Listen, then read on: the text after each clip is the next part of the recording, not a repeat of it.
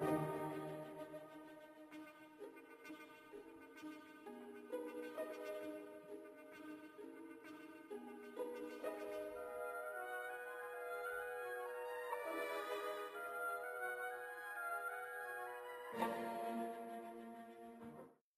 succès.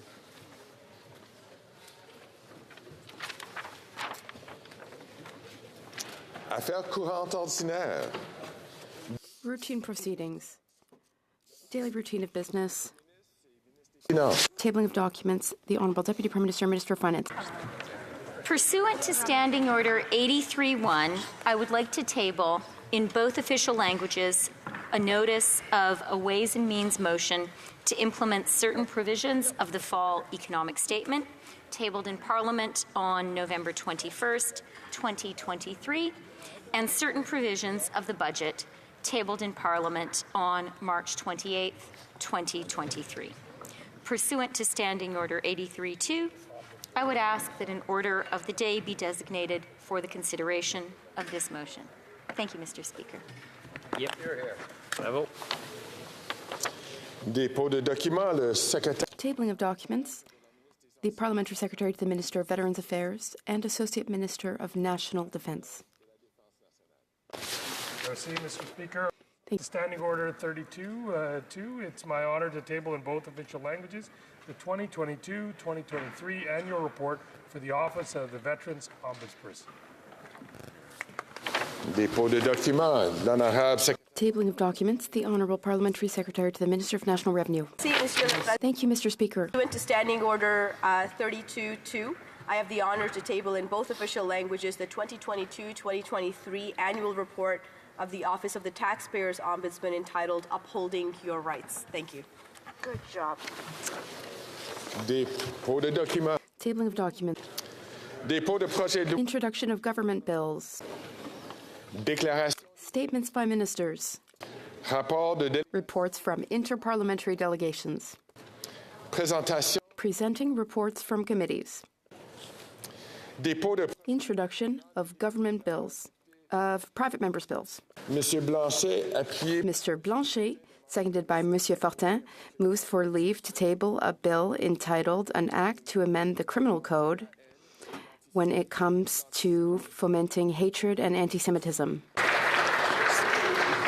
Cette motion est réputée à. This motion is deemed adopted. L'honorable député de Belleuil-Chambly. The Honourable Member for Belleuil-Chambly. Mr. Speaker, I have the impression that in a modern parliament, a true parliament, there are things that need to be done. We all live together in society, and that has a cost. To live in harmony in a society, that has a price. And the price may be to not grant undue, inappropriate rights and privileges to some people in society, some people who harm peace and harmony, especially if that privilege enables people to sow hatred, to wish death upon others, even, at the will of some divine power. And this should be even more true, Mr. Speaker, in a state which claims to be secular, in a state which claims that the authority of Parliament is independent from the authority of religion. That's why it is high time for someone to take action, and I call on this House to support the Act to amend the Criminal Code to avoid spreading hatred and anti-Semitism. Thank you, Mr. Speaker. Monsieur Blanchet, appuyé. Mr. Blanchet, seconded by Mr. Fortin, moves that this bill now be read a first time and printed. This motion is deemed adopted. First reading of this bill, première lecture de ce projet de loi. Quand ce projet de loi sera-t-il? When will the bill be read a second time? À la prochaine. At the next sitting of the House.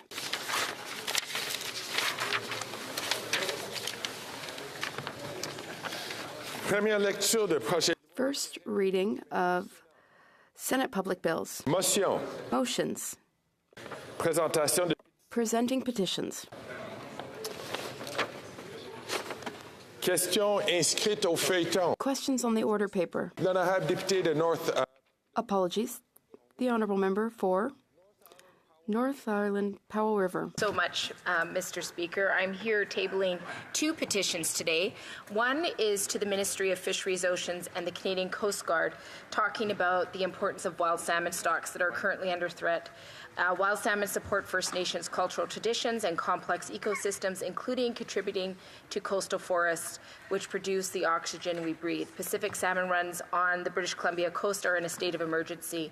So these members from my constituency acknowledge and express support for the closure of the Discovery Island fish farms and urge the Ministry of Fisheries, Oceans and the Canadian Coast Guard to continue to save Pacific wild salmon by not issuing any more licenses to open pen fish farms. Mr. Speaker, the second petition that I'll be tabling today is on expanded polystyrene, commonly known as styrofoam, and how the impacts of it are in the marine environment, that they cause significant harm to marine life, seafood resources, and ecosystems. We know that it is incredibly difficult, if not impossible, to clean up from the shorelines and has a high likelihood of entering the marine environment from damaged marine infrastructure, whether encased or not. Mr. Speaker, the Cathet Regional District and Association of Vancouver Island and Coastal Communities have unanimously endorsed the prohibition of EPS in marine environments, and these constituents of mine agree with this and call for the Canadian government to step up and prohibit the use of expanded polystyrene. Thank you. Presenting petitions, présentation de pétition, the honourable member for Courtney Howe. Thank you, Madam Speaker. Madam Speaker, it's an honour and privilege to table a petition today on behalf of constituents of mine from Bowser, Dashwood, Deep Bay, Union Bay, and from Denman and Hornby Island, and the other 20 communities that have volunteer fire departments in my riding, and 3 search and rescue stations. Madam Speaker, they're calling on the federal government to allow volunteers to claim a $3,000 they actually get a $3,000 tax credit if 200 hours of volunteer services were completed in a calendar year. They're asking that to be a $10,000 credit, Madam Speaker. Given that Canada's had a climate emergency, wildfires, the worst wildfire season in the history of our country, Madam Speaker, they're calling on the government to do this increase because it's going to help with recruitment, help soften the burden of inflation, Madam Speaker, and certainly help with retention, Madam Speaker. So I hope that this House receives this petition, and hope parliamentarians that are hearing this will stand in support of calling on the federal government to adopt this, the petitioner's request made in this petition today. Thank you. Presenting petitions, présentation de pétition. Questions on the order paper. The Honourable Parliamentary Secretary to the Government House Leader. Yes, Madam Speaker, I'd ask that all questions be allowed to stand at this time, please. Great. Orders of the day. Government orders, business of supply. Order. Orders of the day. Consideration of an opposition motion on the passage of Bill C-234 by the Senate, standing in the name of Mr. Poilievre. Monsieur Poilievre, appuyé par Mr. Poilievre, seconded, moves that the House call on the unelected Senate to immediately pass Bill C-234, an act to amend the Greenhouse Gas Pollution Pricing Act, to remove the carbon tax on the farmers that feed Canadians, as passed by the democratically elected House. Why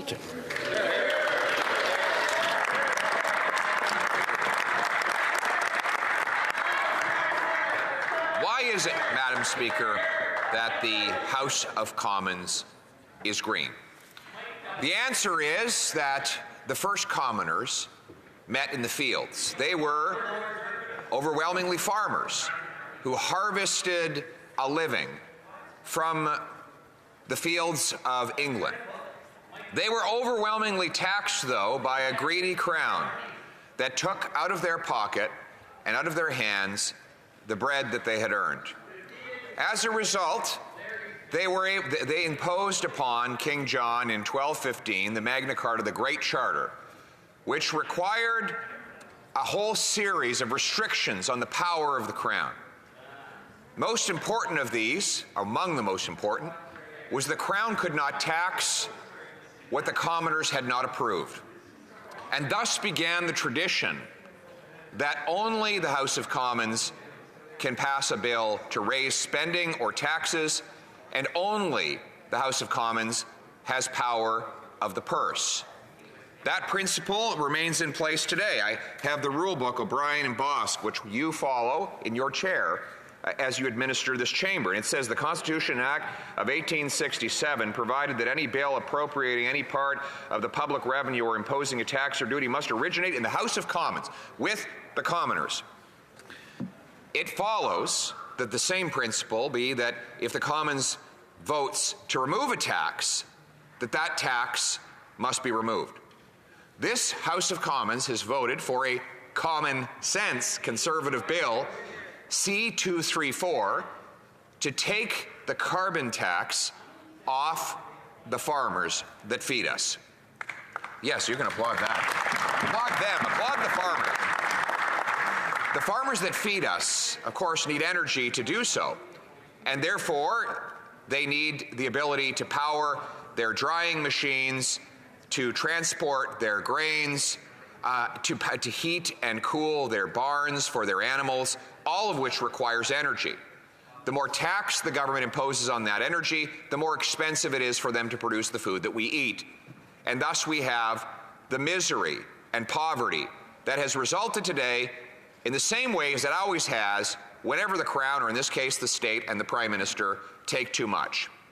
And we see what's happened. The government is rich and the people are poor. After 8 years of this Prime Minister and his NDP government, there's record food bank use. This week we learned that under NDP policies imposed through this Prime Minister, we had 800,000 people in Ontario alone visit 6 million times to a food bank. This is a record-smashing number. Nationwide, 2 million Canadians going to a food bank. This is a 32% increase from when the Prime Minister took office. After 8 years of this Prime Minister, housing costs have doubled, the rent has doubled, mortgage payments have doubled, down payments have doubled. Tent cities have formed in every major city in this country. In Halifax, in the province of the federal housing minister, there are now 30 homeless encampments in Halifax, one city. We never had this before this Prime Minister. What is his response? He divides to distract. He turns Canadian against Canadian. He gives out taxpayer-funded opioids to medicate people out of their misery. Later, next year, he intends to bring in medical assistance in dying for the mentally ill so that people who are living with the total misery and isolation that his economy has created can have their lives ended altogether. We couldn't even have imagined that life would be this hellish for our people 8 years ago, Madam Speaker. And what is his solution now? He wants to quadruple the carbon tax. He wants to raise it to 61 cents a litre on gas and diesel. Obviously, this will make it unaffordable for people to drive to work and heat their homes. But then there are the indirect costs. Because when you tax the energy of the farmer who makes the food and the trucker who ships the food, you tax all who buy the food. Let me give you an example. In my riding, we have Carleton Mushrooms. They supply mushrooms across the Ottawa-Carleton region and into Western Quebec. They're now spending $150,000 a year on carbon taxes. $150,000 a year. And now the Prime Minister wants to quadruple that tax. So we can presume that their tax bill would go up to $600,000 a year for one farm. How is that farm supposed to feed people? Well, the answer is it will become mathematically impossible to do so, because as the member for Foothills will tell you, as I'm splitting my time with him, we will see more of our food produced by foreign farmers in countries with poorer environmental standards. This is the famous story of Suntech Tomatoes, another great farm in my riding where the Prime Minister taxes the CO2 they release into their greenhouse, even though it's absorbed by the plant life. Apparently he missed that day in science class. But the problem is that it's now more expensive to buy a Manotick tomato in Manotick than a Mexican tomato. And therefore the price signal the Prime Minister and the NDP send to the Manotick consumer is to buy the tomato that had to be trucked and trained across North America, burning fossil fuels from a less environmentally responsible country to feed foreign food to our people. This policy of quadrupling the tax on our farmers will mean more expensive food for consumers and more foreign food that sends our money, our jobs, and our future out of this country at the same time as sending more greenhouse gases into the atmosphere. We would be better to repatriate the food production to Canada. We have the 6th biggest supply of arable land per capita in the world. We shouldn't have to import any food. But here we are, more dependent on the rest of the world because the Prime Minister punishes the very farmers who try to feed us every day. And this tax compounds again and again and again. It's a tax that doesn't apply once, like, for example, the sales tax. It applies sometimes on a single product. It can apply 20 or 30 times. It applies, for example, when the farmer buys the fertilizer. Well, that fertilizer has already been carbon taxed. And then he has to bring the seeds to his field. Well, the transportation of those seeds has to be carbon taxed. And then when the harvest comes out and he brings it in from the field, he has to be carbon taxed to dry those grains. And then if he's presumably feeding those grains to his livestock, they might be in a barn. So that barn has to be heated during the winter.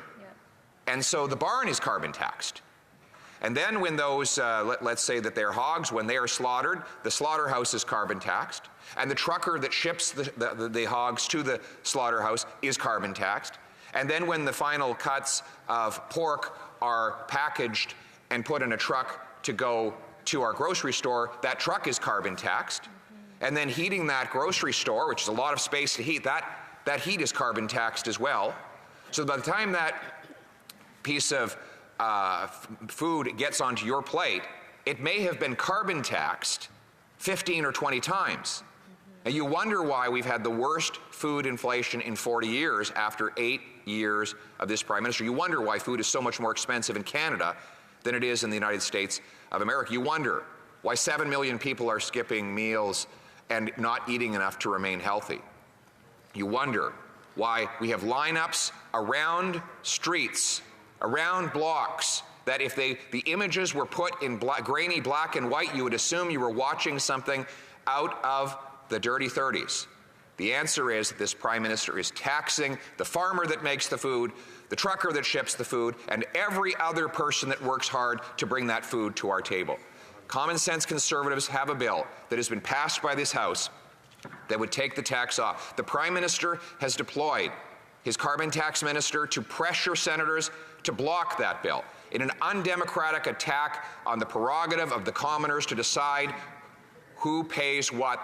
The government cannot tax what the people do not approve, and the people do not approve of this carbon tax. They want us to axe the tax, to bring home lower prices, to bring home our food production and our self-reliance and independence to this country, to bring home more powerful paychecks, affordable food, decent homes to our Canadian people, the common sense of the common people, united for our common home. Your home, my home, our home. Let's bring it home.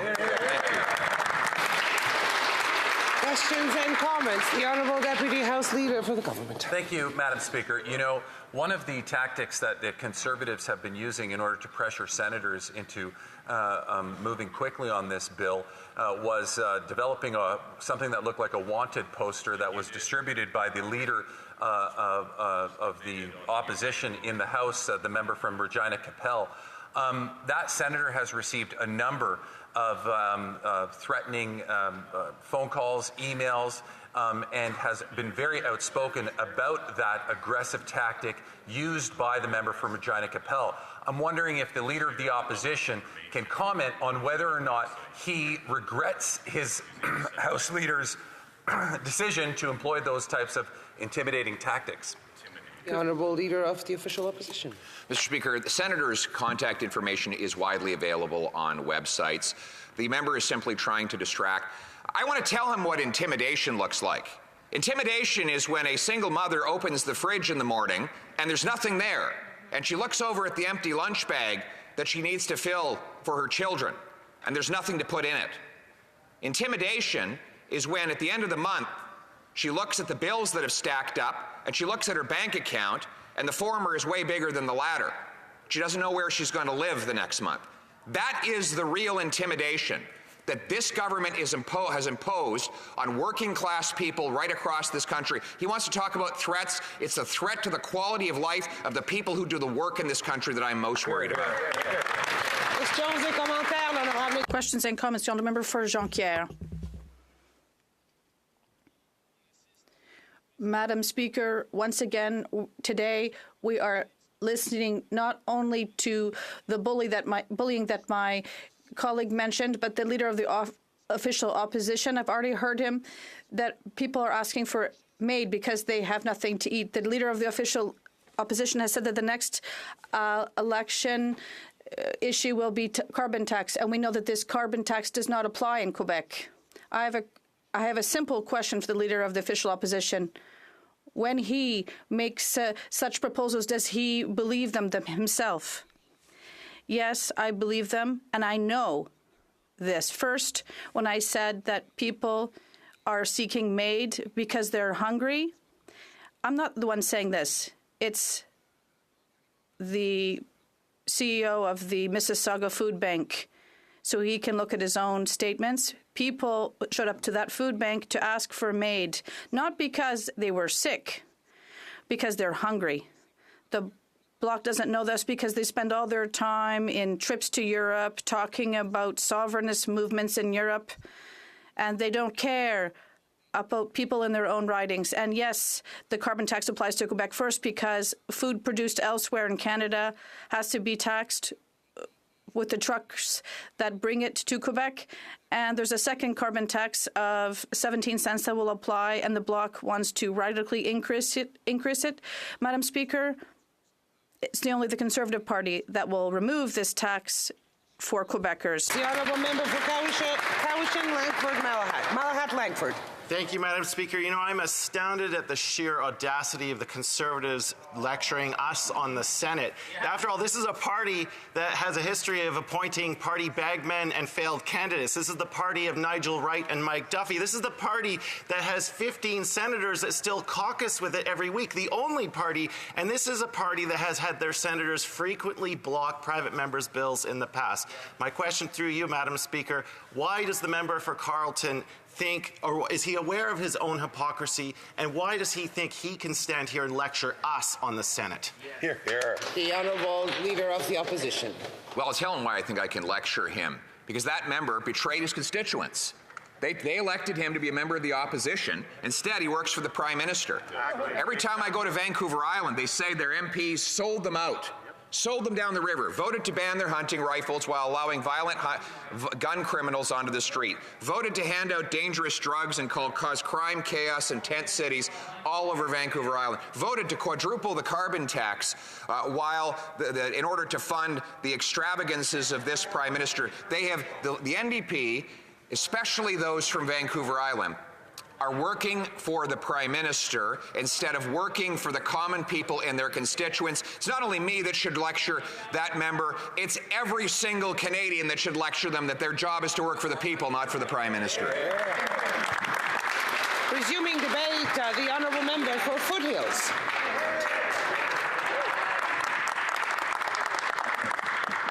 Thank you very much, Madam Speaker. Every single Canadian wants one thing in life, or amongst one thing in life, to have nutritious, sustainable, and affordable food produced right here in Canada.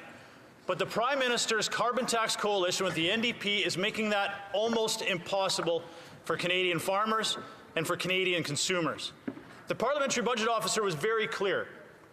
Bill C-234, which we are trying to pass through the Senate, would save Canadian farmers close to $1 billion by 2030. $1 billion.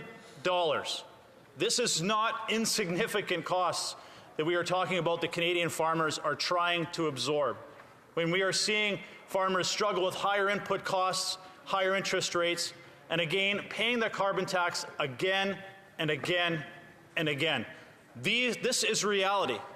But there are consequences to this reality which seems to be lost on the Liberal government. 800,000 Ontarians made close to 6 million visits to the food bank last year, an increase of almost 40%, the highest single-year increase ever recorded. I want that to sink in. 800,000 people in Ontario alone had to go to a food bank last year because they can't afford to feed their families. The Liberals will say every single question period, oh, the Conservatives, all they're going to do is cut, cut, cut. Well, the cutting that is happening right now is Canadian families cutting meals for their kids. Canadian families having to cut the heat down at night and put a sweater or a blanket on because they can't afford to heat their homes. These are the cuts that are happening every single day by Canadians who are having to face extremely difficult choices. Either feed my family or heat my home. These are not choices that should be made in a country like Canada. But that is exactly what ideological activist agenda by the Liberal NDP government is forcing Canadians to do. Now we have a common sense Conservative bill, Bill C-234, that will help reduce costs for farmers and make food more affordable for Canadians. But the Liberal government is going out of their way to bully senators in the Senate to block 234. This is disrespectful to this House of Commons. The House of Commons that is elected by the people to represent our constituents. This House, by a very strong majority, in fact, every single opposition party in this House supported Bill 234. Because every opposition party in this House understands the importance of Canadian agriculture. Every member of the official opposition understands the importance of ensuring that Canadians have affordable food to put on their table. Affordable food that's produced right here in Canada by Canadian farmers, ranchers, and producers. But what we are seeing is the Liberals play games with the Senate, disrespecting, as I said, disrespecting the decisions made by this House of Commons. And I know my colleague from Wellington Halton Hills has talked about this a great deal, the fact that this is a taxation bill that was passed by this House. The Senate does not have the jurisdiction or the authority to override a taxation bill decided upon by the House of Commons. And yet that's exactly what's happening. The Senate is playing games with the livelihoods of Canadian farmers, playing games with the lives of Canadian families who are struggling to put food on the table. Food should not be a luxury, and it should certainly not be a plaything in the political gamesmanship of the Liberal government. But I want to take a moment, Madam Speaker, just to talk about the real-life consequences that this is having on Canadian farmers. I had a phone call from a dairy farmer 2 weeks ago who is basically in tears. She has come to the conclusion that she knows this is going to happen. She's going to lose her farm by Christmas to bankruptcy. She has a number of loans on her farm, as every single farmer does. They have lots of assets, but a lot of debt.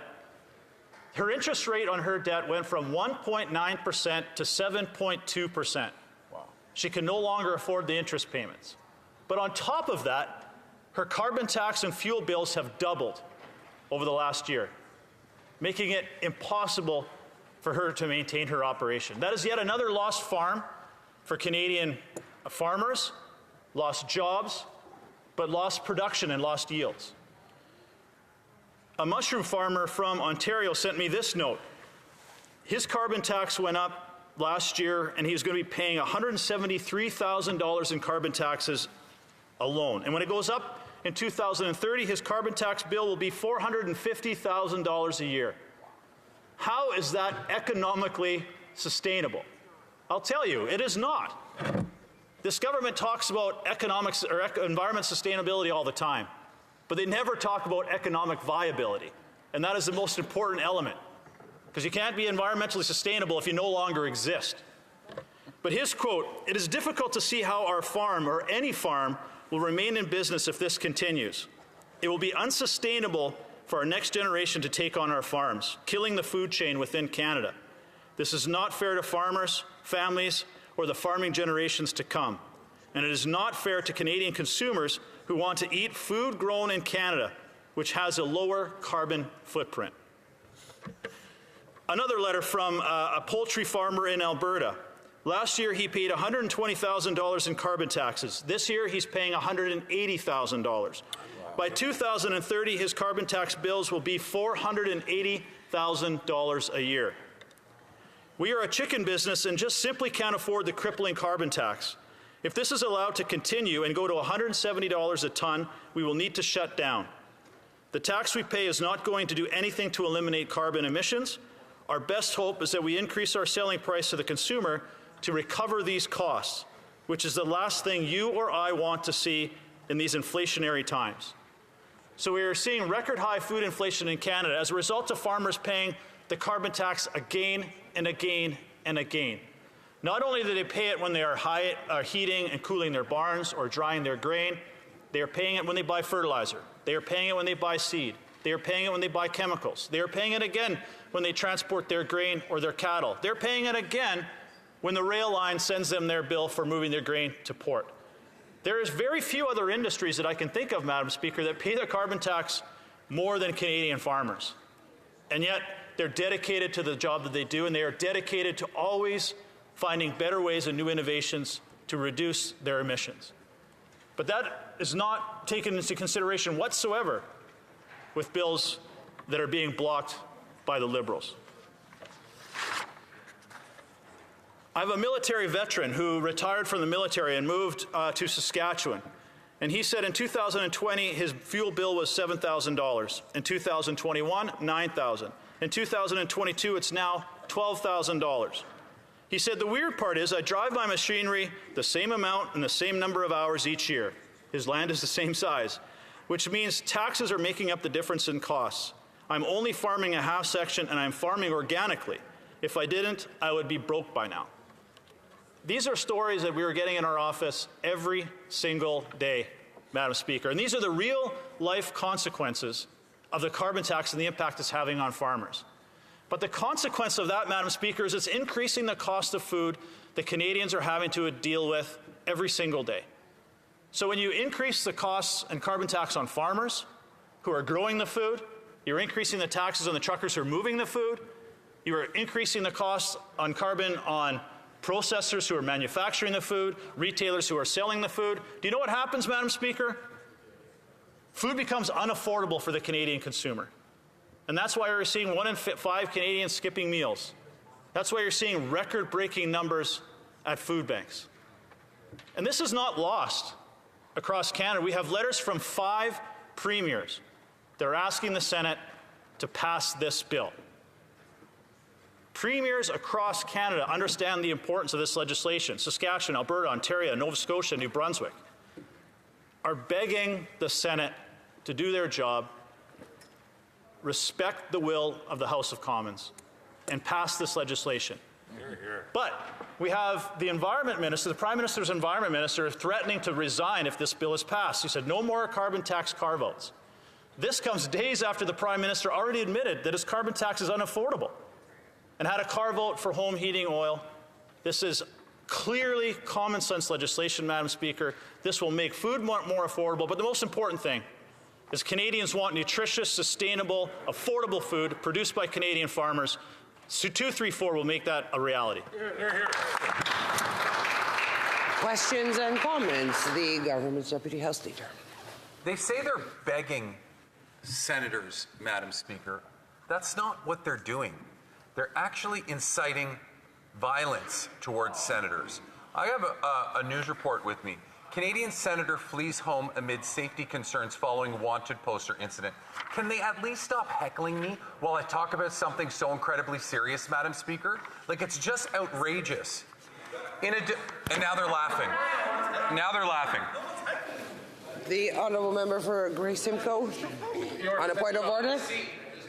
The member from Kingston Island is in his seat. I cannot give him a point of order. The honourable. Yes, the honourable member for Chatham, Kent, Leamington. Across the way, so I don't know what he's talking about. Please explain. But the honourable member is not the one he is accusing of heckling. The honourable Government House Deputy House Leader. Here's what it says. In a disturbing turn of events, Canadian Senator Bernadette Clement was reportedly forced to leave her home due to fears for her safety. The incident came about after a provocative post akin to a wanted poster was shared by former Conservative Party leader, the member from Regina Capel. The post included the Senator Clement's picture and office phone number, triggering a deluge of abusive calls, including racist comments and even a threatening call from an unidentified man. Does the member agree that this was a good tactic of the Conservative Party of Canada? You're here. For Foothills. Thank you very much, Madam Speaker. I guess the one thing I am finding interesting is this member from Kingston the Islands, of all people, is bringing this up. Take a look at his Twitter feed. And I would say if this is the epitome of hypocrisy that this member is raising this. Of course, I do not agree with any member of this House or of the Senate being threatened. However, the Senate is receiving tens of thousands of phone calls and emails on their information that is publicly available from farmers and Canadians across this country, asking them to do the right thing and pass Bill C-234. Because what is happening in the Senate is they are trying to bring in amendments that have been turned down in the House of Commons and at the committee, and there is no alternative for Canadian farmers to power grain dryers and their barns. So I agree. No one should be threatened and intimidated, but the Senate is being held accountable for the decisions that they have made. Questions et commentaires. Questions and comments. The honourable member for Timmins, James Bay. Thank you. It's amazing the hypocrisy of Conservatives talking about the Senate and talking about democracy when they pick bums like Larry Smith, who couldn't get elected, came in third, and he got appointed to the Senate twice. Leo Housakos, party bagman who gets paid for life. But what's even more astounding is this is a party that, while we see Tucker Carlson, pro-Putin propaganda, Republican pro-Putin propaganda, the Danmute Institute and Stephen Harper, pro-Putin propaganda, had the gall to stand in this House and vote against a trade deal with Ukraine. Shame. And they claimed it was on carbon pricing, which Ukraine has had for years, that they would use carbon pricing to undermine Ukraine's war effort to support their right-wing hack friends in the United States is the height of hypocrisy for the Conservative Party. Honourable member for Foothills. I'm not sure if there was a question there other than a diatribe, but I guess for the epitome of hypocrisy from the NDP member is they are propping up James Bay to allow the member for Foothills to answer the comment, as this is a period of questions and comments. The honourable member for Foothills. This member of the NDP Liberal government, unfortunately, he never made it into cabinet with this agreement, which I find shocking in itself when you sell your soul and don't really get anything for it, supports a government that sold a turbine to Putin to help him move his gas and help fund Putin's war machine. That is the epitome of hypocrisy. L'honorable député Jonquière. Merci beaucoup. The honourable member for Jonquière. Madam Speaker, what we're going to be hearing over and over today is talk of misinformation and intimidation. We're going to hear so much about that today. I'd like to hear from my colleague if he agrees with me. We know that what happened to the two senators in the last few days is exactly what the Conservative Party did to the member for Richmond, Arthabaska, telling people to call the member's office, motivating people to ask on the worst parts of themselves in order to gain political points. Does the member agree? No, I do not agree, Madam Speaker. What we have done is encouraged Canadian farmers who have done so by themselves.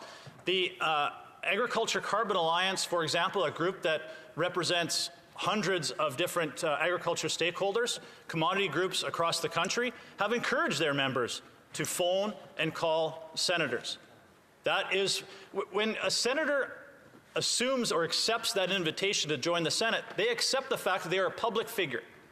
And I know the senators are upset by this, the fact that they're being held accountable by the votes that they made. It is a Canadian's right and their democratic right to hold elected officials and senators who are not elected accountable for those decisions they made. And that's exactly what's happening. Resuming debate, the Honourable Parliamentary Secretary to the Government House Leader. Yes, thank you, Madam Speaker. It's a pleasure that I rise today to be able to address an issue that the Conservatives have brought forward. And they often like to use the term of common sense, Madam Speaker. And I would suggest that the common sense approach that the Conservative Party takes today is nonsense. In fact, Madam Speaker, today's motion highlights to the degree in which the Conservative Party of Canada is out of touch with the reality and what Canadians believe.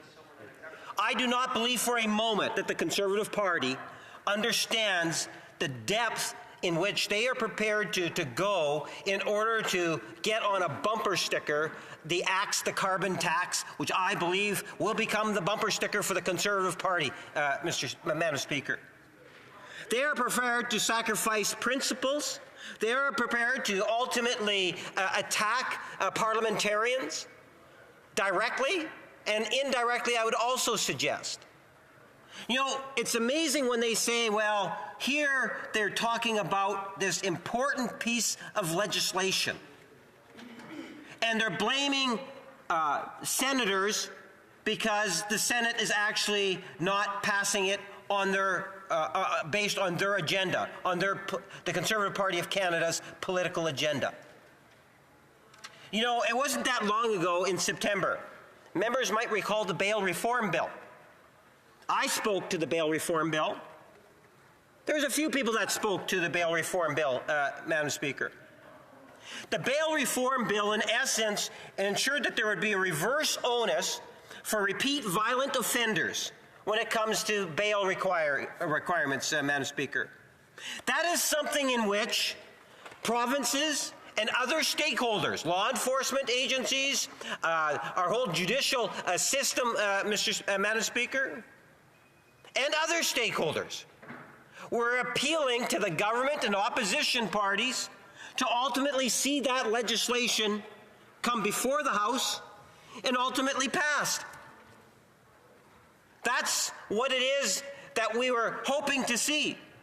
And back in September, we were pleased as a government when the Conservative Party suggested that we pass it with a UC motion, Madam Speaker. The Conservative Party here in the chamber felt that it was worthy enough to pass unanimously, Madam Speaker, through the different processes, the different steps, so that we can get it to the Senate. Interesting enough that today the bill still has not passed the Senate. Why? Because of, arguably, Conservative senators playing games on the legislation. Where's the concern from the official opposition today on that piece of legislation, Madam Speaker? They sure like to talk about it back in September. They wanted to make sure that people had the impression that the Conservative Party of Canada wanted to see it pass back then, but not today. Because now you have the Conservative Party today playing games with it inside the Senate. It seems to me when you get accusations coming from across the way about the behavior of the Senate, they're very selective. Today, they're highlighting the price of pollution. They are offended because of the price of pollution. Madam Speaker, you know how risky the Conservative Party is prepared to be on that issue? Everything's based on the price of pollution for them. We now have a bill in a committee called the Canada-Ukraine Trade Agreement. When that bill first came to the legislature, I expected, much like the bail reform bill, Madam Speaker, I honestly thought that it would actually pass with unanimous consent. It is incredibly difficult to understand and believe that the only party in this chamber that voted against that Ukraine trade agreement is the Conservative Party of Canada. And if the member doesn't understand the relevance, that's beyond me, Madam Speaker. It's beyond me. It talks and speaks to the reason why. Why are the Conservative Party so upset today at the Senate? Because of the price on pollution. Why did they vote against the Canada-Ukraine deal, at least in part? Publicly, what they say is because of the price on pollution. Even though there's a price on pollution today in Ukraine, Madam Speaker. Even though when it comes to trade agreements, the European Union has made it very clear that a price on carbon, a price on pollution is important. It's a part of the process. It's the lame excuse that the Conservative Party is using. Time and time again, they want to talk about the price on pollution. Their sole focus is to try to make that the election issue. And that's why I say it's so risky. You know, they're prepared to sabotage the Canada-Ukraine agreement, trade agreement, because of the price on pollution, Madam Speaker. I suspect it probably has a little bit more to do to that far-right element that we see day in and day out within the Conservative Party, Madam Speaker, and how the leadership office is virtually ran by the far right today. And it is disappointing, because the Conservative Party of Canada is more concerned about the next election in the next 2 years, Madam Speaker, than they are about good, solid, sound policy. And that is not in the best interests of Canadians. It might be in the best interests of the Conservative Party of Canada today under its new leadership, Madam Speaker, but it's not in the best interest of good, sound public policy. And that's where the Conservative Party is found wanting, Madam Speaker. To be able to look at legislation and make the determination, as they did in terms of the bail reform bill, because I do believe that was a good decision on behalf of the Conservative Party at that time, Madam Speaker, when they saw that there was a great deal of effort that went into it, from stakeholders in provinces saying this is legislation that we want to see passed, and ultimately it passed with unanimous consent until it ultimately hit the floor of the Senate. But you hear no Conservative member of Parliament today saying, well, where's that particular piece of legislation? They should put that on their caucus agenda. They should be asking their caucus colleagues in the Senate. There's a dozen or 14, 15 of them, Madam Speaker, why it is that they're not supporting that piece of legislation. I'm an optimist. I think that Conservatives could be shamed into ultimately supporting the Canada-Ukraine trade agreement. Let's see what happens when third reading comes by. But then you gotta, even if somehow the Conservative caucus here can collectively outmaneuver the leader of the Conservative Party today and get it through the House by some of them supporting it, Madam Speaker, well then we've still got to get through the Conservatives in the Senate. Are we going to see the Conservative wing in the Senate do what it can to prevent the Ukraine-Canada trade agreement, Madam Speaker? I remember standing in my place talking about the Canada trade agreement and saying that wouldn't it be wonderful to see this legislation pass through the entire system before Christmas? What a wonderful, powerful statement that would make in support of Ukraine, Madam Speaker. But more and more, it's looking like that will not be the case. Why? Because of the price on pollution and the fixation that the Conservative Party of Canada has on that particular issue, Madam Speaker. You know, the member that spoke before me talked about how the Liberals are bullying the Senate. That's an unbelievable comment. First of all, we need to recognize, I would suggest to you, Madam Speaker, that we have a Prime Minister that has kept his word in terms of ensuring that the Senate is, in fact, independent, Madam Speaker. We saw that in the Senate appointments that have been made, Madam Speaker. At the end of the day, the only political partisan senators that are there are the ones that sit in the official opposition caucus meetings every Wednesday.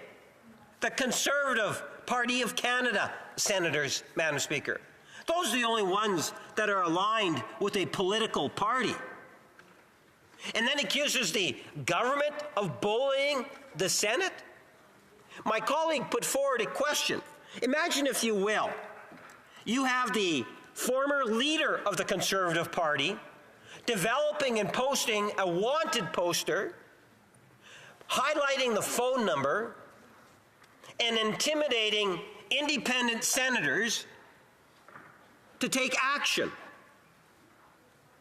You know, I got a copy of the One News article, Madam Speaker, where I wouldn't mind to make reference to some of the things that were being said.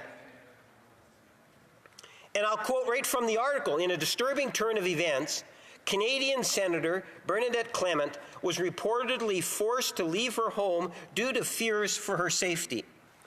The incident came after a provocative post akin to a wanted poster, which was shared online by the former Conservative Party leader, member from Regina Wascana. The post included the Senator Clement's picture and office phone number, triggering a deluge of abusive calls, including racist comments and even a threatening phone call for an unidentified man. It goes on, Madam Speaker. Following the threatening phone call, Senator Clement instructed her office staff to cease answering the phone. In a clear reflection of the heightened sense of fear, she decided to relocate from her Cornwall home to Ottawa, where her location could be safeguarded. The incident underscores the potential risks public figures face amidst escalating political tension. Madam Speaker, you know, Senator St. Germain, Raymond St. Germain, a fellow senator, member of the Senate, addressed this incident by raising it as a point of privilege with the Senate Speaker. She called out attempts at intimidation and allegations of bullying, stating that one Conservative senator had labeled the independent senators as fascists. Furthermore, Senator Clement detailed a confrontation with Don Plett, the Conservative leader in the House, who allegedly berated her and two other senators in a threatening manner. And the Conservatives have the tenacity to say that we as a government are bullying or intimidating senators? Really? When you have the Conservative House leader doing what he did, Madam Speaker? When you have a Conservative senator doing what he did to his senator colleagues, Madam Speaker? Could you imagine if something of that nature took place here on the floor of the House of Commons? If a member of the House of Commons went and made those sorts of threats, Madam Speaker, and I don't know what the threats are there, or the allegations, I should say, that have been made, I would be taking those very seriously. I would suggest to you that it might be borderline privileged issues. And I would be probably suggesting that Standing Committee of Procedures and House Affairs take a look at it. But you see, it comes again from the leadership of the Conservative Party today. And that's why I say it is so risky. Because at the end of the day, when we asked the question earlier of the leader of the Conservative Party, well, what does he think about the actions of the former leader, his House leader, Madam Speaker? What did the leader of the Conservative Party today say? Well, you know, their phone number's already publicized. In essence, he doesn't have a problem with the behavior of the opposition House leader. When we posed the question to the previous speaker, he seemed a little bit more rational on the issue. You know, he seemed to imply, well, he himself wouldn't support any sort of violence of sorts, Madam Speaker. But that was the member that accused the government of using inappropriate tactics to intimidate, when it is the absolute opposite, Madam Speaker. And it all goes down to the issue of the price on pollution and to the degree in which the Conservative Party is prepared to push that issue. And we have seen that. Even though, Madam Speaker, as has been pointed out on numerous occasions, we have pointed out that the Conservative Party in the last federal election goes against what it is that's being proposed even in the Senate today. In an election platform document in which, in order to be a Conservative candidate, you had to support their election platform. And in that election platform, it clearly indicated that there would be, in fact, a price on pollution, Madam Speaker. Every member of the Conservative Party was involved in this issue. And it is only since we had the new leader brought into place where we saw a change in heart or a change in mind. And the mind was that of a concern about the next election as opposed to public policy that I talked about previously, Madam Speaker. And the consequence of that change has been very profound.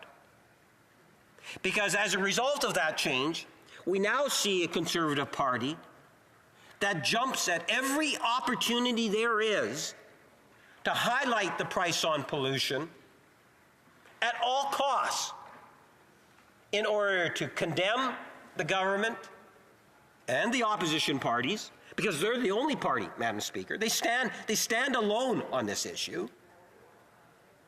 They jump at every opportunity they get in order to be able to try to discredit the issue of climate change, of a price on pollution, on measures that are progressive in nature, that are there to support Canadians.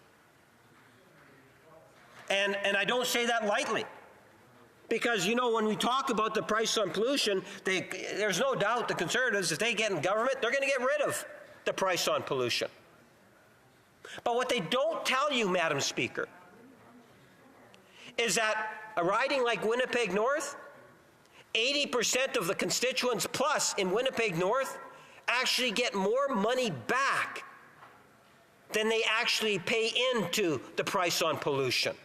So when the member stood in his place and he was talking about, well, what about the issue of affordability? Well, the price on pollution in Winnipeg North ensures that there's more money going into the pockets of Canadians or the residents of Winnipeg North than there is in contributing towards the price on pollution, Madam Speaker. There's a net benefit, and Winnipeg North is not alone. But you see, Madam Speaker, the Conservatives, in taking that risk, that extreme position, today, the emphasis is on farmers. And as a government, we've been very supportive of our farmers, Madam Speaker. And maybe in a question or two, I might be able to expand on ways in which we have been supportive for our farmers, Madam Speaker. But they're so fixated on the issue of price on pollution, every one of them that voted actually voted against the Canada-Ukraine trade agreement,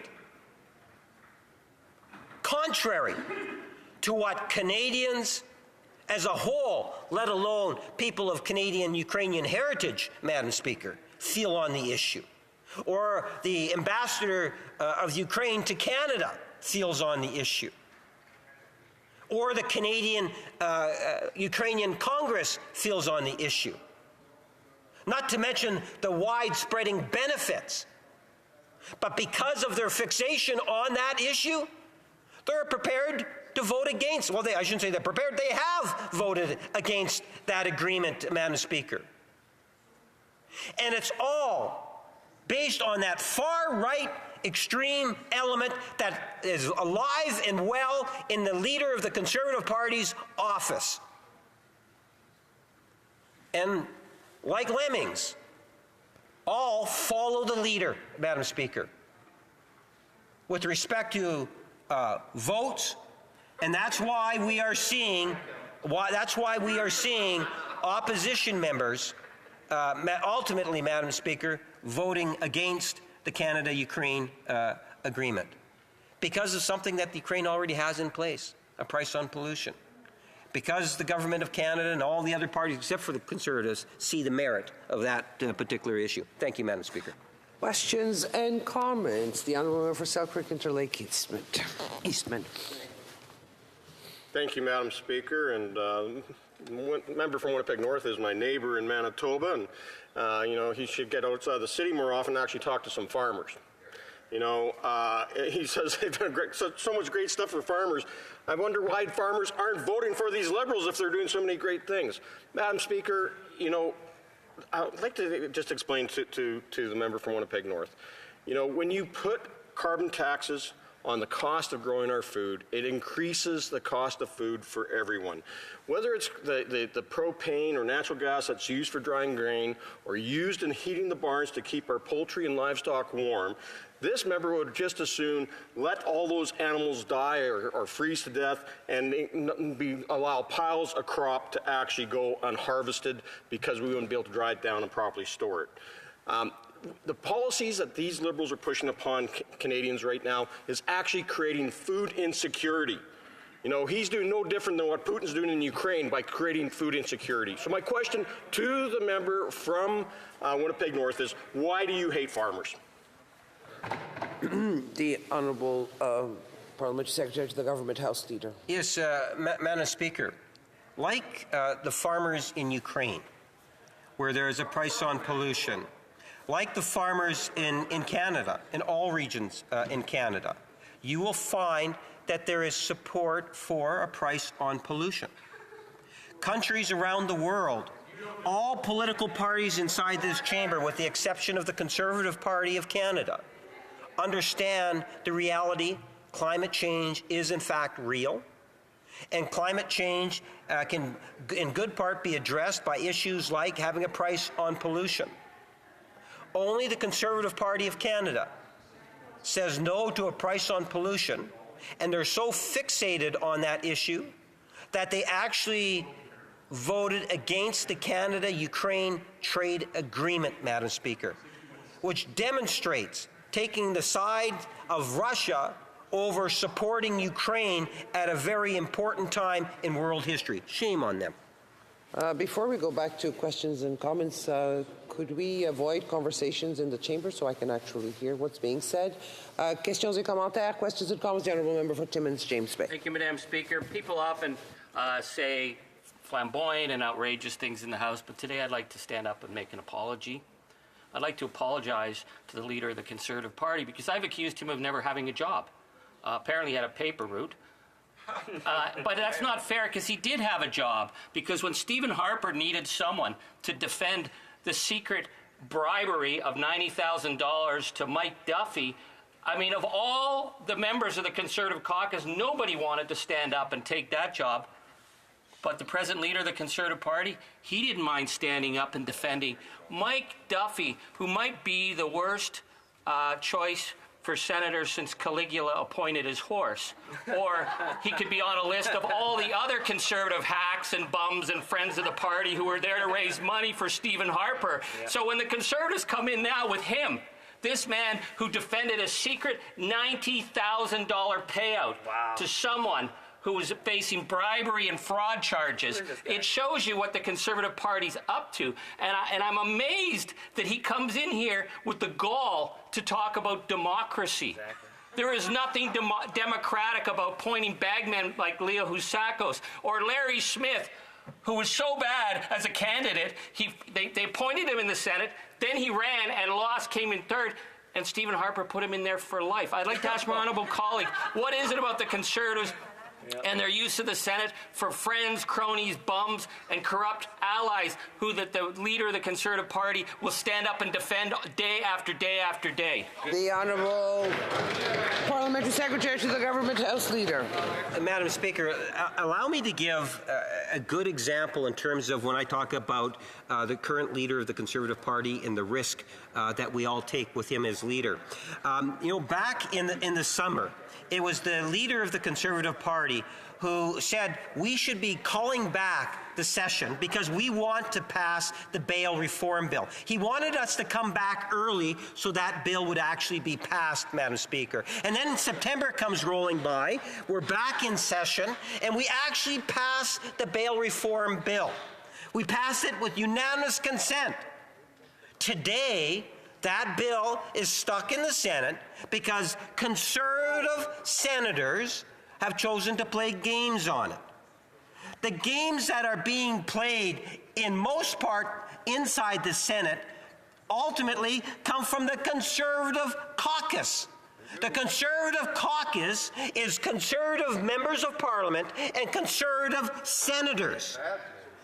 It is a bad combination, Madam Speaker, because they can play a destructive force here on the floor of the House, as we saw in the Ukraine trade agreement, Madam Speaker, and they can also be a Questions and comments. Questions et commentaires. The Honourable Member for Peterborough, Kawart. Thank you, Madam Speaker. To my colleague across the way, there seems to be a sort of a lack of common sense that is percolating from the other side that has been for a long time. We have farmers, and we heard from my colleague earlier. They're paying $480,000 a year in carbon tax. But what I would like to hear from my member opposite, not only is that absolutely outrageous and not sustainable because food isn't a luxury, I would like him to talk to the farmers directly in the camera and tell them that they also have to pay GST on that amount. To the Government House Leader. Yes, thank you, Madam Speaker. The member puts out a challenge in the sense that there are rebates that also go to rural communities. There's substantial hundreds of millions of dollars that is also invested in our rural communities. Madam Speaker, my question to the member, and specifically to the leader of the Conservative Party, why is it, and I would classify it, and I don't know if it's okay to say the word big lie, Madam Speaker, there's this issue that's out there. There's this issue that's out there, Madam Speaker, where the leader of the Conservative Party will say, we're going to axe the tax, but what he never says is that he's going to be axing the rebate, because that's a part of it, Madam Speaker. And 80% of Canadians have a net gain. So he's taking money out of the pockets of Canadians, not to mention he continues to deny climate change. The price on pollution is a good, sound policy, Madam Speaker. Questions and comments. The Honourable Member for Edmonton Grisbaugh. Thank you very much, Madam Speaker. And today it's no secret that the Conservatives have tabled this Opposition Day motion when, as a matter of fact, Madam Speaker, we could have been talking about so many things. New Democrats supported this motion because we believe that farmers deserve a break. But what we don't believe is that this place, that Conservatives and Liberals are going to take seriously the issues that are present to Canadians. A crumbling healthcare system that lacks funding from this place. A terrible situation when it comes to our economy where we're looking backwards rather than forwards. And Madam Speaker, we need to be debating the protections of workers today in this place, and time is of the essence. To the member, why is it that you believe the Conservatives would take a whole day of important business of this place to speak about how they themselves have always participated in this Senate, and now all of a sudden, these same members who have senators that are Conservative, they meet with every single Wednesday, asking for that debate in this place when the Canadians deserve so much better. If this is the type of leadership the Conservatives have in this place today, imagine what they'll do tomorrow. The Honourable Parliamentary Secretary to the Government House Leader. Speaker, there is a certain amount of irony here. As I indicated, the only politics, partisan political politics that takes place where you've got a political entity involved both here in the House and in the Senate is the Conservative Party of Canada. The Conservative senators, on a weekly basis, when the House is sitting, meets with the Conservative MPs at their national caucus, Madam Speaker. That's where they set their agenda, and it's in both places. So it's somewhat hypocritical for them to be criticizing the independence of the Senate here on the floor of the House, I would suggest to you, Madam Speaker, when in fact they are, in essence, the political side of the Senate itself, Madam Speaker, which I think takes away from recognizing how the fine work that many senators put in on a daily basis, Madam Speaker, inside the chamber. I really do believe that the decision from the Conservative Party to have this particular debate is fairly consistent with other aspects, such as the price on pollution. They are so fixated on the price on pollution. Look at how many opposition days where that has been the issue, Madam Speaker. There are many other issues, affordability, inflation, so many other issues, jobs that they could be debating. They choose not to do that, and that's why I say they're risky. Reprise du débat, l'honorable député de Salaberry. Resuming debate, the honourable member for Salaberry-sur-Roi. Thank you, Madam Speaker. It is a pleasure to rise to speak during this Conservative Opposition Day. Right off the bat, I wonder whether they intend to make a meme out of me or out of my speech. I'd like to say that the Bloc Québécois supports C-234. We voted unanimously for Bill C-234 in the Agriculture Committee. So that's important to clarify. It's important to mention that right off the bat. Oh, yes, my colleague has just reminded me, how could I have forgotten, Madam Speaker, that I'll be sharing my time with my wonderful, amazing colleague, the member for Jonquière. I will be sharing my speaking time with him. Thank you for reminding me. So today I'd like to tell you a story from my own experience, because what we're seeing today, the Conservative motion that we've been debating today, we need to put it in context. This Conservative motion, we need some background, because we are witnessing an orchestrated scene here with carefully planned bullying. And it makes no sense, and it's unacceptable, Madam Speaker. I watched the Conservative campaign for C-234, and part of their campaign was, in fact, to attack. Madam Speaker, you're a woman. There are women in this House, in all parties. It's so hard to fathom how they could have deliberately engaged in a bullying campaign to bully two female senators. These two female senators who were appointed, well, the Bloc doesn't necessarily want the Senate to be around forever, but the Senate is here.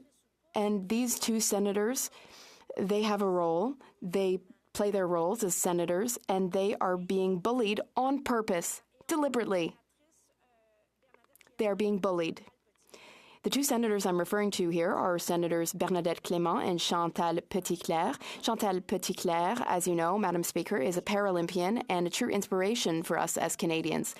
And Madame Clément, Miss Clément, is also incredibly inspiring. She was formerly mayor of Cornwall, and we have worked together in visiting the reserve of Akwesasne. So these are two very inspiring women, role models, who are being bullied on purpose.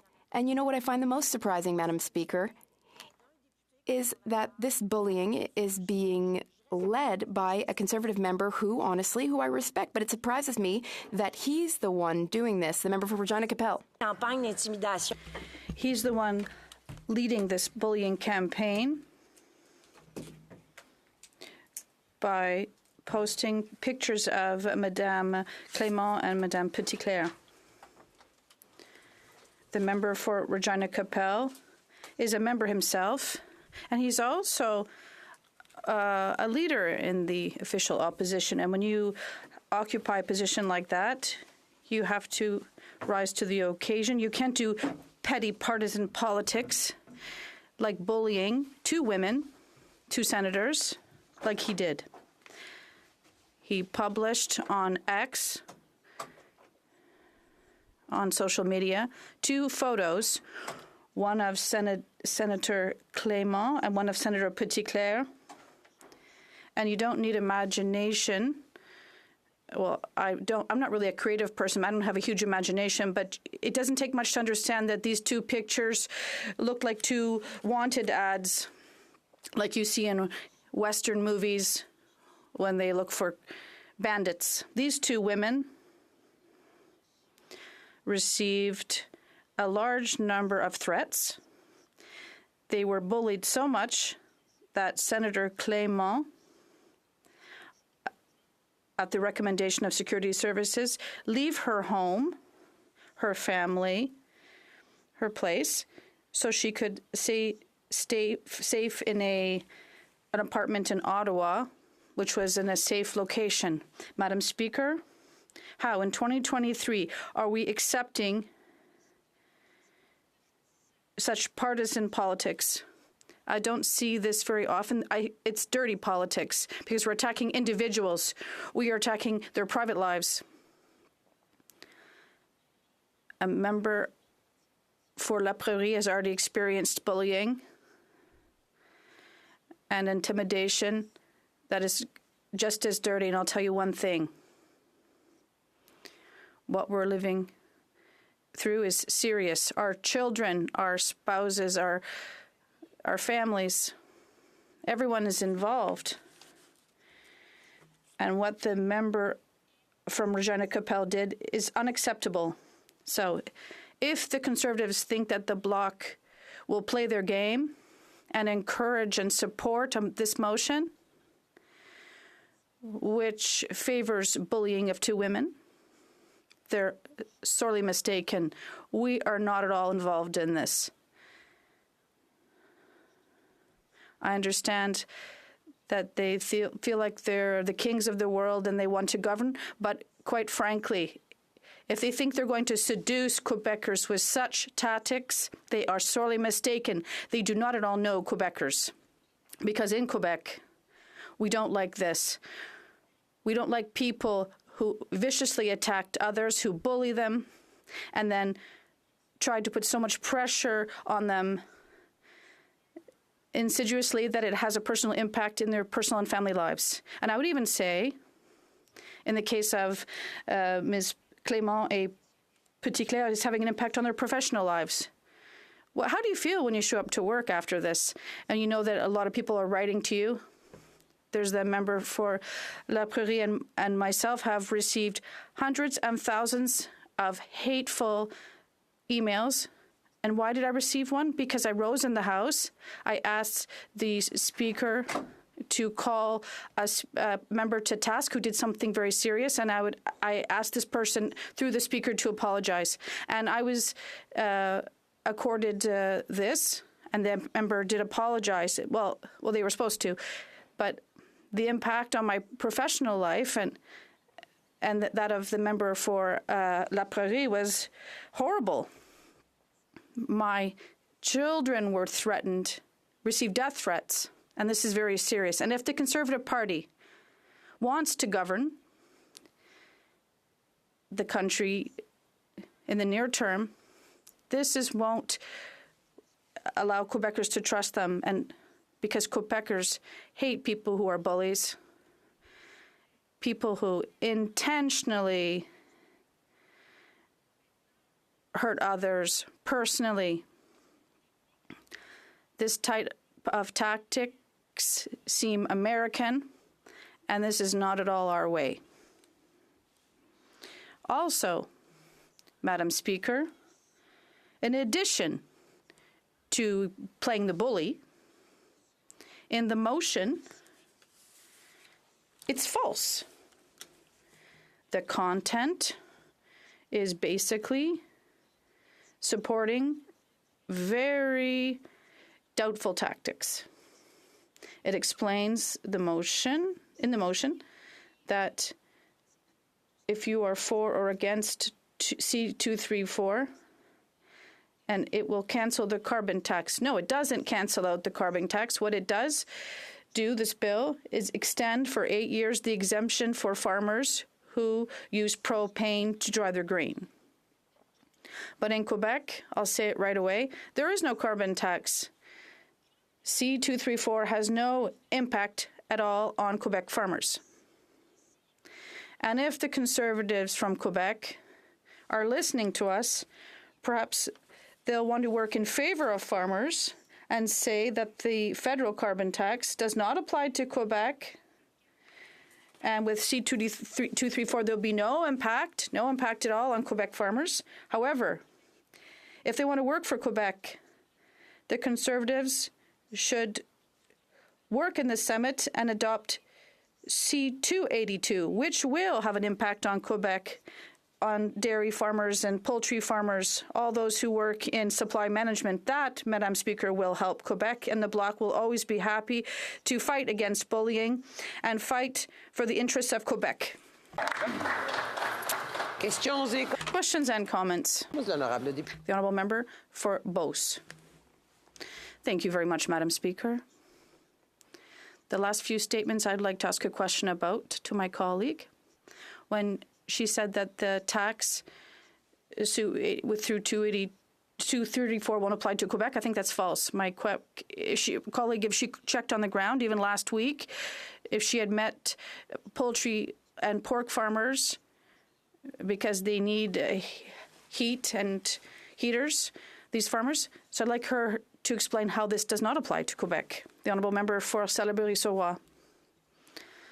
Listen, I don't know how to explain this because I know the member very well. We met in a previous life when he was chair of the Quebec Chamber of Municipalities. But quite honestly, I'll say this again. The carbon tax does not apply in Quebec because we have a carbon market. And this tax does not apply. Farmers from Quebec will not pay the carbon tax because it doesn't apply. I don't know how to say it because he doesn't want to understand this. And I'm surprised to hear this from this member who understands agriculture and Quebec. He's playing his party's game. He's misleading Quebecers and Quebec farmers. Madam Speaker, it does not apply to Quebec, clearly. The Honourable Parliamentary Secretary. Thank you very much, Madam Speaker. I think I didn't hear I did hear whether this applies to Quebec or not, so I'd ask her once again to say this again, to say clearly to the House, if the carbon tax applies to Quebec, as the disinformation campaign of the Conservative members from Quebec would have us believe, who dare to rise in this House. They don't want to talk about the record of the Conservative government under the Harper era that cut $200 million from farmers, and that did affect producers from Quebec. So I'll ask my colleague once again on the other side of the House if Bill C-234 applies to Quebec. The Honourable Member for Salaberry-Sauroy. Madam Speaker, I'd like to thank my colleague for giving me another opportunity and to provide some more details. C-234, well, we're going to support it because we understand that farmers from other provinces need some support and therefore to be exempted for 8 years from the carbon tax so they can be helped during their transition. However, in Quebec, this doesn't apply because the carbon tax doesn't exist. So farmers in Quebec will not see on their bills, like some members say, a carbon tax on their propane to dry their grain. Nevertheless, I do understand that right now all farmers have needs, especially some in particular who run marshes, the toughest season in quite some time. And what we realize is that the government isn't meeting their urgent needs. So I would ask my colleague to convince his friends to support farmers who do need to get through the crisis we're seeing right now. Comments, questions et commentaires. L'honorable député des... The Honourable Member for Lévis-Lotbinière. Thank you very much, Madam Speaker. I partially listened to my colleague's speech, but I'd like to ask a question. In what year and for what reason was she elected to the National Assembly of Quebec? The Honourable Member for Salaberry. Thank you. I don't think it's a history lesson here, but I think my colleague and myself both know that the bloc is in favor of abolishing the Senate and the monarchy. But right now, we have to work with the Senate,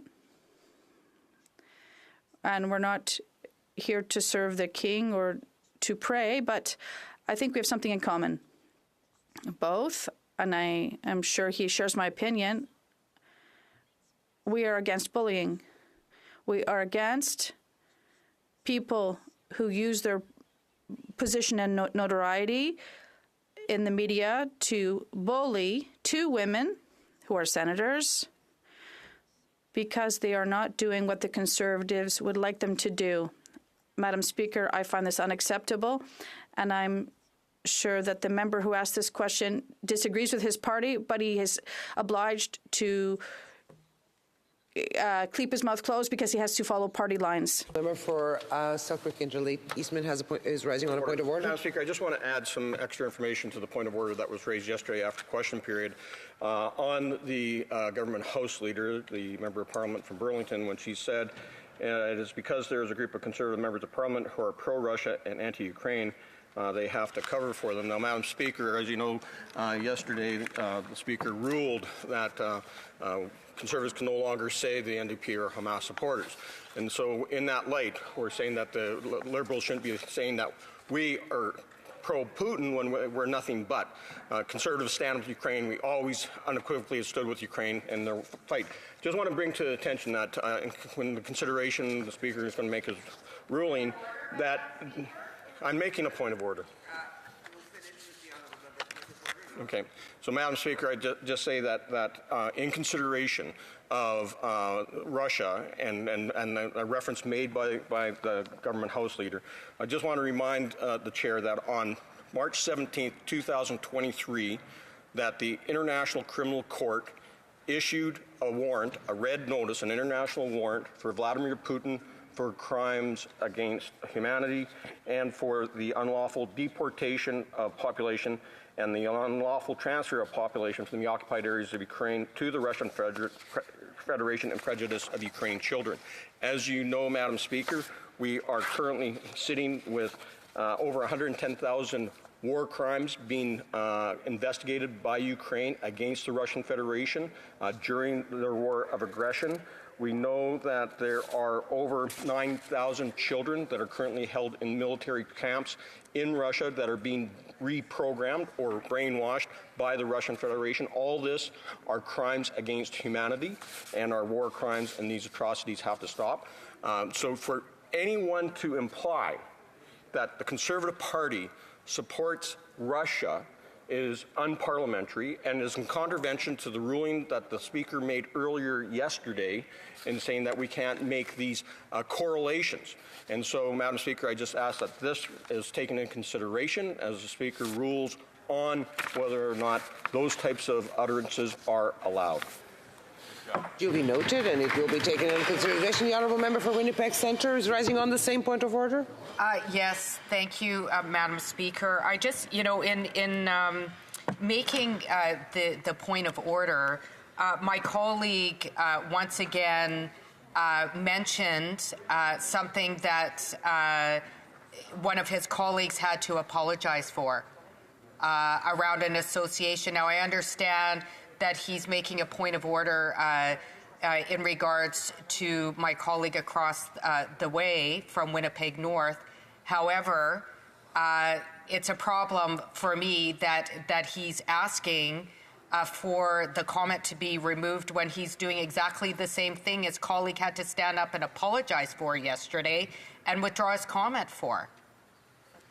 I think the Honourable Member was referencing to it to make the comparison, and I get it, but it will all be taken under advisement, absolutely. And it was the member for Burlington, not the member for Winnipeg North. Just to the Honourable Member for Timmins, James Bay, on the same point of order. Yes, Madam Speaker. It felt like my colleague was had verged well into the area of debate in order to defend the Conservative record. The facts that have been raised here are very clear. The Conservatives are the only party that voted against the Ukraine trade deal. That is a fact. Raising into debate, so I'm going to let the Speaker make the ruling on the point of order with the elements that have been brought to his attention. The Honourable reprise du débat. Resuming debate, the Honourable Member for Jonquière. Thank you very much, Madam Speaker. I'd like to say, under my whip, well, it's interesting to see what we heard in terms of the member of the official opposition. Well, Madam Speaker, I'll say from the outset, defending ideas is not intimidation. Debating is not disinformation. Advancing political ideas is not done or never done by pitting people against each other. I say this, why? Because I get the feeling that growingly I see danger in Canadian politics that is playing out. It's the use of polarizing strategies like we see in the U.S., and all too often the objective is disinformation and bullying. These strategies replace reflection and democratic dialogue. I feel like we're facing this today with the motion from the Conservatives. Basically what they are saying and what we've seen in the events of the recent days with C2 Thor, what the Conservatives are saying is not only they're not afraid to heckle, but they're going to table a motion to do so. That's what the whip earlier said. We all know this. Unfortunately, the leader of the official opposition tweeted, and the member for Regina Coppell tweeted about two senators to encourage people to bully them. And my colleague presented this. One senator apologized, Conservative senator, because his statements did not make sense. We all know this. But, Madam Speaker, this type of strategy from the Conservatives involving bullying and disinformation, we're seeing these type of strategies more and more. And here's the reason. It's kind of they like to focus on the carbon tax. The Conservatives have a very strong passion with oil, so carbon tax becomes something very physical for them. It's like version 1.0 million of the carbon tax during official opposition day. It seems to be their slogan. And in recent days, what did we see in terms of this disinformation? We have seen recently, in recent weeks and days, their ideas very strongly defended, even during CUPE, that the carbon tax applies in Quebec. There's no credible politician in Quebec that will tell you that the carbon tax applies in Quebec. Not only have they said this, but I remember seeing the member for Bellechasse-les-Chemins-Lévis during question period holding up a paper saying that the carbon tax does exist. Here, I have a bill. But we saw this after that this bill referred to the carbon market in Quebec. And even there were people in Quebec said that it would be illegal to proceed in this fashion. And then what's strange is that the member for Bellechasse-les-Chemins-Lévis was minister in Quebec when we established the carbon market. So it's part of their disinformation campaign. There are many messages we saw, misleading messages that we see in Quebec on the carbon tax. It's part of their disinformation strategy.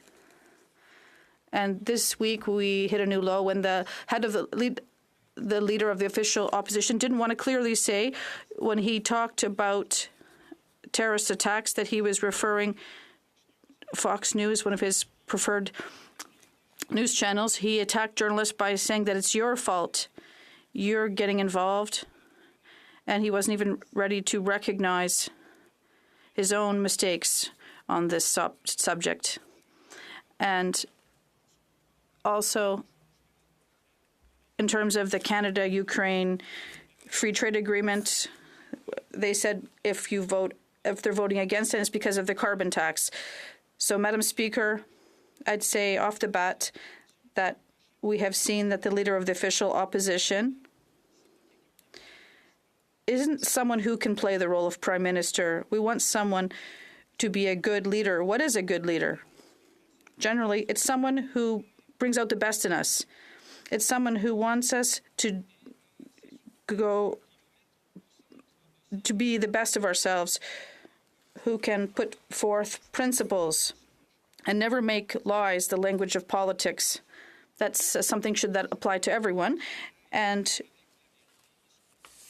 never get comfortable with the truth. But what we've seen in recent weeks is a leader of the official opposition that is very comfortable and with lies. And if we don't agree with the leader, and if we resist these lies, what does he do? Bully them. And I'll say, Madam Speaker, there are people have warned us about this, people who warned us, who have sounded the alarm, who has said how the member for Carleton works.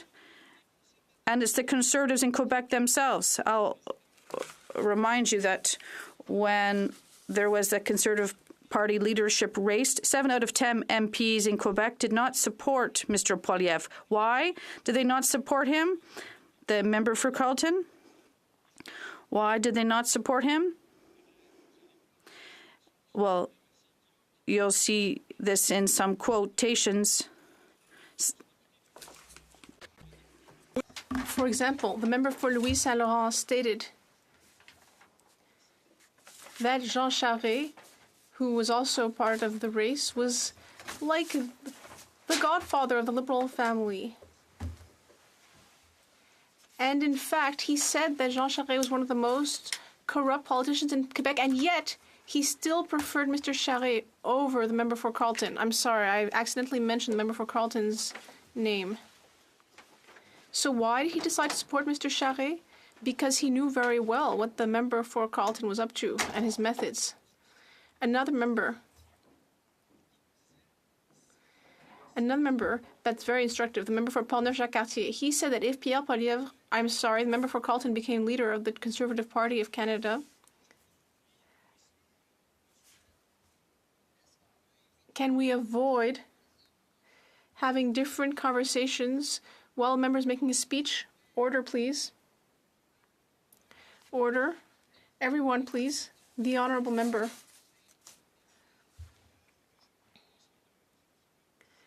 Well, despite that background noise, I'll continue. What we heard from the member for Portneuf-Jacques-Cartier is that if the member for Carleton became the leader of his party, he'd have to think about his future as a Conservative member. He said, either I will have to leave as an MP, either I will join another party in the House, or I will become an independent, or I will participate in the creation of a new party.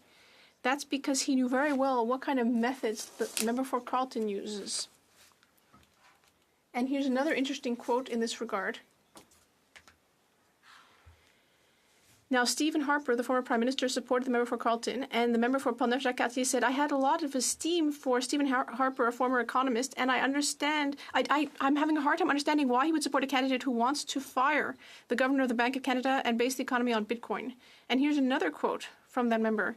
He said, I have never seen a leadership race that is so aggressive and so vicious with its personal attacks.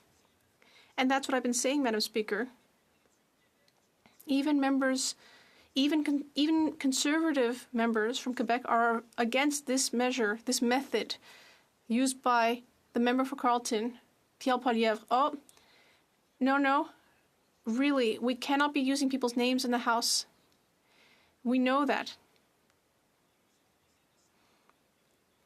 We were advised about the Carleton doctrine based on intimidation and misinformation.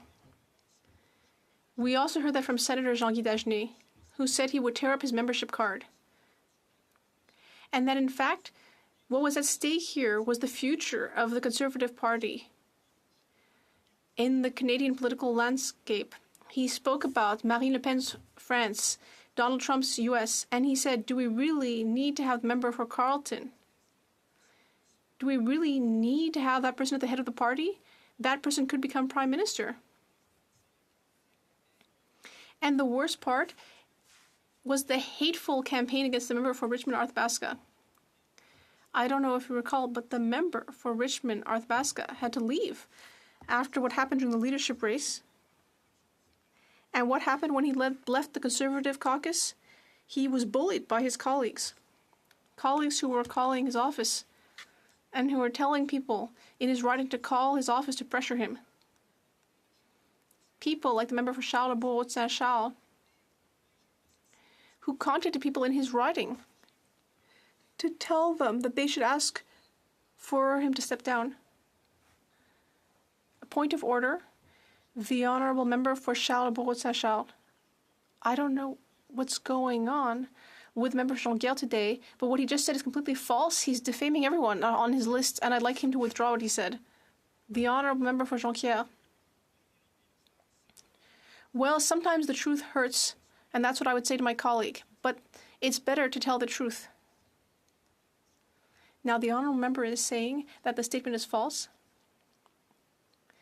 So I would like to ask the honourable member for Jonquière to correct what he said.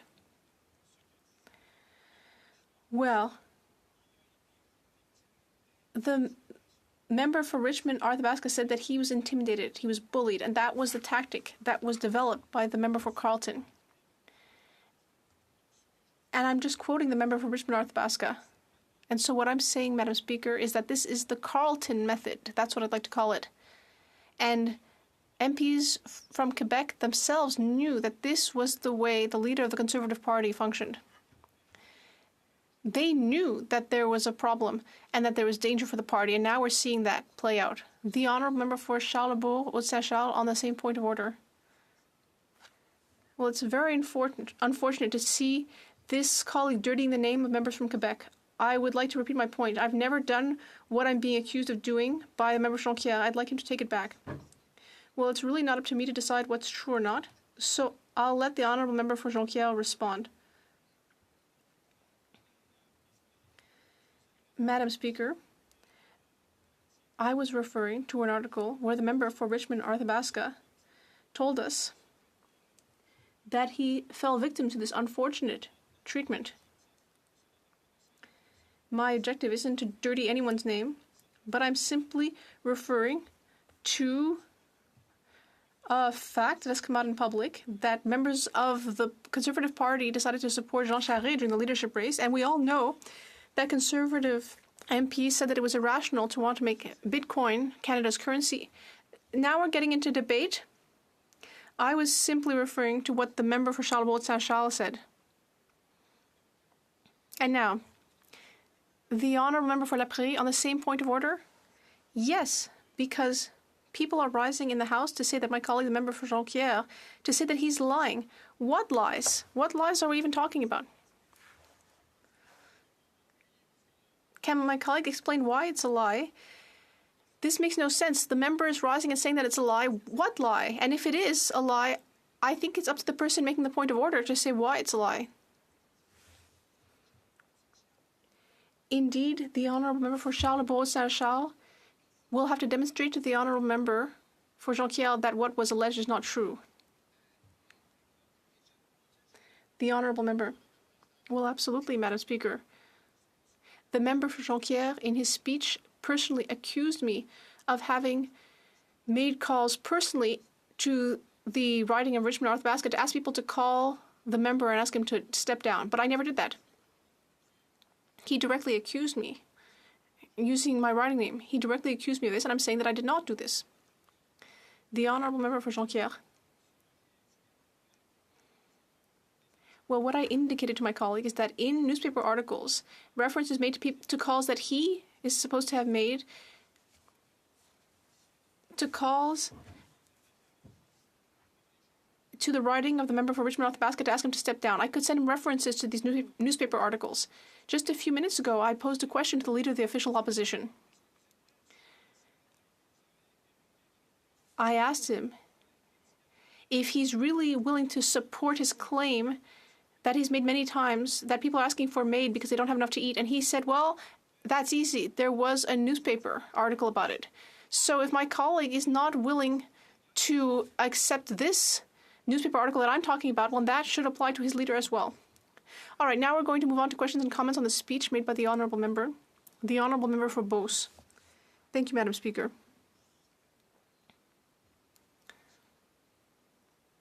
Well, my colleague for Jonquière spent a long time in his speech not discussing today's motion, which is to ask the Senate to adopt C-234 as quickly as possible, because I'm told that it doesn't apply to Quebec. But I will once again ask my colleague to go on his own riding, to go see on the ground, and ask him to go talk to farmers who use propane and natural gas to heat their buildings, and to ask him to go check on their bill if there's not an amount there. And then, secondly, the carbon tax indirectly applies because everything that we consume in Quebec, it doesn't all come from within Quebec. So we really need to do something about this aspect. And C-234 should be adopted as quickly as possible. I hope we can agree on that. The Honourable Member for Jonquière. That was rather a confusing question, Madam Speaker. My colleague is telling me on the one hand that the carbon tax applies, then he says that on the other hand it indirectly applies. It's hard to follow, but Madam Speaker, what I would say is that if we want to be connected to farmers on the ground in Quebec, what we need to do is defend supply management. I would recommend to my colleague that he speak to Conservative senators to hopefully get C-282 to move forward more quickly on supply management, and I am certain that all farmers in Quebec will thank him a lot more than for harshly attacking a tax that doesn't even apply to us. Leader. Yes, Madam Speaker, I do agree that there is a disturbing Donald Trump type of pattern that we're seeing from the Conservative leader of the today, Madam Speaker, and it is consistent with what we hear in regards to the Senate intimidation and how the leader of the Conservative Party responded to a question, in essence, supporting it, to what the member has risen with regards to the member from Richmond, Athabasca. My question to the member is: would he not agree that there is a pattern that the leader of the official opposition has taken that is in fact quite disturbing, a pattern of intimidation, and I would classify it as a Donald Trump style, and we saw that whether it was with the media confrontation and other examples of eating an apple. All these type of things come together, Madam Speaker. The Honourable Member for Jonquière. Madam Speaker, this is a rare thing, but I agree with my colleague from Winnipeg North. And I would even use another metaphor, which I borrow from him. He often talks to us about the Homer Simpson Award. Well, I would say that the biggest winner of that award, very clearly over the last couple of weeks, is the member for Carleton.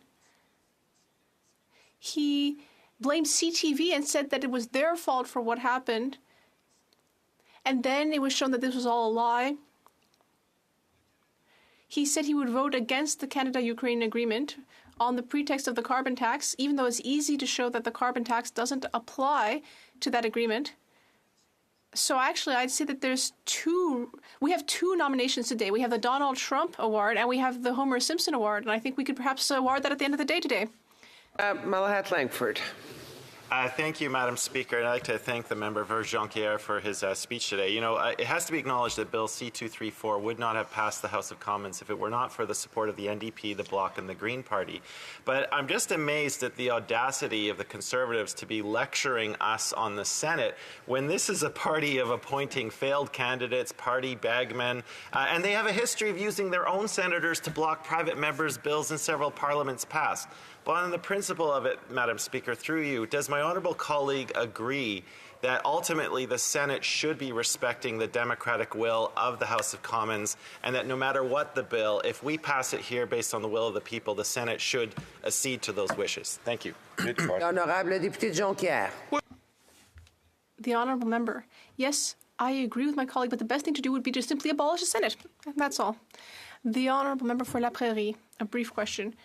Yes, thank you, Madam Speaker. It's very confusing to listen to the Conservatives. The Conservatives keep insisting that the carbon tax applies to Quebec. We heard it earlier. We explain that it doesn't apply, and then they say, oh yes, it applies indirectly. It's very hard to understand them. And then, when we talk about Ukraine, they're forced to get up and say that they defend Ukraine, but they voted against the Canada-Ukraine Free Trade Agreement. They have everything backwards. Even the Ukrainians are asking what's going on with the Conservative Party. Why are they against Ukraine? They should rise in this House and set things straight. So my question, when you have no content as they don't. Is it that the only tool you have left is bullying? Is that it? The honourable member. Yes. As I said earlier, this is what I call the member for Carleton method. Thank you. The honourable member for Cowichan, Malahat Langford. Thank you very much, Madam Speaker, and I am pleased to be rising in the House today. So the motion we are debating today, the Conservatives have their Opposition Day motion, and they have decided to present the House with the following motion, and I quote, that the House call on the unelected Senate to immediately pass Bill C-234, an act to amend the Greenhouse Gas Pollution Pricing Act to remove the carbon tax on the farmers that feed Canadians, as passed by the democratically elected House. So essentially, today's debate is on a motion to try and get a Conservative private member's bill through the Senate. And I'm amazed because, you know, Conservatives today are acting with outrage that the Senate isn't moving quickly enough, and it's as if they haven't done far worse in moving bills slowly in the past. I mean, the cognitive dissonance, the absence of any historical grounding in today's debate is absolutely shocking. And you know, when I was thinking of my remarks for today's speech, two words came to mind: irony and hypocrisy. Because at best, Madam Speaker, we could be talking of the irony of this moment, but I think this is just plain and simple hypocrisy. Because I do believe the Conservatives are actually self-aware, and they know exactly of their entirety of their sordid history with the Senate. You see, irony is about highlighting the human relationship with reality. It kind of teases out the inconsistencies that reside in all of us. But this is far more than inconsistency, Madam Speaker.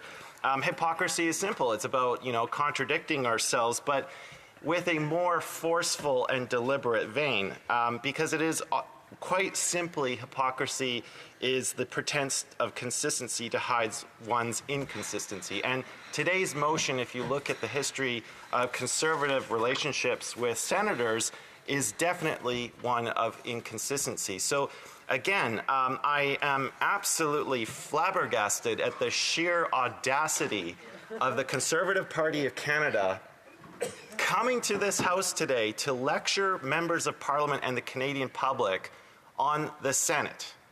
And I will get into that in far greater detail as I use my remarks today, Mr. Speaker. Please do.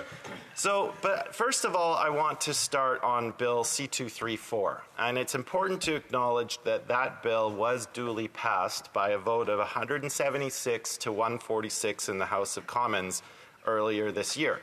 And it is also equally important, Mr. Speaker, to note that that bill would not have passed this House if it were not for all opposition parties giving their support. That included the Green Party, the Bloc Québécois, and the NDP. There were also 3 Liberals that lent their support to that bill. So the electoral math in this place shows that those kind of numbers are needed for any bill.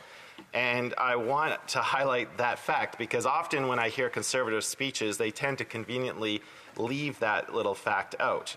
And I think it's also important in today's debate that we are not here to relitigate Bill C-234. That has been done by the House. That bill went through second reading. It went through the Standing Committee at Agriculture and Agri-Food, of which I have been a proud member for the last 6 years.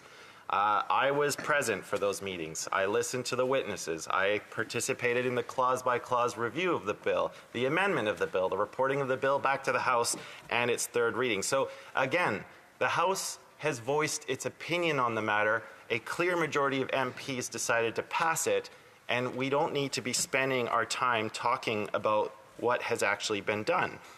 You know, at the time, Mr. Speaker, I highlighted my support for that bill because I actually thought that the provisions in the bill were consistent with the act it's trying to amend, namely the Greenhouse Gas Pollution Pricing Act, which was passed by a majority Liberal government back in 2018.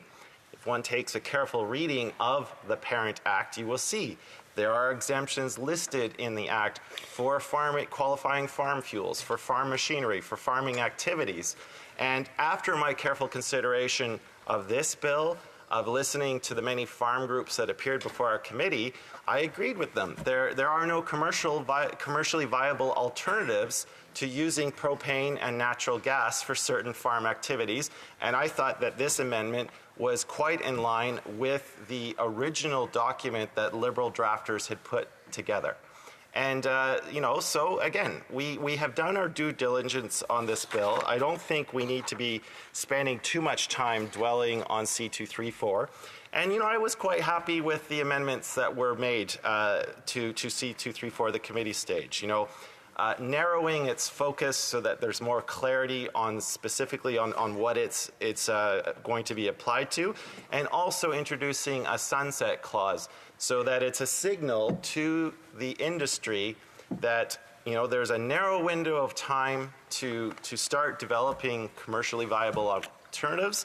And I know from witness testimony that those efforts are well underway. Again, it's a price signal, sending a signal to the markets that they need to step up their game.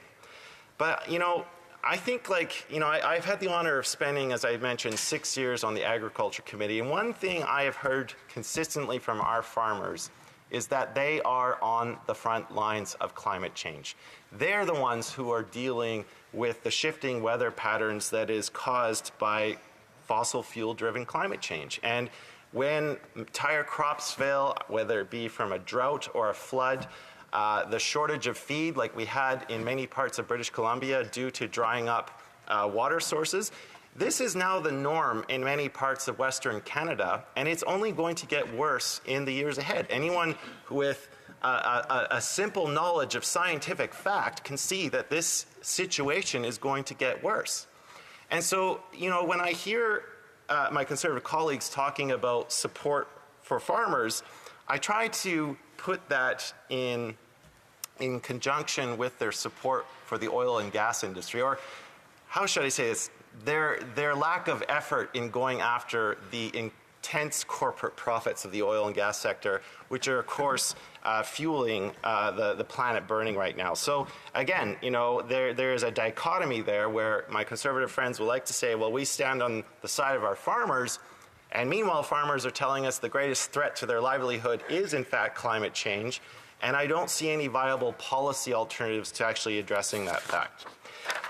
But enough on that, Mr. Speaker. Let's get to the real heart of the matter today, the Senate.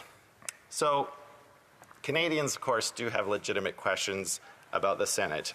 In Canada's Parliament, of course, we have a bicameral system. We have here the lower house, the elected House of Commons, and we also have an appointed Senate.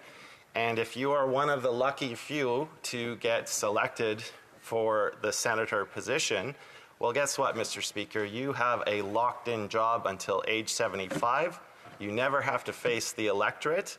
And, you get to enjoy all of the trappings that office has, but with none of the accountability. See, I, like every member of Parliament of this place, I have to reapply for my job every certain number of years. I have to be accountable for the votes I take, for the speeches I make, for the policy positions I take, because that is the heart of democracy.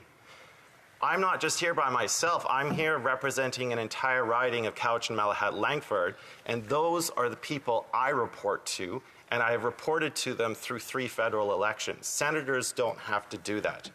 And only a handful of democracies around the world have an appointed upper chamber.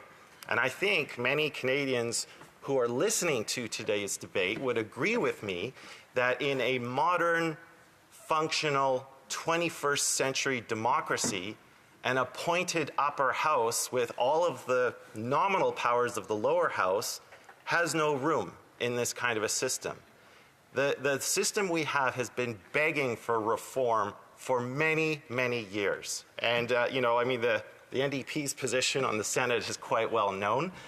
We have certainly called for its abolishment. We note that there are many countries around the world who do quite well with just one single chamber of elected representatives. Other places have indirect elections or have direct elections for their senators. And whatever system, at least those senators are accountable to the people they serve, unlike our upper body. And this is an important context for today's debate, because ultimately what we're doing here in the lower house is complaining about the appointed upper chamber thwarting the democratic will of the House of Commons. And this is a moment in time, but it has to be placed in the context of history because this is not the first time that it's happened. And I also want to underline this, Mr. Speaker. I do have a good working relationship with a handful of senators. Many who serve on the Agriculture Committee. I've had the pleasure of getting to know them and their work, and I do not question their commitment to their line of work. My comments today are based solely on the Senate as an institution and the inherent contradictions it has in a 21st century democracy.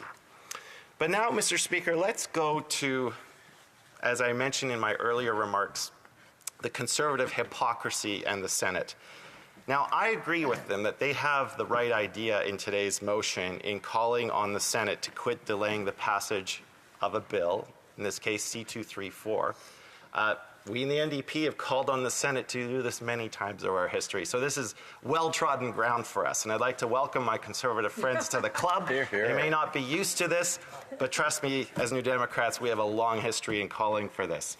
But again, for them to bring in today's motion, given their history, is quite something, and I really want to underline that for Canadians who are watching today's debate. It's a fact in this place, Mr. Speaker, that both Conservatives and Liberals have a sordid history with the Senate. They have both been guilty of not only appointing failed candidates, loyal donors, and party operatives, but they have used, yes, my colleague over here used the term bagman. That's absolutely a legitimate term. But they have used that appointed and unelected body to block bills from the democratically elected House. And one only needs to look at our parliamentary history to see this is not a one-off situation. It's happened many times, and to watch Conservatives and Liberals point fingers at each other just goes to show that ultimately, when it comes to this issue, these two parties are but different sides of the same coin.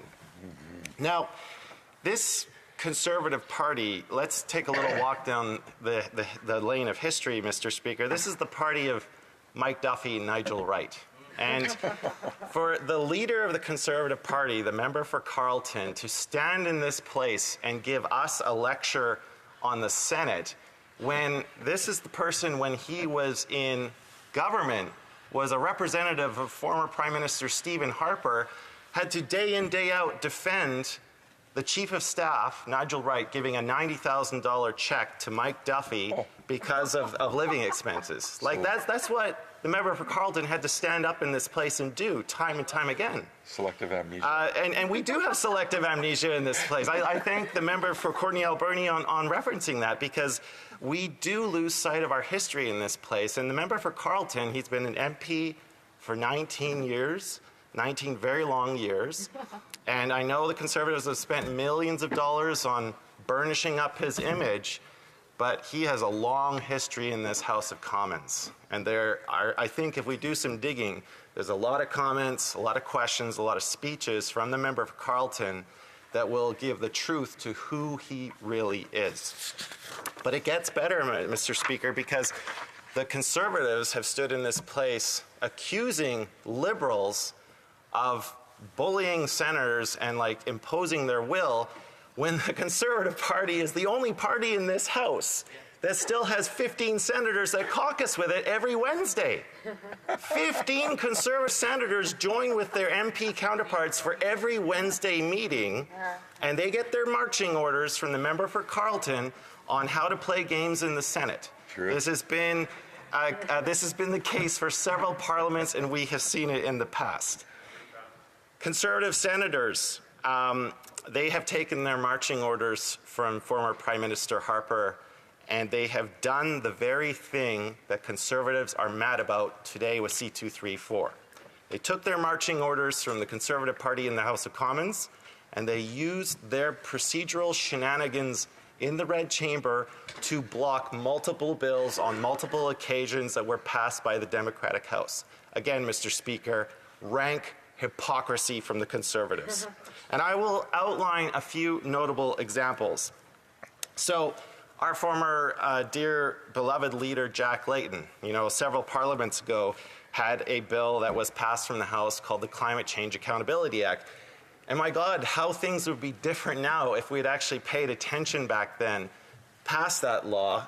But right now in 2023, of course, we're dealing with the consequences of years of inaction from both Liberal and Conservative governments.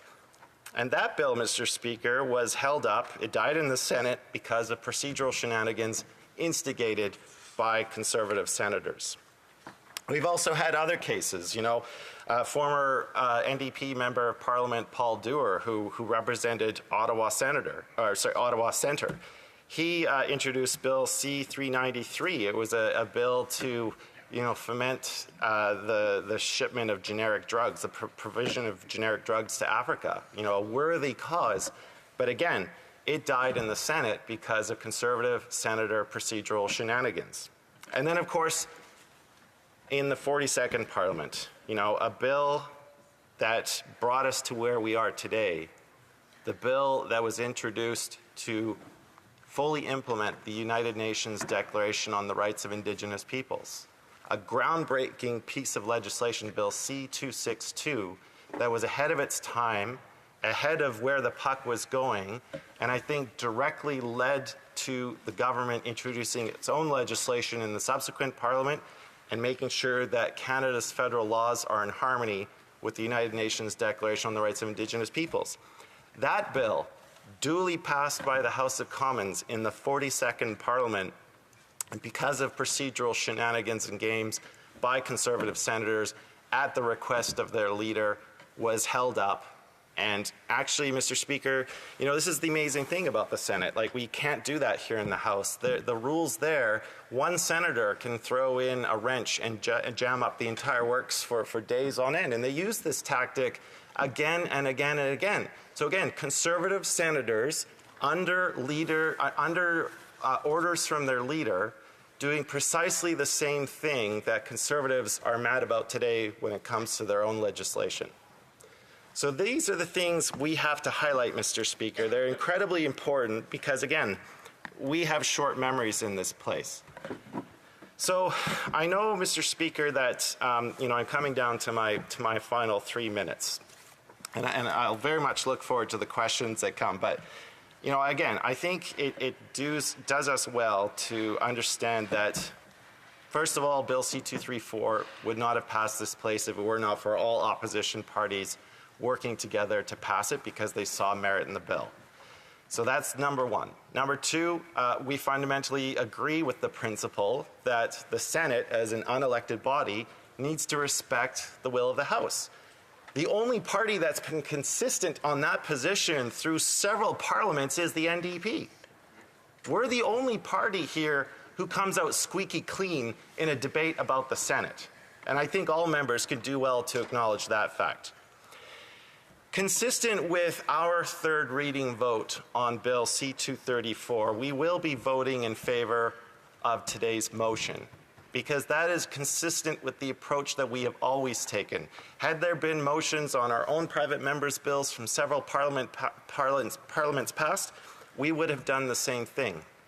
And I think it is important to remind senators that, we're the ones who have to go and face the electorate. We're the ones who are conveying the wishes of the people of Canada, and every seat in this place here represents a distinct geographic area of Canada. We're the ones who are bringing the voice of the people here, and senators need to be reminded of that fact. But I will end by saying that, I again have to highlight the hypocrisy. I know I like serving with many of my Conservative colleagues, but as a party, we cannot be taking any moral lessons from them on the Senate, not given their history with appointing failed candidates, party bagmen, with the instructions they give to their 15 caucus members who are members of the Senate, with the entire history they have of blocking bills.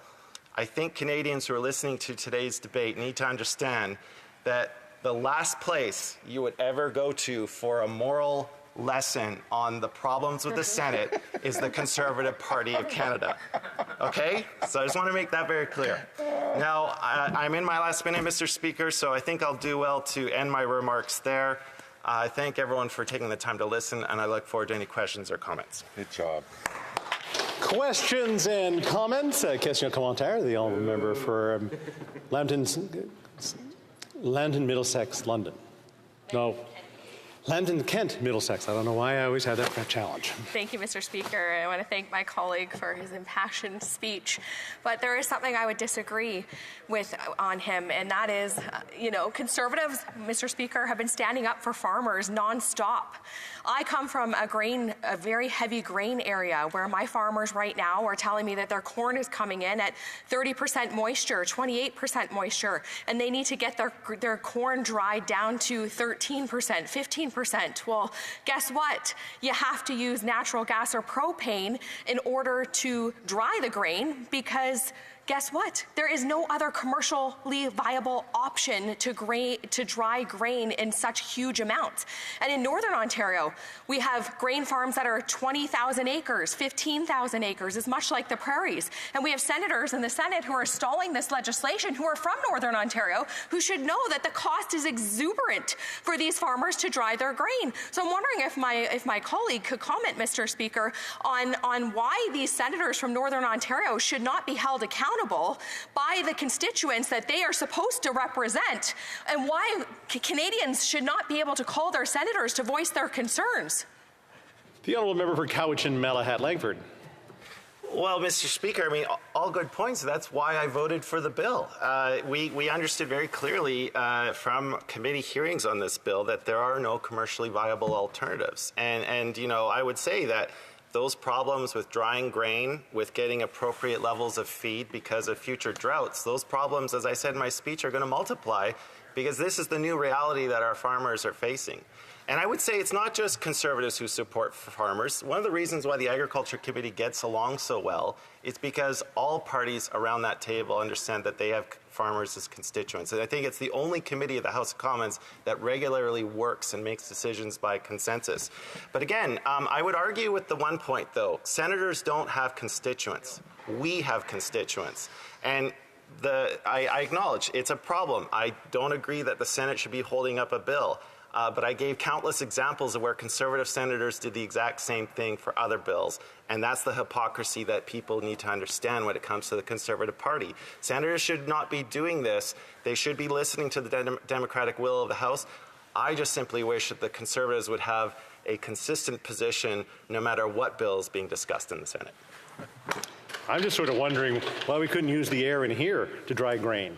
The honourable member for Winnipeg North. Because there's not enough Conservative speakers standing, Mr. Speaker, that breathe a lot of hot air. But, Mr. Speaker, at the end of the day, it is an interesting bill. But I would suggest that the member maybe give some thought in regards to the bail reform bill.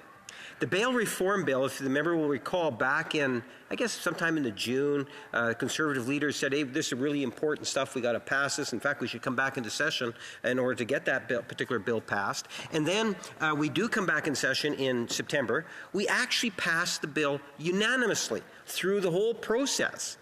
Today, it's being actually held up still. It hasn't passed because of the Conservative Party. And here we have the Conservatives now saying, well, let's pass this bill.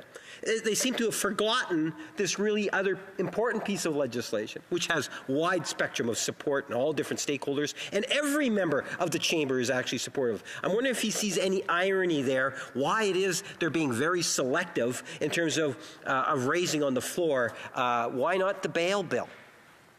The honourable member for Cowichan, Malahat, Langford. Well, that's a great question, Mr. Speaker. I know the Conservatives have suddenly taken it upon themselves to have a greater interest in the beautiful Vancouver Island area. But I would remind them that in my riding of Cowichan, Malahat, Langford, every single municipality I represent wrote to me and asked that that bill get passed quickly. And I'm sure it's the same up and down Vancouver Island and in many communities right across Canada. So yes, again, I think it goes to the theme of the hypocrisy of where, there is a selective memory in this place of how different parties have used the Senate to further their own ends or block an opposing party's piece of legislation. So I agree with my colleague from across the way, the member for Winnipeg North. That's an important bill. I was proud to support it. I was proud to see how we all came together, because the municipalities in Cowichan, Malahat, Langford, mayors and council from every single town wrote to me, urged me to pass that piece of legislation quickly. I'm glad I was able to report back as their member of parliament, something that senators don't have to do. I was able to report back to them that the House did its job, and I would like to see the Senate recognize and respect that fact. Question et commentaire, l'honorable. The honourable member for Saint Jean. Thank you, Mr. Speaker. I'd like to thank my colleague from Cowichan, Malahat, Langford for his speech, which I greatly appreciated. Almost everything except for one little bit, saying that the NDP was the only party in favor of abolishing the Senate. I'd like to remind him also it's also the Bloc's position. And on this specific point, which I find somewhat sad, is that unlike the Bloc, which is predictable in its decision-making process, therefore, the people who elect us know why they're doing that, and they know what decision we're going to make in the House. The Conservatives only make a decision when it suits them. In terms of C-234, this is the case, but we can also talk about another bill, C-282, which was there to protect supply management. The Conservatives do the exact opposite. It's what they're criticizing us. They're accusing us of slowing this legislation down. With the Conservatives, if they're able to plug carbon tax somewhere, it'll be a tool to vote against something. They make particularly strange decisions. For example, they vote against a bill for a free trade deal with Ukraine. So I'd like to hear what my colleague has to say about this. Is it not sad for Canadians, this lack of rigor, this cherry picking, which doesn't allow those who elected the Conservatives to know where they're going with their decisions? The honourable member. Yes, Mr. Speaker, and allow me to withdraw the comment and apologize. I want to recognize that the Bloc absolutely is in line with the NDP in abolishing the upper chamber. And she's right, you know, in addition to C-234, a very important bill that we were proud to support, Bill C-282. I have a lot of supply-managed farmers in my riding who personally met with me. I met with many of their industry groups. And we were proud to support that piece of legislation because we simply cannot trust Liberal and Conservative governments to honour the spirit of supply management. And so we agreed with the Bloc Québécois in putting that in legislation so that we could prevent future governments from negotiating away our supply-managed industries. I mean, I want to give another shout-out. The member for York Simcoe has Bill C-280 in the Senate. And I hope that the Senate will respect the will of the House, because that's another important bill dealing with the Canadian Produce Marketing Association, the fresh fruit and vegetable sector. So again, strong agricultural bills coming from the House of Commons. And I think one thing that Canadians deserve of us is to have consistency in our positions. If you look at the Conservative history at the Senate, it has been anything but consistent. Questions and comments. Question commentaire. The honourable member for Timmins, James Bay. Mr. Speaker, the issue of Conservative hypocrisy in the Senate is one of the reasons that the Canadian people threw Brian Mulroney out and gave him the bum's rush after he imposed 8 senators to force through the most hated tax of all time, the GST. And Canadians were stuck paying for these dudes until they are 75. They can't be fired. I mean, the price of a Conservative sock puppet is enormous. And then so Stephen Harper came in and said he was going to reform the Senate. And what did he do? Well, I mean, it's just one long list of pals and cronies. Let's talk about Larry Smith. Now, Larry Smith gets appointed to the Senate, and he's outraged when he finds out how much money he's going to make. He says it's a, quote, dramatic, catastrophic pay cut that he had to serve the Canadian people. This is how out of touch this guy is. So then he runs for office. Now, needless to say, the Canadian people want nothing to do with Larry Smith, so he comes in third. This man is unfit for public service. Stephen Harper puts him back in. Loyal sock puppet. And we're stuck to this guy till he's 75. He can't be fired. He doesn't have to show up for work. All he has to do is be loyal to the Conservative Party. So when I see the member who's living in Stornoway in a 19-room mansion talking about the common people and the Senate, I'm amazed. Doesn't he meet with them every week and know exactly how entitled and how out of touch and what cronies they are of the Conservative Party? Before I move on, I just need to remind ourselves of Standing Order 18. And it quotes, "No member shall use offensive words against either house or against any member thereof." So I think the honourable member comes pretty close to impugning other members in the other house. So I just would remind folks to be judicious in their referral to honourable members of all our houses that represent Canadians. The honourable member for Timmins James Bay. I really appreciate that. In that I don't actually deal with the unelected Senate on a regular basis. Is it crony or pal? Is there a particular term that I should be aware of? Moving on to the next speech, the honourable member for Huron-Bruce. Thank you very much, Mr. Speaker. And before I begin, I'd like to say I'm splitting my time today with the member from Hastings, Lennox, and Addington. And with Bill C-234, I'd just like to recognize a couple people. First, I'd like to recognize the member from Brandon Souris. And before he was elected, he worked in the private industry, private sector. And I believe he was one of the people that gave the idea to the beginnings of this bill, actually in the last Parliament, to the member from Northumberland, Peterborough South, which was Bill 206, I think it was. And it was talking about, at that time, taking the carbon tax off of drying of grains. And so with this bill, C-234, we look to, as we always do in life or in legislation, to try and make it better. And we included the heating of livestock barns and then also buildings that would be used to grow food, such as something like an edible mushroom that you'd see at your grocery store. So I just wanted to recognize those individuals, and as well our agriculture critic. He's done a great job and was a big advocate after the last election to include this.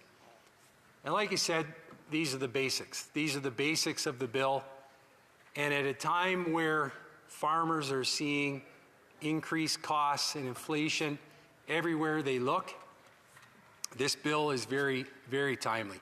Even if you go back 2 years ago, farmers have seen a tremendous increase in the cost of purchasing farm machinery, tractors. Some of the costs have just skyrocketed on them. The cost of carrying debt, whether it's a mortgage on your farm, lots of farmers have a portion of it that's fixed, a portion of it that's variable. They may also carry an operating line of credit, maybe for inputs or for livestock, whatever it may be at the time. All these things have become more expensive. And, you know, it's in large part to what the government has done with their spending and the amount of debt and inflation and money printing that has caused this. And so farmers have they've borne a terrible amount of the brunt on this. And in addition to that, fertilizer. We remember a couple years ago how much the cost of fertilizer increased for farmers, even at a time when some of the farmers had prepaid. They had prepaid in the previous year, the previous fiscal year, only to find out that they had to pay more when it came time to apply it on their land. So they have had some really challenging times, and even at the end of it, they're still committed to being farmers, and they're still committed to feeding Canadians. And Canadian farmers, as we know, also help feed the world, around the world, many, many, many times. And so that's why this bill just happened to be maybe the right bill at the right time. It's been 2 years almost since I introduced this bill into the House of Commons, and now it's finally, hopefully, going to come to some sort of a decision tonight or maybe in the near future. But farmers need a break, and we've heard in question period, we've heard in statements, we've heard in speeches today what farmers are facing when it comes to the carbon tax. And the other thing that is frightening to them is that they know this is not the end of it. They know that each year on April 1st, the carbon tax price goes up until 2030, to the point where in many cases the profit margin will no longer be there at all for a small farmer, and they'll have to make a family decision on whether to carry on or what they're going to do. So at this time, that's why this is so timely. This is why it's so timely. And it's so important for the Senate to make their decision on it. And I am open to whatever way the Senate votes. If they vote it up or down, I can live with either result. But what I find unfortunate is that there are some games being played. I don't mind if they take the time to study at committee, which they did. I appeared. It was a great honor. But when you start bringing in amendments after virtually the same amendment was voted on at report stage and defeated, it does resemble a bit of a game, which is unfortunate. And the people that are getting the game played on them are Canadian farmers. That's the people. It's not me. It's not the members of Parliament in this House of Commons that suffer. It's the Canadian farmers that are suffering. That's right. And I think the other thing that really hits home, and I hear it every weekend when I come home and I'm at the community events, the farmers are currently in my area, and I drive up and down the roads in other counties, and they're still taking their corn off. The corn that's being taken off November 28th needs to be dried. That's just the reality. And it's propane and natural gas. And had the Senate dealt with this bill in the spring, farmers drying their crops today would not be paying a carbon tax. Farmers heating their broiler barns, their turkey barns, their layer barns, and their hog barns would not be paying carbon tax. I've had people come up to me, and I imagine of all political stripes, and they can't believe that this bill doesn't get passed. They understand. And like many people have talked about today, this isn't the only place it is touched on the price of food. That is passed along many, many, many, many times. One pork farmer in my riding told me his fuel surcharge, just the surcharge for him to ship his 20,000 hogs he ships a year to the processing plant, just the fuel surcharge was $20,000. Just that. Unreal. And so in the big scheme of a significant operation, it's not going to put the fellow out of business, but it's $20,000. That's $20,000 he could have put into his operation. It's $20,000 he could have taken care of on his line of credit or paid down his debt. We've heard there's a pork farmer in my riding. His carbon tax bill in the month of March 2023, $3,500. We heard from the member from Cypress Hills Grasslands, who sits right beside me. I think that's what his riding's called. And he had one yesterday, $1,500 a month. The leader of our Conservative Party, he has a mushroom grower in his riding. It's $10,000, $11,000, $12,000 a month. Farmers cannot afford this any longer, and they need Canadian lawmakers, senators or House of Commons, to make a decision and move forward on this. The other key point is when it becomes more cost-effective and cheaper to grocery stores and retailers to buy food, vegetables, whatever it is, from Mexico, from California, Colorado, when it becomes cheaper to buy food from them and put in a transport truck and ship it 5 days to Ontario, where I live, there's something wrong with our cost structure here in Canada and in my province of Ontario. Carbon tax is one of them. And so we need to address this. We need to address this. It shouldn't be political. One of the most important things a country can do, in addition to defending its citizens, is to being able to feed your citizens, to be able to have enough adequate food and nutrition to feed your citizens. And we've had a lot of discussion about food banks, but the very idea to have a sustainable food production system, a full cycle in your country, is one of the most important things. And in the last 8 years, we have seen an erosion in food sovereignty in Canada. There's been a number of processing plants that have been closed because of cost, because of mismanagement at the government level on trade. We know all sorts of issues on that. Very important, very important. And the last thing I'll say, Mr. Speaker, is that when you drive up and down the rural roads, and you've known people pretty much your entire life that have worked hard, they've worked around the clock You see them out at night, at 11 o'clock at night, combining their corn, harvesting their corn. They're doing it for Canadians. They're doing it for people. Yes, they like to make a little bit of money, but it is a passion. It is a livelihood. It is their life. And we have to make sure that we get this right. We have to make sure that we take the carbon tax off and make it affordable for the consumer, make it right for the environment, and make it right for the farmer. Thank you. Questions and comments? Question commentaire. The Honourable Parliamentary Secretary to the Government House Leader. Yes, thank you, Mr. Speaker. We all know the price on pollution gets such a reaction coming from the Conservative Party. They'll actually vote against, as they have, the Canada-Ukraine trade agreement, all because of that red herring of an excuse, Mr. Speaker. And when it comes to the Senate, again, we have legislation that's dealing with the bail reform. The Conservative Party of Canada itself, back in August, said we should come back into session so we can pass the bail reform bill. Provinces, all the different stakeholders saying it's important that we pass it. Why is it not passed today? Well, we passed it unanimously, all members of the House. But the Conservative senators actually are now proposing amendments to it. They're preventing the bail reform bill from passing. No word mentioning coming from the Conservative Party in regards to that important legislation now. That's completely evaporated there. Why? Price on pollution. They're so fixated. They'll do anything on that issue, Mr. Speaker. Completely high risk as a political entity. My question is, when the Conservative caucus meets tomorrow and the Conservative senators meet with the Conservative MPs, will they ask what's the hold-up with the bail reform bill?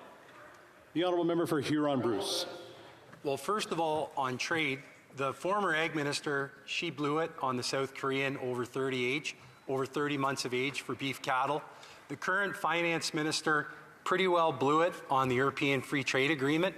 Our government, the Stephen Harper government, had it to the 1 yard line, and she just about fumbled it into the end zone. And on the environment, farmers get no credit for ethically managed woodlot. They get no credit for planting fall cover crops. They get no credit from this government for crop rotation, for environmental farm plans, for nutrient management plans. They do all that. And the Liberal government gives them zero credit. And that's even further frustrating to farmers. They're paying all this carbon tax and they're treating their farm like their child. Beautifully. And they get no credit. And that's a real shame. Questions and comments? Question commentaire. The Honourable Member for Winnipeg Centre. Thank you, Mr. Speaker, and I'd like to thank my honourable colleague for his intervention. I think, as my colleague from Malahat Langford mentioned, that debate's been had in the House. All opposition parties voted in favour of this bill, and I'm sure, as you've heard from the member from Timmins James Bay and Malahat Langford, the hypocrisy of this bill, because there is ample examples of conservative filibustering in the Senate. They're guilty of the same crime. My question is related to tactics, however. There was a member of the Senate who had to vacate her house as a result of the member from Regina Qu'Appelle putting up a wanted poster of her. We know that violence against all members of Parliament is very common. And I'm wondering if my colleague agrees with the political tactics that have been employed by Conservatives to virtue signal alt-right members that live in Canada to harass elected officials and now senators, if he agrees with those kind of tactics. Honourable Member for Huron-Bruce. Well, I've never heard that member get up and say anything about somebody like Denise Batters. I've never heard her have any concern for some of the stuff that Senator Denise Batters goes through. So this particular senator that she speaks about, I really don't know what the whole deal is with that, what happened, to be honest with you. I got other things to think about. But I can tell you, posting somebody's office phone number, which is on the website anyways, and their email, they're just saying, call her up, let her know. And she had no problem playing games. She had no problems playing games. And as far as her safety goes, I don't know that. And the member that asked me, she doesn't know that either, because I'm sure she never talked to her. But we just hope that everybody's safe when you're in politics. And, you know, I would just leave it at that. Our focus is we want the bill to be addressed in the Senate. We've never asked for any special favors on this bill. We just want the vote to occur. Point of order, the honourable member Brandon Souris. I want to put a little bit on the record. I'd like to take the credit that my colleague just gave me from Brandon Souris for Bill C-234, but I think he meant the member from Portage-Lisgar because he wrote the legislation in 234. I do support it wholly, and I just wanted to commend him for his thanks to the colleagues for their work on this bill.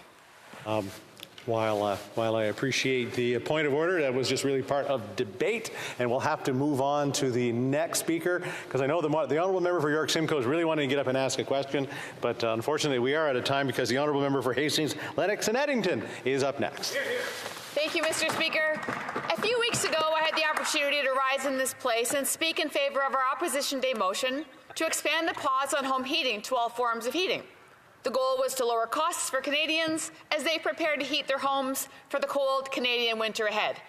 Unfortunately, and unsurprisingly, this government continued in their staunch refusal to accept common-sense solutions being brought forward by opposition parties, which would result in much-needed financial relief for struggling Canadians. However, today, we have another Opposition Day motion, and this House has another opportunity to do the right thing and vote in favour of our motion to help our farmers.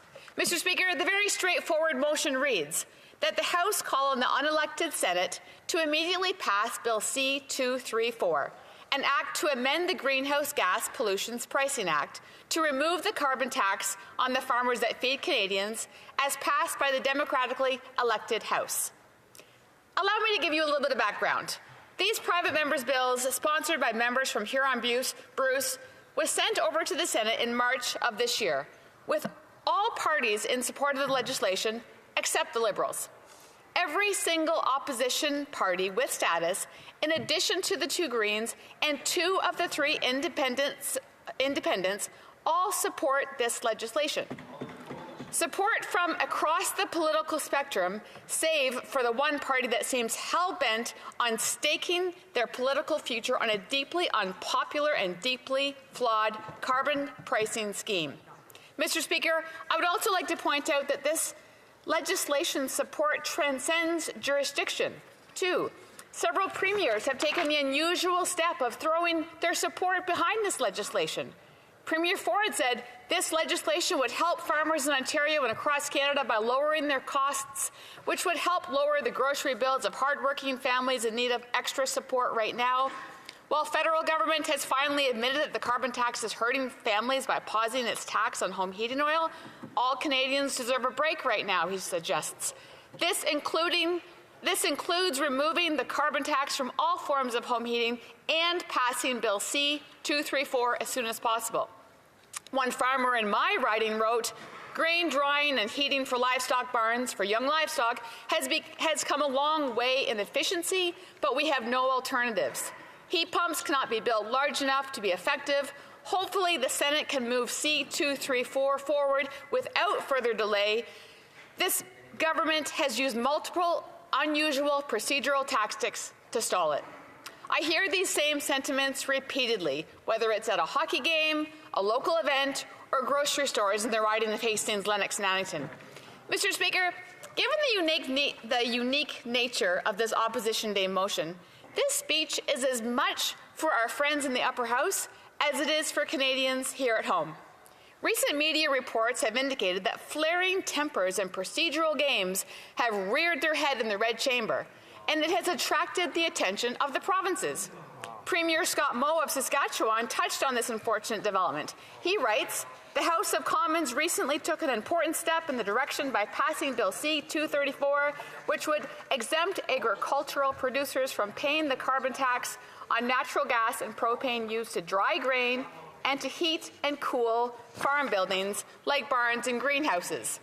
This would reduce the cost of food production, which in turn would reduce the cost of groceries for Canadian families.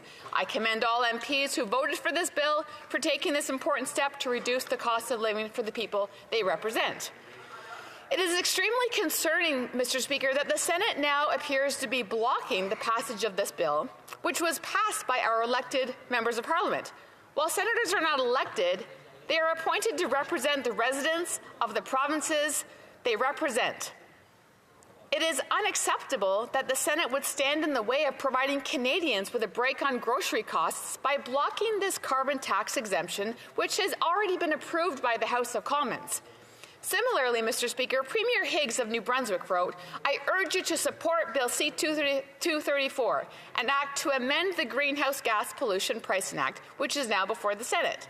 This legislation would remove the carbon tax from fuels used by farmers in the production of their crops, which would have a beneficial effect on the price of food." The neighbouring Premier in Nova Scotia, Tim Houston, also wrote in support of C-234. The carbon tax has a significant impact on the Nova Scotian agricultural sector. For example, it will cost an average poultry producer an estimated $400 in propane and $1,300 for heating in 2023, pre-exemption, and $2,900 in 2030. Farmers across our country are struggling to deal with the impact of carbon tax on their activities. The pain is also being felt by ordinary Nova Scotians and Canadians with out-of-control food inflation, forcing citizens to skip meals or choose between rent and groceries. Food is not a luxury, it is a necessity. Bill C-234 will save farmers close to $1 billion by 2030 and bring desperately needed relief both to farmers and consumers. Mr. Speaker, there was another point that I would like to touch on that was raised by the member of Carleton earlier today. The capacity of Parliament to raise monies, and more specifically, the House of Commons. The long struggle that this legislature and its predecessors have gone through to secure our ultimate and most basic function to oversee the expenditure of public monies. This was not achieved without the shedding of blood, Mr. Speaker. Lord Durham, sent to investigate the rebellions taking place in Upper and Lower Canada, wrote, "The Assembly, after it had obtained entire control over the public revenues, still found itself deprived of all voices in the choice or even designation of the persons in whose administration of affairs it could feel confidence." He went on to state, "It is difficult to conceive what could have been their theory or government who imagined that in any colony of England or a body of invested with the name and character of a representative assembly could be deprived of any of those powers which, in the opinion of Englishmen, are inherent in a popular legislation." In short, Mr. Speaker, only the House of Commons may propose the expenditure of public funds. The House has been extremely clear in our intentions. We want this legislation passed. To the senators that opposed this legislation, I urge them to take phone calls from their constituents. Listen to small businesses in their provinces. Listen to what struggling Canadians have to say with empathy. Because if they are truly willing to stand against a piece of legislation that receives support from across the political aisle, except from the party that appointed most of them, they are going to have to explain their reasoning. And it's not a very good look, Mr. Speaker.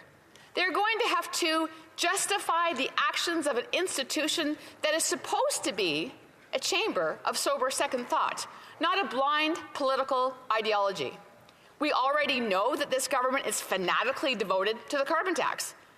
I hope their political appointees in the Senate can come to some common sense. It is imperative, Mr. Speaker, that all parliamentarians, elected or not, respect the will and the voice of all Canadians.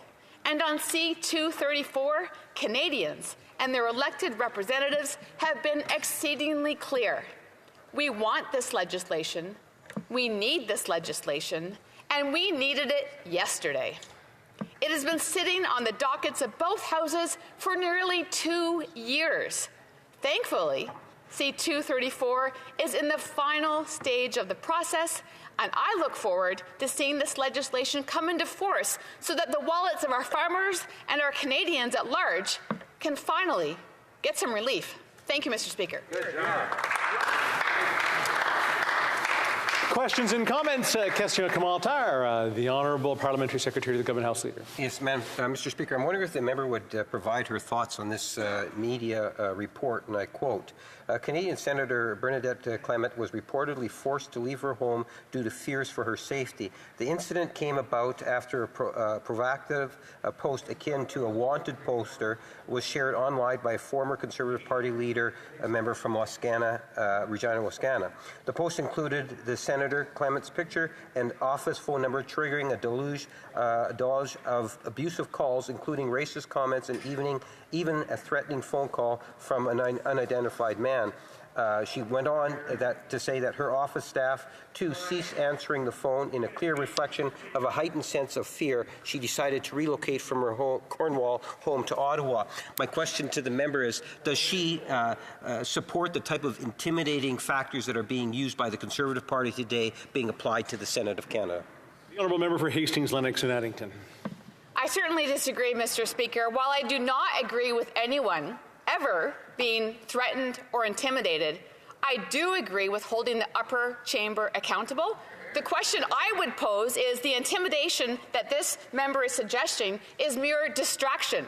Mr. Speaker, the intimidation imposed by this member of Parliament and this Liberal NDP government on hardworking Canadians is insufferable. So the question is, who's being intimidated?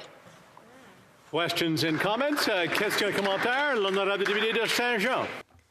The Honourable Member for Saint-Jean. Thank you, Mr. Speaker. I have a simple question for my colleague. She made a long speech about the fact that the Senate should respect House decisions. Would she be willing to go over her entire speech and simply replace C-234 by C-282 in her speech, the bill on supply management, and then ultimately make the same point? For Hastings, Lennox and Addington. Thank you, Mr. Speaker, and thank you for the honourable member for her question. My question suggests and remains that Canadian farmers, growers, and ranchers are driving our economy. Bill C-234 is a vote for Canadian farmers, a vote for rural communities, a vote for sustaining farm practices, and a vote for food security. I think that answers the question, Mr. Speaker. Questions and comments? The honourable member for Elmwood Transcona. Thank you very much, Mr. Speaker. I've been listening to the debate today. I've heard a lot of Conservatives talk about trying to hold the upper chamber to account. But of course, you can't, by design, because they're appointed by the Prime Minister. They never face the electorate. Exactly. They serve until they're 75. We've heard complaints today about this particular bill that's being held up in the Senate. We've seen bills, including a bill having to do with the implementation of the UN Declaration on the Rights of Indigenous Peoples, killed by the Senate in previous parliaments. We've seen issues, and Conservatives complain, rightly, I think, about the intervention of the Senate in respect to the medical assistance in dying debate. We know the Senate costs Canadians $125 million a year plus. Will she join with me today in calling for the abolition of the Senate? Hear, hear. The honourable member for Hastings, Lennox and Addington. Thank you, Mr. Speaker. I would certainly call on this member of Parliament for betraying Canadians, because when he was elected to this House of Commons, he was elected to be the opposition, and instead he's been propping up this government for how long? So I would pose this question. Canadians are catching on, and I'm here representing all people of Hastings, Lennox and Addington, and I would encourage the upper chamber to reflect on their role as they represent. Thank you. Questions and comments? The honourable member for Selkirk, Interlake, Eastman. Well, Mr. Speaker, I want to thank my colleague for her wonderful speech and her great answers.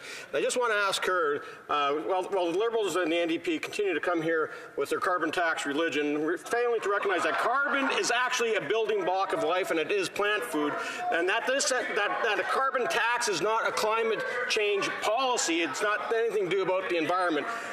I'd like to ask the member if she thinks the carbon tax is making our farmers less competitive, less productive, and less profitable, and at the end of the day, creating food insecurity in this country like the Liberals are doing here in Canada, the same as Putin is doing in Ukraine.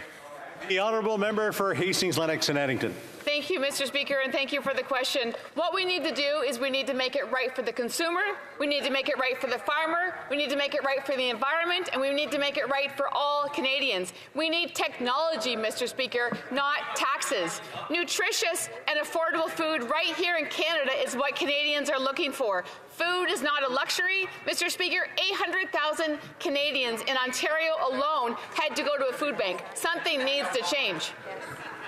Reprise du débat, continuing debate. The honourable member for Vaughan Woodbridge. Thank you, Mr. Speaker. It's always great to rise here in this most honourable House, and I thank the honourable member before me who spoke on the Opposition Day motion. Mr. Speaker, I do wish to say I'll be sharing my time with the member of Steveston Richmond East, the honourable member from the West Coast, and it's great to see everyone this afternoon. I hope you and through you, Mr. Speaker, I hope all my colleagues that themselves and their families are doing well on this Tuesday. Thank you, Mr. Speaker. I'm pleased to take part in today's debate. Rather than indulge in Conservative partisan attacks on the pollution price, let's talk about what matters most to Canadians, making life more affordable, ensuring that Canadian families have good jobs, good futures for themselves and their children.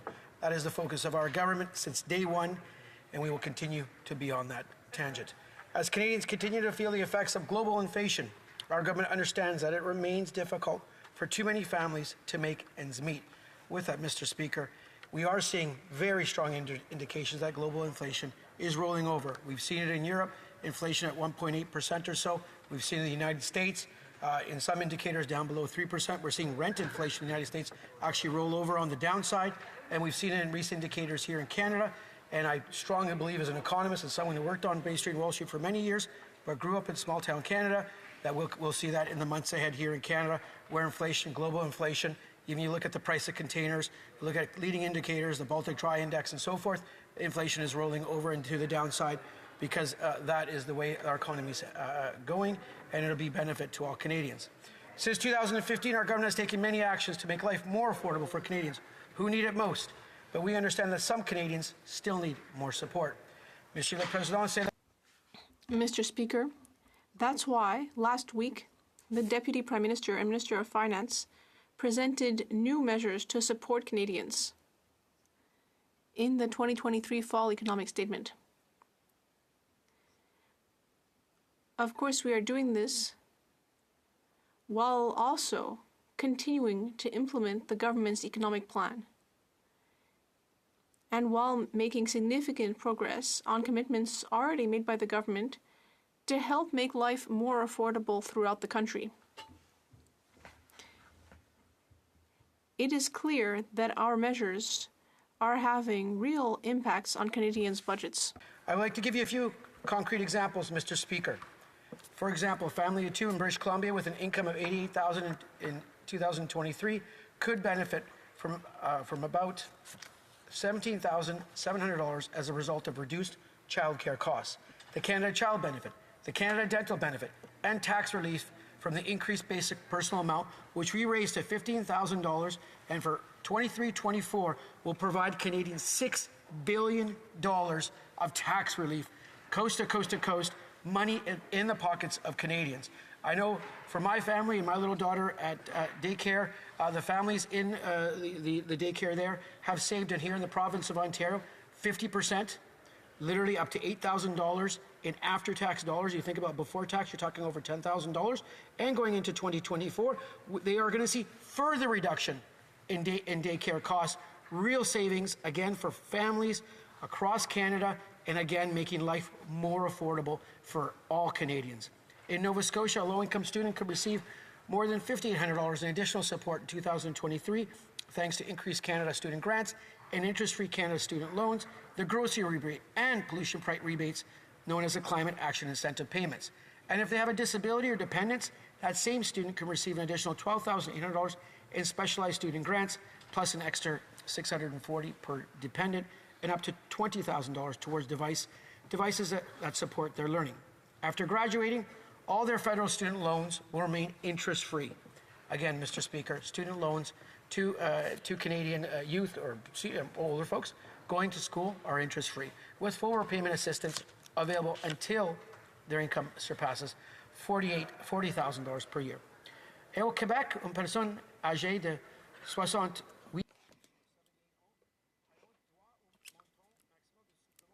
Quebec will have the guaranteed income supplement. People will have over $2,000 in support in 2023. That's $2,000 in the pockets of people thanks to the increase of the supplementary GIS benefit for seniors. There's a 10% increase in old age security as well. This is for seniors aged 75 and up. More needs to be done to support Canadians, Mr. Speaker, especially through these times where global inflation has had an impact on all economies throughout the world.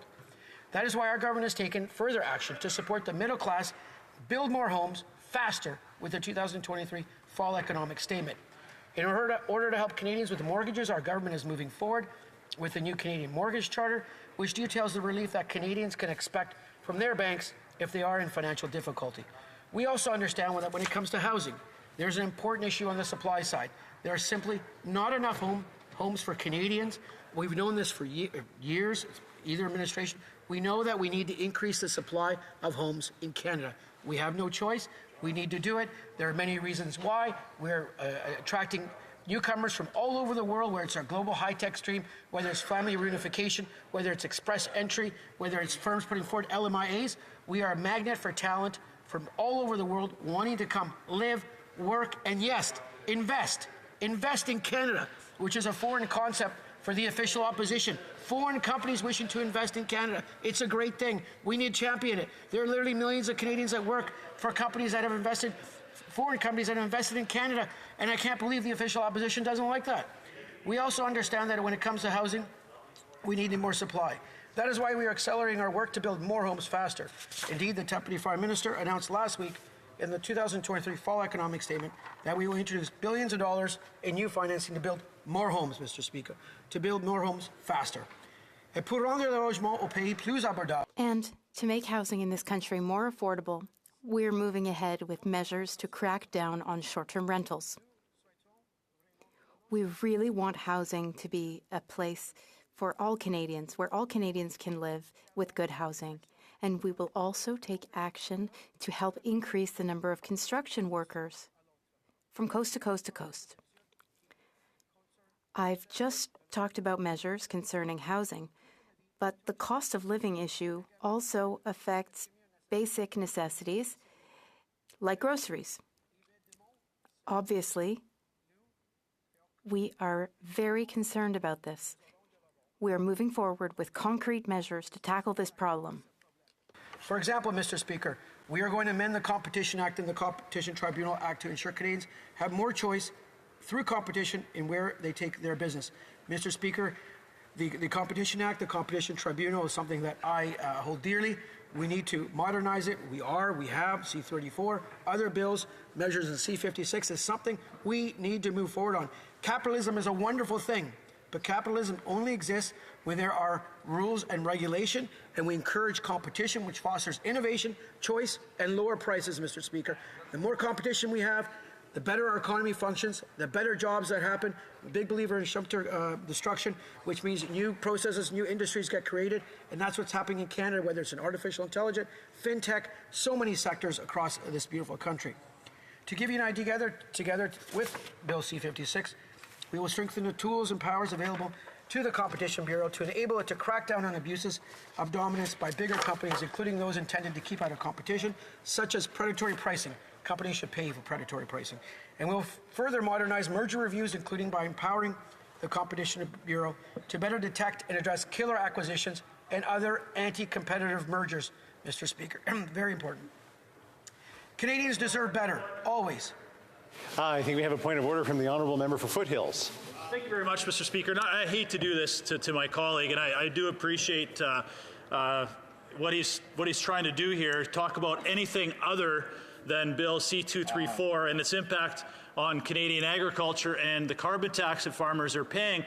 But I would really appreciate it if at some point in his 20-minute speech that he at least insinuated or hinted or even mentioned Bill C-234 and the fact that Liberal senators are doing all they can to block this legislation in the Senate. That is what this motion is about today. I'd appreciate it if he addressed that. I appreciate the honourable member's input on that. The Honourable Parliamentary Secretary of the Government House Leader.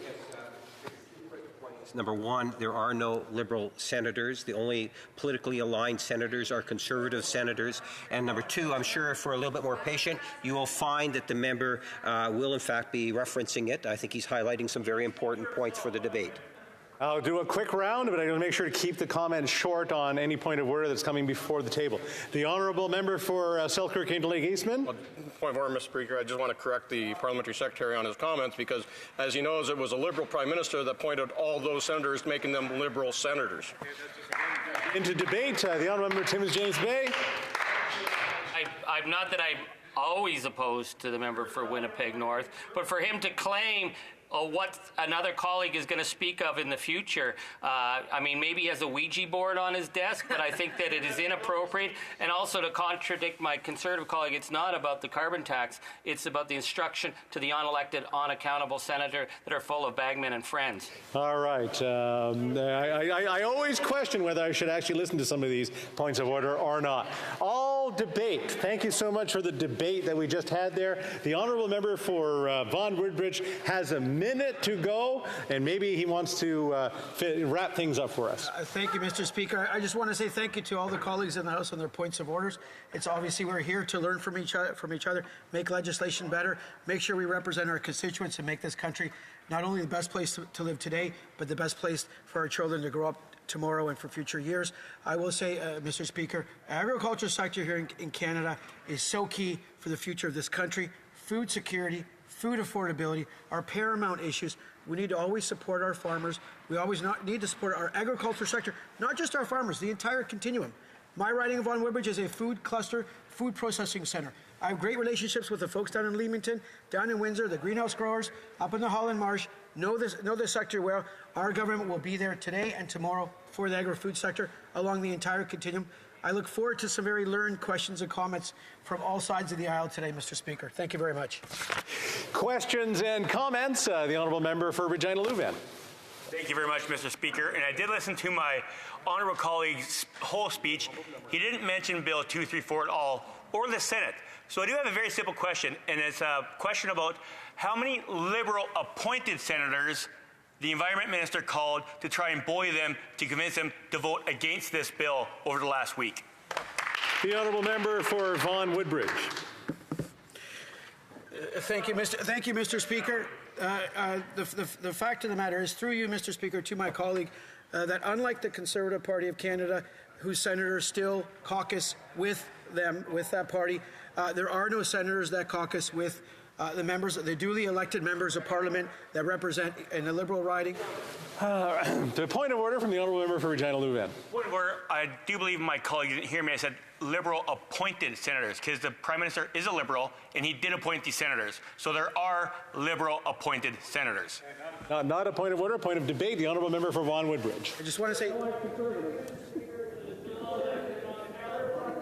member from Regina, between a point of debate and a point of order. I think that's something always good to clarify. I will say, with regards to the senators that have been appointed, there is a process that all senators have to be. Here in Ontario, they're appointed members by the provincial government, the provincial Conservative government of Ontario, that appoints members to put forward names for the Senate process, along with federal representatives. They do it together in collaboration.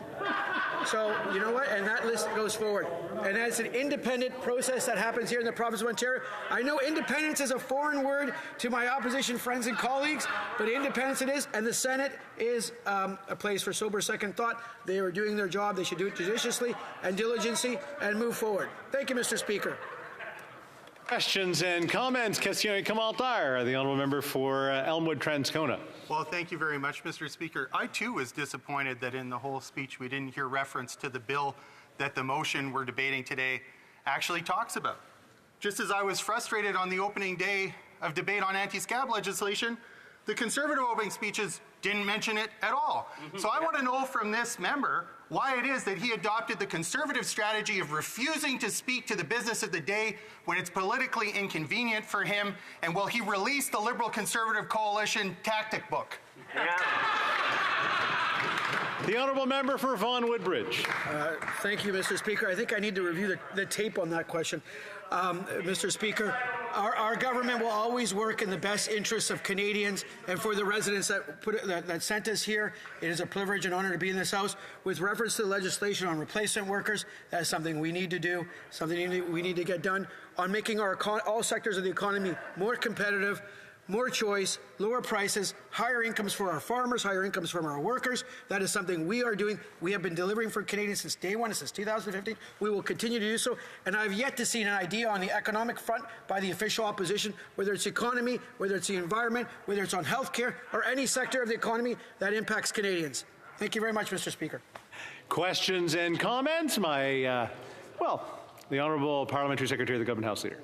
Mr. Speaker, in a very real way, it's about the price on pollution, and I'm wondering if my colleague can provide his thoughts in regards to how the Conservative Party, under the current leadership, is so anti-price on pollution that they have even voted against the Canada-Ukraine trade agreement, given his highlight of the importance of the Canadian economy. The honourable member for Vaughan Woodbridge. As someone who believes in free trade, as someone who believes in trade agreements, whether it's CETA, whether it's CUSMA, CPTPP, whether it's the Canada-South Korea Free Trade Agreement, which was negotiated by the other side, if I remember correctly, the Canada-Ukraine Free Trade Agreement, on principle, we need to support those trade agreements. Whether you agree or disagree on minor details within the agreement, and at this time here, when Russia has invaded Ukraine, it's a moral imperative that every single person in this House votes, and in past tense, should have voted for that agreement. Fait accompli, Mr. Speaker. There's no argument on that front. It's silly to be. There are Ukrainian soldiers on the front lines fighting for freedom and democracy, and there's a debate in this House of whether we should support a free trade agreement or not. Mr. Speaker, it's a moral imperative for us as MPs, as a democratic country, to stand with democracies all over the world, including Ukraine. And it's a shame that some members in this House did not do that. And they should answer to their residents and their constituents for that. Mr. Speaker, thank you. Questions and comments? A few seconds. The honourable member Selkirk Interlake Eastman. Well, Mr. Speaker, as someone that's proud of my Ukrainian heritage, I am disgusted by that tirade right now by that member. And I can just say this, that he's sitting here defending putting more taxes on our farmers, creating more food insecurity at a time when we have record numbers of people lining up at food banks across this country. Does this member not realize that the food insecurity he's creating here in Canada is the very same food insecurity that he's aligned with Putin in Ukraine? The honourable member for Vaughan Woodbridge. Mr. Speaker, I will just say I have the utmost respect for that member of Parliament, and I know his pride in his heritage. I know he supports Ukraine in its fight for and against Putin with every inch and every ounce in his body. So I will say that. I'll take the high road to that honourable member, so I will leave it with that. What I will say on food security and food affordability, we know that's an issue. We know our farmers are the front line, and we know our farmers are being impacted by climate change, something that folks should think about when we adopt policies. But, Mr. Speaker, thank you very much. Reprise du débat, continuing debate. The honourable member for Stephenson, Richmond East. Thank you, Mr. Speaker. Stephenson, Richmond East. As the opposition is aware, Canadians across the country are facing more and more dramatic impacts from climate change, and farmers are on the front line of all these challenges, dealing with droughts, intense rainfalls, and flooding and wildfires, which is very evident in my home province of British Columbia. At the same time, Canadians are struggling with sharp increases in the cost of living across the board. They have charged all of us to take serious action on both of these issues. I'm here to tell you today that we can take and are taking action on both of these challenges. As you know, our government has put in place a comprehensive emissions reduction plan, the most comprehensive national climate plan ever implemented. And I can tell you that every measure in this plan is designed with three goals in mind: reducing carbon pollution to stop climate change, growing our economy and positioning Canada to be a leader on the clean technologies of the near future, and keeping life affordable for all Canadians. A recent example of this is the new supports we put in place for moving from highly polluting oil, heating to clean and efficient cold climate adapted heat pumps, as well as the many other programs we've already have in place. These are exciting programs that are making a real difference for households across the country, in particular low and medium income households. I'd like to take a few minutes to focus on carbon pollution pricing and how it has been systematically designed to keep life affordable for Canadians. Putting a price on carbon pollution has been a pillar of our climate policy since 2019. It sends a signal across the market that gives flexibility for households, businesses, and organizations to choose when and how they will reduce pollution. This flexibility is the key to how pricing seeks out the lowest cost, most effective ways to reduce pollution. It takes advantage of the collective intelligence of Canadians and Canadian businesses, making thousands of individual decisions each day based on the information that only they may have about the costs and benefits involved in their specific case. That's the power of market-based policies, and that's why economists across the world agree that carbon pollution pricing is smart, indeed critical, and a good policy. It is one of the most effective and lowest cost tools we have to reduce emissions. It's also a policy that, as has been said before, has been designed from the ground up to protect our most vulnerable households. We take every dollar paid on pollution and return it to Canadians in the province or territory it was collected. Where the federal fuel charge is in place and the federal government returns the proceeds directly, provinces like Alberta, Saskatchewan, Manitoba, Ontario, New Brunswick, Nova Scotia, PEI, Newfoundland, and Labrador. We return about 90% to households via quarterly climate action incentive payments. And because the climate action incentive is a flat amount based on the number of people in a household, these payments don't affect the powerful incentive of carbon pricing to encourage Canadians to choose cleaner alternatives. But what the payments do is protect the affordability of daily life. More than 8 out of 10 households get back more than they pay on average. And lower income households benefit even more. Where proceeds go back to governments, Yukon and Nunavut, they have their own programs that use the proceeds to protect against affordability impacts. We have demonstrated that we can take action on climate change and help keep life affordable, Mr. Speaker. Our approach also takes the realities of rural living into account. Every rural and remote resident gets a 10% top-up to their climate action incentive payment, and now we've announced this will double to become a 20% top-up.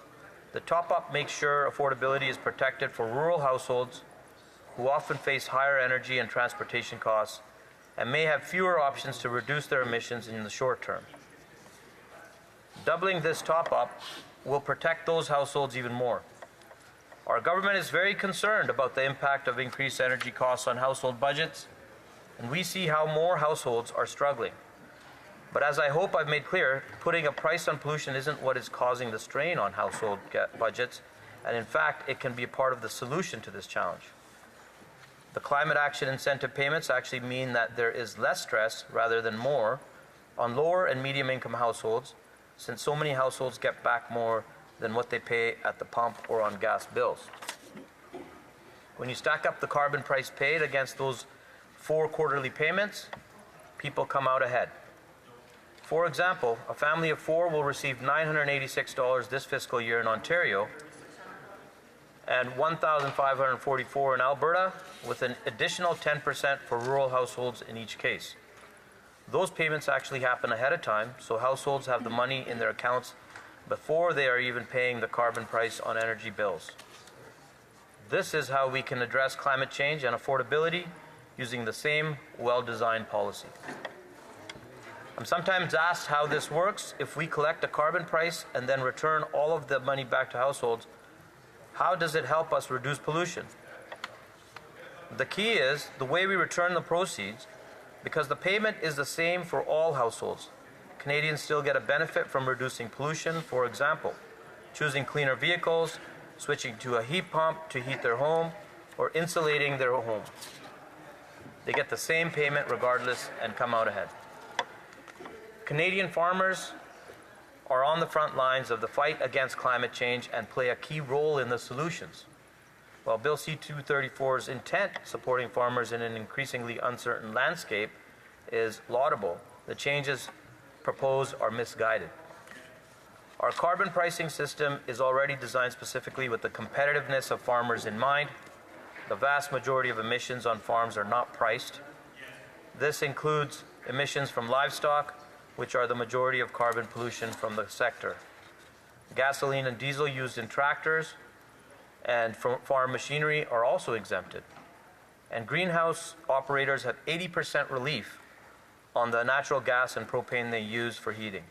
And importantly, we have addressed the concerns raised by the sponsors of the C-234 by putting a refundable tax credit in place to address cost impacts from natural gas and propane use by other farmers. Beyond this, farmers can also earn revenue from reducing emissions under provincial and federal offset system, and all of this is before considering the many funding programs also available for farmers who are taking action to reduce emissions. We remain committed to helping our farmers meet the world's need for food while safeguarding resources for future generations. Carbon pricing is an important policy, but it is also one of a whole suite of complementary policies we have put in place to address climate change. Some policies deal with specific sources of pollution, like the historic phase-out of coal-fired power generation. Other policies work to accelerate innovation by funding research, development, and deployment of new, cleaner technologies, seizing the opportunity of the clean energy transition and protecting our children and grandchildren against the ravages of climate change requires an all-hands-on-deck approach. These initiatives work hand in hand with our efforts to deal with the affordability crisis. Just like addressing climate change, keeping life affordable means taking comprehensive action. Our affordability plan has given Canadians $12.1 billion in new supports to help make life more affordable. From Canada Workers' Benefit in 2022 to our increase of the old age security pension to support for affordable daycare and lowering the cost of going to the dentist for lower income households, we are helping Canadians with concrete steps.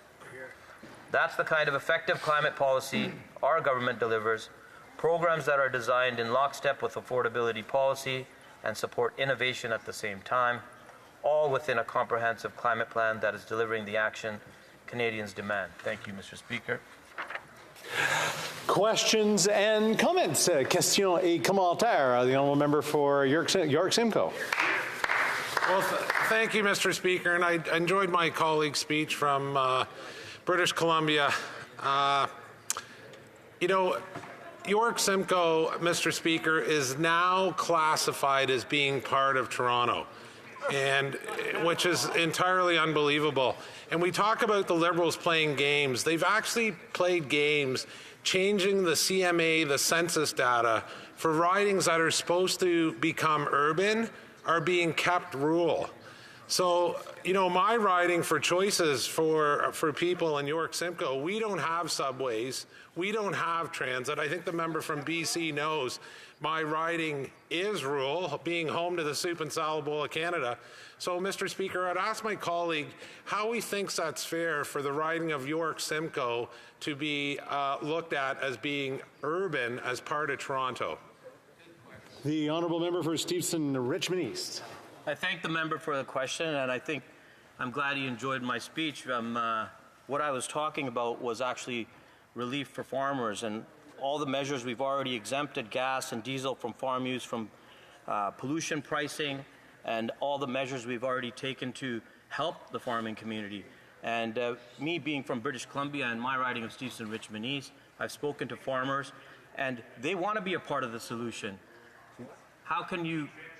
They're blueberry farmers, cranberry farmers, and a lot of their farms have gone underwater. So, you know, they want to be a part of this solution, and the impact on drought and all of those other issues that climate change and climate events have taken upon their farms. They believe in this policy. Questions and comments? The honourable member for Timmins James Bay. Thank you, Mr. Speaker. The concern I have with the Liberals is that they talk about this climate vision, but they've missed every single target they've ever promised. Yeah. We see the Conservatives who are dead set against investment in EV technology. They ridicule the investments in the battery plants. But for the Liberals, they're putting billions into them, but they don't have a plan for the supply chain for critical minerals. We have mineral deposits, Thompson, Manitoba, Northern Ontario, that could supply the EV technology that's needed, but without a coherent plan on tax credits, a coherent plan from this government, an all-of-government approach, we're going to end up seeing the United States using our metals while we're importing metals from China, Congo, and Indonesia. This has been raised to the finance minister again and again, but we do not see any coherent strategy from the Liberals in comparison to Biden's IRA that is creating billions in opportunities. Why is this government making promises but not having a coherent plan to actually follow through? Good question. Yellow member Stevenson, Richmond East. I welcome the member's question, but I'm a little bit confused by the thought of incoherence. I mean, if you look at our investments made in the National Supply Chain Corridor alone, we are looking at solutions for those issues. So I'm a little bit confused by the question. Comments of the Honourable Pickering Uxbridge. Thank you, Mr. Speaker, and I thank my honourable colleague for his speech. Part of the debate here today and the motion on hand is the Conservatives trying to have the House dictate to the Senate what bills they should pass.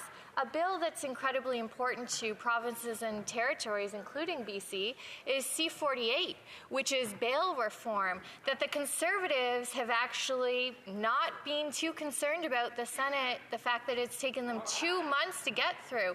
Could the member, my honourable colleague, maybe speak to the fact that Conservative gains in the Senate is stopping the passage of crucial legislation that provinces like British Columbia have asked our government to implement? The honourable member for Stevenson, Richmond East. I welcome that question, and I think that every member in this House, from across all aisles, are getting a little bit tired of some of the procedural games that are taking place not only here in this House but outside in our committees. And if we look at the collaboration needed to move this country forward, we're not really seeing these things being met when it comes to the work that we are expected to do by our constituents. So I think that we need to take that into consideration, and I welcome collaboration when I do my work, and that's expected of me when I'm working with all levels of government, including the members of the province of British Columbia and the city of Richmond.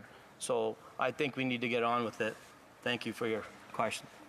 Resuming debate, reprise de débat, the honourable member for Regina Louvain. Thank you very much, Mr. Speaker, and it's a pleasure that I join in this debate today on Bill 234, the Carbon Tax exemption for on-farm heating of buildings and grain drying and irrigation, but also talking about the role of the Senate in parliamentary democracy in a two-house system, Mr. Speaker. And first and foremost, to put it on the record, my civics is a little rusty, but I do remember the Senate doesn't have any ability of taxation because they're unelected. So in my memory, anyways, I cannot remember where the Senate has held up a taxation bill. I know my colleague from BC brought up a few bills, but they weren't taxation bills, I believe, Mr. Speaker. So first and foremost, we have to realize that what the Senate is doing right now is actually not even within their purview. They have no power of taxation because as appointed senators, they are accountable to their constituents, which you get elected every 4 years. So one of the main points of democracy is taxation with representation. The Senate does not have the authority to hold up a taxation bill. So to get that on the record, Mr. Speaker, right away, because that is the crux of the argument today is the Senate doing what they are actually allowed to do? And Mr. Speaker, the other discussion we would need to have is how important and how quickly should we pass Bill 234? My colleague, the MP from Huron Bruce, has put on the record he's the member that brought forward the private members bill, the Conservative member, and I'm very proud that I was on the Agriculture Standing Committee that talked about this bill, and we had support from the committee to pass it on to the House for third reading. And the opposition came together and did vote in favor. A majority of people across the country, along with 3 Liberals, I won't forget that, Mr. Speaker, voted to move this bill forward on third reading because they knew it was important to Canadian farmers, Mr. Speaker, and that's what this comes down to. Canadian farmers, and our leader put it very succinctly, one of his constituents is paying $10,000 a month in carbon tax, Mr. Speaker. How do you expect anyone to run a business when you have $10,000? Mr. Speaker, you have to pay to the federal government on a policy, on a taxation policy, that doesn't work to what it's supposed to do. Mr. Speaker, I'm also very happy that I will be sharing my time with the brilliant member from Lethbridge. I'll be splitting my time with the member from Lethbridge. But back to $10,000 in a month on a carbon tax, Mr. Speaker. No business can eat that kind of bill. But do you know what happens when that gets passed on to the farmer? You see, Mr. Speaker, when you tax the farmer that produces the food and you tax the trucker that ships the food, you tax every Canadian that goes to the grocery store. You see, the fallacy that the Liberals bring forward in the NDP is that this is a rural and remote issue, hence the carve-out for political reasons in the Maritimes. This is not a rural issue. It's not an urban issue. If you go to the grocery store to buy food for your family, this affects you each and every time. And that's what we're trying to do in the House today, is make the upper chamber realize again, because we have passed this bill, that this is an important bill to fight the ever-increasing cost of grocery prices across our country.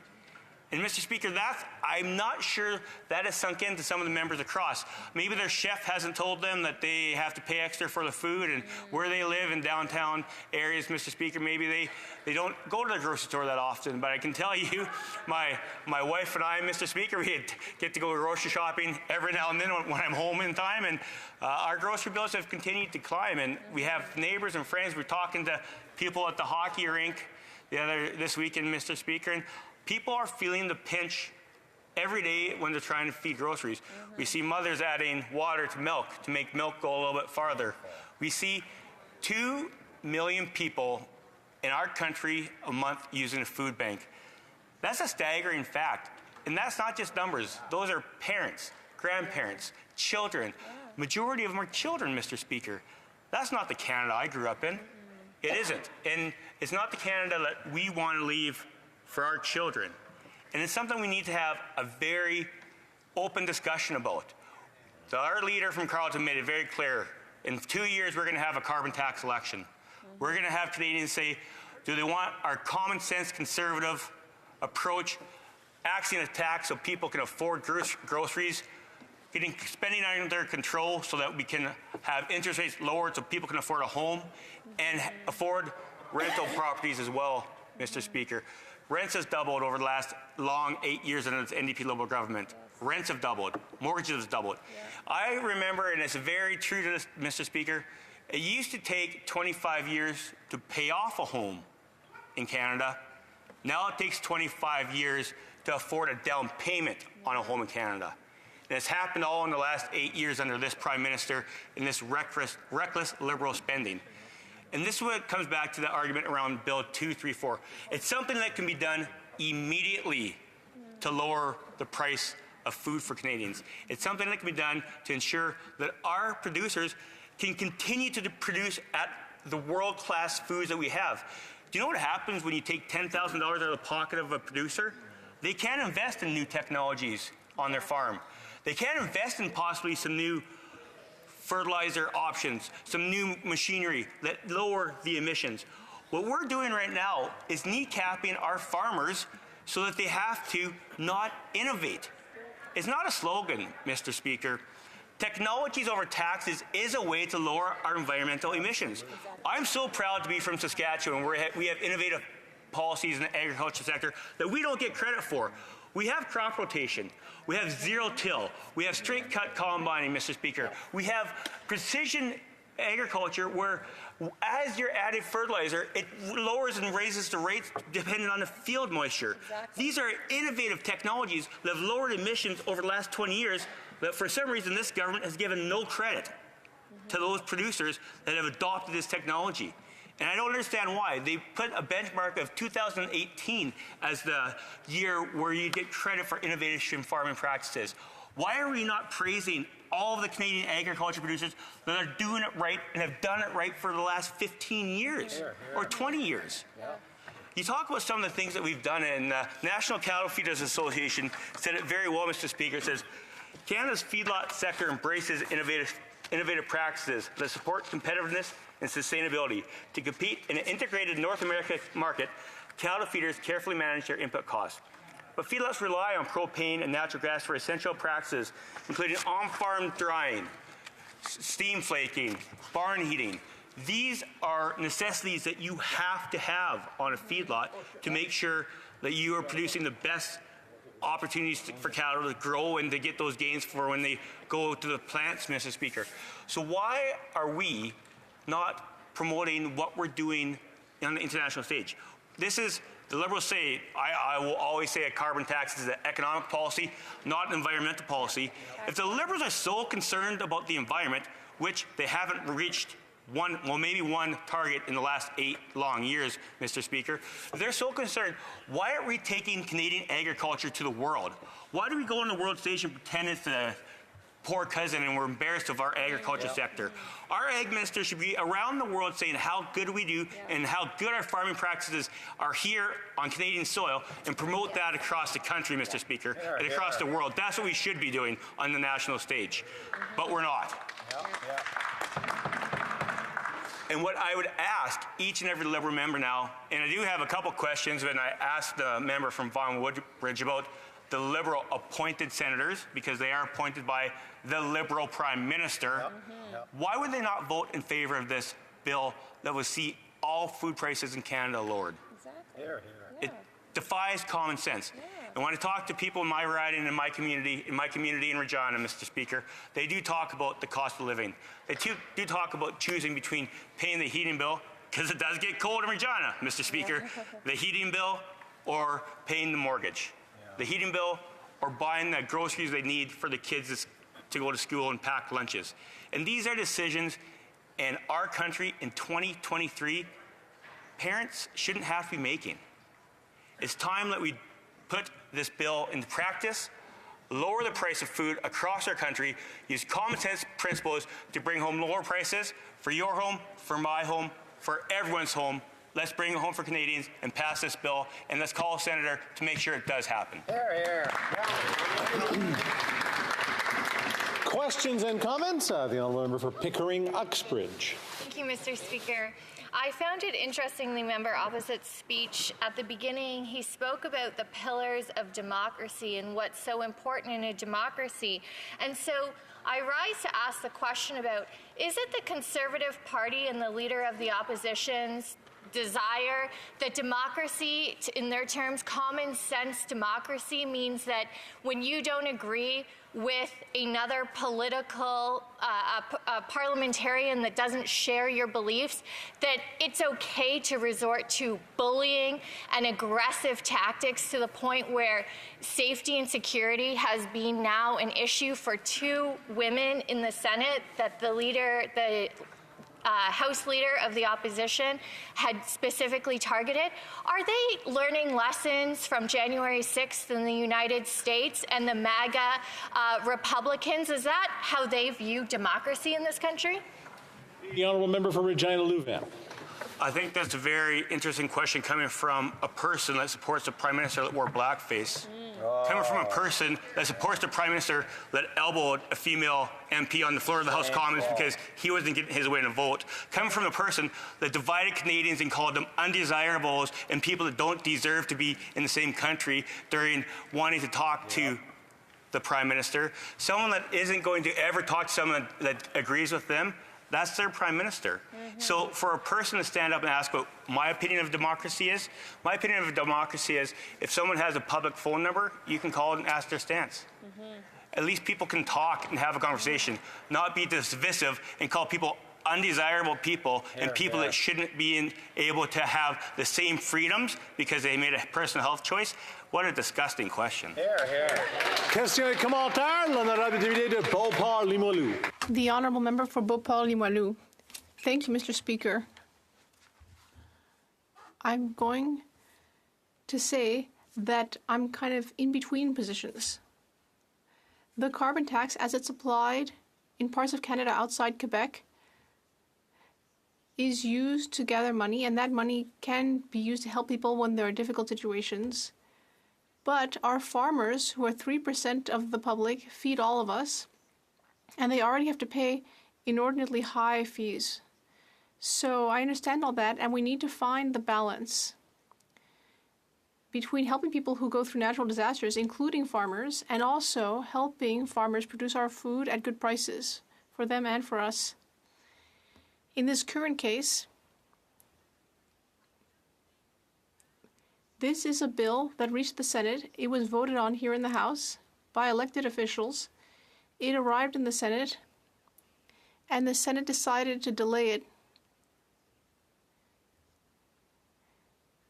Whereas senators are unelected, and they do not really represent the people of Canada and Quebec. I'd like to hear from my colleague on this topic. Should the Senate be elected in future instead of being partisanly appointed? Ben. Well, the simple answer is some senators are elected. Alberta has elections for the senators already, but this prime minister just won't elect or appoint the senators that have already been elected by the people of Alberta, which is another way he thumbs his nose at democracy. But to her point, I agree. 3% of Canadians are farmers, but they help feed Canada and the world, and they deserve this carbon tax exemption because it will help them innovate on their farms. And one thing that I will always believe, Mr. Speaker, is that $1 in the pocket of someone that earned it is always worth more than $1 in the government coffers that had to take it from that person or company in the first place. In comments, the honourable member for Cowichan-Malahat-Langford. Well, thank you, Mr. Speaker, and I'd like to thank my colleague, member of the House of Commons Agriculture Committee. And, you know, I will be supporting this motion because it's consistent with my third reading vote on Bill C-234. But the question that I have, Mr. Speaker, is that, you know, what the Conservatives are complaining about today is precisely the same behavior they have used in previous parliaments. So they have used their Conservative senators to upend private members' bills in previous parliaments. And my question through you, Mr. Speaker, is how can we take this party seriously when they're calling out behavior that they are guilty of in many occurrences in the past? The honourable member for Regina Louvain. So as he is a member of the NDP Liberal Coalition, I'm sure we wouldn't want to cast the sins of the father onto the son. As his leader, he wouldn't want that to happen. So I was not around when this supposedly took place, Mr. Speaker, but I do appreciate the support of this motion. This member is an honourable member of the Agriculture Committee, and I appreciate him being consistent in his application of his vote from third reading to this motion, so I thank him for that. Reprise du débat, continuing debate. The honourable member for Lethbridge. Thank you, Mr. Speaker. Sorry, there seems to be a problem. Did you want to attend to that? No? I just want to make sure, as we get close to a question period and statements by members, that we all keep our comments quietly and down and be able to get through the orders of the day so that we can continue along. The honourable member for Lethbridge. The reason I'm standing today is because last week we had the opportunity to debate a common sense Conservative bill that would remove the carbon tax from all farm fuel.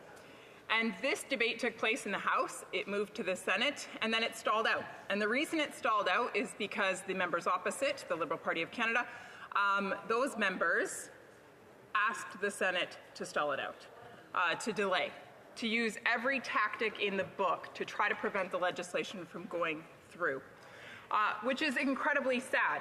What it means then is that farmers wouldn't benefit from a carbon tax being taken off of things such as drying grain or harvesting their fields, or heating their barns, which are just the common functions of being a farmer, being someone who produces food in this community. I am here to advocate for those individuals who produce our food, but I am also here to advocate for Canadians at large, those who buy food. When I was first elected, which is about 8 years ago now, I came into this place, and shortly thereafter I had a conversation with a member opposite. And this member took an interest in my riding, which of course is Lethbridge, Alberta.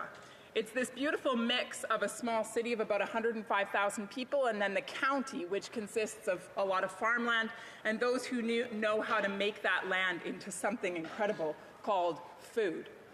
And when this member was asking me questions about my riding, he said to me, well, that farmland that you have, they're just growing for fuel, right?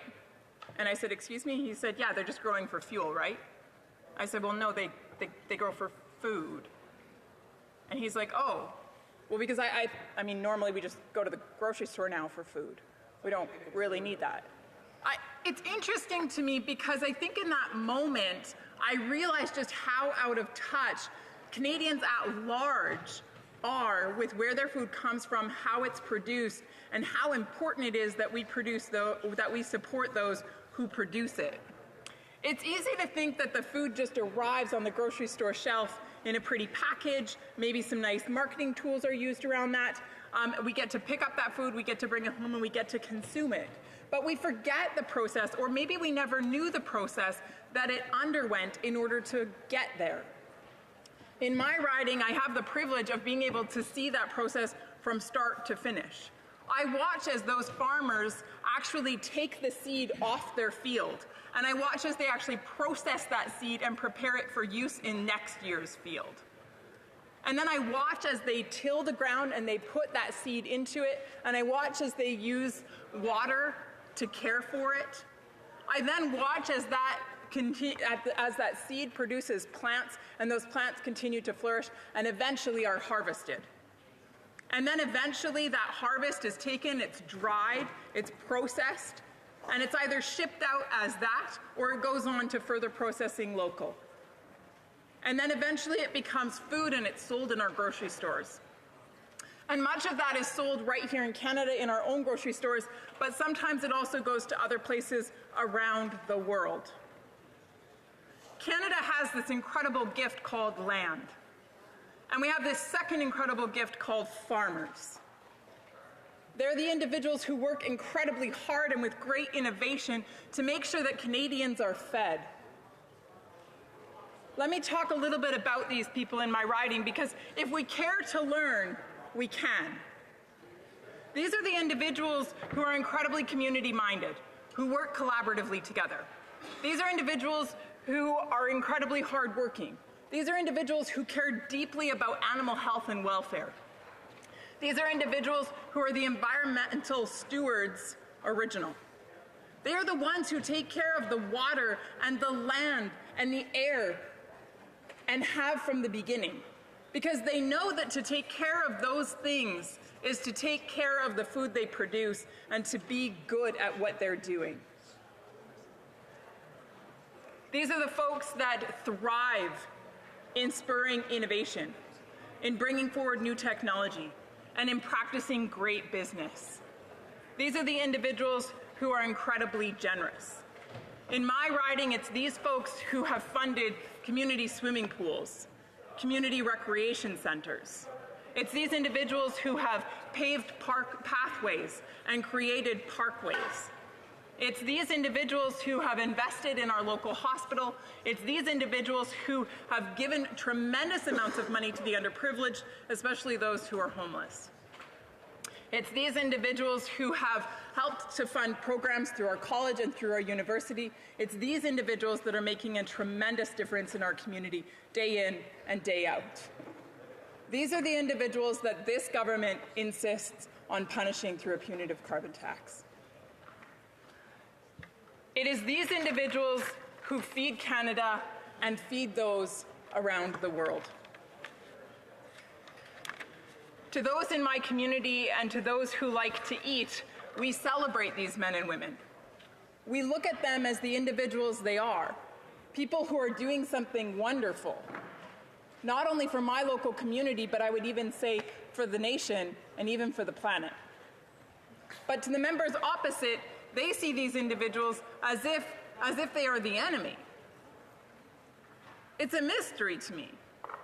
It's a mystery to me. Again, we're talking about women and men who are caring for us not only by producing food, but they're actually taking care of the environment by sequestering carbon, by making sure the soil health is good, by making sure the air quality is excellent, by making sure water is stewarded. But these are the folks who get zero credit for those actions and instead are frowned upon for what they do and how tremendously, wonderfully they contribute to society.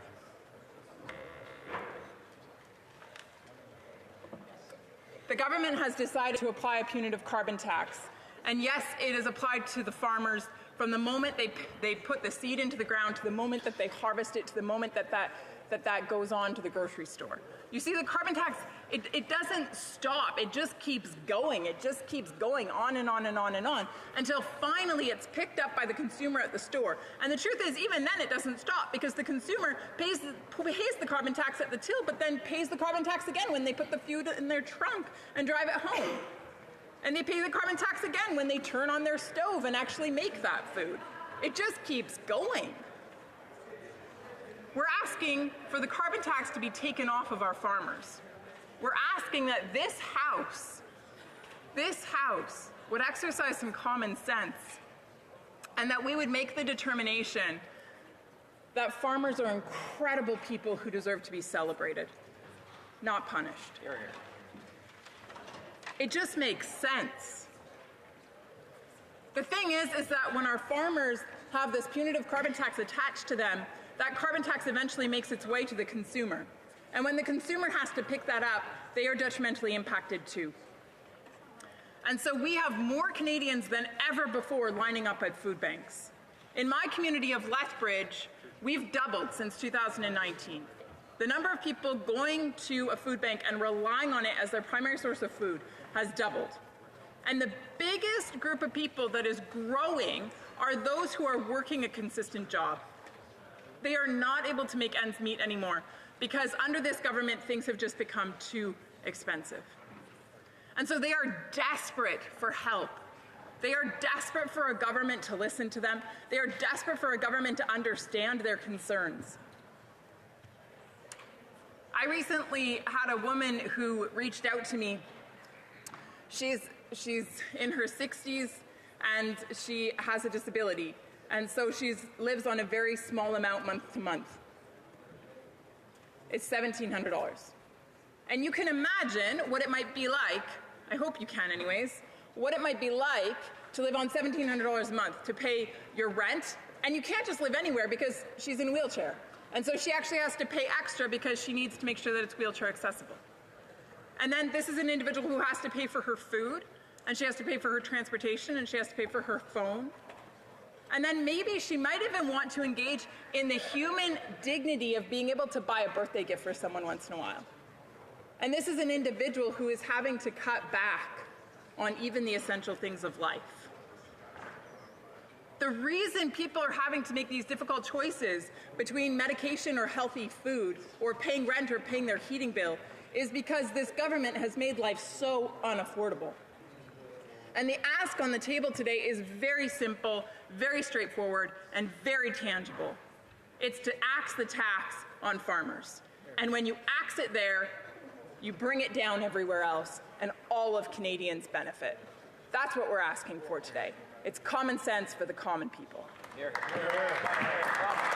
Questions and comments? Question commentaire. The honourable member for Winnipeg South Centre.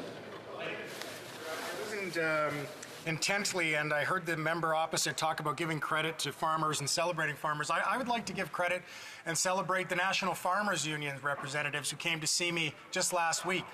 And I had a wonderful conversation with them, farmers from New Brunswick, from Ontario, from Saskatchewan, Alberta, and Manitoba, who asked the government to continue moving forward with a price on pollution. Now, the last time I checked, they were farmers like any others. Could the member opposite please comment on whether or not she would join me in celebrating and giving credit to those representatives from the National Farmers Union? Thank you, Mr. Speaker. The honourable member for Lethbridge. I think for the sake of the farmers that pay into that union, I would ask that member to table the document that professes what he says it professes. Because I am doubtful that it exists. I am doubtful that it exists. Living in a farming community, I have not had one single person come to me and say that they want the carbon tax to stay. And so again, my request would be simple through you, Mr. Speaker. I would just ask the member to table the document, and then I would be happy to concede. Questions and comments? Question commentaire. L'honorable député de Jonquière. The honourable member for Jonquière. Thank you, Mr. Speaker. I am always rather surprised to see everything brought back to the carbon tax. The Ukraine conflict, the carbon tax. And now, issues faced by farmers, the carbon tax again. So really, this conservative common sense always seems to come back to axing the tax, even though it doesn't apply in Quebec. It seems to be that the only thing the Conservatives have to offer over the last 18 months is axing the tax. So I have a simple question. If, as my colleague says, she wants to support farmers, we have an excellent bill. We have the bill on supply management, which is also held up in the Senate. If the Conservatives really want to help farmers, why aren't they doing more on Bill C-282? Bridge. With all due respect, I think that's the difference between that member and myself. I exist here as a member who belongs to the Conservative Party of Canada, and he exists here as a member that belongs to the Bloc. I exist here to defend all of Canada. He exists here to defend Quebec. And so my picture of a wholesome, united Canada includes Quebec and all other provinces and territories. And so when I stand in this place, that's what I contend for. I contend for all people everywhere across this country. Question et commentaire. Questions and comments. The honourable member for Cowichan, Malahat, Langford. Thank you, Mr. Speaker. I'd like to correct the member. Today's debate is not about the carbon tax. Today's debate is about a motion to send a message to the Senate. Now, we're getting this motion from a party that is the party of the Nigel Wright and Mike Duffy scandal. This is the party that has appointed failed candidates and party operatives to its ranks. This is a party that has used its senators to block legislation. And now that the shoe is on the other foot, how in the world can we take the Conservatives seriously when they are guilty of such rank hypocrisy? We can't! We can't! The honourable member for Lethbridge.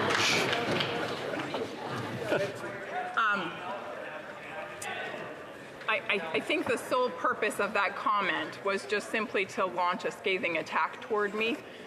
And so I'll allow the member to do that. Of course, it's his prerogative to use his time in that way. I don't know that I have a response to it, though. Questions and comments? Question commentaire. The honourable member for Sarnia-Lambton.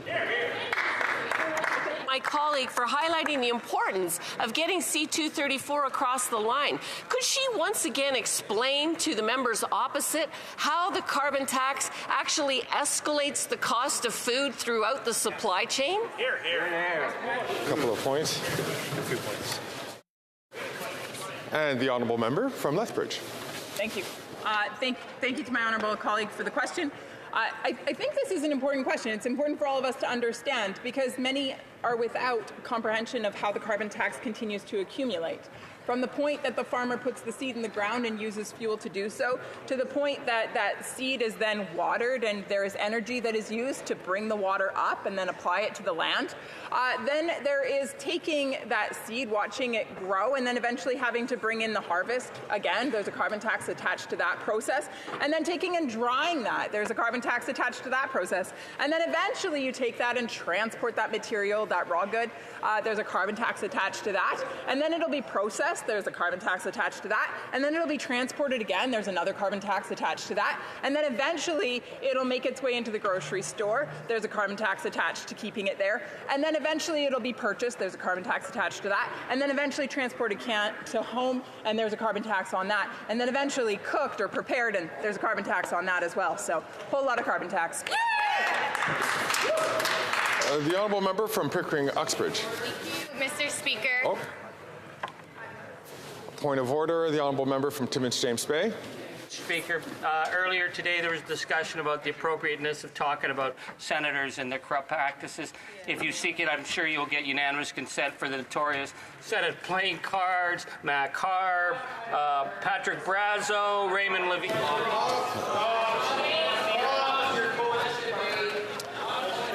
This is into debate. The honourable member from Pickering-Uxbridge. Mr. Speaker, I'm curious. The member opposite had spoken about how important it is to send a message to the Senate. But where was she to send that message when the Senate was blocking legislation for judges to be trained in sexual assault cases? Exactly. Will the member opposite stand up and explain why she didn't stand up for women? Unfortunately, we've run out of time for responses. Statements by members. Déclaration de député. L'honorable député. The honourable member for Ottawa-Vanier. Thank you, Mr. Speaker. Throughout the month of November, we celebrate Lebanese heritage, thanks to the member for Halifax West and her bill. Ottawa-Vanier has a strong Lebanese diaspora, and their dynamism is an integral part of our rich cultural mosaic, whether through gatherings at the annual Lebanese Festival at the Saint Charbel Maronite Church or the Melkite Catholic Church of St. Peter and St. Paul. This community is vibrant and selfless. Their contributions, past and present, continue to make our national capital region and our country more diverse, prosperous, and inclusive. For generations, their expertise has touched every area of our society, from the performing arts, entrepreneurship and business, culinary arts, science, and medicine.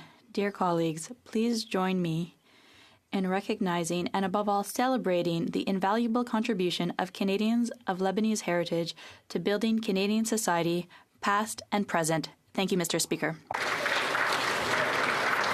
The honourable member from Brantford-Brant. Mr. Speaker, Indigenous peoples in urban areas cannot afford to wait any longer for transitional housing. In my riding of Brantford-Brant, 28 Indigenous women have gone missing, 13 have been killed, 3 of whom were pregnant. They were left on the streets, living in encampments or abusive environments. The demand for housing for urban Indigenous people in Brantford-Brant and across this country has reached a crisis. And this will continue to compound by the lack of second-stage housing for women and girls and two-spirited Indigenous peoples.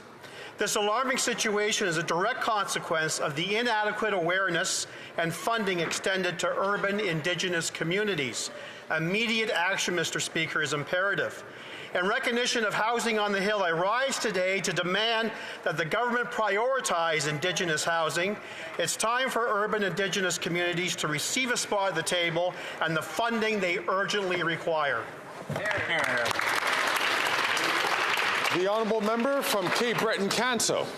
Thank you, Mr. Speaker. On this past November 11th, I attended a Remembrance Day ceremony in Glace Bay, Nova Scotia, within my riding of Cape Breton-Canso and my hometown. Each year, this annual ceremony at the Savoy Theatre is a solemn and meaningful event, but this year we had the privilege of welcoming a few guests. Mr. Speaker, my constituents were thrilled to welcome the crew of His Majesty's Canadian ship Glace Bay to the town of Glace Bay, for which it is named. These brave soldiers took the time to be with our community on a day which commemorates the services of all Canadian personnel. Mr. Speaker, it was certainly a matter of pride to meet the ship that represents our community on operations both domestic and abroad. And I extend my heartfelt thanks to Lieutenant Commander Paul Morrison and his crew for accepting the hospitality of the people of Glace Bay. We wish you fair winds and following seas.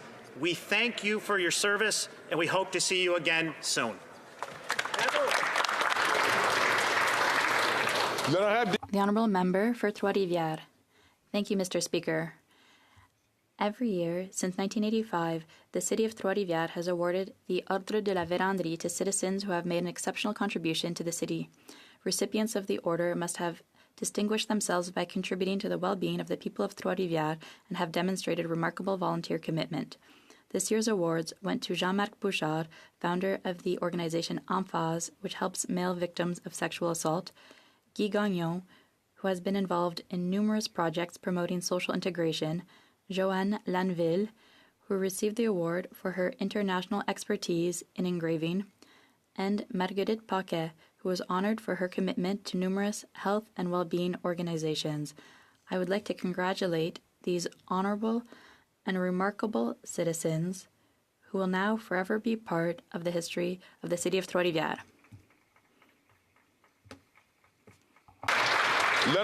The Honourable Member for Bourassa. Mr. Speaker, I'm making this statement today to congratulate the students of Jean Nicolet Elementary School in the riding of Bourassa. Year after year, for the past 14 years, teacher Caroline Francois with the school administration has been introducing her students to good governance and democratic life by simulating an election campaign. For the 9th consecutive year, I had the privilege of swearing in the government of Class 321, made up of Brian Daniel Lafortune, Prime Minister, Eve Bergeron, Deputy Prime Minister, Esther Charles, Minister of Justice, Marshall Fils-Aimé, Minister of the Environment, Ryan Fatimi, Minister of Sports and Recreation, Adèle Badri, Minister of Communication and IT, and Hedley Wiggins-Louisin, Minister of the Public Service and Auditor General. Dear colleagues, please join me in congratulating these young apprentice parliamentarians. The honourable member from Charleswood, St. James, Assiniboia, Headingley. Last week, I was in Israel to show solidarity with our friend and ally. I will never forget seeing burned and shot up homes where ordinary people had their lives stolen by barbaric terrorists. One man told me that while he hid with his daughters, Hamas terrorists murdered his parents. A mother told me about her daughter being abducted and the anguish of not knowing her fate. Here at home, another battle is raging. Canadians are shocked by public displays of anti-Semitism across the country. I'm appalled seeing people tear down posters of hostages. What kind of person tears down a poster of a kidnapped baby? There is no place in Canada for targeting Jewish-owned businesses or for shooting up Jewish schools. There is no place for Jewish students to feel unsafe because of who they are. There is no place for anti-Semitism. I call on all members of this House to show solidarity with our friend, the only democracy in the Middle East, the State of Israel. Only when Hamas is defeated can peace be within reach. Yeah.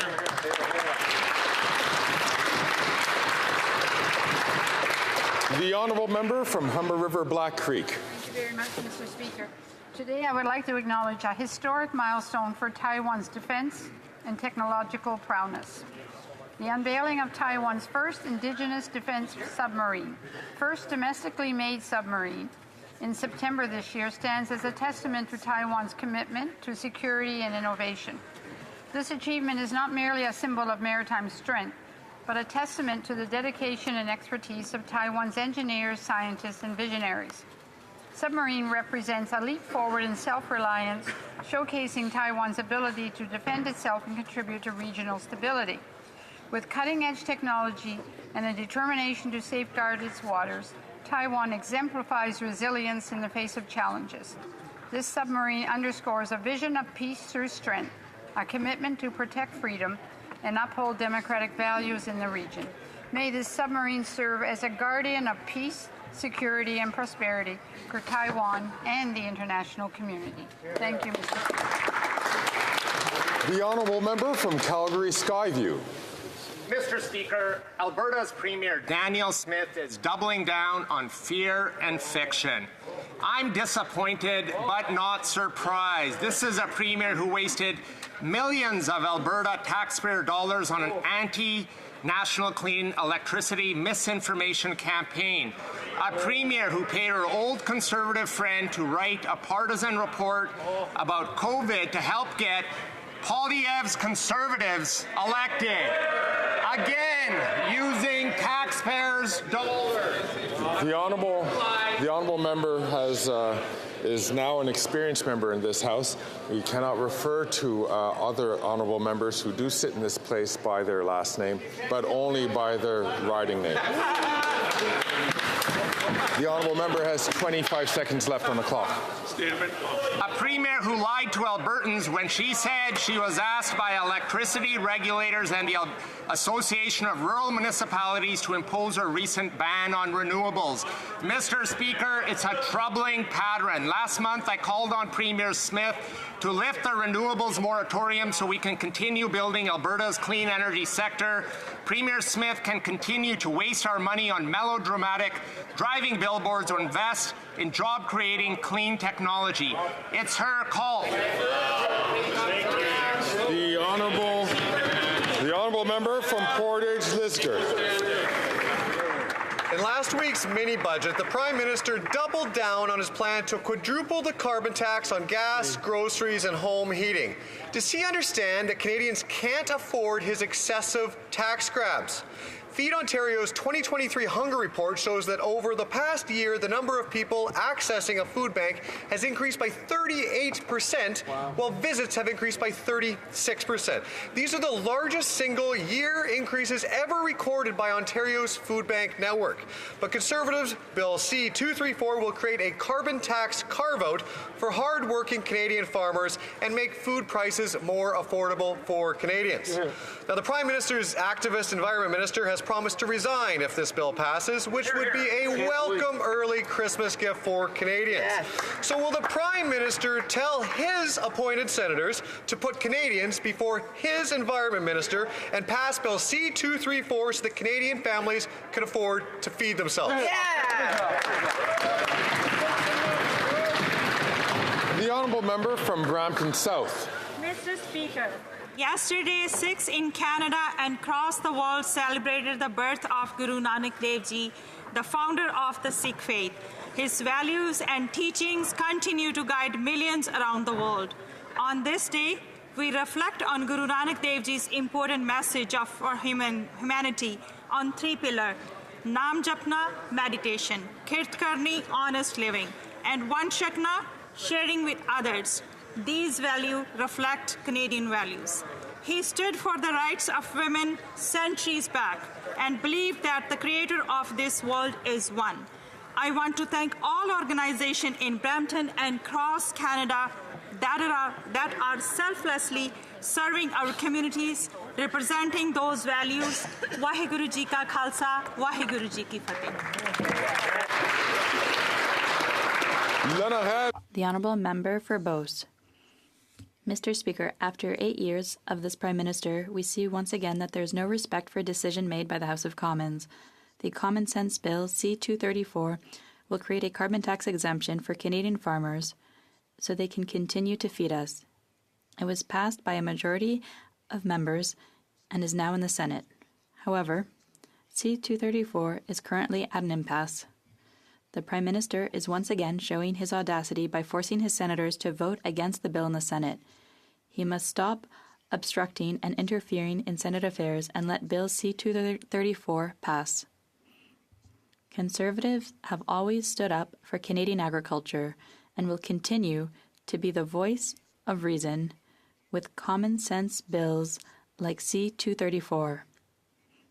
It's time to pass this bill in the Senate so that farmers can feed our families and Canadian agriculture can once again become the economic engine we need. Thank you, Mr. Speaker. The honourable member from Yellowhead. Mr. Speaker, after 8 years of this Prime Minister, Canadians are struggling to afford food. The Prime Minister's mini budget shows no relief. Instead, the NDP Liberal government is committed to quadrupling the carbon tax on gas, groceries, and heating. As Canadians battle the rising cost of living, food banks face record demands. In Ontario alone, over 800,000 people access the food bank, a 38% increase from the year before and the largest increase ever recorded by Ontario's food bank network. Conservative Bill C-234 proposes a carbon tax carve-out for farmers. This measure will directly reduce food prices. The Environment Minister threatens to resign if C-234 passes. The Prime Minister should instruct his senators to pass this bill. It's a win-win. Canadians get financial relief, and a minister who's in a different reality for struggling Canadians will step down. The government needs to finally help Canadians instead of their tax agenda. The Honourable Member for Sudbury. 2 years ago, the community of Sudbury was stunned by the news that Laurentian University, facing a dire financial crisis, chose to pursue the CCAA process. The result was significant job losses, programming cuts, and far too many students' education placed in jeopardy. These losses represent a generational impact to Sudbury. When meeting with faculty, unions, and members from the community, it was clear we needed to take action to ensure this never happens again, not in Sudbury and not anywhere in Canada.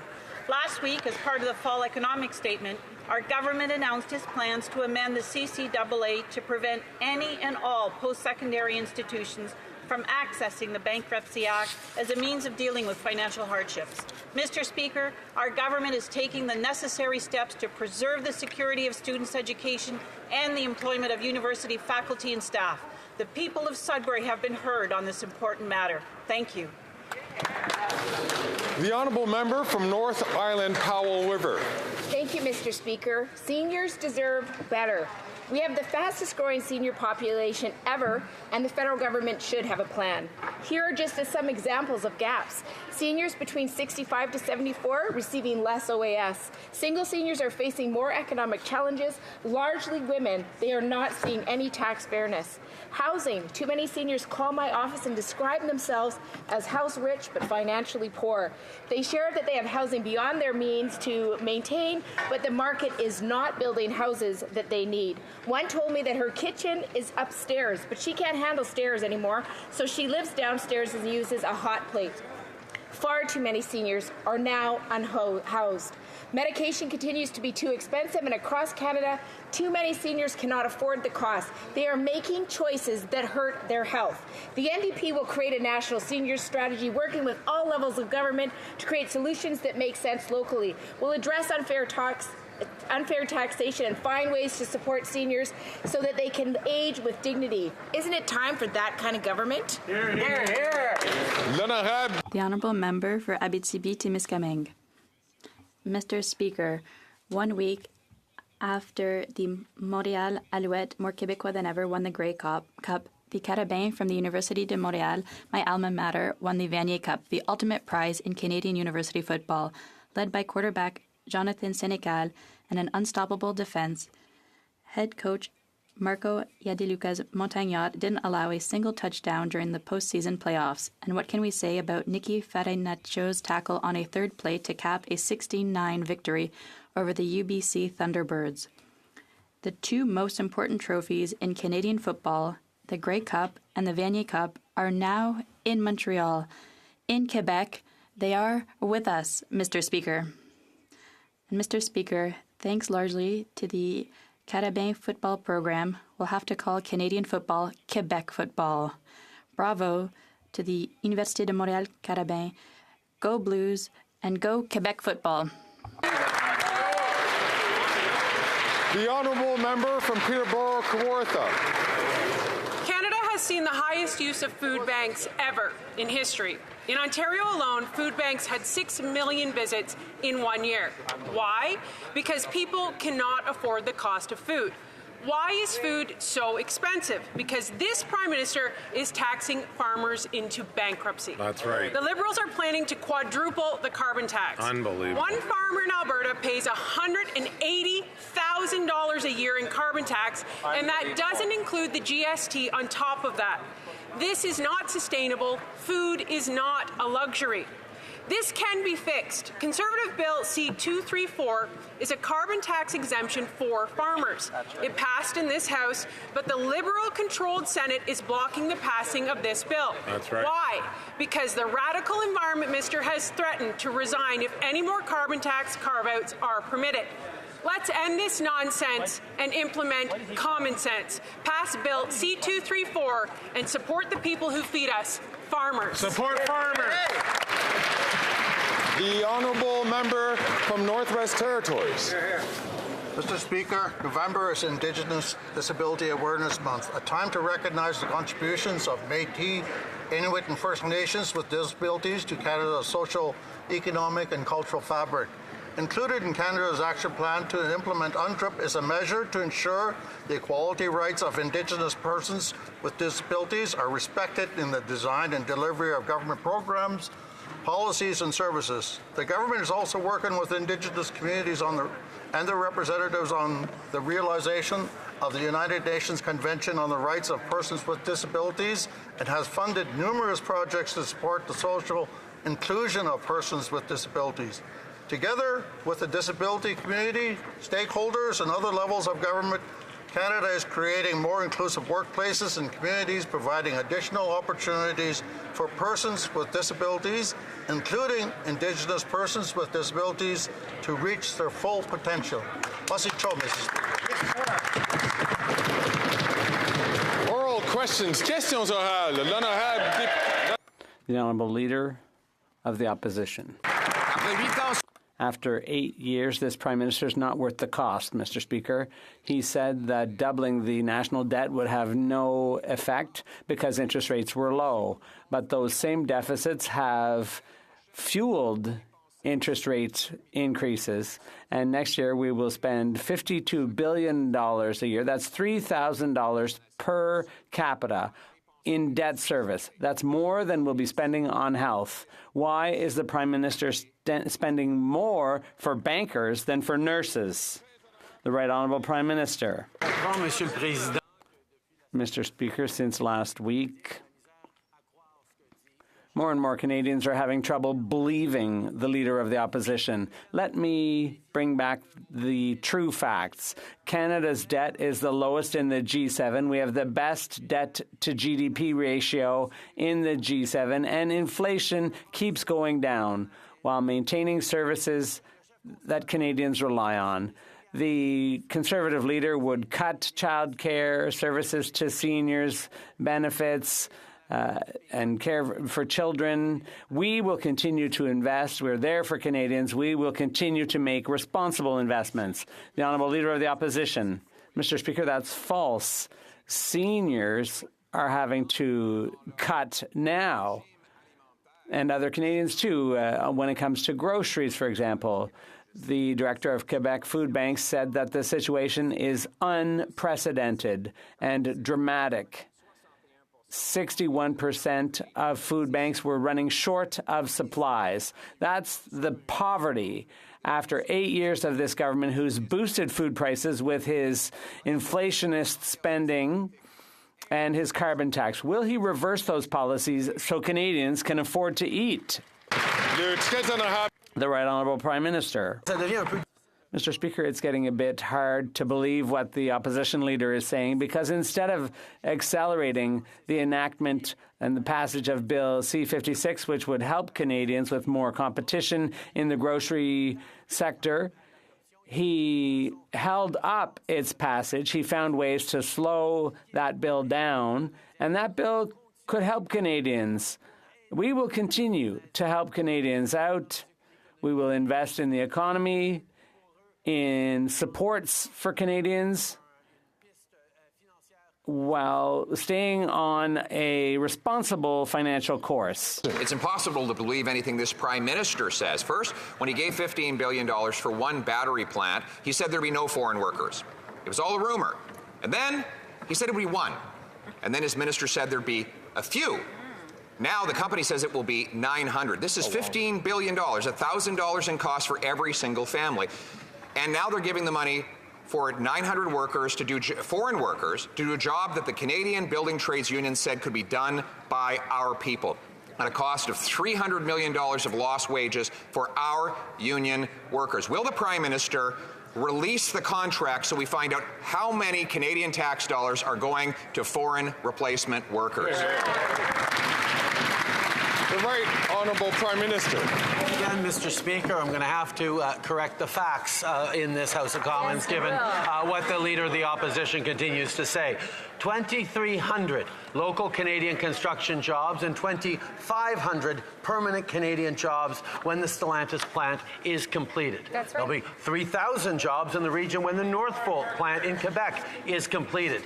You'd think the Leader of the Opposition would support those, but he doesn't. His uncontrollable urge to make everything a partisan issue means he's not supporting the investments that are going to help in Windsor, in St. Thomas, in Quebec, or elsewhere across the country. He wants cuts. We want investments in the future of Canadians. The Honourable Leader of the Opposition. This Prime Minister has forced 7 million Canadians to cut back on their diet to a point where they are no longer healthy. This Prime Minister has forced Canadians to cut their budget for food, and therefore a record-smashing 2 million people are lined up at a food bank every month around corners in ways that we haven't seen since the Great Depression. That's the austerity he's imposed on Canadians. Now he wants to quadruple the carbon tax on the farmers who bring us our food. We have a common-sense Conservative bill, C-234. Will the Prime Minister stop blocking this bill in the Senate, let it pass so that our farmers can produce food and our people can afford to eat it? The Right Honourable Prime Minister. Mr. Speaker, if the Leader of the Opposition actually cared about Canadians being able to afford their food, they wouldn't have dragged their heels on the passage of C-56 that is increasing competition in the grocery sector. But indeed, Mr. Speaker, there are a lot of factors that deliver higher food prices, not just for Canadians, for people around the world. And one of the key ones is Russia's continued illegal invasion of Ukraine, Mr. Speaker. On this side of the House, we can affirm clearly that we will stand with Ukraine with everything necessary for as long as necessary. As we saw last week, no Conservative politician can say the same in this House.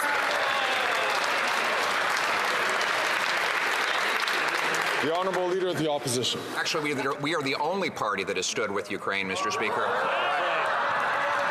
Rather than trying to impose a carbon tax. But, you know, this Prime Minister, I understand what he's doing. He has imposed so much misery here at home, whether by doubling housing costs, forcing people into tent encampments, forcing 2 million people to go to a food bank. These are the problems here at home at the kitchen table. He is so desperate to talk about anything else that he avoids talking about what's happening in our own country.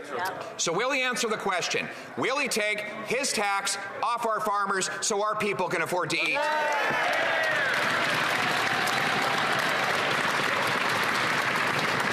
The Right Honourable Prime Minister. Mr. Speaker, the Leader of the Opposition full well knows that 97% of fuel emissions in the agricultural sector, in the farming sector, are already exempt from our price on pollution. But he is so desperate to try and score partisan points that he actually refused to stand in support of something Volodymyr Zelensky asked us for in this House. How is the Leader of the Opposition explaining to Ukrainian Canadians right across the country that he no longer stands with Ukraine on things that they need right now to win this war against Russia?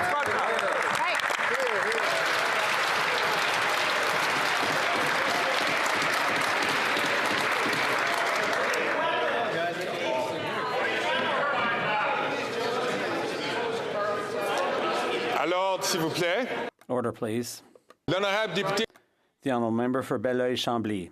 Mr. Speaker, in recent days, we've heard gunshots in Montreal. Glass has been shattered. There's been graffiti, and it's all been directed at the Jewish community.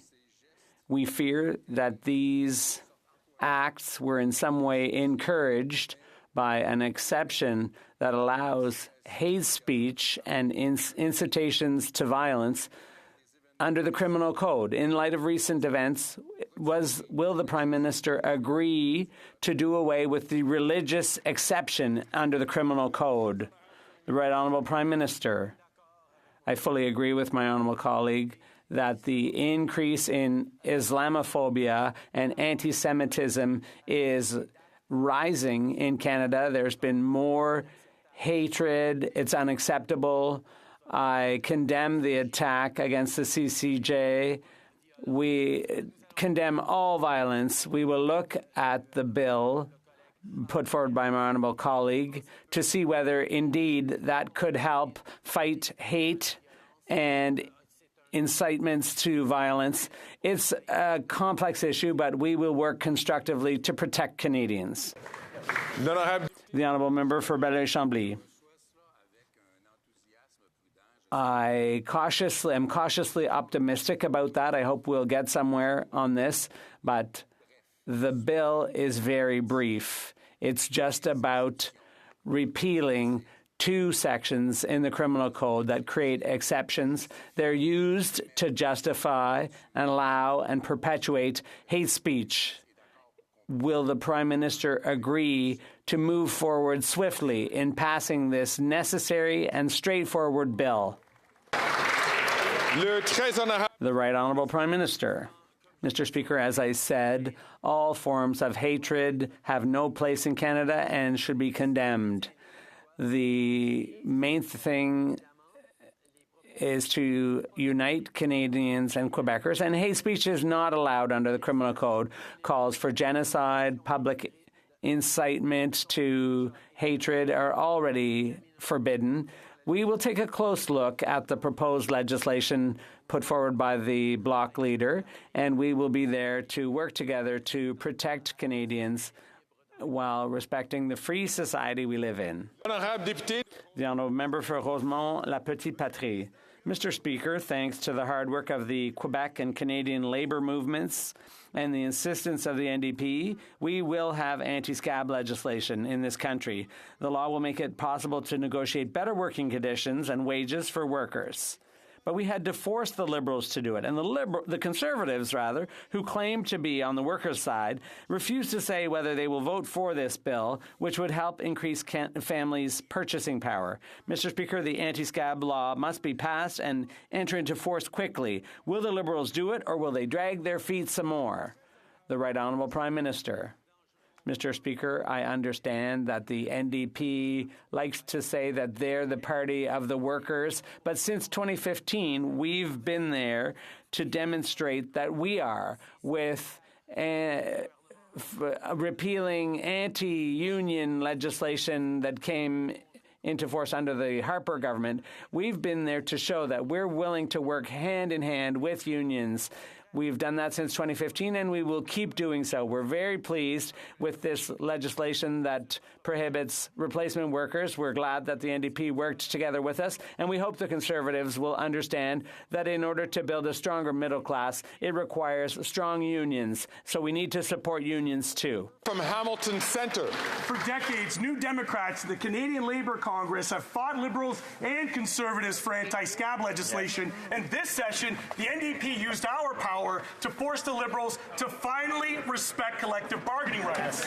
And while the Conservative leader pretends to have the backs of workers, when push comes to shove, he's nowhere to be found to stand up for them. CLC leaders are here on the Hill today demanding that the anti-scab legislation be implemented sooner than the 18-month Liberal timeline. So, will the Prime Minister commit to the necessary changes to truly support workers and implement the anti-scab C-58 as quickly as possible? The Right Honourable Prime Minister. Mr. Speaker, we know to which extent strong unions and collective bargaining are essential to the prosperity of the middle class in this country. That's why from 2015 onwards, this government has been a friend to organized labor, has worked with them to overturn the anti-union legislation that the Stephen Harper government brought in, including with the leader of the opposition as a minister in that government. We've continued to stand with workers. We're very pleased that the NDP is supporting our replacement workers bill. We really hope that the Conservatives will actually understand that supporting workers means supporting unions.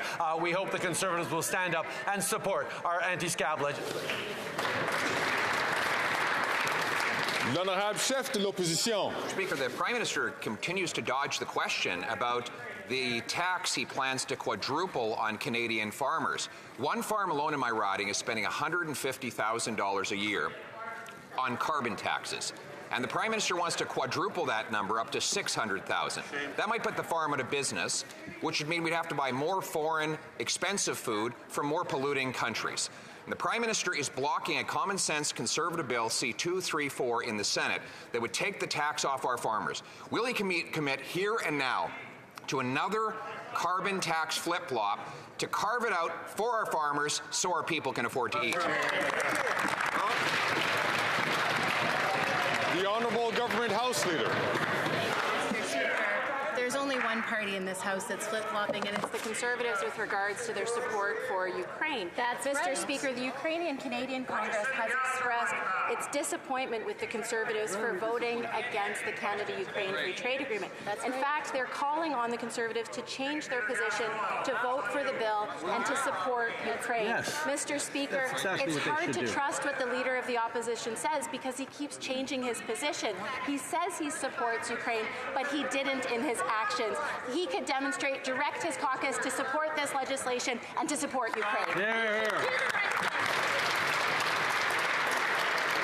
The Honourable Leader of the Opposition. Speaker, we're against the carbon tax deal that they put before the House, and we're against quadrupling the carbon tax on Canadian farmers. The Prime Minister can neither defend his position, nor does he have the courage to just admit, as he did on home heating oil, that he was wrong. He plans to quadruple the tax on our farmers who feed our people, which will send millions more people to the food bank. So will he rise today and show the courage to admit he was wrong and back Conservative Bill C-234 to take the tax off our farmers so that our people can afford to eat? Get up and answer. The Honourable Government House Leader. Mr. Speaker, it's ironic to hear from the Leader of the official opposition about courage to admit he was wrong. In fact, on Thursday, when he was called out by the media for alleging falsely that there was a terrorist attack, instead of taking ownership like any Canadian would be expected to do, he blamed the media and he doubled down. Mr. Speaker, the Leader of the opposition has a real challenge with taking responsibility for his actions and his decisions. And quite frankly, Canadians deserve better, and they deserve to know the truth behind his decisions and his actions. Thank you. The Honourable Member from Foothills.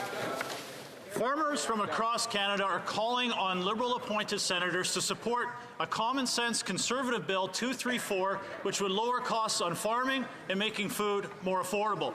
But the Liberals' Prime Environment Minister has threatened to resign if there's any carbon tax carve-outs. That's amazing when you have a record-shattering 2 million Canadians relying on food banks. The Environment Minister's dedication to making life unaffordable is unwavering. But will his Prime Minister ask that his Environment Minister stop threatening so-called independent senators and allow the passage of 234 so Canadians can afford to feed themselves? The Honourable Minister for Climate Change. Thank you, Mr. Speaker. With your permission, I would like to read you an extract from a news article. Canadian senator flees home amid safety concerns following wanted poster incident. In a disturbing turn of events, Canadian Senator Bernadette Clement was reportedly forced to leave her home due to fears for her safety. The incident came after a provocative post akin to a wanted poster was shared online by the Conservative Party of Canada, Mr. Speaker. So who's bullying who in this House and in the Senate? Certainly not us. We're not telling senators how to vote. The Conservative Party is. The Honourable Member from Foothills. Here's the facts that the Environment Minister refuses to recognize. An Alberta poultry farm paid $180,000 a year in carbon taxes just to heat and cool their barn. When the Prime Minister quadruples his carbon tax, they'll be paying $480,000 a year. That farmer said he can't afford those tax hikes. His options are to pass on those costs to consumers or just call it quits. Is that what this Environment Minister wants, is to bankrupt Canadian farmers and force Canadians to food banks just to save his job? Yes. The Honourable Minister for the Environment and Climate Change. Here's what independent senators said about what the Conservative Party is doing in the House and in the Senate, Mr. Speaker. Senator Saint-Germain said Plett violently threw his earpiece and stood before Senate Clement as we sat at our desk, yelling and berating us for proposing this routine motion. She said the Conservative senator pointed fingers at another ISG members and suggested he would block work doing on the Senate's Human Resources Committee. And no matter how much the Conservative Party would like us to believe that this is about taxation, it is not. It's about bullying, Mr. Speaker. That's what it is.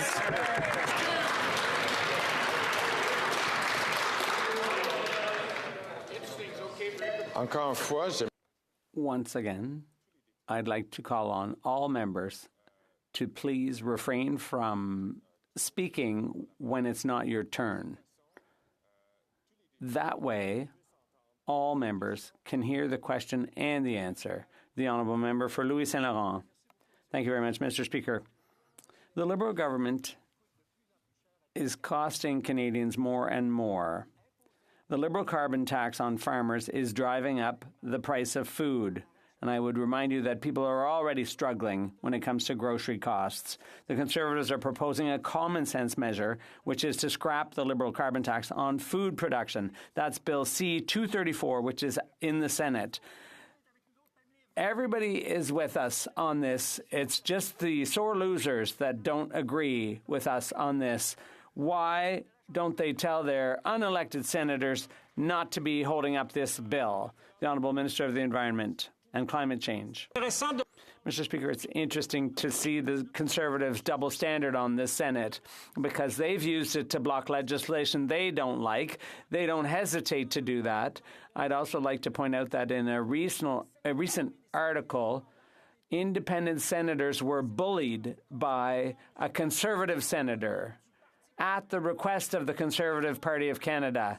That's not the way things work in this place. We don't tell the senators what to do. That's not how it works, unlike the Conservative Party of Canada. The Honourable Member for Louis Saint Laurent. Mr. Speaker, the fact in my riding is, and I'm sure it's the same in Montreal, the fact is that food banks are overrun, not with food, but with people coming to use the food bank. People who used to contribute to food banks are now relying on them. Over 2 million Canadians are using food banks.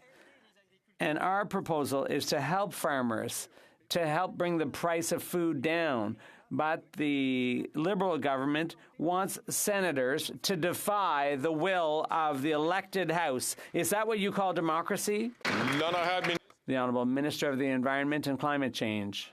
I find this a bit strange, Mr. Speaker, that the Conservative Party never mentions the $1.7 billion in support for farmers that we give them all across the country. It's also interesting that they never talk about the impact of climate change, which costs farmers hundreds of millions of dollars, and that number is constantly rising. And speaking of the Senate, Mr. Speaker, media reports show that a Conservative senator, at the request of the Conservative Party, has been bullying other senators.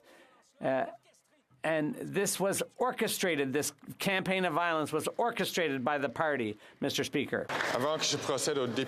Before I proceed to the member for Belleuil-Chambly, I'd just like to remind all members that even in our comments, even if you don't have the floor, it's still important to use parliamentary language. And people should not be accused of lying deliberately, even by hecklers. The Honourable Member for Belleuil-Chambly. Mr. Speaker, in recent days, we've seen the Minister of Immigration say some disrespectful things disrespectful towards a Bloc member who was simply asking a question and merely doing his job. But let's just move on. The minister should recognize that given his own government's commitments, the federal government owes Quebec $460 million for accommodating asylum seekers and refugees. Can the minister admit that? The Honourable Minister. What I said quite clearly, Mr. Speaker, was that Canada is not, the federal government is not a banking machine. We're not an ATM. We will meet with our Quebec counterparts to discuss their out-of-pocket, but it's not something I'm going to discuss on the floor of the House of Commons with the Bloc Québécois. I'm going to discuss it with my provincial counterpart in private. The Honourable Member for Belleuil-Chambly. I don't know who he takes himself for, Mr. Speaker, but he owes Quebec $460 million. If I don't pay my credit card, I don't say I'm not a banking machine. It's a bit facile as an answer. It's a lack of respect for parliamentarians. It's a lack of respect he's showing for Quebec. Why doesn't he make a deal with Quebec and pay off his debt to Quebec, especially when Quebec is taking in more than its fair share of refugees? What's with this minister?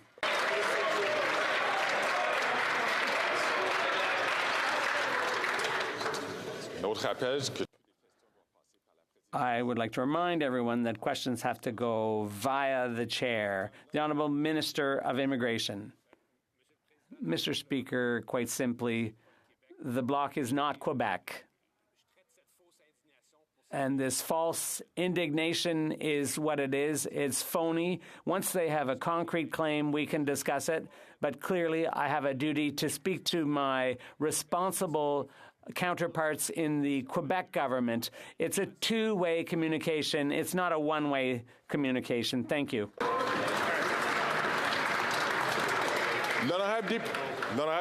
The Honourable Member for Belleuil-Chambly. I suggest Quebecers take note that according to the Minister of Immigration and his friends, a Liberal member of Parliament is worth more than a Bloc member. I invite Quebecers to take note that the federal government is using an agreement with Quebec. Quebec spends $460 million under its part of the deal, and then and basically they're doing the federal government's work for them under this deal, but it might be two-way communication, but it also requires intelligence. The Honourable Minister of Immigration. Mr. Speaker, as you can see, I'm not the one throwing insults around, and the height of irony in all of this is that the Bloc claims that this is purely federal jurisdiction. That's false. I think they've been here in Ottawa too long to realize what the jurisdictional situation is. They simply have to look at the Constitution to see that it's a shared jurisdiction. Both levels of government here are responsible governments, and I will be taking this up with the responsible government in question. Speaker, it doesn't matter what the government thinks about Bill C-234. It doesn't matter what the Senate thinks about the bill, because taxation and spending are the exclusive right of this House, not the Senate. In our system, there is no taxation without representation. Section 53 of the Constitution says all financial legislation must originate in this House. Standing Order 80 says that this House alone grants aids and supplies. When will the Prime Minister direct his representative in the Senate to respect this democratic institution, the only democratic institution in this country, and pass the tax bill?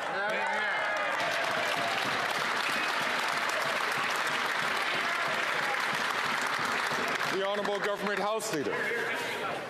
Thank you, Mr. Speaker. I mean, the irony coming from the other side of the House is almost too thick to handle today when we hear members' office talking about respecting democracy or democratic institutions. There's a pattern of behavior here that I thought was, maybe just with the Leader of the Opposition. I didn't expect it from the member from Wellington Halton Hills, but as he would know, there are no Liberal senators on this side, only Conservative senators. The Senate is independent. Unfortunately, they're bullying senators to force them them to step back, and that's totally unacceptable, Mr. Speaker. The honourable member from Wellington Halton Hills. Mr. Speaker, we used to live in a country where the governor regularly ignored bills passed by the elected Legislative Assembly. We used to live in a country where the appointed upper chamber used to regularly ignore bills passed by the elected lower chamber. That was a country long, long ago whose institutions were abolished after the rebellions of 1837. But now the unelected Senate thinks it's some sort of Chateau, clique, or Tory compact, ignoring a tax bill passed by this elected House. Again, when will the Prime Minister direct his representative in the Senate to respect the right and will of this House and pass the tax bill?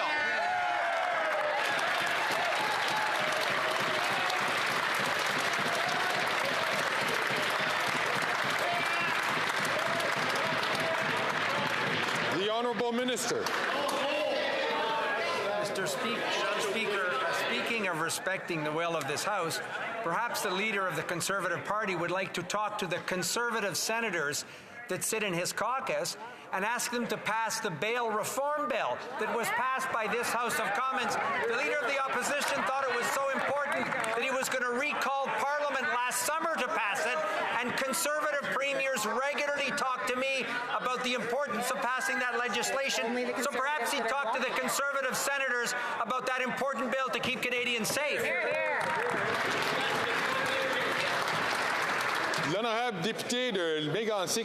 The honourable member for Mégantic-L'Érable.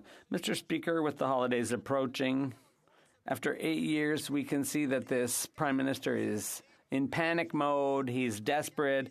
Bill C-234 would exempt farmers. It's blocked, the GST for farmers, and it's blocked in the Senate. And he's asking unelected senators to kill this bill, even though it was passed by elected officials here in the House of Commons. Why is he using unelected senators to run counter to the Constitution and undermine farmers and Canadian families? The Honourable Minister. Mr. Speaker, let's keep talking about respect for democracy in the House of Commons. The Conservative senators, who are also unelected, are hindering passage of an important bill on gun control, and it was passed here in the House. So if our friends opposite, Mr. Speaker, want to do something for democracy, they should ask Conservative senators who sit in their caucus to pass Bill C-21, which was passed by the House of Commons to protect Canadians against illegal guns in Canada. The honourable member for Mégantic-L'Érable. Mr. Speaker, the Constitution is very clear. Section 53 of the 1867 Constitution Act states that all money bills must come from the House of Commons. And the House regulations are also very clear. These money bills cannot be amended by the Senate. These maneuvers to bully senators goes against the Constitution, it goes against House rules, and it goes against democracy. Will the Liberals stop with this unconstitutional filibustering of Bill C-234 and end these carbon taxes on farmers so that people can actually feed their families at Christmas? The Honourable Minister. Mr. Speaker, once again, the Conservatives like to pretend in this House, like to claim that they're trying to protect Canadians, for example, from firearms violence, or ensuring that bail is effective in helping keep communities safe. Conservative premiers, such as Premier Ford, have asked for this. So if they want to send a message to their Conservative senator friends tomorrow at their caucus meeting, that would be a great idea.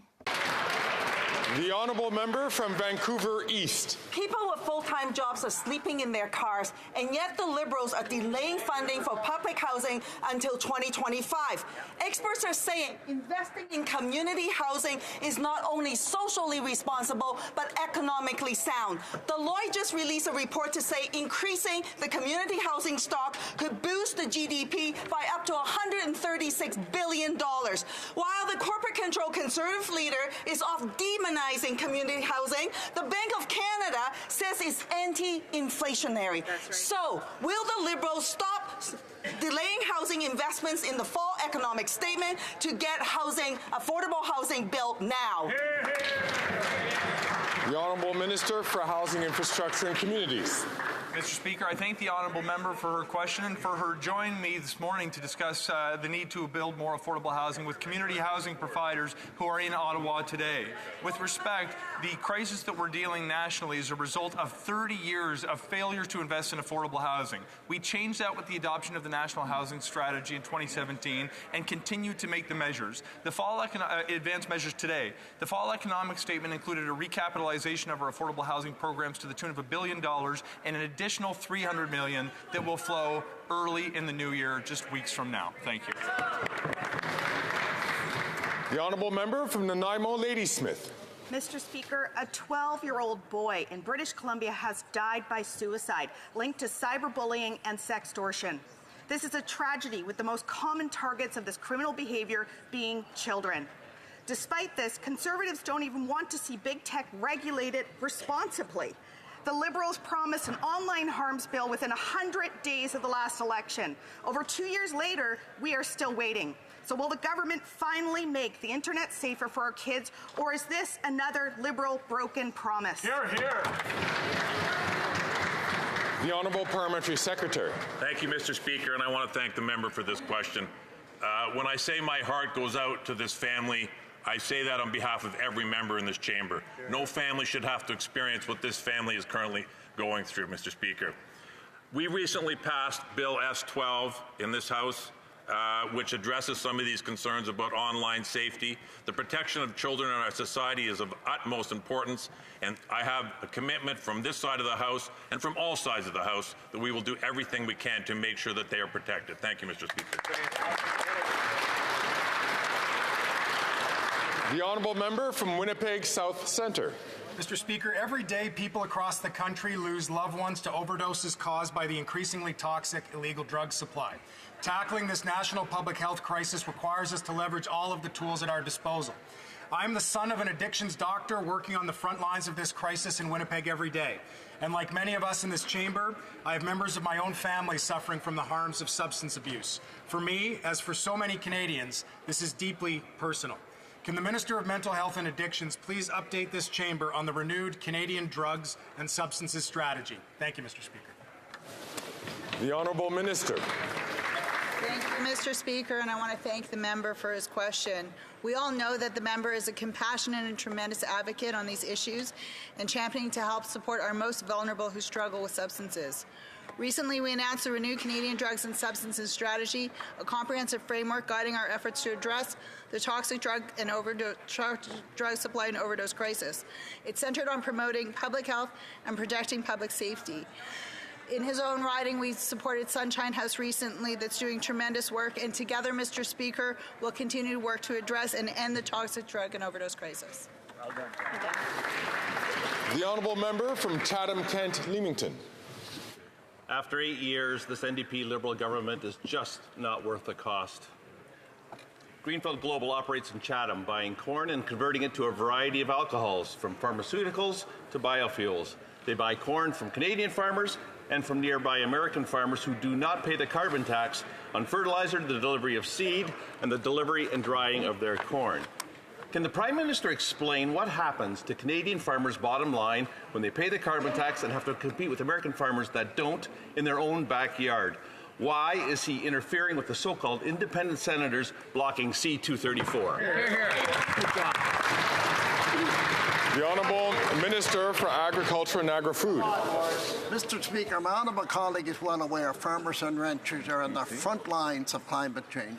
They expect parties to have a plan to deal with climate change. We have a plan. My honourable colleague's party does not. For an example, 2 weeks ago, I was in Winnipeg and announced a $9.2 million for Living Labs. In fact, Living Labs, Mr. Speaker, is to make sure that farmers, ranchers, scientists, and the industry itself work together to make sure that farmers and ranchers stay on the cutting line. We have and will continue to support our farmers.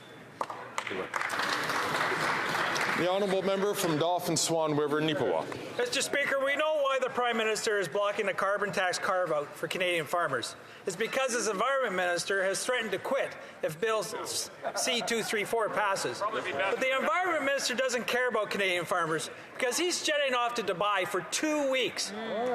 It's the middle of the day in Ottawa, but it's the middle of the night in Dubai.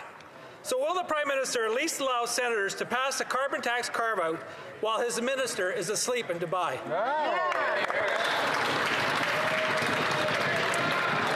The Honourable Minister for the Environment and Climate Change. Mr. Speaker, and I will be proudly representing Canada at COP28 in Dubai, and I will be in good company, Mr. Speaker. The Premier of Alberta will be there. Premier Smith is leaving tomorrow for COP28 with the largest provincial delegation we have ever seen in the history of COPs, Mr. Speaker. We will have the Premier of Saskatchewan, who will be there as well, Scott Moe, with the largest Saskatchewan delegation we've ever seen. Quebec will be there with more than 120 representatives from civil society, business, and trade union, Mr. Speaker, and I'll be proud to represent Canada at COP28.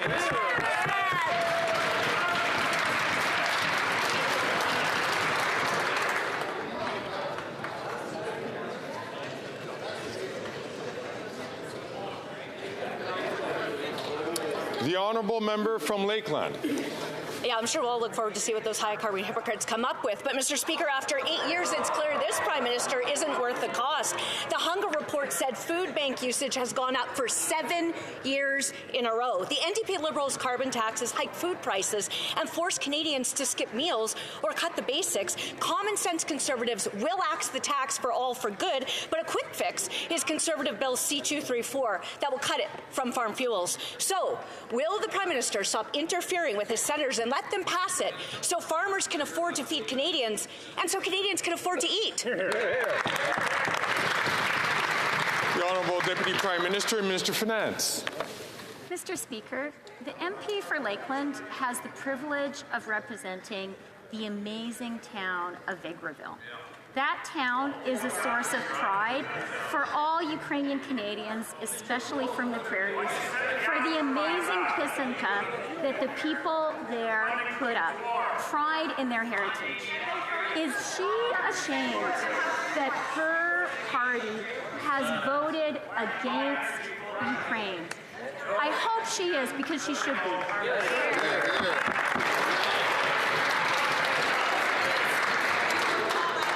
I know that the honourable member from Battle Creek, Crowfoot, is a very passionate man, but his voice does carry, and it is very unique. So I will ask all members to please keep their voices down, because we know that when one person has the floor. The honourable member from Lakeland. Well, Ukraine needs weapons in Canada's energy, not the Liberals' carbon tax. And I'm confident that the Ukrainian farmers, who are my neighbours and friends and relatives, support that position. I'll never stop fighting for them. But that right there is the Liberals' distract and divide agenda. And it's only these guys who don't get that when you tax the farmers who grow the food, the truckers who ship the food, the store that sells the food, and the consumer that buys the food, Canadians can't afford the food. Yet this PM is going to quadruple his carbon tax, even though he already forces the people to choose between heating and eating. Now, he can help bring down those costs right now. So when will the PM get out of his former Liberal donor candidate MP senators and get them to pass the common sense Conservative bill?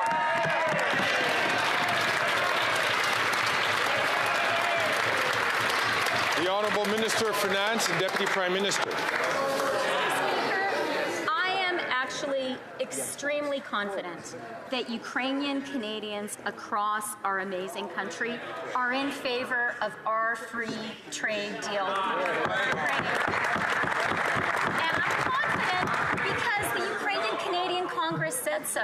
And I'm confident because President Zelensky wants that deal. And you know what? It's a great way to bring down the prices of food and fuel for the whole world by stopping Vladimir Putin. I just don't understand why these Conservatives are standing against Ukraine. They're here.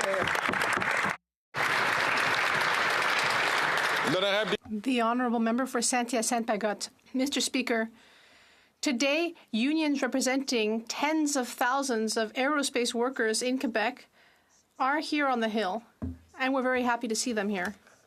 They're here to say that Ottawa should not be giving more than $8 billion of our money without a bid for tender to Boeing to replace the Aurora aircraft.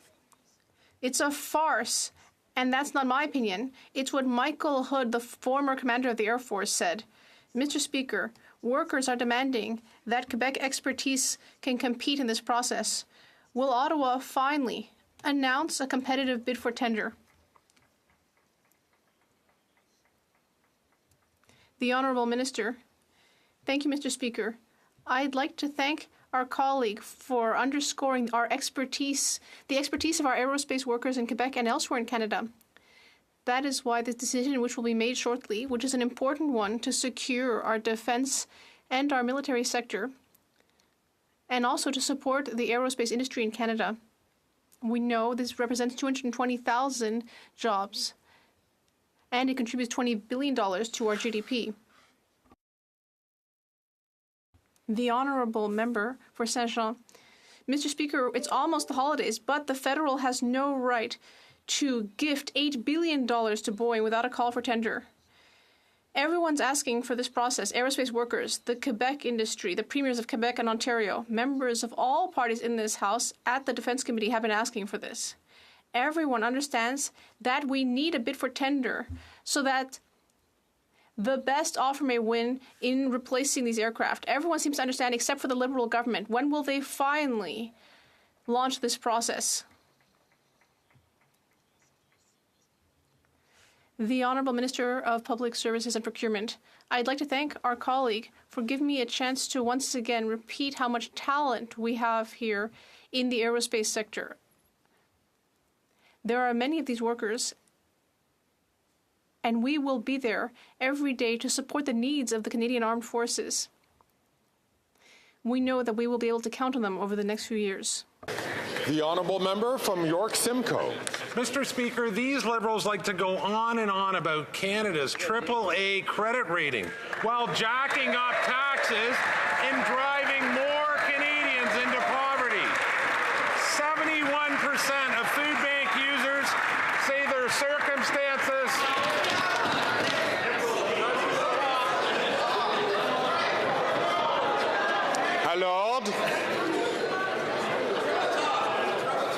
The Honourable Member from York Simcoe, I had difficulty hearing his question. Can you please start his question from the top? Thank you, Mr. Speaker. 71% of food bank users say their circumstances have become much worse after 8 years of this NDP Liberal government. If this Prime Minister spoke to real Canadians lined up at food banks, he'd know you can't feed a family with AAA credit rating. So will this Prime Minister stop blocking common sense Conservative Bill 234 so Canadian families can feed themselves? The Honourable Minister for Families and Employment. Thank you, Mr. Speaker. We will continue to invest in social security programs like the Old Age Security, Canada Pension Plan, and in families through the Canada Child Benefit and the $10 a day childcare program, programs which the Conservatives continue to vote against, Mr. Speaker, totally lacking empathy or understanding of the struggle of Canadians. On this side of the House, Mr. Speaker, we will continue to govern with the needs of Canadians at the heart of everything we do. Thank you, Mr. Speaker. The Honourable Member from Edmonton Mill Woods. Mr. Speaker, after 8 years of this Prime Minister's soft-on-crime policies, crime, chaos, and disorder have become the norm in Canada. Just this last week, we have seen armed robberies, shootings of businesses, armed carjackings, extortion letters sent to business owners, and international gangsters directing shootings at families here in Canada. Mr. Speaker, when will this Prime Minister finally take the safety of Canadians seriously? Hear, hear. The Honourable Minister. Mr. Speaker, our government obviously has always taken the safety of Canadians seriously. Absolutely. And the Conservatives seem to be laughing and find that funny, Mr. Speaker, but good news. Tomorrow morning they have a caucus meeting where Conservative senators will be present. And they should perhaps talk to their Conservative Senate parliamentary colleagues to ask them to please pass the legislation that this House adopted to strengthen bail conditions for serious violent offenders, something that our government worked on with premiers across the country, including conservative premiers. And also, Mr. Speaker, there's important gun control legislation stuck in the Senate because conservatives won't pass it.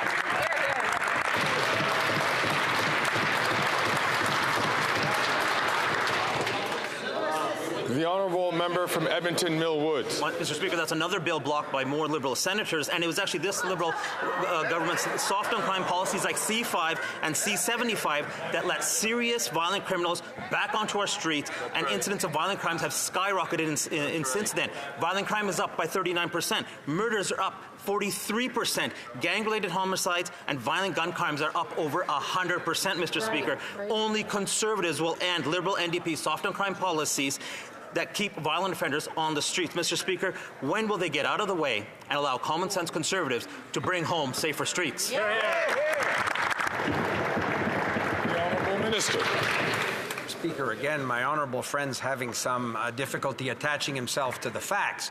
It's the Conservative senators, Mr. Speaker, who are blocking legislation requested by Conservative premiers and worked on by this government last spring and adopted by this House of Commons at all stages when we came back in September. So, Mr. Speaker, why isn't that legislation to strengthen bail reform and to keep Canadians safer? Why isn't that legislation adopted now? Because senators from the Conservative Party are blocking it, Mr. Speaker. That might be something they'd like to do before Christmas.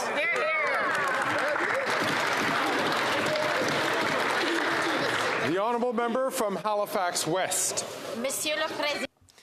Mr. Speaker, our government is continuing to support Canadians. As inflation continues and some prices remain too high. Yesterday, the Minister of the Environment and Climate Change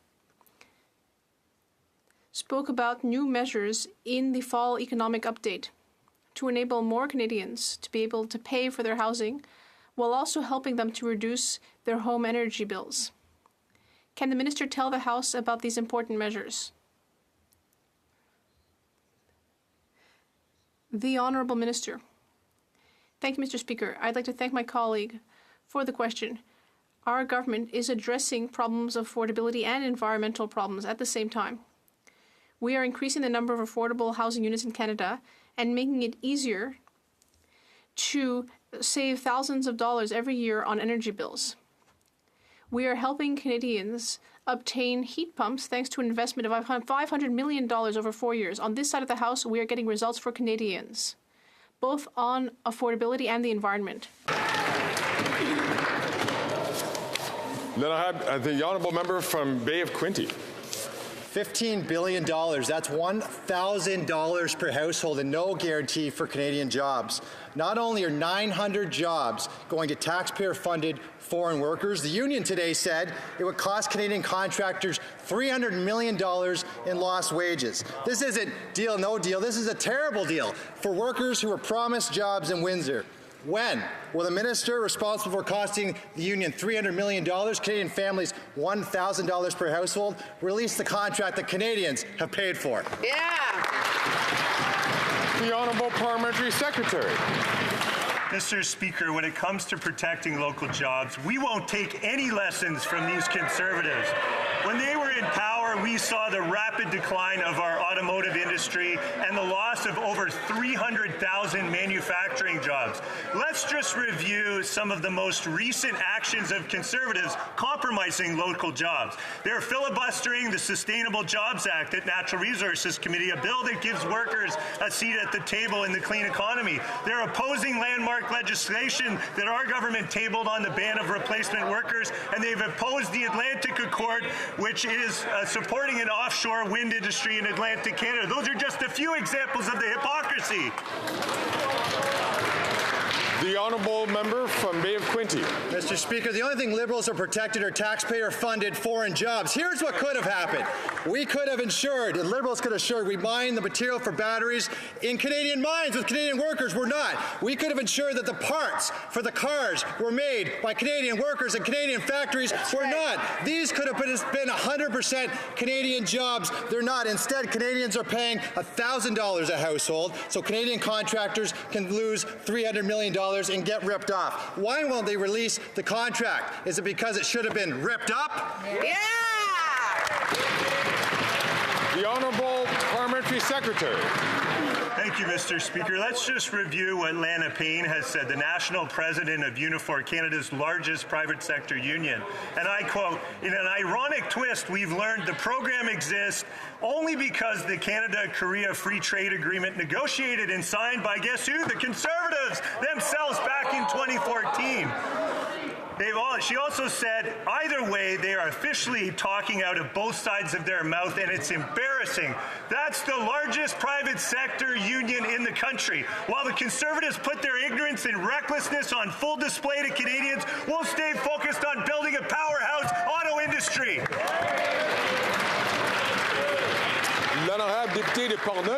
The honourable member for Portneuf-Jacques-Cartier. Thank you, Mr. Speaker.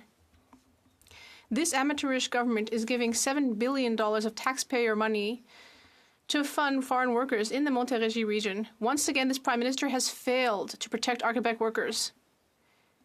He didn't make sure that the agreement had minimum standards in order to force foreign businesses to hire Quebecers. This government is just not worth the cost. What is the Liberal government hiding in the contrast? And if there's nothing to hide, why not just make them public? The Honourable Minister. Mr. Speaker, once again, these Conservatives who are against the new economy that would use the talents of all Quebecers and Canadians for the new economy, all of these positions for Quebecers and Canadians will be in the Montérégie region. The Conservatives wish that we hadn't signed this agreement because they don't know what they want to do for the economy. We will be here for Quebecers and Canadians. We will be there in Montérégie. We will be there throughout Canada. The honourable member from Northwest Territories. Mr. Speaker, Indigenous tourism was amongst the hardest hit sectors of the travel industry during the pandemic, but it was becoming one of the fastest growing segments of the tourism industry before the pandemic, and that opportunity still exists. The growth of Indigenous tourism is an important element of reconciliation, a major opportunity for First Nations, Métis, and Inuit communities. It was amongst the key priorities of the new federal tourism growth strategy announced this summer. Can the Minister of Tourism tell us what our government is doing to support Indigenous tourism? Thank you, Mr. L'honorable ministre. Thank you, Mr. Speaker. I want to thank my colleague for his important question. Our government wants to position the Indigenous tourism industry for long-term sustainable growth. I recently announced the Indigenous Tourism Fund that will support thousands of projects within macro and small businesses across the country and in his riding of Northern Territories. Indigenous Tourism and Industry Association of Canada, ITAC, will provide financial assistance to build capacity among Indigenous businesses. Indigenous tourism has the power to transform the tourism sector. And more than that, it has the power to advance self-determination in economy of reconciliation. Thank you, Mr. Speaker. The honourable member from Windsor West. Mr. Speaker, once again, the ultra-rich owner of the Ambassador Bridge is trying to end the ban of hazardous materials on the bridge between Detroit and Windsor. Last year's bridge blockade proved we cannot put the country's most important trade link at risk so a billionaire can profit while endangering businesses, residents, and the environment, including Great Lakes drinking water. These goods are already safely crossing the Blue Water Bridge now, and in 18 months at the new Gordie Howe Bridge. Will this government not cave to the billionaires' greed to keep people safe and to keep the ban on? The Honourable Minister for Housing, Infrastructure and Communities.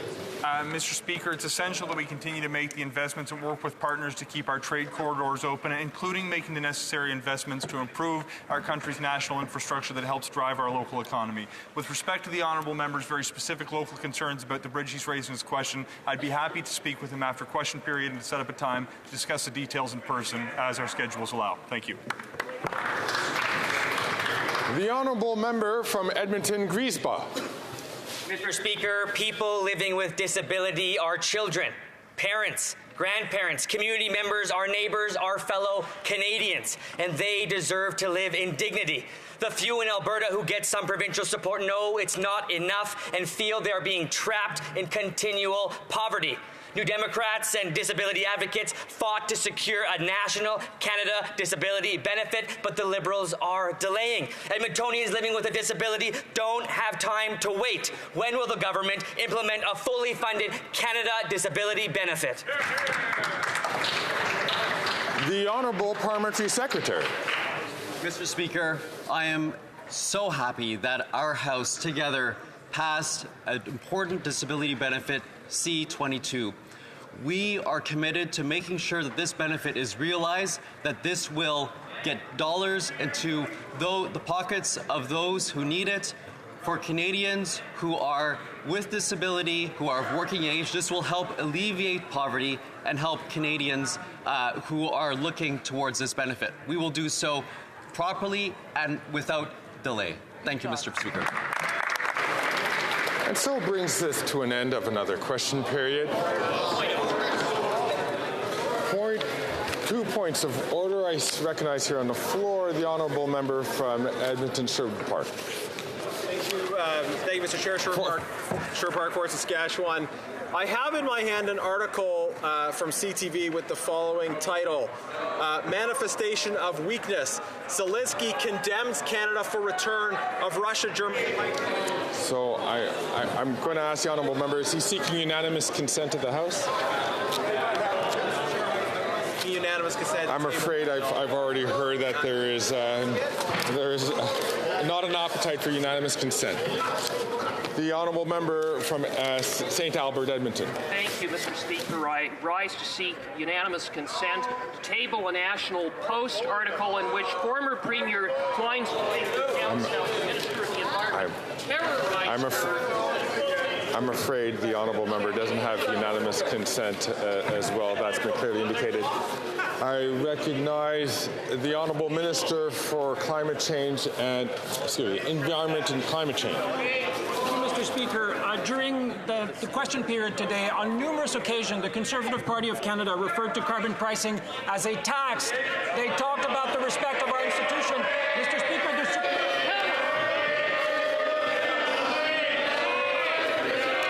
Alors,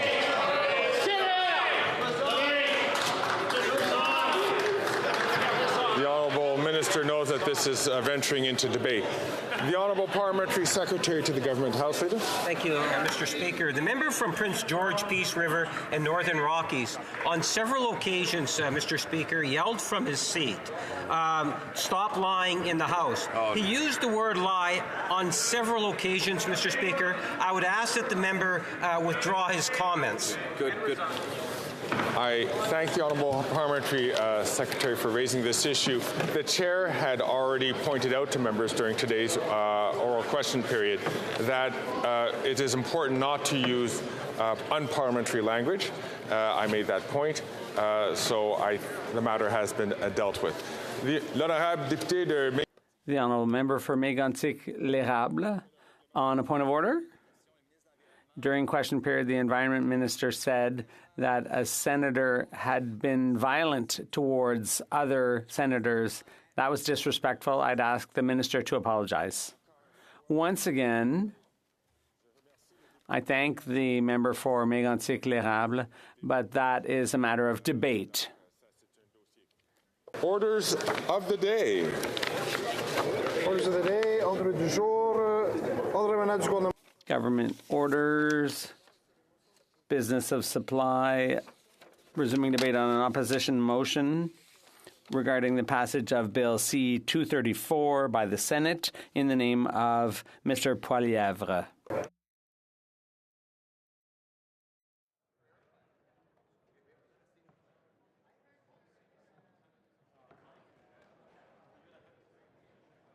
de ce qu'on est rendu.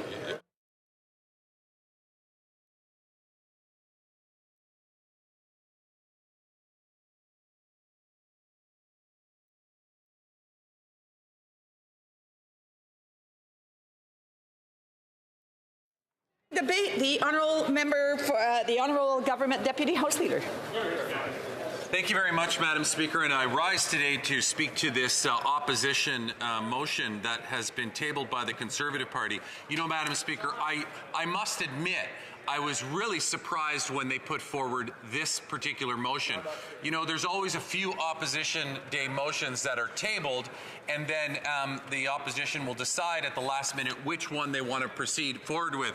And when I reviewed the options, I have to be honest with you, Madam Speaker, this is the absolute last one that I thought that they would bring forward, given the context of what's been going on regarding this particular bill. And what the motion is it calls on the Senate to immediately pass Bill C-234. The reason why I thought they wouldn't come anywhere near this issue is given what we've seen come from Conservative members over the last couple days and indeed week in terms of this issue. You know, I really wish I could share a poster with you, Madam Speaker, but I respect the rules of the House, and I realize I'm not allowed to use a prop, so I won't go as far as to show this to you, Madam Speaker, but I would like to describe it to you as I look at it. This is a poster that had been made by the Conservative Party of Canada, and their members have been sharing out in social media forums, and it's meant to look like a wanted ad poster, you know, with the edges around the sides that look as though they're burnt out.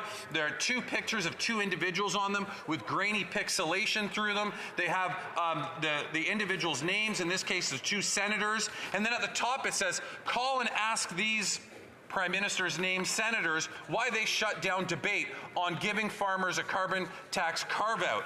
And you know, why I find this so incredibly disrespectful, Madam Speaker, is that notwithstanding the fact that there's more that developed out of that, and I will talk about that momentarily, but while on the one side of their mouths, Conservatives are trying to somehow justify attacking senators to get results, on the other hand, what we have is we don't have to think that far back in the institutional memory of this place to remember when one of their own colleagues, Rona Ambrose, brought forward a bill that was that intended to make sure that judges received sexual harassment training in this country. You would think it'd be a really easy bill to just support.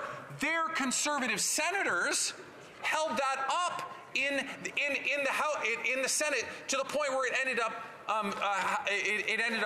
being removed as a result of Parliament being dissolved. So, Madam Speaker, I find it incredibly rich that we have this motion here today demanding that we get answers, that the Senate do something that the Conservatives want. Where was their outrage, Madam Speaker, when it came to that really important piece of legislation that one of their own members tabled?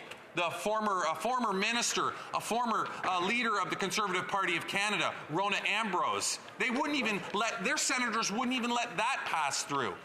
Madam Speaker, today I will be sharing my time with the member from Whitby, so I'll try to get as much as I can into the remaining 7 minutes or so that I have. But anyways, let's back to this particular call-out from the Conservatives. This call-out with the form of a wanted ad poster trying to generate phone calls and emails into these two particular senators. Well, guess what, Madam Speaker? Their plan worked. Okay, now one of these senators, at least, is expressing extreme concern over the fact that she has been harassed and intimidated along with her staff. She's had to leave her home. I'll read to you a bit of what she said about the matter. She said, there has been much online chatter about my adjourning Bill C-234 last Thursday. I'm the deputy facilitator of the Independent Senators Group. I adjourn debate on numerous items every time the Senate sits. It's my job, and this adjournment is no different than any other. She goes on to say, I wasn't going to post about this because, as I said, there's no story here. However, in response to a Twitter post that asked for calls to my office, a young female staff member received a phone call from a man threatening to show up at my house. This type of behavior is unacceptable. It was fueled by social media posts like that one, encouraging anger and by the misinformation that has been circulating over the past week. I know the senators who posted this on Twitter, and I recognize that it would not have been to their intention to cause a stranger to show up at my house and put my safety at risk. More thought needs to be given to the dangerous effects of the angry public messaging targeted at others. So Conservative members and their senators target two female senators while you know, and affecting one of their female staffers, as they indicated. I think it's also extremely perplexing that this also happens to be happening during the particular time that we're in right now, which is 16 days of action against violence against women. That is taking place this year between November 25th and December the 10th. And we're getting this kind of action coming from Conservatives. It's absolutely despicable the way that they are engaging in activity that is certainly resulting in threatening and harassing forms of activity towards two senators who, by the way, those two senators have never sat in a Liberal caucus. I've been here since 2015. I've been here since 2000. There are members that have been here for quite some time and know better than to be yelling across the way. There's 4 minutes left for the honourable member's speech. If any honourable member wishes to stand and ask questions and comments, and they should wait for the appropriate time. The Honourable Deputy Government House Leader. So, Madam Speaker, as I was saying, you know, for Conservatives to do this is absolutely appalling. We don't have senators sitting in our caucus. I've been here since 2015. Oh, come on. Official Opposition House Leader. Liberals are desperately trying to make up a phony issue where there is none. I'd like to seek an consent to table this tweet that contains pictures. Is not, that is a prop. Order. I want to remind the member he's not to point to a document, and he knows that full well, having been Speaker in the House in the past. And I would just ask members to please get to their point. I was sorry, Madam Speaker. I was just kind of looking over, but it contains pictures of dozens of Conservatives. The honourable member wants to table. In the same way that the honourable member did it during his speech. The point of order is on tabling what document? This is a printout of a Liberal tweet containing images. There is no unanimous consent to table the document. There's no unanimous consent. The honourable order.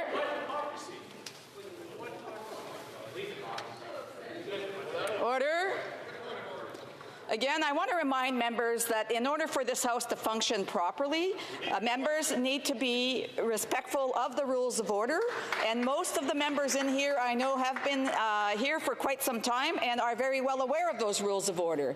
And so, you know, I would just ask members to please respect those who are speaking as they would like to be respected when they're speaking. The Honourable Deputy Government House Leader. I'm actually more than willing to talk about what the House Leader for the Conservatives just held up. That was a tweet that I had put out that had the pictures of everybody who voted against Ukraine. And that was the end of it. That's all I did. I didn't then go on. Oh, sorry about that. Pointing to a document which I just told another honourable member that he couldn't use. So, the Honourable Deputy Government House Leader, please restrain. You know, the difference between that and this is that they start to granulate the pictures to make them look like a wanted ad. They put everything around it, all the imaging around it. They actually have a call and action in here, Madam Speaker. They put the names,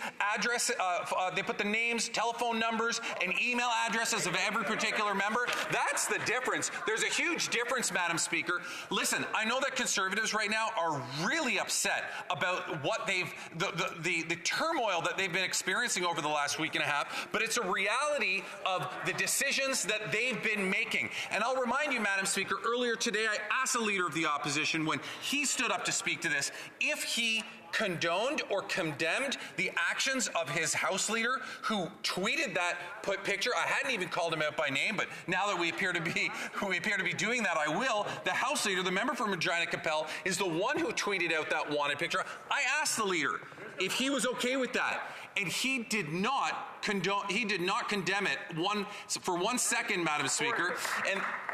And now his members are clapping at that. Well, it's good to know, Madam Speaker, that his members not only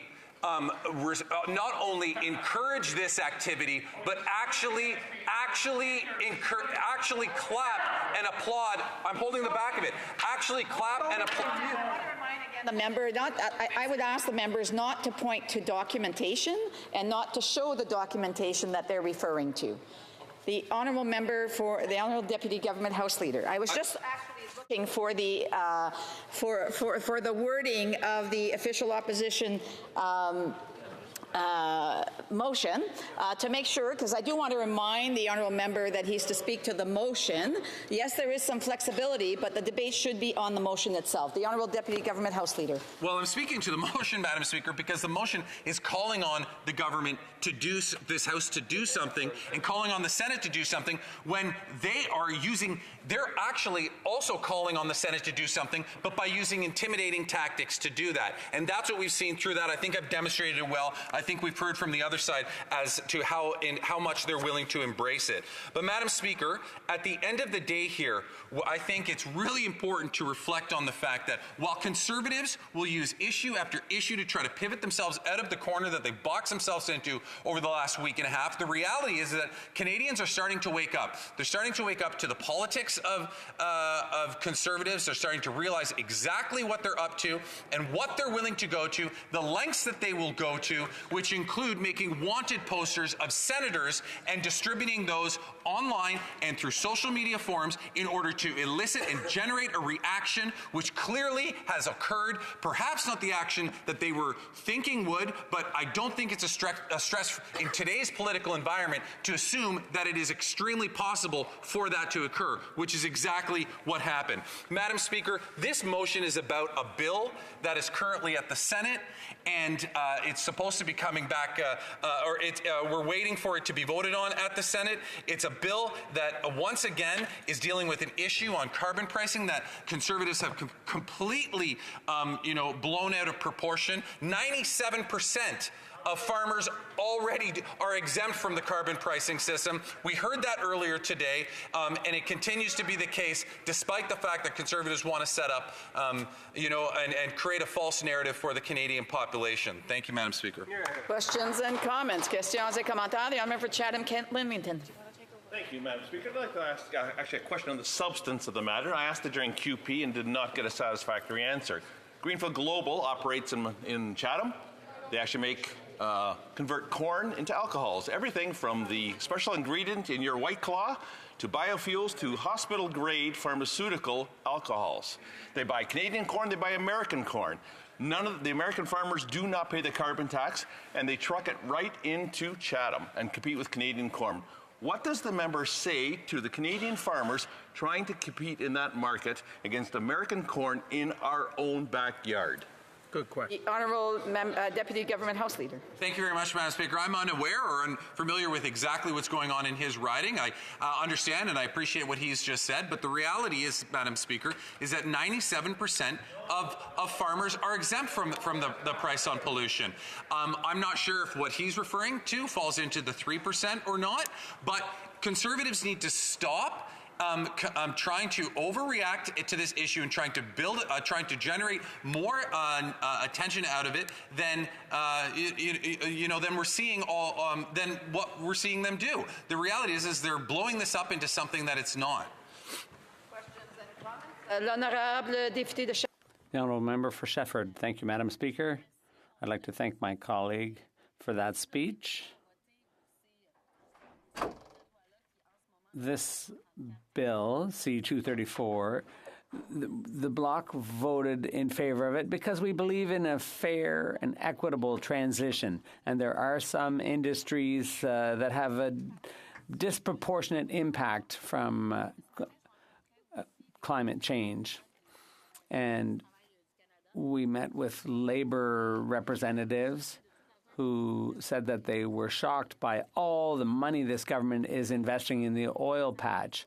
So in order to send a message about an equitable transition, we attach a lot of importance to these programs, the transition programs. The Honourable Member, the Honourable Deputy Government House Leader.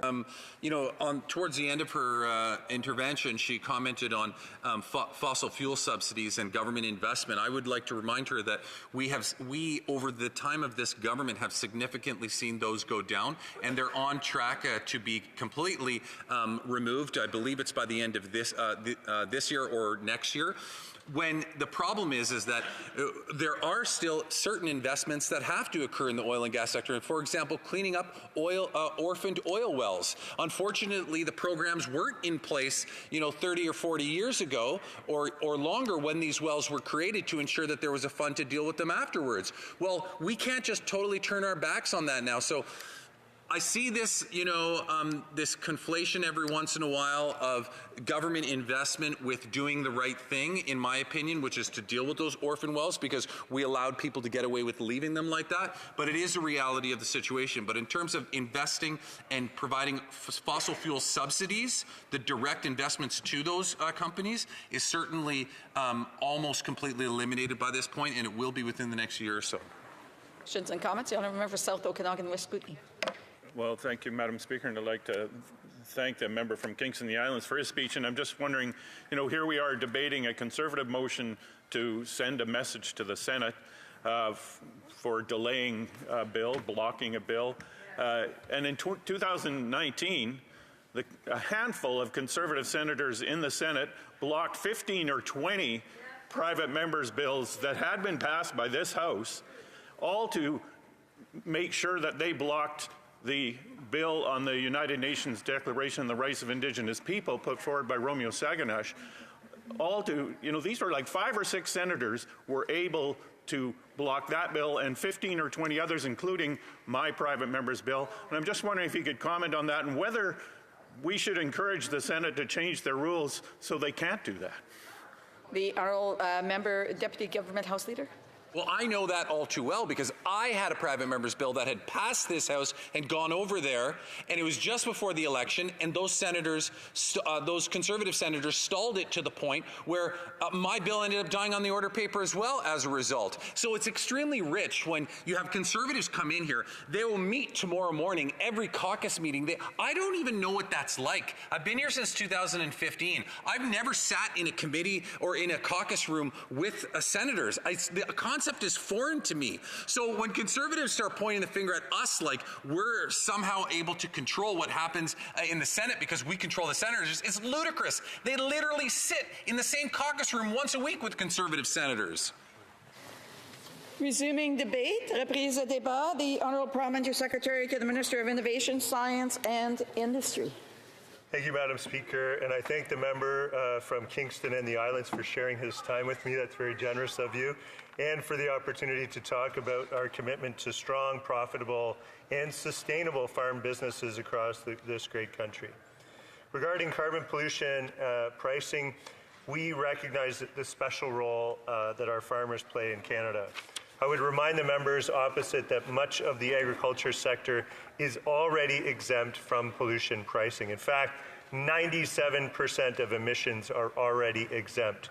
We also provide exemptions for gasoline and diesel fuel used by farmers for agricultural activities.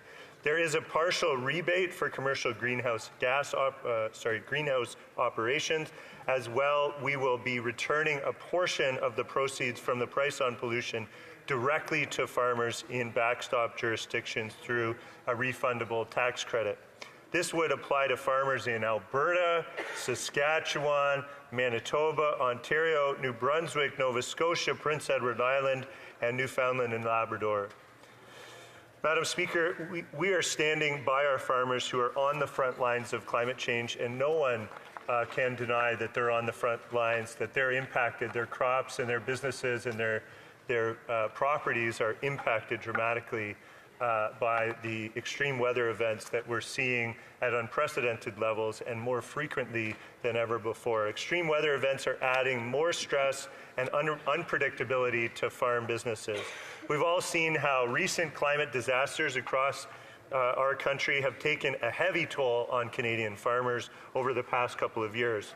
For example, the summer of 2021, when the worst drought in 60 years on the prairies slashed Canadian grain production by 30% and forced many livestock producers to sell off their cattle.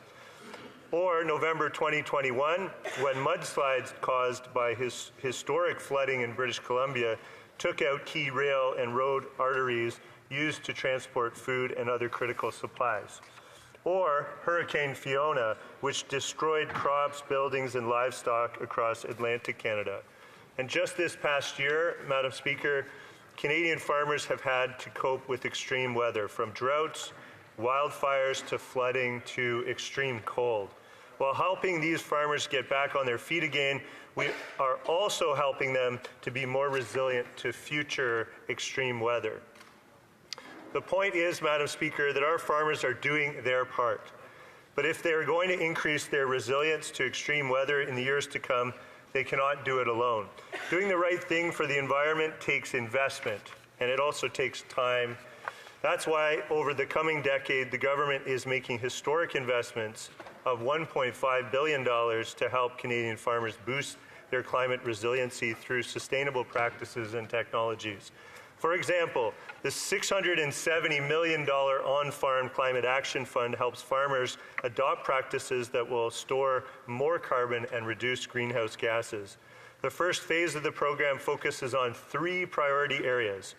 1, nitrogen management, 2, cover cropping, and 3, rotational grazing practices for livestock.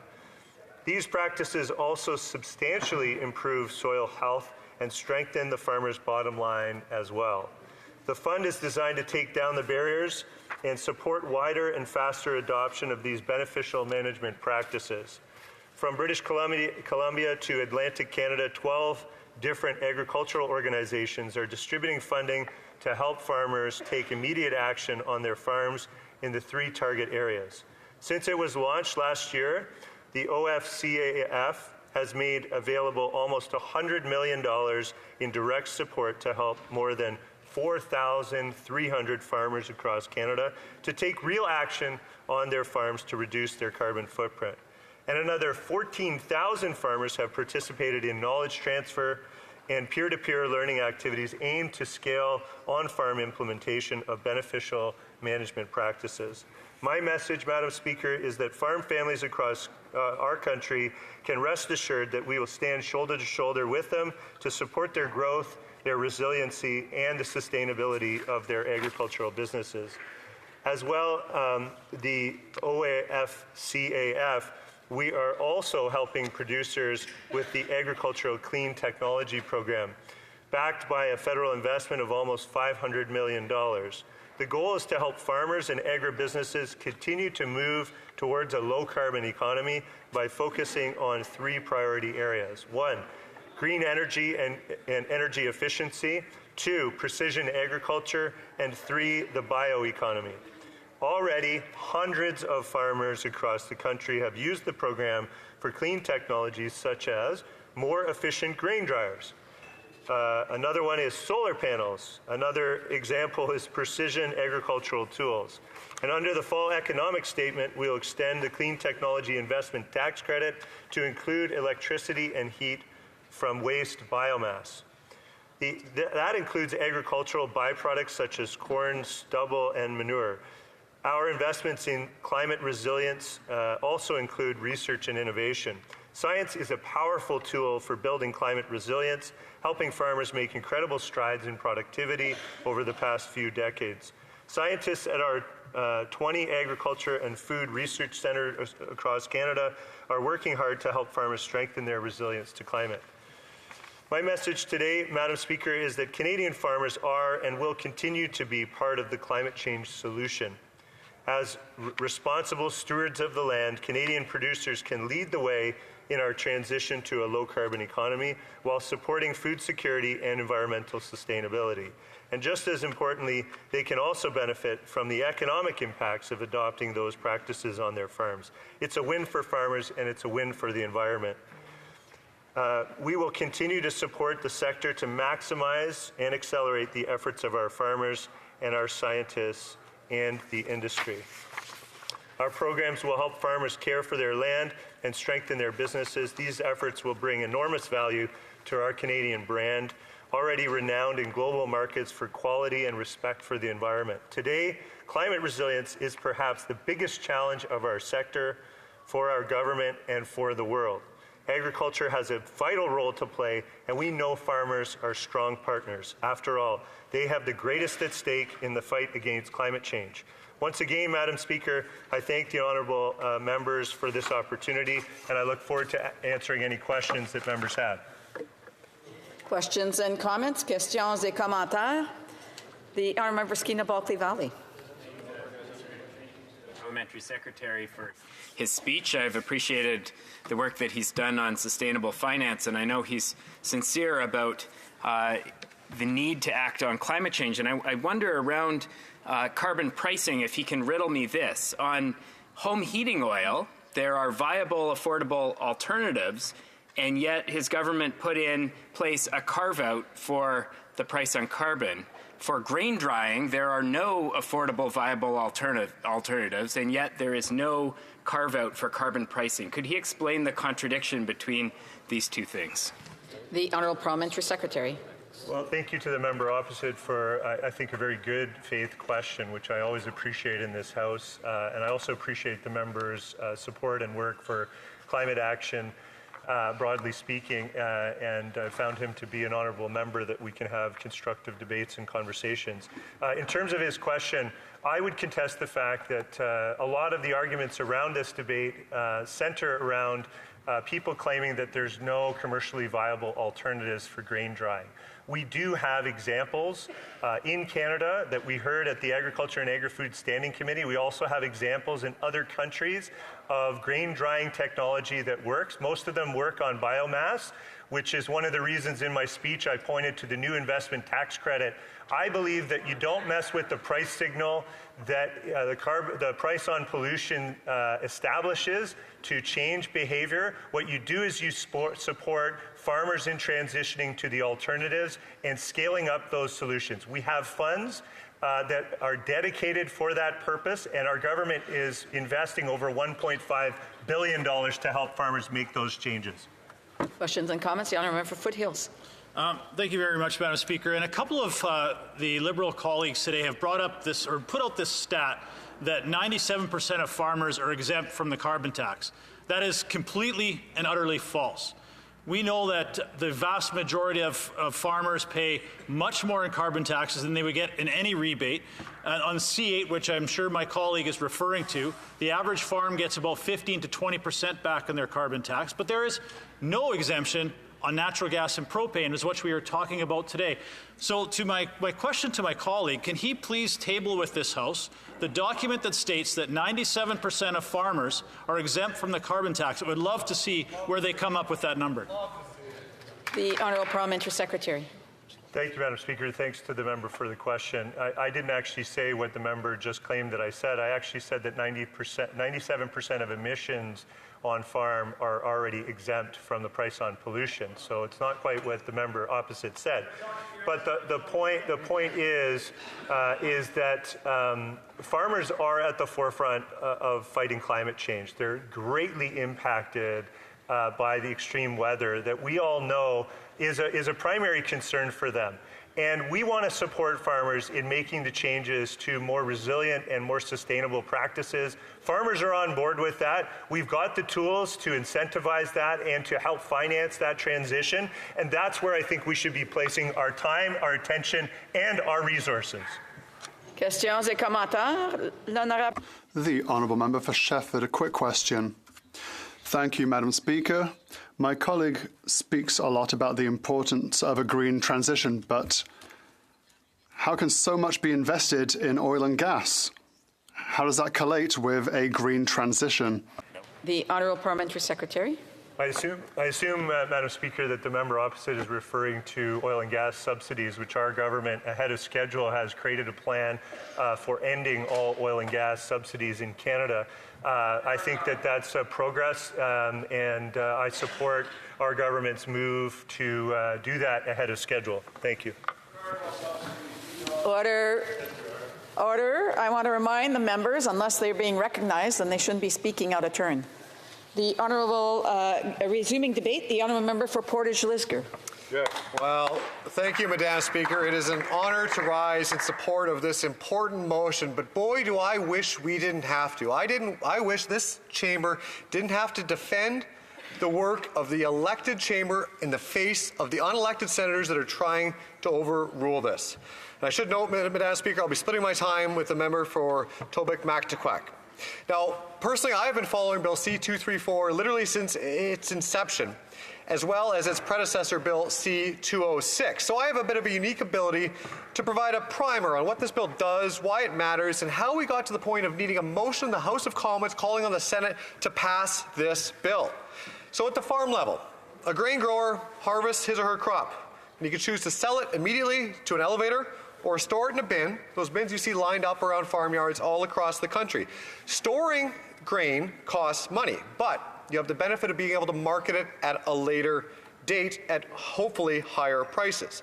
Now, all types of commodities must be stored in a specific manner, protecting the moisture level of that commodity to avoid spoiling, rotting, sprouting inside the bin, reducing or eliminating the value of the commodity in that bin. Now, if the moisture level is too high, they must use a grain dryer that's powered by propane or natural gas to produce the amount of heat at a consistent flow to make sure that they can have the quality maintained throughout those winter months.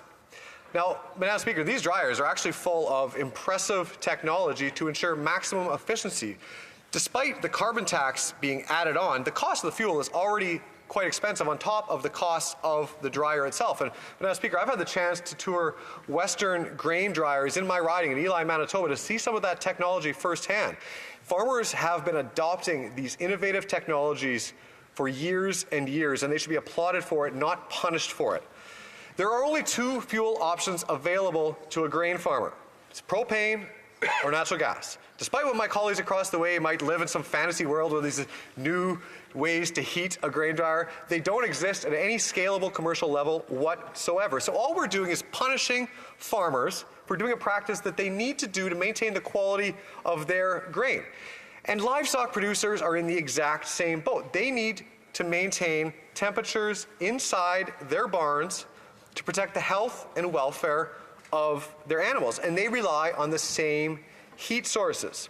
So what Bill C-234 would do would be to exempt farmers from paying the carbon tax on propane and natural gas when used on farm. That's it. That's all it does. It's a very narrow carve-out that will alleviate the cost for farmers and help make Canadians' food cheaper. But the Liberals have decided, bizarrely, that this is the hill that they're going to die on. This is the carbon tax sword that they are willing to fall on. And I can only assume it's because over the next 7 years, this would mean $1 billion being left in the pockets of our hard-working farmers. And they firmly believe that that's their money, that the government should be taking $1 billion out of our farmers' pockets to do whatever they think is going to save the planet or whatever that might be. It's common sense to take the tax off of these activities. But it's not just me, Madam Speaker, that's saying that this is a good idea. We've had 5 premiers write open letters to the Senate calling on them to pass this legislation. All major ag groups, including the Agricultural Carbon Alliance, which encompasses all major ag groups in Canada, are in strong support of this legislation. We have the Canadian Chamber of Commerce, the Canadian Federation of Independent Business, have all offered their support to the Senate to pass this bill unamended because it makes sense for farmers and it makes sense for Canadians. Now, the carbon tax most definitely should and soon will be taken off all products in this country. But in the meantime, this is a pretty good place to start to help alleviate the cost of food for Canadians. Because right now we're forcing farmers to pay tens or even hundreds of thousands of dollars in taxes to do what they absolutely need to do to produce our food, fuel, or fiber. Now, our farmers have an incredible sustainability track record, and we should be proud of it. They regularly invest in new technologies, in new equipment, and in new practices that make them more sustainable, that improve their sustainability profile. But the challenge is, when you take this much money out of their pockets, they are simply unable to reinvest that capital into their own operation. Instead of buying new equipment that can more precisely apply crop protection products, fertilizer, seed, they're forced to make a choice and say, we can't do this, despite that action being the best way for us to reduce emissions on farm.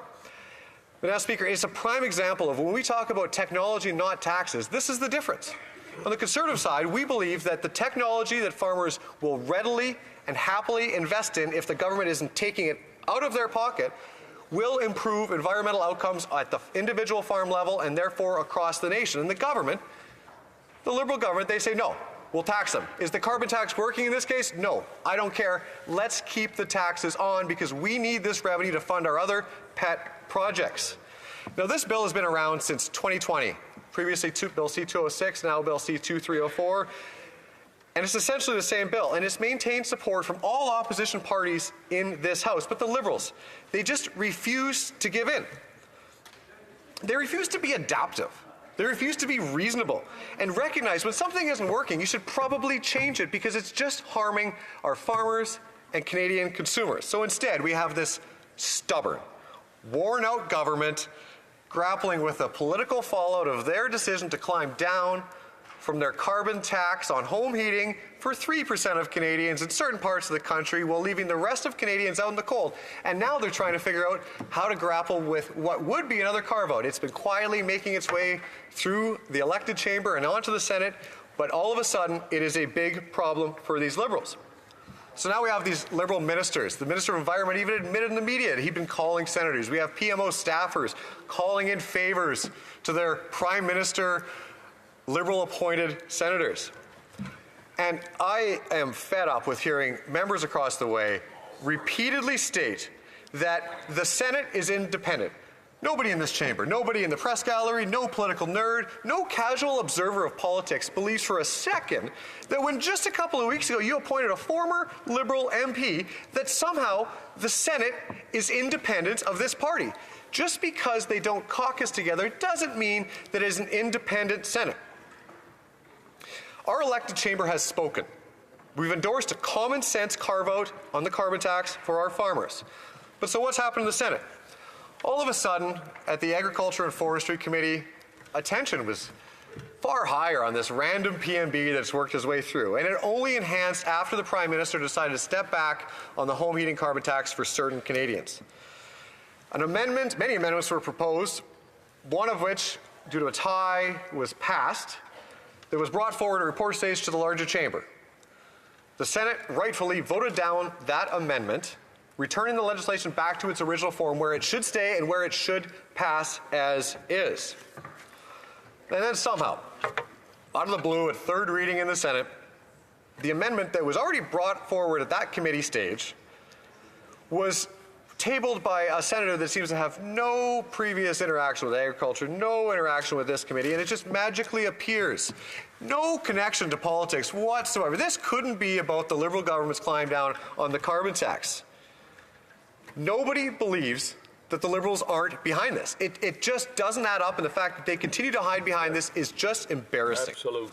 The fake outrage we see during question period, during this debate, trying to keep a straight face when they say the Senate is independent, is just absurd. So that's where we are.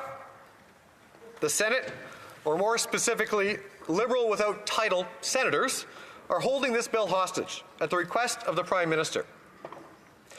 This elected chamber chose democratically to eliminate the carbon tax on our farmers, and the Senate is trying to overrule us. We shouldn't be here debating this motion today. The Senate should be doing the right thing. We should never have to spend a day in this chamber trying to tell the Senate to do the right thing. It's shameful that these Liberals are being so petty. The tactics that they're taking in the Senate are unheard of. Instead of being reasonable, The Liberals are just digging their heels in because they're worried about their own political fortunes if there's a second carbon tax carve-out. The Liberals need to realize that Canadians don't like the carbon tax. They don't see value in the carbon tax because life has become so unaffordable across every aspect of their lives. It's hard to justify seeing the government getting richer and Canadians getting poorer. But, Madam Speaker, I will wrap up by saying, in the upcoming carbon tax election, Canadians will have a choice between quadrupling the carbon tax or axing the carbon tax. But in the meantime, I implore my colleagues to support this motion, urging the Senate to do the right thing and pass Bill C-234 unamended to give our farmers a break and Canadian consumers a break on their food prices. Thank you, Madam Speaker. Questions and comments. The Honourable Parliamentary Secretary, the Government House Leader. Yes, thank you, Madam Speaker. I would say to my colleague across the way that this has very little to do with the substance of the legislation. What it really has more to do with, I would suggest to the member opposite, is the intimidation tactics that are being used by the Conservative Party of Canada. You know, I see a disturbing pattern that's taking place that Canadians should be concerned about. That's right. I would call it the Donald Trump syndrome. And we are seeing that in by the leader of the Conservative Party today, Madam Speaker. It is very disturbing, and it is a pattern that we are starting to see more and more of. Yep. My question to the member is, does he believe it is appropriate to have intimidation and using intimidation of senators in order to push things through the Senate? Intimidation that makes some senators so scared that they're scared to go home, Madam Speaker, that they're telling their staff to stop answering the phone. That is serious stuff. It's the Donald Trump syndrome, and the Conservatives are falling for it. Does he disagree with the leader of the Conservative Party? The honourable member for Portage-Lisgar. The best way to know you're losing a debate is when you start flailing with ridiculous accusations. The fact of the matter is, nobody would ever support the harassment or threats towards any elected or unelected member of Parliament. But the fact that senators are for the first time facing thousands of letters that are facing Deputy Government House Leader, that he doesn't have the floor and he should wait for questions and comments if he wishes to contribute to the conversation. The honourable member for Portage-Lisgar. As I was saying, Madam Speaker, just because you are not accountable to anybody doesn't mean that you shouldn't expect in this public life to receive phone calls and letters. And maybe if you are, you should have a second thought about what you're doing and why nobody's calling you saying, hey, good job, we support you. But thousands of people are calling and saying, hey, pass this bill, get out of the way, stop playing politics. And that's what the Senate needs to do, and that's why we need to pass this motion. Good job. Yes, Jones, come on. Questions and comments. The Honourable Member for Drummond. Thank you, Madam Speaker. I thank my Conservative colleague for his remarks today. Madam Speaker, the Bloc Québécois sees that there's the temptation to speak of the Senate, as is being done today, and on the other hand, there's the duty to defend the process that's currently underway. I find it interesting to see the Conservatives have a different vision of the work of the Senate based on the bill being studied and whether it suits them or not. With C-11, senators took the time they needed and even more before they passed that bill in the Senate. And I didn't hear the Conservatives say that the senators are unelected, they shouldn't be holding things up like that. So like today, I don't understand the Conservatives' perspective of trying to obstruct the Senate's work. So I'd like to hear my colleague tell us, what is the issue? The bill is being studied at third reading in the Senate. It's following its course quite normally, and we see them saying things that would almost be like what the Bloc would say, calling out these unelected parliamentarians who take decisions in the place of the House of Commons. Portage-Lisgar. Thank you, Madam Speaker. Thank you for the question, my honourable colleague. You know, it's called the Chamber of Sober Second Thought, but right now that chamber seems to be drunk on power. The fact is, when they are finding problematic elements of examples like Bill C-11, that is one thing. But I would implore all of my colleagues, through you, Madam Speaker, to consider if this was your PMB. It passed through the democratically elected House of Commons, only to have, for the second time, a repeat motion that this senator decided was so important, despite having no involvement with the legislation, step jumping up and saying, you know what, we need to amend this bill to make sure that we can't renew this through an OIC. We have to go through this long bureaucratic process again. If that's what that senator felt so compelled to do, I feel sorry for her, because this House passed this, and the Senate needs to pass it too. Thank you, Madam Speaker.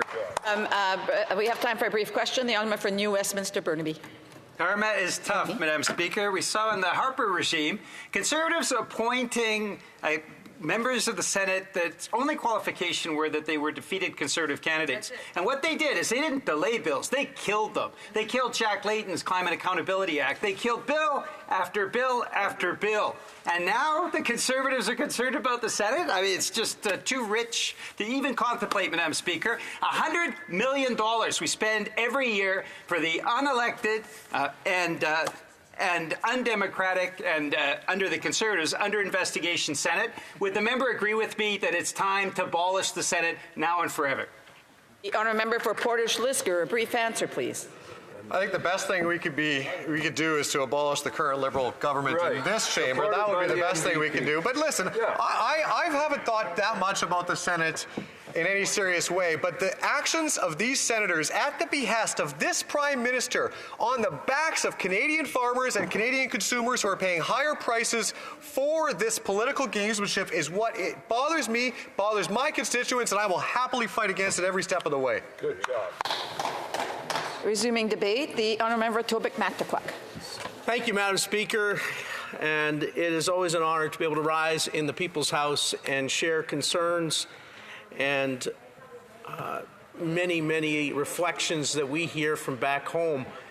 And today I rise in this House to speak to our motion regarding Bill C-234 and obviously its intention to remove the carbon tax from farm fuels, and urging the government to take the pressure off their appointed senators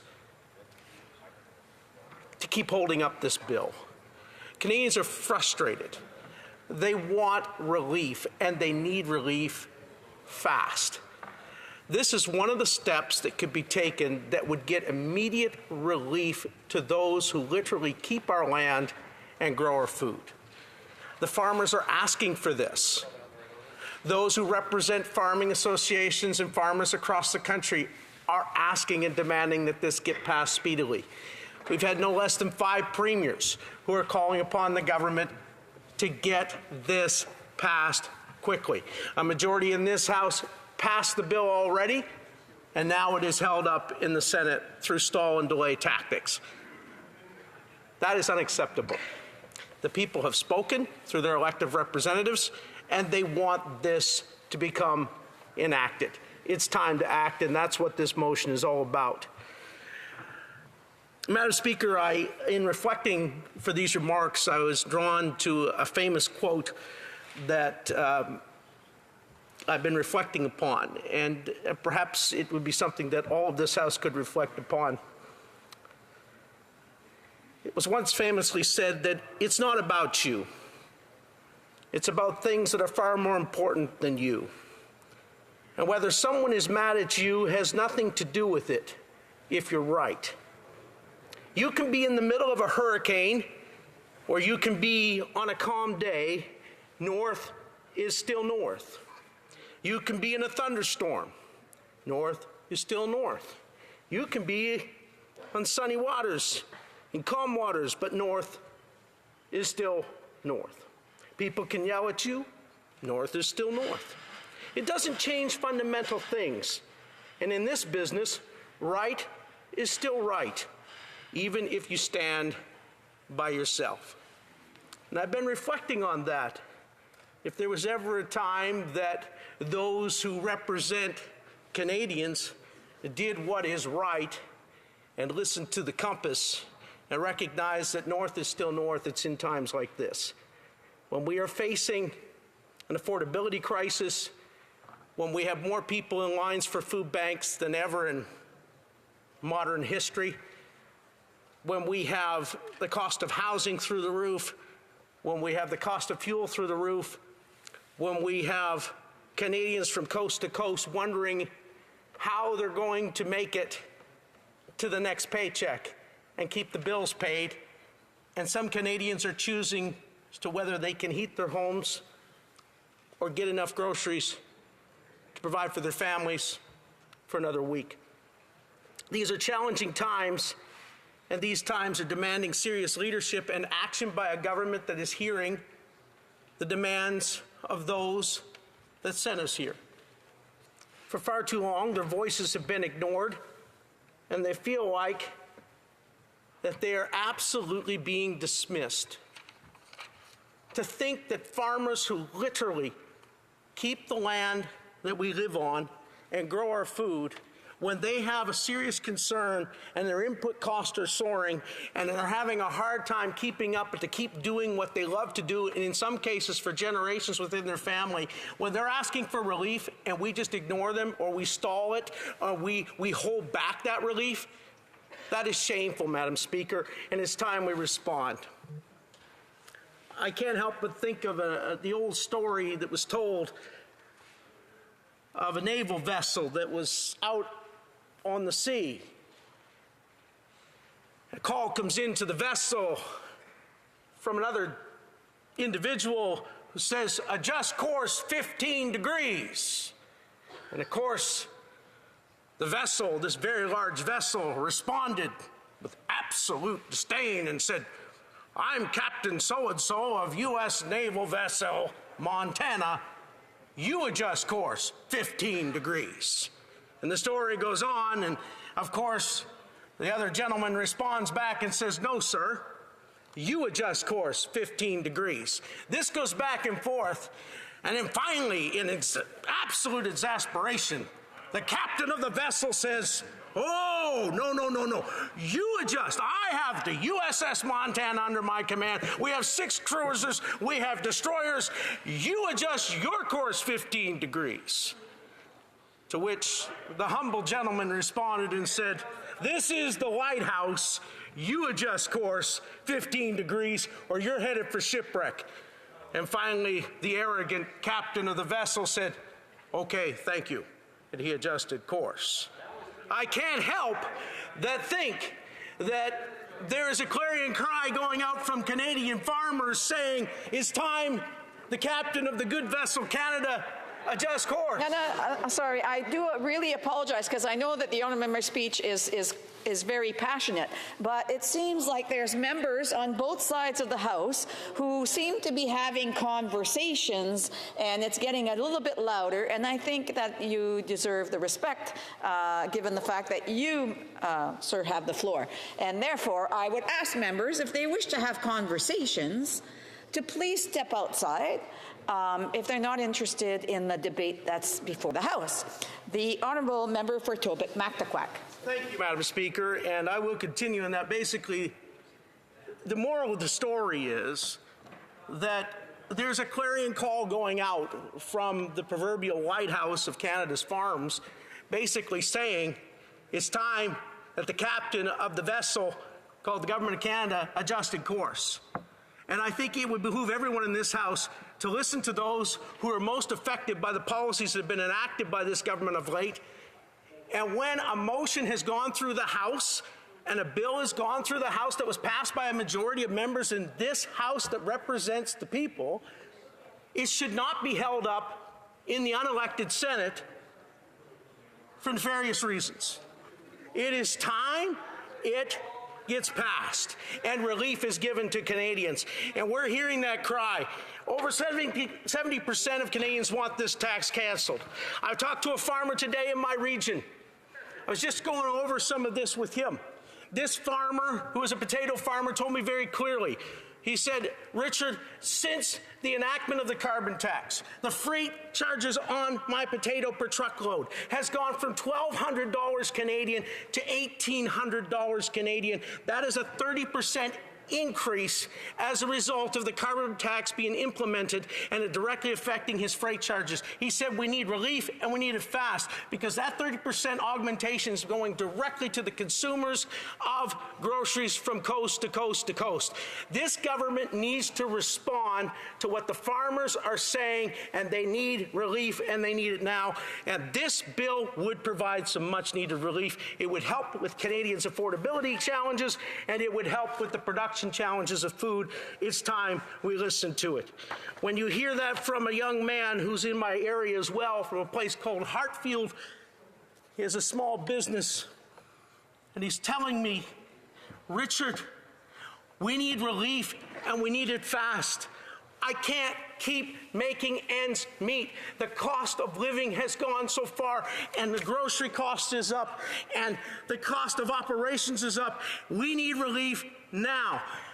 And young Ivan is right. He needs relief. Other business owners from across New Brunswick and across Canada need relief, and they need it fast. They don't need more empty promises. They don't need delay tactics. They don't need a captain of the vessel who's ignoring what's coming clearly from the lighthouse on shore. We need to adjust course, and adjust course quickly, or we're going to hit the rocks economically. We have to change course, and getting this bill implemented is part of that. I hope the government will listen to us and put into action what has already been passed into this House and get the Senate to do the same.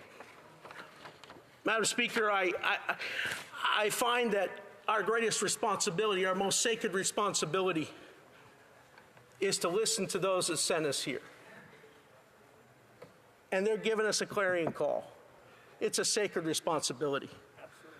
They're saying, hear what we're saying and implement it. Stop ignoring us. Stop dismissing us. Yeah, we may not have fancy degrees or titles. We may not occupy the spaces of the upper echelons of the intelligentsia class. But every day they carry a bucket to work, and every day they go out to their fields, and every day they work in their shops to employ people. I believe it's time to do what's right by them and implement the changes that they are demanding, and I hope that this House will do that and support this motion and make sure the message is sent to the Senate to pass the bill and get it into law. Any comments? The Honourable Parliamentary Secretary to the Government House Leader. Yes, Madam Speaker, I think we should try to clarify the arguments so those that are trying to follow it. When it comes to the issue at hand, let there be no doubt. The Conservative Party of Canada opposes the price on pollution. Many would say it's because they're climate deniers, Madam Speaker. And they will go out of their way on all aspects in order to amplify that. The best example I can actually provide members across the way is how the far right has taken over the leadership of the Conservative Party and their office, and now they're actually collectively, they voted against the Canada-Ukraine trade agreement, Madam Speaker. Shameful. Why? Because of the price on pollution. They want the price on pollution to be the campaign issue. And I'm not going to disappoint them. I'm going to tell my constituents, they voted against the Canada trade agreement with Ukraine. They vote constantly in a negative fashion towards Canada's environmental issues. They are climate deniers, and that's the bottom line. They want to chip away. Today they're using the excuse of farmers. I find it unacceptable. To allow for other questions, the Honourable Member for Tobic-Mactaquac. I thank my honourable colleague for his absolutely enthusiastic question. But I will say to the honourable colleague that Madam Chair, through you, of course, that the real issue that's at stake is the fact that affordability across this country is a huge challenge for every Canadian. And farmers have been facing soaring input costs and competitive disadvantage for a long time here in Canada. That is not a small issue. Where I come from, they care about this. I hear about it. I hear far more calls on affordability and soaring input costs from our producers than anything else. I think it's time the government listen to what the folks back home are saying and what they're concerned about. They're concerned about putting groceries on their table, gas in their tanks, and being able to work at what they love to work. While the government tries to play fire hose politics and light up everything and distract and do all kinds of noise, people are seeing beyond the noise and they're listening to the signal. And the signal is... I do have to allow for other questions. Questions et commentaires. L'honorable... The Honourable Member for Rimouski, Neigette, Témiscouata-les-Basques. Thank you, Madam Speaker. I'd like to commend my colleague on his speech. It looks like common sense has finally come to Ottawa. The Conservative Party has just realized in 2023 that senators are not elected. They're not democratically elected. Madam Speaker, we've known that for a long time. And we've known for a long time that the upper chamber is a waste of time. But to stand up and suddenly beat your chest about the fact that senators are unelected, well, why not just abolish the Senate then? Member for Tobic-Mactaquac. I'll remind my honourable colleague, and thank you for that question, Madam Speaker. The issue is the fact that it was the previous Conservative government that tried to pass meaningful Senate reform, and they were fought every step of the way from the other side of the House. They tried to bring it about. But here's the issue. The issue is, are we going to listen to what our farmers are saying and enact what they want us to enact, or are we just going to acquiesce to an unelected body? I'd say we do everything we can to send a direct message to the body on the other side. Pass the bill. Questions and comments. The honourable member for South Okanagan, West Kootenay. A brief question. Thank you, Madam Speaker, and I'd like to thank my colleague for his very impassioned speech. And I'd just like to say, comment first of all, the punchline of that joke is, "This is a lighthouse. Your call." It ends right there. But I would go on to say, you know, we're debating a motion here about giving direction to the Senate. As my colleague just mentioned, my bloc colleague, the Senate is unelected. We pass private members' bills here that go through quite a process to get passed. It's quite a feat. And as I mentioned before, in 2019, one of my bill was passed along with 25 others, and they were all blocked and killed in the Senate by a handful, 5 or 6 Conservative senators who were against one of those bills, a bill on UNDRIP, which they thought was, you know, we had made a mistake passing it here. And I just want to ask this question again. Would he be in favor of the Senate changing its rules so that private members' bills cannot be blocked in the Senate but have to come to a vote? A brief answer from the honourable member for Tobic-Mactaquac. Well, the matter that we're talking about here today is something that if you talk to the overwhelming majority of those who grow our food, produce our food, work in our fields, and those who represent the farmers, they want this bill passed. This bill is a priority for the Canadian people. This bill needs to be enacted sooner rather than later. And so today, we're talking about something that matters to those who put food on Canadians' table. And the best way to do that is by making sure that the Senate, in this case, passes the bill expeditiously, because there is no means for holding it up. There's no justification for holding it up. It doesn't match with the reality of the situation on the ground. This is a priority for Canadians from coast to coast. Let's get the Senate to pass this bill. So again, you know, we continue to hear members speak out of turn. I know that they want to react to what is being said, but it's being reacted very loud, and it is disturbing. And therefore, I would ask members, again, to please hold off on their thoughts and comments until the appropriate time. And there are members that are having side conversations as well, and I would ask them to please take it out if they wish to speak, because it does get a little bit loud. Resuming debate, reprise de débat, the honourable member for Humber River Black Creek. Thank you very much, Madam Speaker, and I'm pleased to stand today and add my few minutes of time and speak about this bill that's here as Opposition Day motion. I will be sharing my time with the member for Lac St. Louis. So I'm pleased to be able to stand. I found this conversation actually quite comical as I was observing it a bit as to where it's going. But thank you for the opportunity, Madam Speaker, to be able to participate. Rather than indulge the Conservative partisan attacks on the pollution price, let's talk about what matters most to Canadians, all Canadians.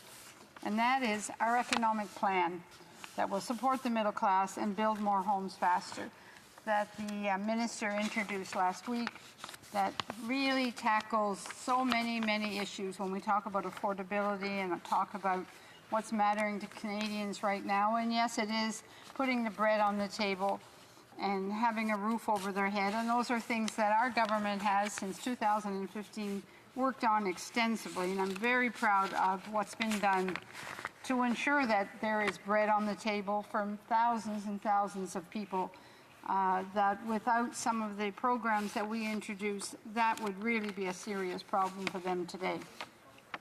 As everyone saw last week, our government continues to deliver an economic plan that supports a strong middle class. It's something that we have been working on since 2015 to enforce that so that the middle class have access to good jobs and good housing. From building more homes faster to taking concrete action to help stabilize prices, critically important, and making life more affordable and protect Canadians with their mortgages, which is something that many of them are very worried. They did not expect the interest rate to go up to what it is today. I reflect back on our first house that we bought. It was a 6% was what the interest rate. And I remember thinking how bad that was. Well, it wasn't that much longer that it ended up at 19% at another time. So we're very wary of what the mortgage rates and the impact it has on Canadians. And so the minister has introduced a plan to work with the banks to help Canadians and protect them from that. So simply put, we are taking action on the priorities that matter most to Canadians today. And we're doing so in a way that is fiscally responsible. Our government's economic plan is very responsible, and I'm very proud of what was in it. In the face of global inflation, our government has reduced the deficit faster than any other country in the G7. I'm going to say that again because it's an important fact. Our government has reduced the deficit faster than any other country in the G7. In fact, Canada maintains both the lowest deficit and net debt to GDP ratios in the G7. But if you were to attend question period or listen into question period, you would think that doom and gloom was everywhere and that the world is caving in and that nothing is moving forward. Instead, Canada is in a very good fiscal position because of some of the investments that we have done. And with inflation down 8.1% last year to 3.1% last month, we are taking care not to feed inflation by carefully targeting new investments towards the priorities of Canadians today and towards the future growth that makes our finances sustainable. This includes through new reductions in government spending as part of last week's fall economic statement, and building on the $15 billion in public service spending reductions that we announced in the spring. So it wasn't only about how we were helping people in the monetary way, whether it was building homes or making other changes. It was the spending reductions of $15 billion, which was significant, that clearly the opposition rarely ever mentions about that $15 billion. We were able to do that at the same time, focus on the stuff that matters the most, which is increasing the amount of homes that are going to get built. So we are ensuring that Canada's finances remain sustainable, because that is how we will be able to continue investing in Canadians. Not only is our economic plan fiscally responsible, but clearly it is working. Canada's unemployment rate for the last 21 months has been lower than at any time between 2006 and 2015. Over 1 million more Canadians are employed today compared to before the pandemic. Wages have outpaced inflation for the past 9 months. And private sector economists now expect Canada to avoid the recession that so many had predicted. The International Monetary Fund projects Canada to see the strongest economic growth in the G7 next year. Now, that's a very important statement, and it's very much contrary to much of what you hear from the opposition, which never wants to say anything good. They can only find ways to say something that would bring the country down and make people worried and concerned about the future. According to OECD, in the first half of this year, Canada received the third most foreign direct investment of any country in the world and the highest per capita in the G7 again. Now, Mr. Speaker, I know that perhaps sounds overly positive, and we know that for many Canadians, this remains a challenging time. But we need to assure Canadians that their government is making the right investments and that Canada is the envy of many parts of the world. Higher housing costs and still elevated consumer prices are putting pressure on families every single month. To combat inflation around the world's central banks have implemented the steepest series of interest rate increases in decades. And these interest rate increases have led to a slowing of the Canadian economy. Frankly, the slowing of the global economy. This is not just about Canada. Canada doesn't live in isolation. We're part of the whole global economy. That's why having an economic plan that is fiscally responsible is so very important. By continuing our commitment to responsible fiscal management, we are able to continue helping Canadians navigate these economic headwinds. Of course, our government's support for the middle class didn't begin in response to the pandemic and Canada's quick recovery from the COVID recession. Since 2015, as I mentioned earlier, we have been investing in Canadians, ranging from the Canada Child Benefit, which my riding has benefited by at least $14 million in Canada Child Benefit alone, to enhanced benefits and pensions for seniors, to stronger public health care, and a Canada-wide system of affordable early learning and childcare. The issue of having the early learning and childcare clearly allows many of the women in our country who were not able to go to work to have affordable childcare and to be able to move on with their own careers, which just makes Canada stronger. These foundational investments have supported Canadians' incomes and higher number of Canadians participating in the labour force, including a record number of working-age women. Historic investments in infrastructure and Canada's growing clean economy will have both short and long-term economic benefits, helping to create good careers, vibrant communities, and grow our economy for decades to come. Tell you how many women I met when in campaign time, especially when knocking on doors, and how many women I would talk to about how they wanted so much to be able to get to work and to have a career. But having their children was a holdback. So now having affordable childcare really opened the door for them, whether it's on a part-time basis or a full-time basis, for them to start pursuing a career. Not only does a strong federal balance sheet allow our government to make the necessary investments to strengthen our social safety net and improve Canadians' quality of life, but it also gives the government the ability to respond to future challenges. Madam Speaker, this was not an accident. This was part of a bigger plan from 2015. Since emerging from the pandemic, the government has maintained a commitment to its fiscal anchor, reducing federal debt as a share of the economy over the medium term.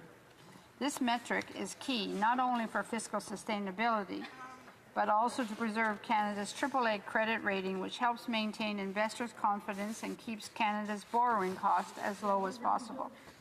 Our economic plan, outlined in the recent fall economic statement, delivers on our fiscal anchor, enabling Canada's federal debt to GDP ratio to decline from 2024 to 25. Madam Speaker, thank you very much for giving me the opportunity to speak today, and I'm happy to answer questions. Questions and comments. Questions et commentaires. The honourable member for York Simcoe. York Simcoe, thanks, Madam Speaker, and I thank my colleague for her speech. You know, we've got to cut right back to the issue at hand. We know the Prime Minister is protecting the Environment Minister now because they can't allow another carve-out. But, Madam Speaker, you should read the fine print. There's actually been another carve-out. You know, the government, this Liberal government, has actually stopped some rural ridings becoming urban. For example, to help the member for Avalon. And Because if he rolled urban, all of a sudden they wouldn't get the rural top-up all of a sudden. So now we see again this Liberal government picking winners and losers again on who's going to suffer from this carbon tax. My riding now is considered part of Toronto, the soup and salad bowl of Canada, part of Toronto. Can you imagine, Madam Speaker? So I wonder if my colleague could comment on the rejigging of the CMAs through Census Canada. The honourable member for Humber River Black Creek. I thank the honourable member for the question, but he's asked me to comment on something that is not within a jurisdictional directly that we have an effect on. But let's be honest, this past summer, with the kind of wildfires that were everywhere, the floods that were there, the hurricanes, and all of those are as a result of climate change. So whatever we can do to reduce the exposure is an important move for us to be making. And the fact that the farmers are going to be compensated in other ways, this is an important bill, and it needs to get passed in order to protect all of us and our families and our homes. Questions et commentaires, questions and comments. The Honourable Parliamentary Secretary of the Government House Leader. Sorry. I'm wondering if my colleague could provide her thoughts in regards to the underlying policy here is the fact that the Conservatives who deny climate change are actually against the price on pollution. And they continue to look at ways in which they can amplify the fact that they're against the price on pollution. We saw that just last week, less than 7 days ago, when collectively the Conservative Party voted against the Canada-Ukraine agreement, and how extremely hurtful that vote was. I'm wondering if she can provide her thoughts in terms of how reckless the Conservatives are being on the issue of price on pollution. Order. I think if members want to have conversation, they should take them outside to the lobby, please. The honourable member for Humber River Black Creek. Well, I want to thank my colleague for that question. I think it boils down that they do not understand the impact that climate change is having on our country and having around the world. The majority of all members of the EU all have a plan to deal with carbon tax, and yet the Conservatives clearly don't support it, don't want to support it, and don't believe it. So maybe they, need to spend a little bit of time focusing more on what are the implications that climate change is going to have next year, next summer.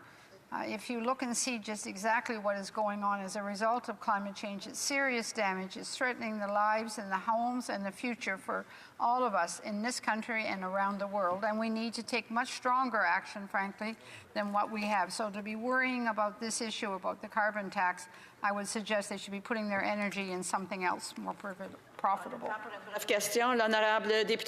The honourable member for Saint-Hyacinthe-Bagotte. I'd like to thank the member for that speech, and she's also chair of my committee. At the International Trade Committee, we saw the Conservatives filibustering a bill about supply management. Now at the Senate, it seems like people are goofing around and stalling. So why aren't Conservatives calling out Conservative senators on that? The honourable member for Humber River Black Creek for 1 minute. I wonder if they, from the comments we made earlier, they don't seem to understand how the Senate works. And, it's the Conservative senators that are there threatening other senators and so on, based on what I hear in the media. But I want to congratulate the opposition, the Bloc, the NDP, and the Liberal members today for work they did on the Canada-Ukraine agreement. There were a variety of amendments moved that were out of the scope of the bill, and we had to deal with all of that. But you know what? In that 2 hours we managed to get that bill through. So I want to acknowledge and thank my committee members. We've now passed the Canada-UK Free Trade Agreement. I hope to introduce it tomorrow in the House so that we can finalize that and give Ukraine people what they really need was additional help from Canada.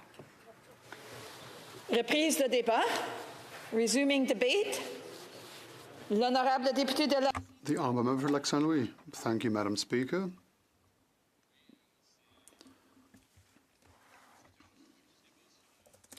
Another debate on carbon pricing. It would seem that that is all that some people want to talk about is carbon pricing. Some people say that it's a tax. but I know what a tax is. I know the definition of a tax. A tax generates revenue that the government pockets. But when we talk about carbon pricing,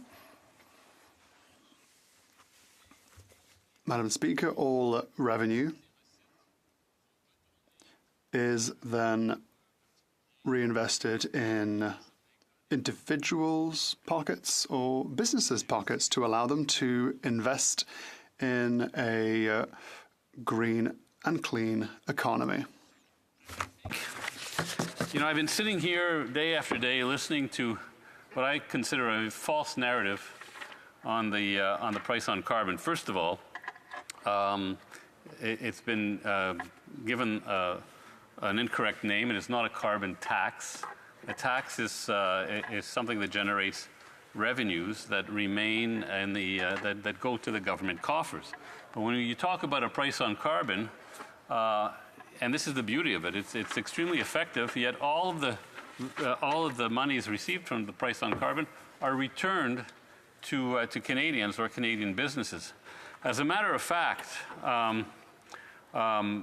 you know, if the price on carbon were removed, the climate action incentive payment would disappear, and a vast majority of Canadians would be worse off. But we don't hear that truth from the Conservative Party. What we hear is what my former colleague and Canadian hero and hockey great Ken Dryden used to call truthiness. Truthiness sounds true, but it's just not true. And day after day, we're treated to this kind of simplistic, false, however, chain of causation that the Conservatives trot out. That sounds true, and anyone listening would say, "Yeah, that sounds very logical." But the chain breaks all along the length of it if one spends any time thinking about what's being said. You know, it's almost like it sounds every day in question period. It sounds like the ankle bone is connected to the shin bone, is connected to the knee bone, is connected to the thigh bone, except they say, well, if you have a price on carbon, it costs a trucker a little bit more to ship, and that means the distributor has to pay a little bit more, and that means that the retailer pays a little bit more, and then Canadians pay a little bit more. But that's not how it works at all. As a matter of fact, studies, now we know that the Conservative opposition is not keen on academic studies or rigorous studies of any kind, but studies have shown that the price on carbon contributes very, very little, an almost minuscule infinitesimal amount to food price inflation. But we wouldn't want to let academic studies get in the way of a good, truthy argument coming from the other side, Madam Speaker. So I think the Conservative Party is using the price on carbon as a red herring, and I get very frustrated when constituents write to me and they say, please take the price on carbon off. And I write back and I say, well, sir, madam, the price on carbon does not apply in Quebec because, why? Because Quebec's been pricing carbon since 2007 and BC's been pricing carbon since 2008. So it does not apply in Quebec. And I've had other people come to me, I guess they listen to Conservative propaganda. They come to me and they say, where's my climate action incentive payment? And I have to say to them, well, sir, madam, I'm sorry, you don't get the climate action incentive payment because you don't pay the price on carbon. And then they write back and they say, oh, well, thank you for explaining it to me. I didn't realize. And so that's a bit the job of a member of Parliament is to explain the facts about government policy and why government policy is the desired policy. And I've talked about this before in the House. I'll mention it again.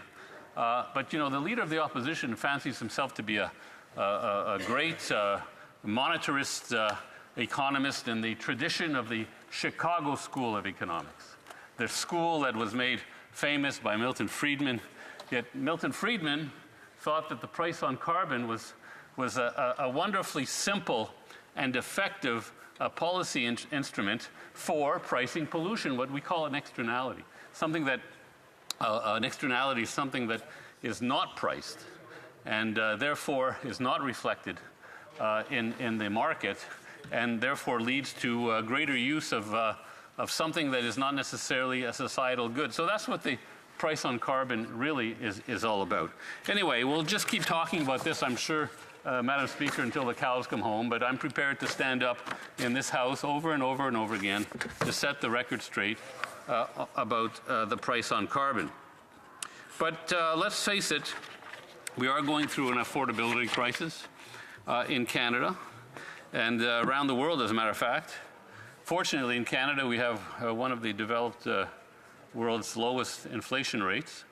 So it's not, as I say, the challenges remain, but I think we have to look at the international context, and we have to see where we fit within the international context. Now, the government recognizes that we have an affordability crisis, and the government is acting to help Canadians weather this crisis. Fortunately, we've seen the inflation rate come down recently, and this was predicted a couple of years ago. I mean, I wanted to wait and see because we want to see the reality. But many economists were telling us a year and a half ago to 2 years ago, by this time the inflation rate would start coming down.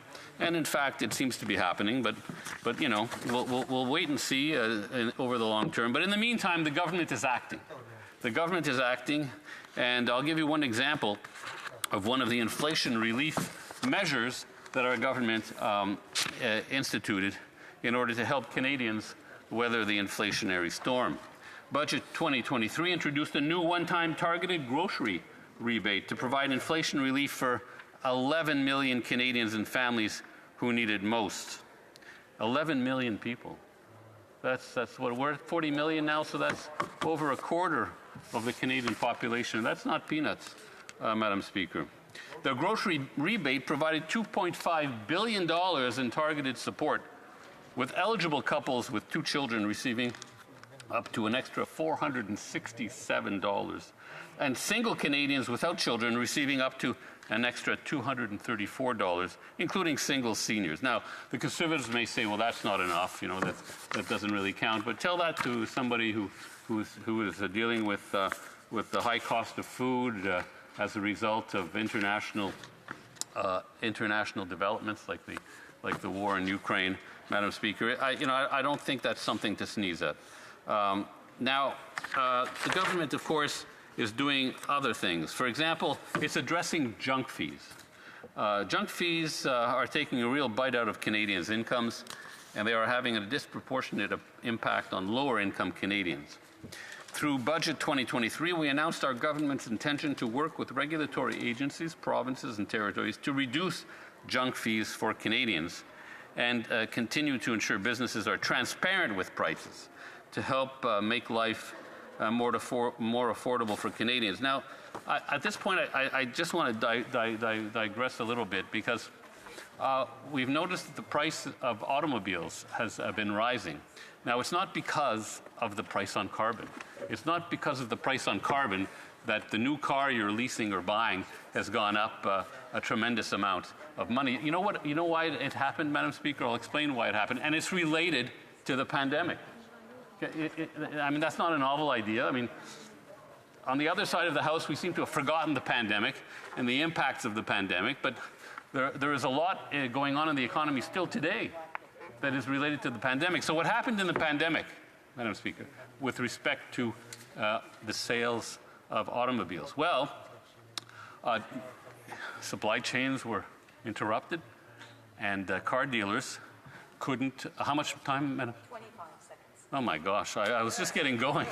Well, anyway, I'll stop there, and maybe some other day I'll talk about why the price of cars has gone up, but it has nothing to do with the price on carbon. Thank you, Madam Speaker. Questions and comments. The honourable member for North Okanagan, Similkameen Nicola.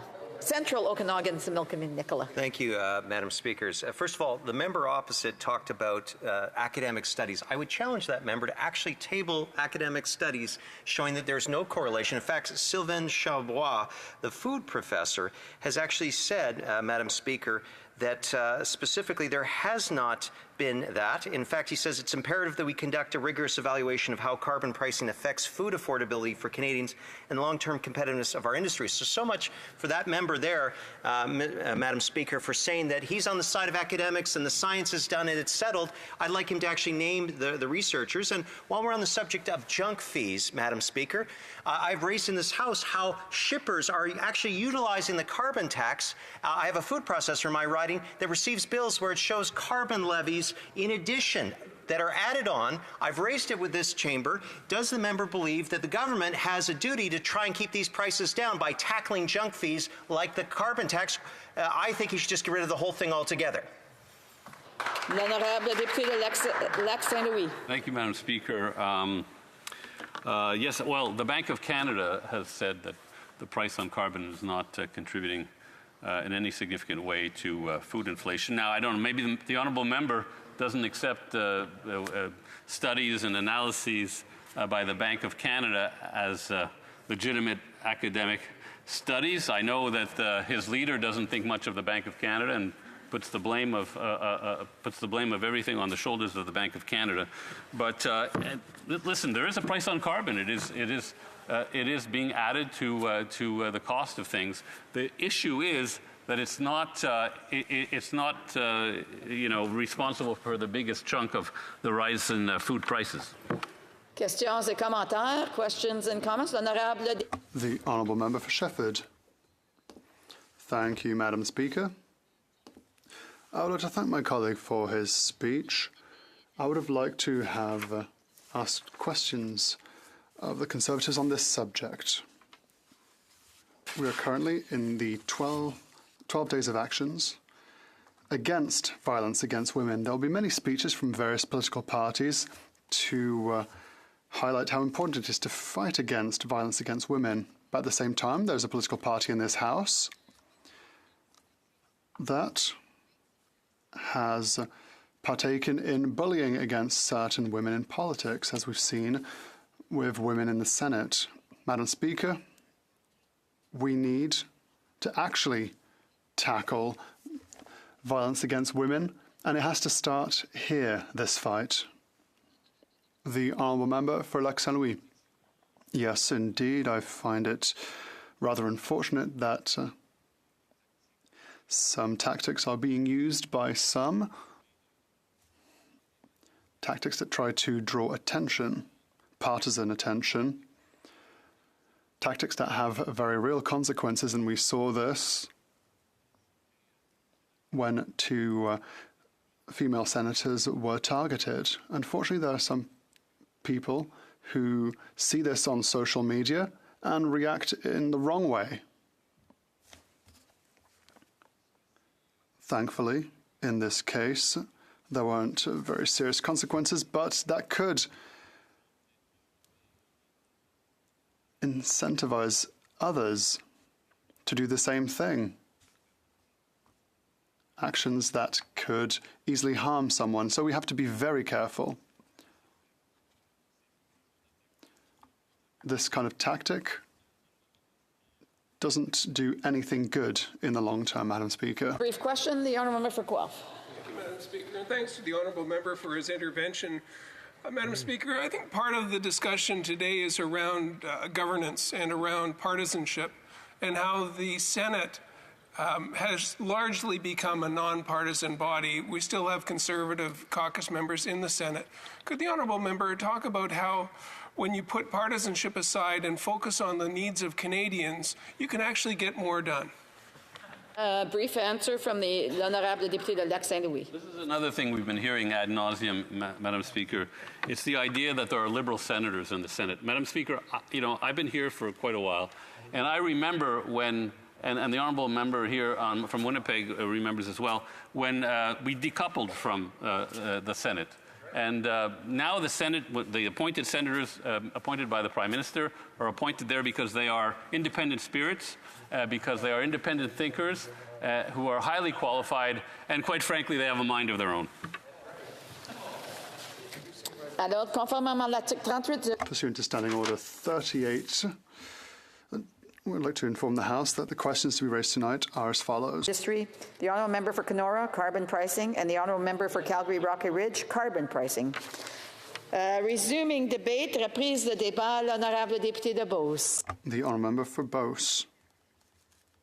Thank you, Madam Speaker. First of all, I would like to say that I'll be sharing my time with the Honourable colleague, the Member for Oxford.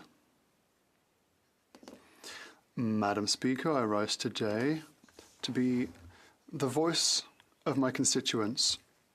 I've had the privilege of representing them for over 4 years. This is a very simple question before us, Madam Speaker, as my colleagues before me have explained very well. The Senate must adopt Bill C-234 as rapidly as possible. I deplore the fact that the Prime Minister and his Cabinet are delaying the passage of this important bill in the Senate. This bill was unanimously supported by all parties in the House except one, the Liberal Party of Canada. It is very simple, Madam Speaker. With food prices at an all-time high in our country, it is incumbent upon the government to find a way to bring food prices down, and the easiest way to start is on the farm. This legislation is supported by everyone I've spoken to in the farming sector across the country. These farmers need a break from the crippling carbon tax that is decimating their business and driving food prices through the roof. I have spoken to many producers in my region, and their support for this bill is unanimous, and above all, it needs to be adopted as rapidly as possible. Winter is coming, and farmers and producers are very worried about how they are going to heat their hen houses and this throughout the winter. As the Conservative Shadow Minister for Agriculture and a permanent member of the Agriculture and Agri-Food Committee, I have personally attended all meetings on this bill and have seen firsthand, Madam Speaker, the importance of this bill through first-hand accounts. I have also been out in the field talking to people in my region, those who aren't even farmers, but who want this bill to be adopted as rapidly as possible. Last Friday, I volunteered with many others at the Moisson-Beauce Food Bank in my region. We prepared Christmas hampers for families in need of food over the festive period. This food bank has reported a record usage rate for the food bank. Right now, it is not receiving sufficient donations to keep up with demands. This is not the Canada I remember, Madam Speaker. We are at a point now where it is cheaper to import food from abroad than to produce our own food locally.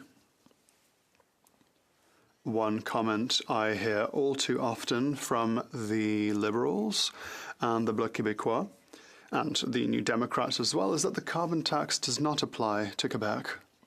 That is completely false, Madam Speaker. I've said it before and I will say it again.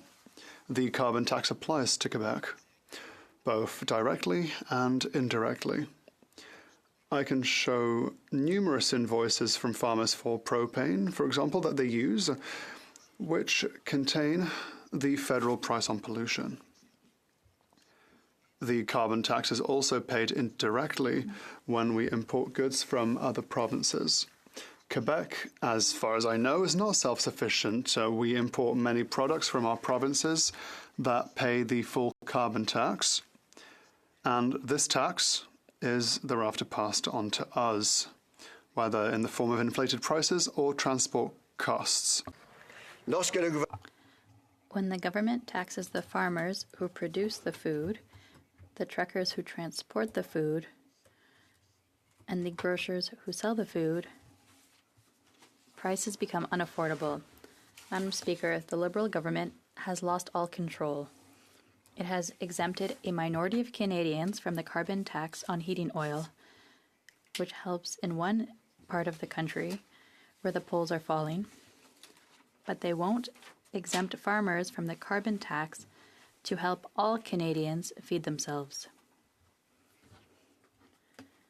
But who can forget what the Minister for Rural Economic Development said? If Canadians want a break, they need to elect more Liberal MPs. Nonsense.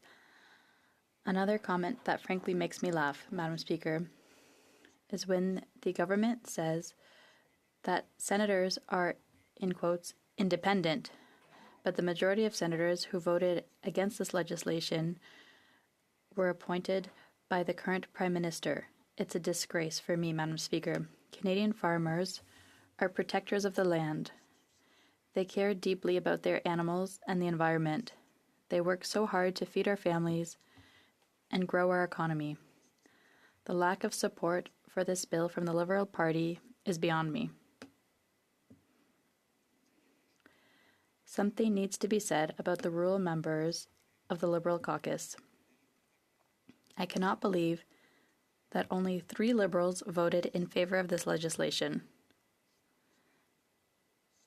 I guess only those 3 of them want to keep their jobs in the next election. Just look at the polls, Madam Speaker. If these rural MPs think they'll ever win back the farming vote, they're totally wrong. Conservatives will always stand up for farmers, and more importantly, for common sense. Canadians are hurting, and many of them are on the brink of insolvency. How can the government turn its back when all they want is to feed their families at an affordable price?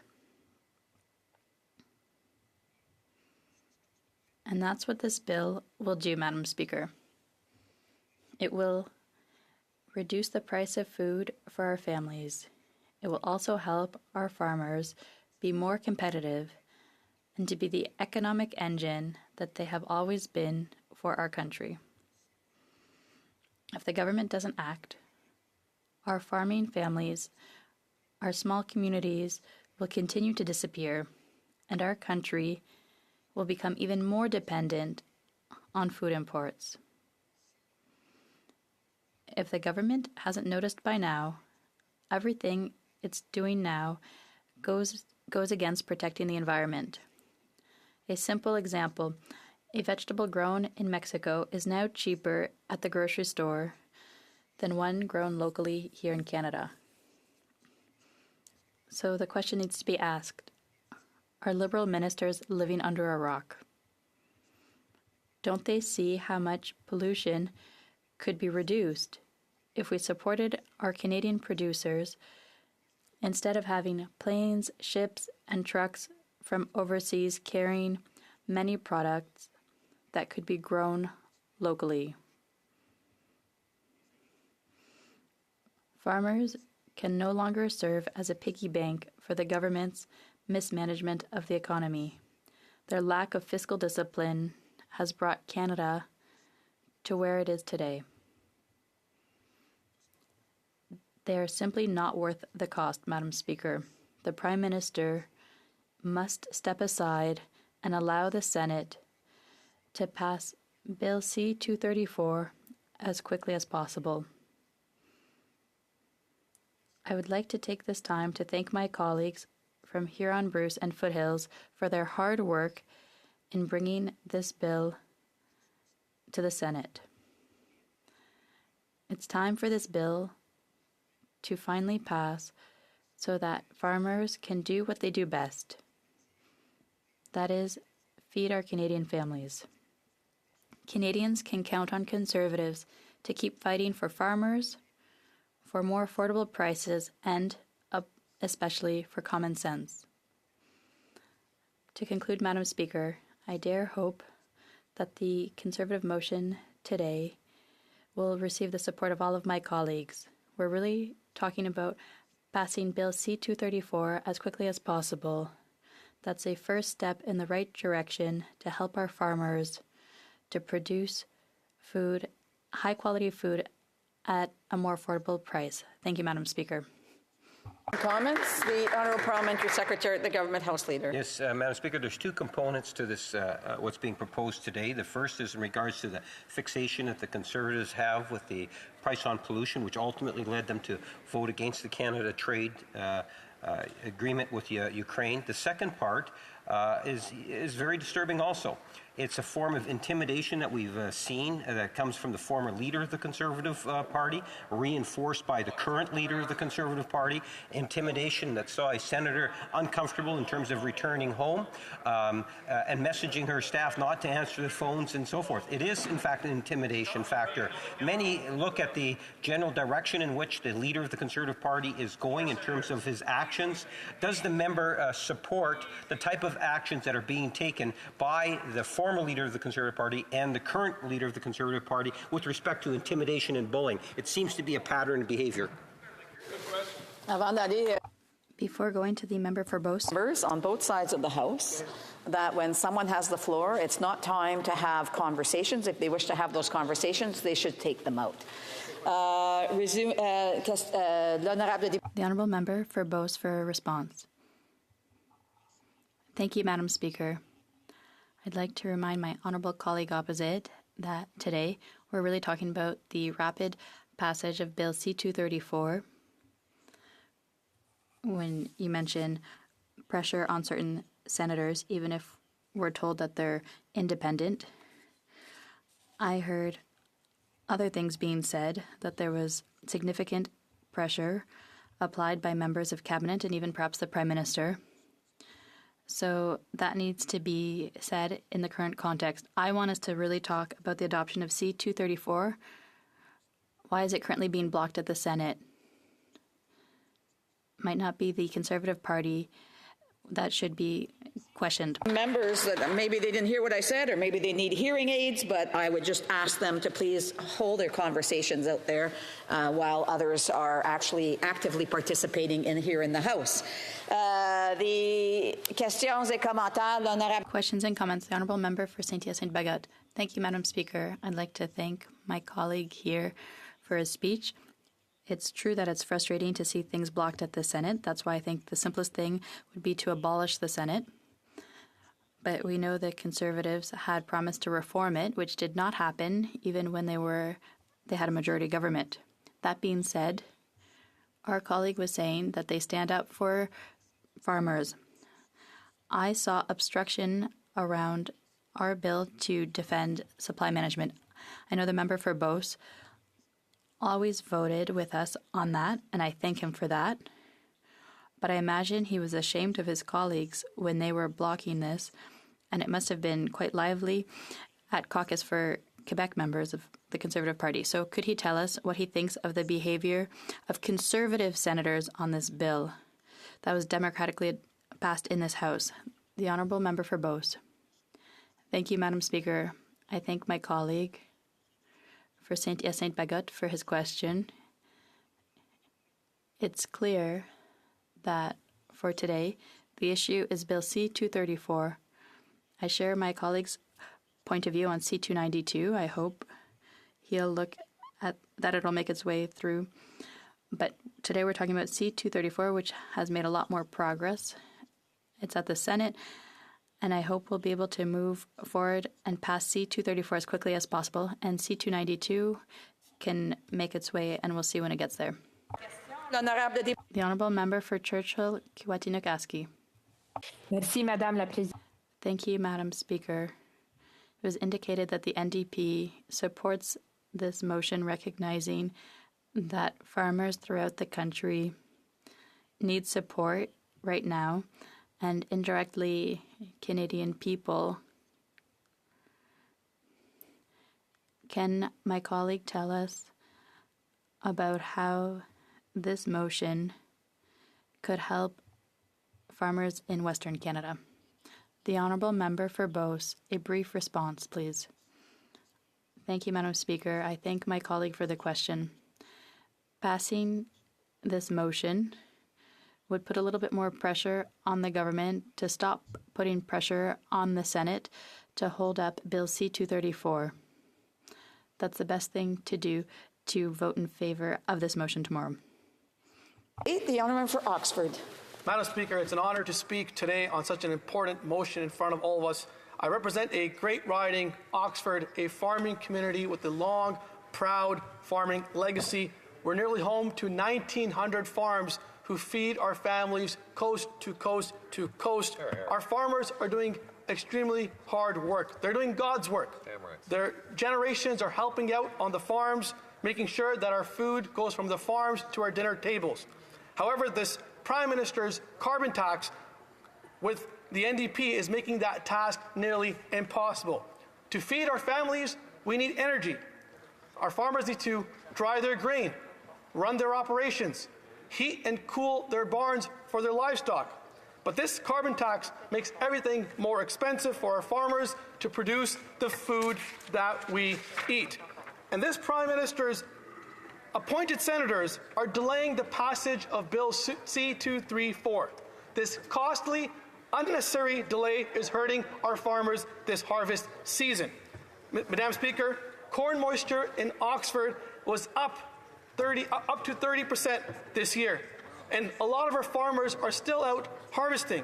And that means the corn has to be dried. Farmers are firing up their dryers to bring down that moisture levels, and that is driving up the input costs. Madam Speaker, winter is also on this way, and we had snow today in southwestern Ontario. And barns across Canada are turning on the heat for their livestock, again being punished by this carbon tax that is driving up the input costs for our farmers. And the numbers don't lie, Madam Speaker. The Parliamentary Budget Officer was very, very clear that Bill C-234 would save our farmers $1 billion by 2030. $1 billion. That's not small change, Madam Speaker. And today, throughout today's debate, I heard from my colleagues stories that I've heard in my own riding of carbon tax bills from their farmers in the hundreds and thousands of dollars, thanks to this carbon tax. And I spoke with one of my farmers before I stood up to speak today, who's still out harvesting, by the way. And he said that the carbon tax is more than just a kick to the shin, it's a drop kick to the face. Yep. And let me share with you a story of another farmer in my riding, just south of the 401 in Salford, an asparagus farmer, a great farmer who I visit regularly at the local farmers market on Saturday mornings. And thanks to this carbon tax, he has seen his cost of asparagus triple of what the Mexicans sell in the grocery stores. Wow. It's triple the cost. And now, so let me get this straight. It's now cheaper to buy Mexican asparagus shipped 3,800 kilometers away than it is to buy local grown asparagus here in Canada, just driven to the local market a few kilometers away. How do you expect our farmers to compete? How do you expect our farmers to survive? Madam Speaker, because of this carbon tax, we continue to see more food produced by foreign farmers in countries with horrendous environmental standards. This is the message this government wants to send. Go ahead, buy foreign-grown food from a country with lower environment standards and that burns fossil fuels to ship across a continent. That is complete nonsense. We also have to look at the compounding effect of the carbon tax that affects the supply chain and the cost of our groceries. When you tax the farmer who grows the food, and you tax the trucker who ships the food, and you tax the processor who manufactures the food, and you tax the retailer who sells the food, guess who pays for that? The Canadian who buys the food. And that is why we're seeing 1 in 5 Canadians now skipping meals. Record numbers at our food banks, 2 million in a single month. And just yesterday, Feed Ontario released a report stating that over 800,000 people in Ontario accessed the food bank in Ontario just last year. These are not just numbers and stats, Madam Speaker. These are our friends, our neighbors, our family members. They are our veterans, seniors, students, the working class Canadians, and now more common professionals who were never attended food bank in the past but are now being forced by this government's reckless policies to go to a food bank. And this past week, I do have to interrupt the honourable member because it being 5:15, it is my duty to interrupt the proceedings and put forthwith every question necessary to dispose of the business of supply. The question is as follows. Mr. Poilievre, seconded by Mr. Lobb, moves that the House call on the unelected Senate to immediately pass Bill C-234, an act to amend the Greenhouse Gas Pollution Pricing Act to remove the carbon tax on the farmers that feed Canadians, as passed by the democratically elected House. If a member participating in person wishes that the motion be carried or carried on division, or if a member of a recognized party participating in the person wishes to request a recorded division, I would invite them to rise and indicate it to the chair. The honourable member for the Foothills. Madam Speaker, we would like a recorded vote. Pursuant to Standing Order 45, the division stands deferred until Wednesday, November 29th, at the expiry of the time provided for oral questions. I just want to remind members, if they want to have conversations, again, please take them out. The honourable member, official opposition House Leader, has a point of order. Yes. Thank you, Madam Speaker. I am rising on a point of order challenging the admissibility of Ways and Means Motion number 19 concerning the Fall Economic Statement Implementation Bill, which was tabled earlier today by the Deputy Prime Minister. It is my submission that the motion offends the rule against anticipation, sometimes also known as the same question rule. That rule is described at page 568 of House of Commons Procedure and Practice as follows. Quote, the rule is dependent on the principle which forbids the same question from being decided twice within the same session. It does not apply, however, to similar or identical motions or bills which appear on the notice paper prior to debate. The rule of anticipation becomes operative only when one of two similar motions on the order paper is actually proceeded with. For example, two bills similar in substance will be allowed to stand on the order paper, but only one may be moved and disposed of. If a decision is taken on the first bill, for example, to defeat the bill or advance it through a stage in the legislative process, then the other may not be proceeded with. If the first bill is withdrawn by unanimous consent, often after debate has started, then the second may be proceeded with, end quote. The rule against anticipation has been building a significant number of precedents in the past few years in light of the NDP Liberal government's growing pattern of stealing common sense conservative private members' bills to add to their own legislative agenda. While our authorities suggest that such points of order should be raised only when the second question is actually proposed from the chair, I recognize that in light of Ways and Means motion number 19 being an omnibus proposal exceeding 500 pages in length, you might appreciate having the evening to reflect on the issues I'm about to discuss before the government intends to call it for consideration tomorrow. In the present case, Madam Speaker, Ways and Means motion number 19 includes provisions which the House has already adopted in principle at second reading through two private members' bills. On September 20th, 2023, the House passed second reading Bill C-318, an act to amend the Employment Insurance Act and the Canada Labour Code, sponsored by the Honourable Member for Battleford's Lloydminster, Conservative Member for Battleford's Lloydminster, I should add. To quote the summary printed on the inside cover of the bill, quote, this enactment amends the Employment Insurance Act to introduce a new type of special benefits, an attachment benefit of 15 weeks for adoptive parents and parents of children conceived through surrogacy. It also amends the Canada Labour Code to extend parental leave accordingly, end quote. Last week's Fall Economic Statement at pages 42 and 43 states, quote, the 2023 Fall Economic Statement proposes to introduce a new 15-week shareable EI adoption. Surrogate parents will also be eligible for this benefit. The 2023 Fall Economic Statement also proposes to make amendments to the Employment Insurance Act, as well as corresponding changes to the Canada Labour Code to ensure that workers in federally regulated industries have the job protection they need while receiving the EI adoption benefit. Those provisions appear as clauses 342 to 365 of Ways and Means motion number 19. While the legislative language used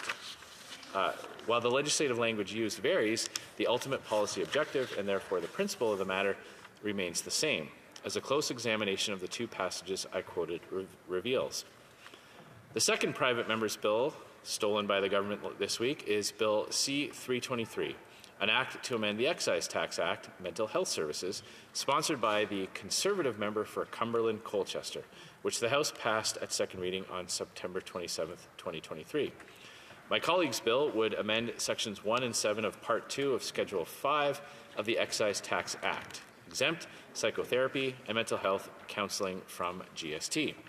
Clause 137 of Ways and Means Motion number 19 would do the exact same thing, except that the government refers to, quote, counseling therapy instead of Bill C-323's, quote, mental health counseling. That is, I would submit, Madam Speaker, a distinction without a difference. Indeed, I would draw the Chair's attention to Clause 144 of Ways and Means Motion number 19, which makes coordinating provisions of if each is enacted, which demonstrates the government also sees these as identical measures. But what is especially galling is subclause 144, bracket 5, quote, for greater certainty, if this act receives royal assent, then the other act, that is to say Bill C-323, is deemed never to have produced its effects. The government would prefer to toss my colleague's important bill down the memory hole. That's just shameful, Madam Speaker. Your predecessor on February 18th, 2021, at page 4256 of the debates, ruled that the government's bill C-13 could not be proceeded with further following the House's adoption of Bill C-218, citing the rule against anticipation. In so ruling, the Chair said, quote, the House is now placed in an unusual situation where a decision was made on one of two very similar bills standing on the order paper. The Chair recognizes that both bills are not identical. They are, however, substantially similar, as they both amend the exact same provision of the Criminal Code for similar purposes. Consequently, as long as Bill C-218 follows its course through the legislative process during the session, Bill C-13 may not be proceeded with, end quote. As for the technical differences between those two bills, the Speaker offered a common-sense solution to reconciling them. Quote, the Chair notes that other avenues would be open to the House to achieve those same ends, such as through amendments proposed to Bill C-218 during the committee study, end quote. I would respectfully submit, Madam Speaker, that if the government has any concerns about the drafting of Bill C-318 or C-323, the solution is to bring amendments to committee, not to Bigfoot them by throwing them into an omnibus budget bill. But that is exactly what happened here, and it is what happened last year when Bill C-250, sponsored by the Honourable Member for Saskatoon Grasswood, was scooped up by the government and placed in Bill C-19, a budget implementation bill. In a May 11, 2022 ruling at page 5123 of the debates, the Deputy Speaker held, Bill C-19 was adopted at second reading and referred to the Standing Committee on Finance yesterday. The House is now placed in a situation where a decision was made on one of the two bills that contain very similar provisions. The Chair recognizes that these bills are not identical, as Bill C-19 is much broader in scope and contains other provisions related to the implementation of the budget. However, in adopting Bill C-19 at second reading, the House has also agreed to the principle of that bill and consequently has agreed, among other things, to amend Section 319 of the Criminal Code dealing with hate propaganda. As I explained a few moments ago, these are provisions substantially similar to the ones contained in Bill C-250. Therefore, the question for the Chair is, should Bill C-250 be allowed to proceed further in the legislative process at this time? In the Chair's opinion, it should not be allowed. The House should not face a situation where the same question can be cited twice within the same session unless the House's intention is to rescind or revoke the decision, end quote. In the case of Bill C-250, the Deputy Speaker directed that it be held as pending business until the final fate of Bill C-19 could be determined.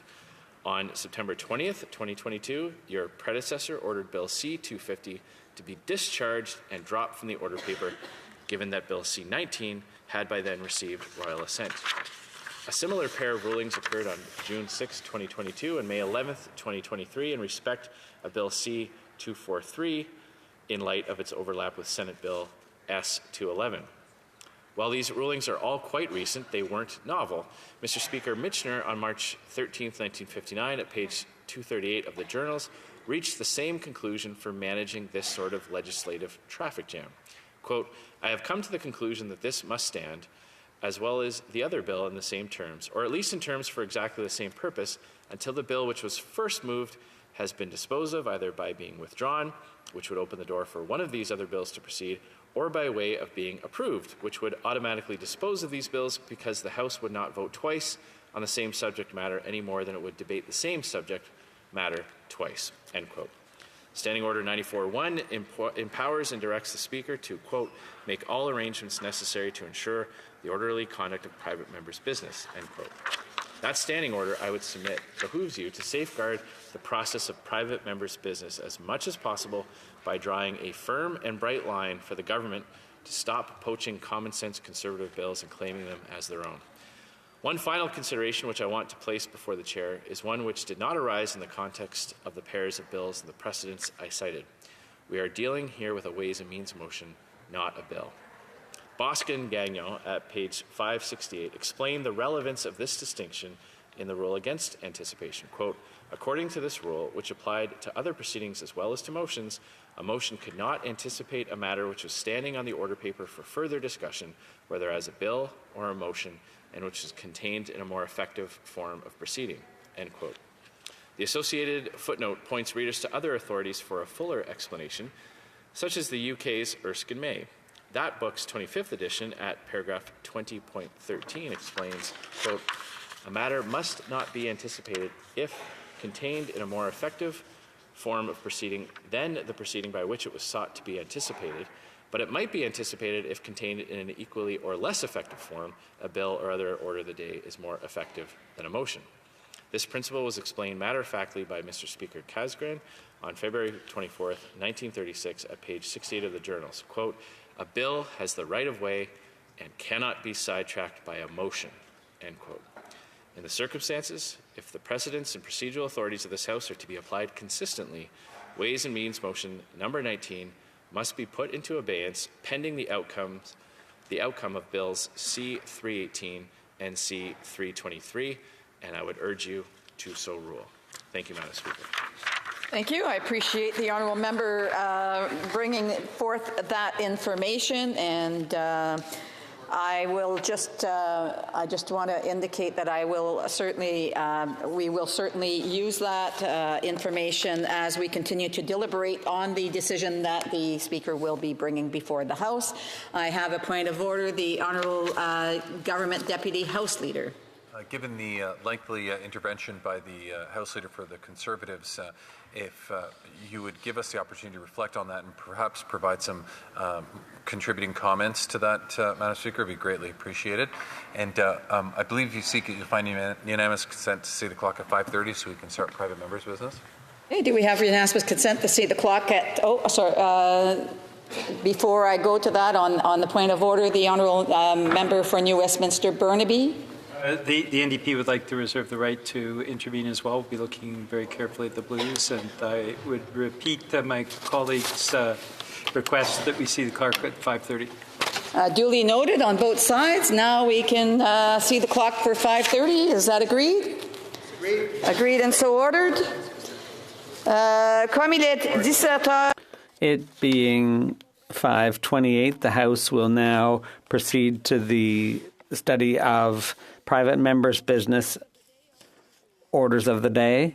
Business, affaires émanant des députés, étude à la deuxième. Second reading of Bill C-351, an act to amend the Corrections and Conditional Release Act, maximum security offenders, standing in the name of Mr. Généreux. Mr. Généreux, seconded by Ms. Ms. Falk, Battleford Lloydsminster, moves that Bill C-351, an act to amend the Corrections and Conditional Release Act, maximum security offenders, be now read a second time and referred to the Standing Committee on Public Safety and National Security. Debate. The Honourable Member for Montmagny, Lillet, Kamouraska, Rivière-du-Loup. Thank you, Madam Speaker. I'm very pleased to rise in this House to speak to private members, the private members bill I introduced on September 18th. Bill C-351 amends the Corrections and Conditional Release Act to ensure that inmates who've been declared dangerous offenders or convicted of more than one first-degree murder count are classified as maximum security and are incarcerated in a maximum security penitentiary or in a maximum security section of a penitentiary. I'd like to start by thanking my colleague for Niagara Falls, who tabled a similar bill last June. He's a staunch defender of victims' rights and worked hard to complete the first draft of the bill. This bill differs from its predecessor in that it provides for a date of entry into force 3 months after royal assent. So this change was made to ensure that when the bill is passed, it will be implemented as quickly as possible. No victim's family should ever again have to go through the trauma of seeing the murderer of their child, parent, or sibling. But that's what's happening to 2 families this year, hence this bill. Everyone knows Paul Bernardo, the infamous serial rapist and killer. I'll spare you the details of his absolutely heinous crimes, but he kidnapped, tortured, and killed 15-year-old Kristen French and 14-year-old Leslie Mahaffey in the early 90s in the area of St. Catharines, Ontario. He also committed around 40 rapes and sexual assaults. He is a true monster, Madam Speaker. On September 1st, 1995, he was sentenced to life and declared a dangerous offender. In our justice system, this means he has to serve a minimum of 25 years before being eligible to apply for parole. He has applied for parole twice since 2018, and both applications were thankfully turned down by the parole board. Donna French, Kristen's mother, speaking about her daughter's killer, said, and quite rightly, "Our pain is a life sentence. An ominous black cloud still invades our minds. A psychopath like you should never get out of jail." Indeed, this dangerous murderer deserves every day spent in prison, and he should stay there forever. Bernardo had been serving his sentence in a maximum security penitentiary in Kingston since 1995. And that's where he would have stayed, that's where he should have stayed for the rest of his life. But in June 2023, we were shocked to learn that Bernardo had been transferred from Kingston's maximum security pen to the medium security La Macasa Penitentiary near Laval in the Laurentians in Quebec. The day the transfer was announced, waves of shock ran from coast to coast to coast as people relived the horrific events of 30 years ago. What's more, the prison transfer was done on the sly. We only heard about it because the transfer was announced by the lawyer for the victims' families. In fact, the families were only informed of the transfer on the day itself. Imagine the trauma of those families reliving an unspeakable tragedy. According to the Correctional Service, this was all standard practice. That's all well and good, but the transfer itself should never have happened. The families of 2 victims rightly spoke out about the situation. The family's lawyer said that the victims' families had asked for Bernardo's transfer to be reversed. The lawyer also expressed concern about the way the Federal Correctional Service informed the victims' families of the controversial decision. But months later, the transfer has not been reversed. Worse still, the then Minister of Public Safety, the MP for Eglinton Lawrence, he feigned surprise and outrage. He claimed he'd only been told the next day. We learned later that he had actually been informed months before. Email exchanges were obtained by Canadian press under the Access to Information Act. Those emails revealed that Correctional Service Canada had notified the minister's office as early as the beginning of March of the possibility of Bernardo's transfer. Cabinet was informed again in May after a transfer date had been set. With this government, we're used to cover-ups, but to hide the truth about such a troubling issue is incomprehensible. It was discovered that the Deputy Minister and Assistant Deputy Minister of Public Safety had been briefed on the transfer by the Commissioner of the Correctional Service 3 days before the transfer. The Commissioner told them that the Department of Public Safety, the Minister's Office, the Privy Council, and the Prime Minister's Office had all been informed, and that there were media lines ready to go. Yet, in a tweet published the day after, the minister described the Correctional Service's decision as shocking and incomprehensible. After being confronted with these embarrassing facts, to say the least, the minister blamed his staff for not keeping him in the loop. This is sheer incompetence at every level. After getting tangled up in his excuses, the problem remained. Bernardo was now in a medium security prison, enjoying privileges that such a sadistic murderer should never be entitled to. The Conservative Party questioned the minister and asked him to reverse the transfer as demanded by the victim's family. The minister simply replied there was nothing he could do and that the Correctional Service was independent. Another arm's length excuse. He seemed to forget that as minister, he has powers. He does have the power to issue instructions to the Correctional Service and to make regulations concerning the incarceration of prisoners. As usual, he and the Prime Minister have refused to accept any responsibility. Yet another example of incompetence. It should come as no surprise that the MP for Eglinton Lawrence is no longer a minister. Not only did the Prime Minister and his cabinet say they couldn't do anything, they've even taken steps to facilitate the transfer of dangerous criminals. In 2019, this government passed Bill C-83, an act to amend the Corrections and Conditional Release Act.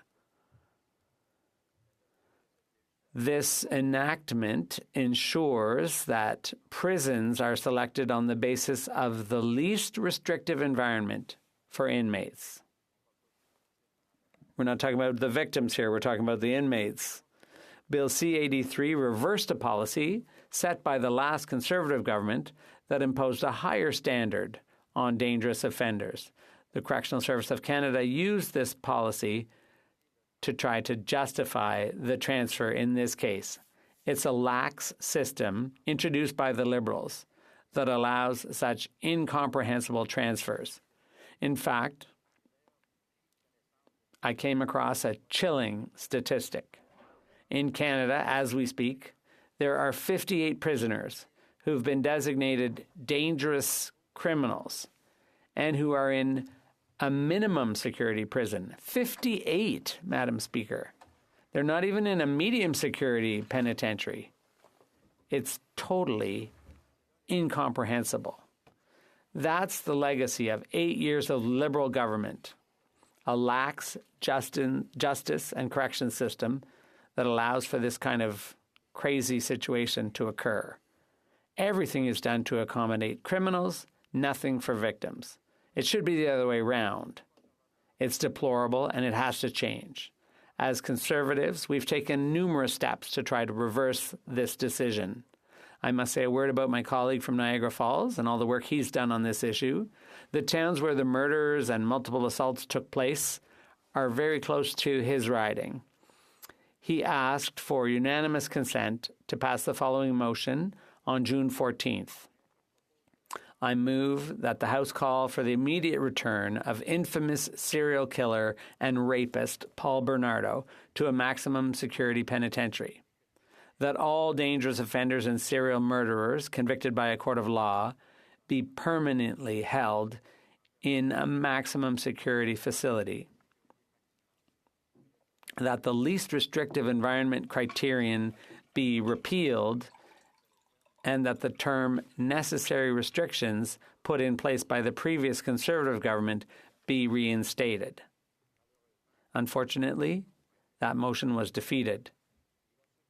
He supported the towns of Thorold and St. Catharines when they wrote to the government expressing their grave concerns about Bernardo's transfer and demanding he be returned to a maximum security penitentiary. These demands were sent to the Prime Minister, his new Minister of Public Safety, and local Liberal members, but they fell on deaf ears. The government continued to refuse to exercise its power to require mass murderers to serve their full sentences in maximum security prisons. They refused to take action to solve the problem that they themselves created.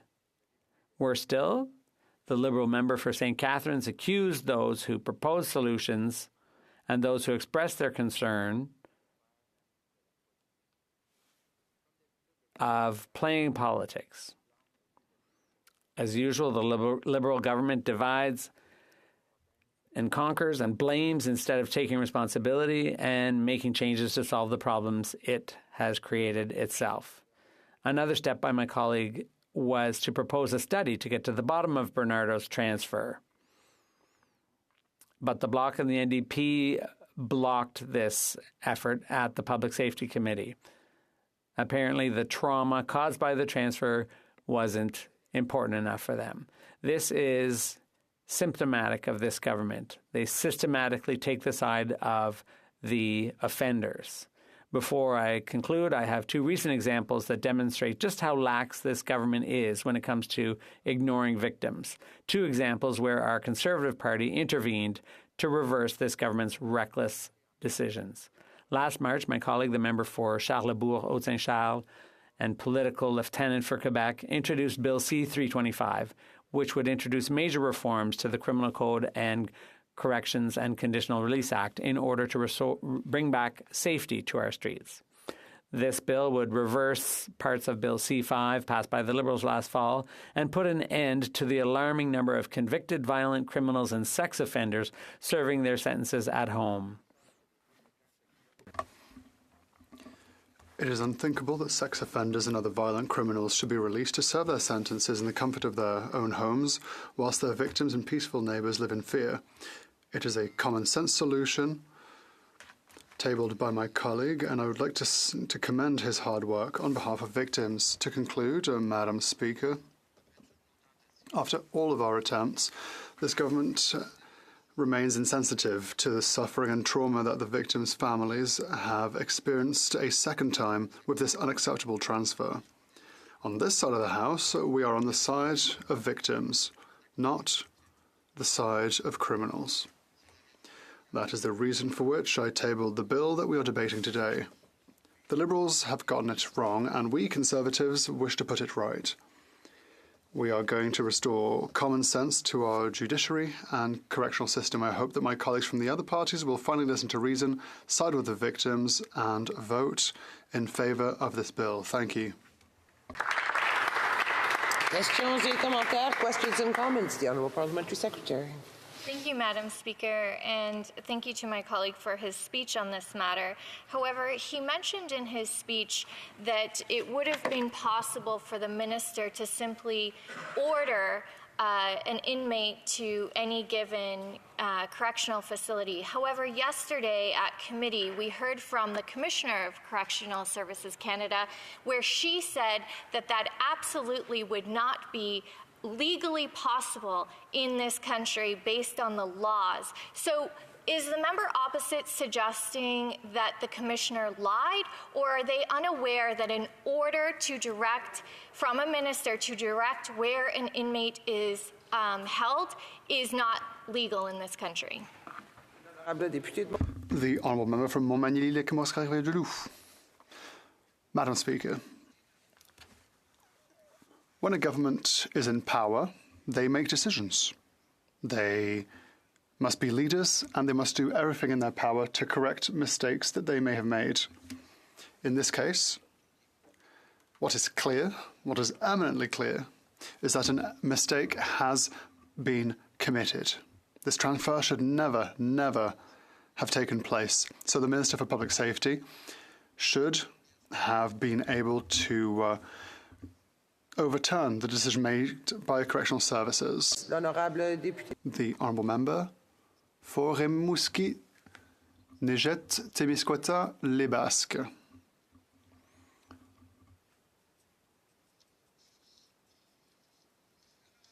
The Honourable Member for Rimouski, Nejet, Témiscouata, Les Basques. Thank you.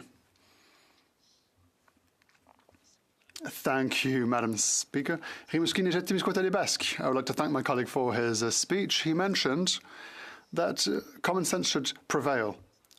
What is common sense? Common sense is that there are fundamental rights. He should not forget this. In our fundamental rights, even criminals, Madam Speaker, have fundamental rights. But that doesn't seem to be the case when the Conservatives talk about their brand of common sense. My colleague's bill means that there are two labels for criminals. So they can't turn towards rehabilitation. They can be condemned and convicted for two crimes. I was at the committee yesterday. I asked questions to the Commissioner, and I asked her opinion on the bill. This is what she said. I asked her if this bill will strengthen victims' rights. She said the following. This would have an effect on establishments, but there would be no more reason for detainees to behave well with correctional officers because there's no rehabilitation possible. So what is my colleague's opinion on this matter? The Honourable Member for Montmagny-Lillet-Kamouraska-Rivière-du-Loup. So if I understand the question correctly, Madam Speaker, what he's saying is that the Commissioner, and the reason for which she allowed Mr. Bernardo's transfer, is that for the past 30 years he's been well behaved. Now, if that's the case,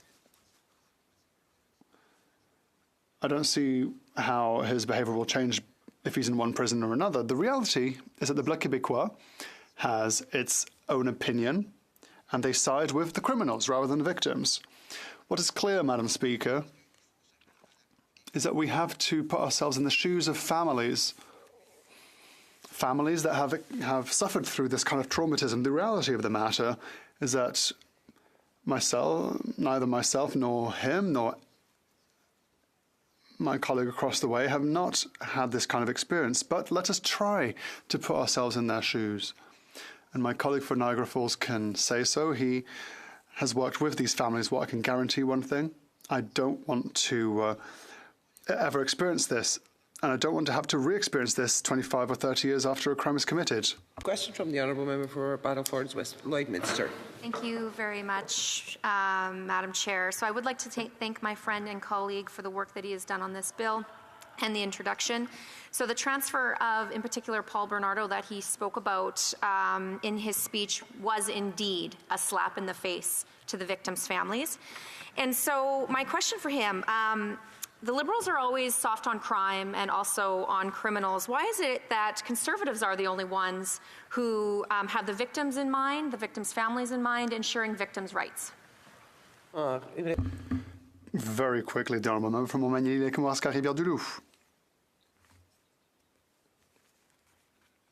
Madam Speaker, I'd like to quote my colleague, Senator Pierre-Luc Boisvenu.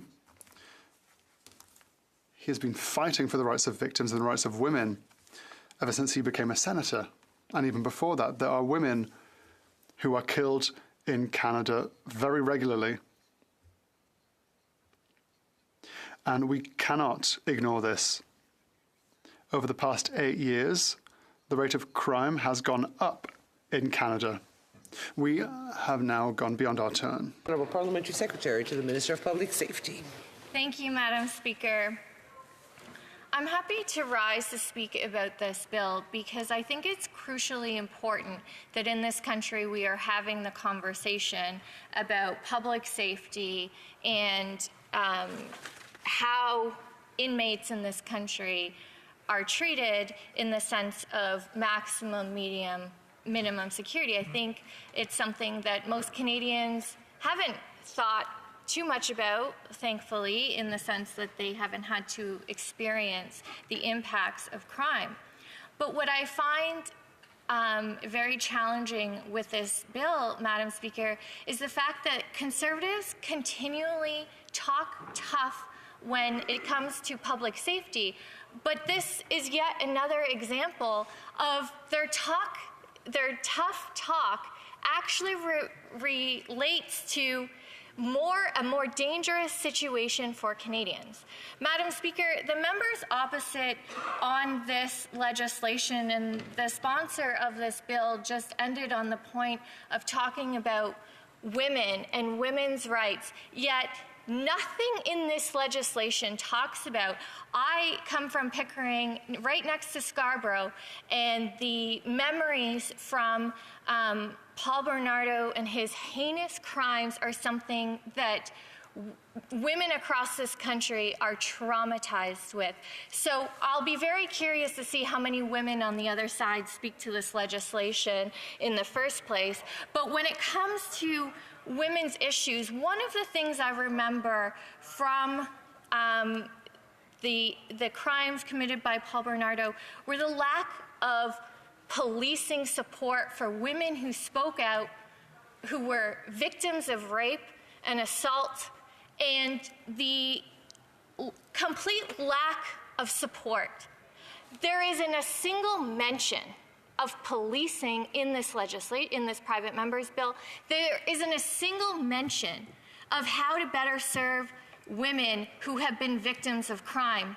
Madam Speaker, I asked a question earlier in this House as the members opposite were talking about their Opposition Day motion to send a note to the Senate to hurry up with legislation, yet not a single Conservative member spoke up in this House when there was legislation by their former leader, Rona Ambrose, on having training for judges during sexual assault cases.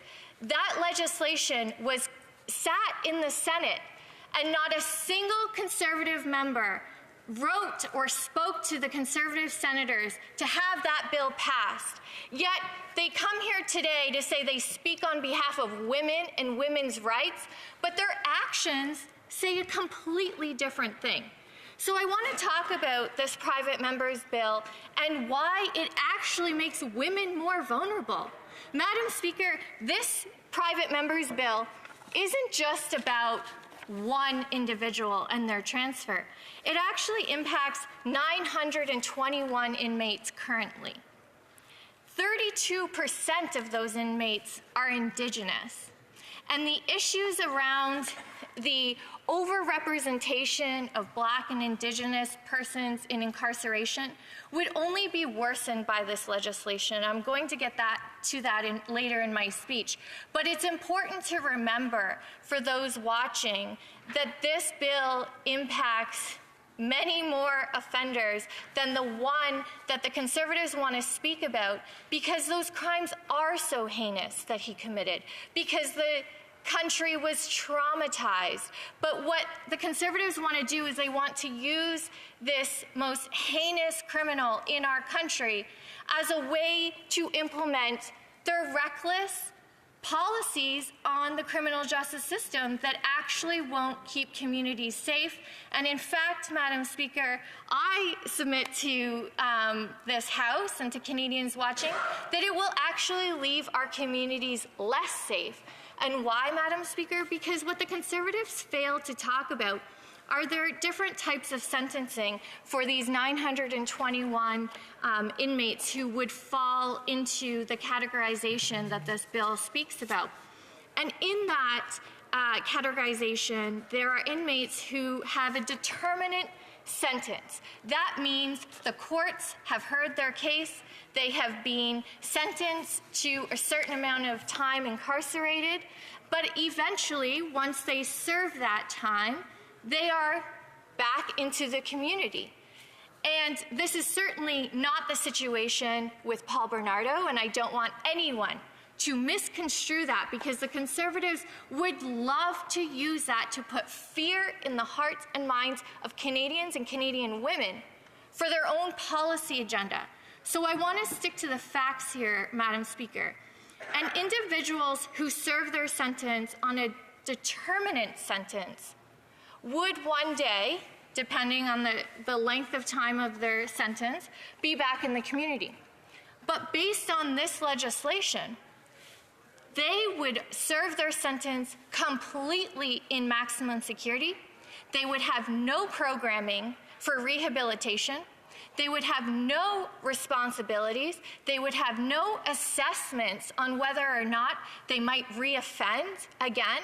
They would have no programs in place to ensure that once back in the community that there are conditions, for example, placed on them to be back out in the community. So when the Conservatives talk tough on crime, they're weak on action, because what this does is actually, for those who serve those determinate sentences, would be released back into the community without any of the programs that would reduce their from reoffending. It would, in fact, probably make their situations to the point where you could probably guarantee that they would reoffend. This is why countries around the world have determined that for criminal justice systems and corrections, that rehabilitation programming is crucial to ensure the public safety of when inmates are released into the communities, that they've had significant programming and treatments to ensure that they don't harm others once again. And Madam Speaker, it's so irresponsible to use a heinous offender that has been, as the Commissioner of the Correctional Services Canada said yesterday, has the highest, strictest sentence in essentially Canadian law, meaning Paul Bernardo will spend the rest of his life in prison. But this bill doesn't speak to just that one individual. And imagine, Madam Speaker, living in a community with a potentially violent offender who serves their time, but then is just released into the public once that sentence is over. Madam Speaker, time and time again, we know that that does not keep our communities safe. And with the remaining time I have, Madam Speaker, I can go on and on of how reckless Conservatives are. I want to read a quote from the Conservative government. Mr. Sapers was the former corrections investigator during the Harper years, and he wrote about the fact that during the Conservatives were tone deaf on Indigenous issues and dismissive of many of his recommendations. He talked about how Conservatives passed dozens of bills which imposed mandatory minimum sentences, changed parole eligibility, created new barriers to pardons, and cut rehabilitation programming, among other measures. And they did so without ever analyzing their impacts. And, Madam Speaker, I think this goes to show the Conservatives have not learned anything. The Conservatives also like to speak about that the transfer of Paul Bernardo was in some way connected to C-83 and this clause around least restrictive. But, Madam Speaker, what Conservatives ought to know is the least restrictive term was actually introduced by Conservatives in the 90s by Brian Mulroney. And, Madam Speaker, the former Conservative language around necessary, in fact, Public Safety has issued quite publicly that language around necessary restrictions would also have led to a transfer, which was decided by the Independent Correctional Services, who have said yesterday that this individual inmate can still be that the security and safety of the public can be maintained with this decision. But, Madam Speaker, I know my time is over, but I think what's most important is this bill does nothing to keep Canadians safe. In fact, it will put more people at risk because the Conservatives are reckless and just want to talk tough and don't actually do the work to make our communities safer. Resuming debate, the Honourable Member for Rivière-du-Nord. Thank you, Madam Speaker. Madam Speaker, I listened to my colleague who put forward this bill and who said he stood with victims. Well, that's good. And be assured that the Bloc Québécois has always and always will stand with victims. But we also stand with society, Madam Speaker. We should never lose sight of the fact that the justice system that we have does not only seek to avenge or punish a criminal. It really seeks to ensure a safer society where everyone will feel comfortable. Respecting the rights of victims is important. I've said it and I believe it. But we must also respect the rights of people who've committed these crimes. It seems totally paradoxical what I've just said, Madam Speaker, but it isn't. We often lose sight of the fact that these people we put in prison today, in most cases, will leave prison one day. What kind of people do we want to see come out of our prisons in 5, 10, 20, 30 years? Do we want it to be criminals who've committed crimes when they were sentenced and for a number of years have found that they've been comforted in their role of criminal and come out intending to repeat the same behaviors? Or do we want people who've improved themselves over the years, Madam Speaker? That's what I want to see. We've all lost people or been victims of different crimes, but we should never lose sight of the importance of rehabilitation. We should never lose trust and confidence in human beings and society, even though sometimes we might be tempted to. The Bloc Québécois sincerely believes that we must focus on rehabilitation. Madam Speaker, there's the Bernardo affair that's around this debate. And if it hadn't been for those events of last spring where Mr. Bernardo was transferred from a maximum security to a medium security institution, if it hadn't been for that, probably we wouldn't be talking about this today. This bill might not have been tabled. Paul Bernardo, at the beginning of the 90s, committed crimes society will never reconcile with. Will he be rehabilitated or not one day? I don't know. But the crimes he committed will never be acceptable in our society. In September 1995, he was sentenced to life in prison for the crimes he committed. That means a minimum of 25 years before being able to apply for parole. Today, it's been about 30 years since he was sentenced, and he's asked for parole. That might be possible, but are his chances of receiving it good? It's not up to me to decide, Madam Speaker, but I haven't seen anything in what I've read or heard about him that would lead me to think that that individual is rehabilitated and ready to reintegrate society. In May, he was transferred from one institution, a maximum security institution, to medium security. So I haven't seen or heard anything. There's nothing that would lead me to believe that Paul Bernardo has rehabilitated himself. But that being said, is it possible? Who am I to decide, Madam Speaker? I would say, thank God it's not up to me to decide. We have institutions, we have special courts, processes to assess that. And I trust those who have that responsibility.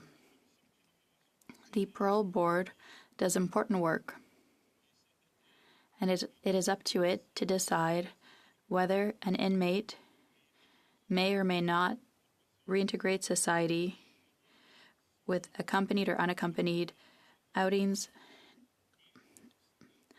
But it's up to the parole board to make those decisions. It has the exclusive power to grant, cancel, or revoke parole, or to authorize or not permission to go out. It's not up for it's not up to the member for Rivière-du-Nord. It's not up to the Speaker or the Conservative colleague to decide those matters. The Parole Board is an administrative tribunal that's independent, it's quasi-judicial, and as a part of the justice system, the Canadian justice system, it makes wise decisions about parole. It makes recommendations on clemency and manages the whole process. The Parole Board contributes to the protection of society by fostering reintegration at the right time for offenders as citizens who are law-abiding. Public safety is the top priority in every decision by the Parole Board. I emphasized reintegration at the right time because regardless of what we want in an ideal world, people who've committed crimes like those of Paul Bernardo, well, we don't hang them anymore in Quebec or Canada. We do not electrocute them either. We put them in prison. We try to rehabilitate them. And one day, not all of them, but in the vast majority of cases, they leave prison. And it's important, it's essential if we care about the safety of our families, our children, our neighbors, society in general. It's important, it's crucial that we ensure that when they leave, they are rehabilitated. C-351, Madam Speaker, seeks to amend the Corrections and Conditional Release Act to remove discretion from Correctional Service of Canada officers to change the security classification of dangerous offenders and those found guilty of more than one first-degree murder. Okay. The security classification is what is used to determine how that inmate is detained, what service can be provided to try to rehabilitate that individual. What are the conditions that the inmate could have? Could there be visits, accompanied visits, or parole? Once again, I don't think it is wise to say we will keep maximum security classification, that individual will be kept in maximal security detention, and maybe one day we'll let him out without having had a process, a rigorous process over time for rehabilitation. So, Madam Speaker, that goes against my belief, my trust in human beings. Even though we don't want to, we need to do everything we can to rehabilitate these people. To conclude, I wanted to say that yesterday at the Public Safety Committee, the Correctional Service Commissioner, Anne Kelly, appeared, and she said regarding this bill, C-351, that, Madam Speaker, it could have the effect of complicating the work of those who manage penitentiaries. An individual who knows ahead of time that he'll never be able to get to move from maximum to a lower security classification, going to a medium or minimal security institution, that could nip in the bud any effort towards rehabilitation. If we want these people to be rehabilitated, there needs to be a light at the end of the tunnel to allow them to think that by working hard, by being good citizens, they can see their family and friends, those they care about one day, reintegrate society, and we hope become contributing members of society. Thank you, Madam Speaker. Resuming debate, the Honourable Member for New Westminster Burnaby. Merci beaucoup, Madame la Présidente. Thank you, Madam Speaker. I'd like to say at the outset that we're thinking of the victims of Paul Bernardo, the families of the victims. Of course, what we saw a few months ago was sad. And the reality is that I think everyone here in the House wants to ensure that someone like Paul Bernardo, who had so many rapes and killings, who had no conscience, who committed horrible crimes, someone like that should never be able to get out and to walk among Canadians. But we know very well that that will not happen. I think it's very clear. Correctional services were very clear on that. The crimes he committed are horrible, and all of our thoughts go to the victims. That being said, Madam Speaker, I think it's also important to note that the NDP brought forward a motion at the Public Safety Committee that all members of Parliament around the committee table agreed to that study that we are currently working on. And I think it's fair to say all parties are working together to find out, to get to the bottom of the transfer of offenders like Mr. Bernardo to ensure that it never happens again. Tomorrow we will be having other hearings. The recommendations will go to the government. I am confident that we have learned a lesson from this situation. I am confident that we won't encounter this kind of situation again. It's extremely important. It's important for the victims. It's important for the community. I think it's important for all of us. So then the question is whether this bill offers some type of solution. And I am very concerned, Madam Speaker, by its use of a flawed process within our correctional services that is really the foundation of this particular bill. I don't know if it was because it was rushed to be produced, but the fact that it hangs on the designation of a dangerous offender when we know that in our correctional system the definition of dangerous offender is deeply flawed and needs to be fully investigated. Judges need to be trained. There needs to be a shift on how we designate dangerous offenders. And a number of my colleagues, including the parliamentary secretary who spoke, I think have raised the broader concerns that are before the public. And that is that we have a correctional system that is, according to the Correctional Investigator of Canada, Dr. Ivan Zinger, is nothing short of a national travesty. That more than 30% of inmates in Canadian prisons are Indigenous, even though Aboriginal people make up less than 5% of the country's population. That's why Dr. Zinger described the situation in our correctional facilities as nothing short of a national travesty.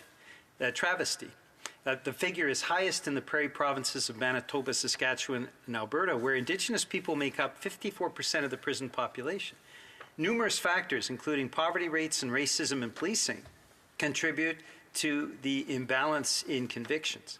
And once in detention, Indigenous people face another set of systemic inequities. Indigenous offenders are more likely to be sent to maximum security facilities and are disproportionately the recipients of harm, both self-induced and in incidences involving use of force.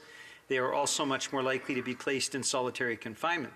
What makes the findings even more troubling, said Dr. Zinger, is that the proportion of Indigenous prisoners has steadily increased. Since 2010, Indigenous population in prisons has grown by nearly 44%. Now let's come to the definition of dangerous offender, because that is the cornerstone of the bill that is before us. And here we see that the travesty that was raised, I think, so eloquently by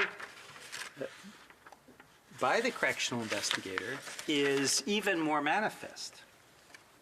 Advocates say Indigenous people are disproportionately harmed by dangerous offender designations and are not given adequate support.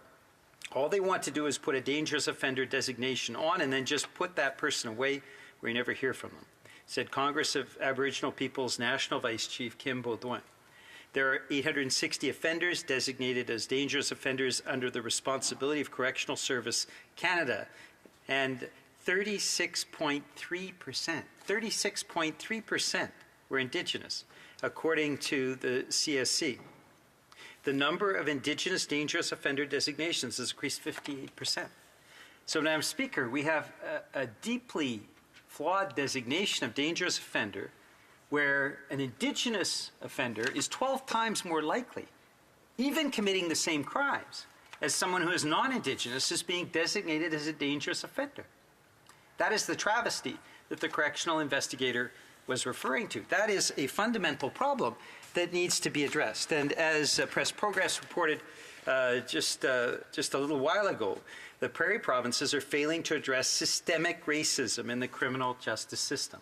When we have a situation where 4% of the population is almost half, 36.3% of the dangerous offender designation, there is a problem with the kind of designation that is taking place, and the concerns around systemic racism in the criminal justice system, including sentencing, including the judges, is something that as a society we need to take on. The Truth and Reconciliation Commission was very clear about this, that this is a fundamental problem. The travesty that was referred to by the correctional investigator is something that needs to be tackled. But instead of in any way informing within the bill, it just uses a term that has become, I think, fraught with peril, given the horrible over-representation of Indigenous people with the dangerous offender designation.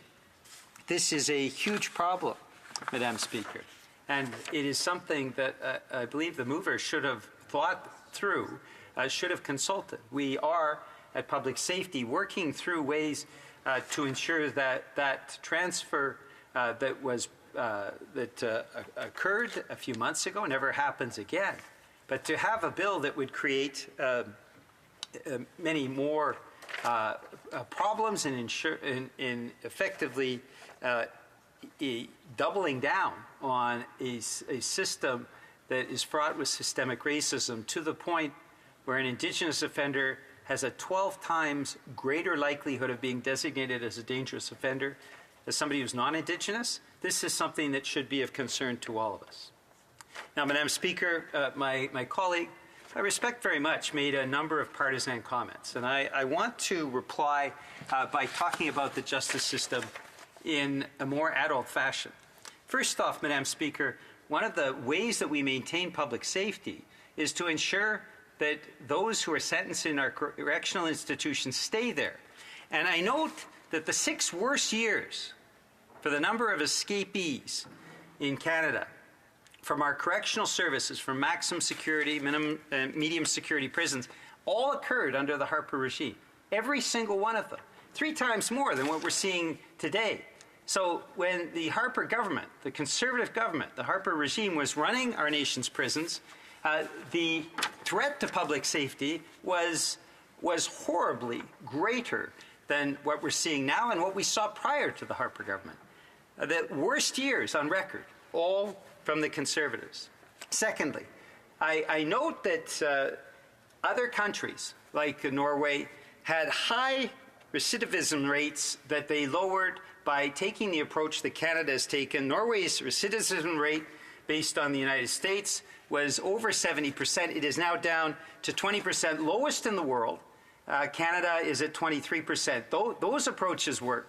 But the Conservative intent of always importing Republican-style American approaches to the justice system has been a massive failure.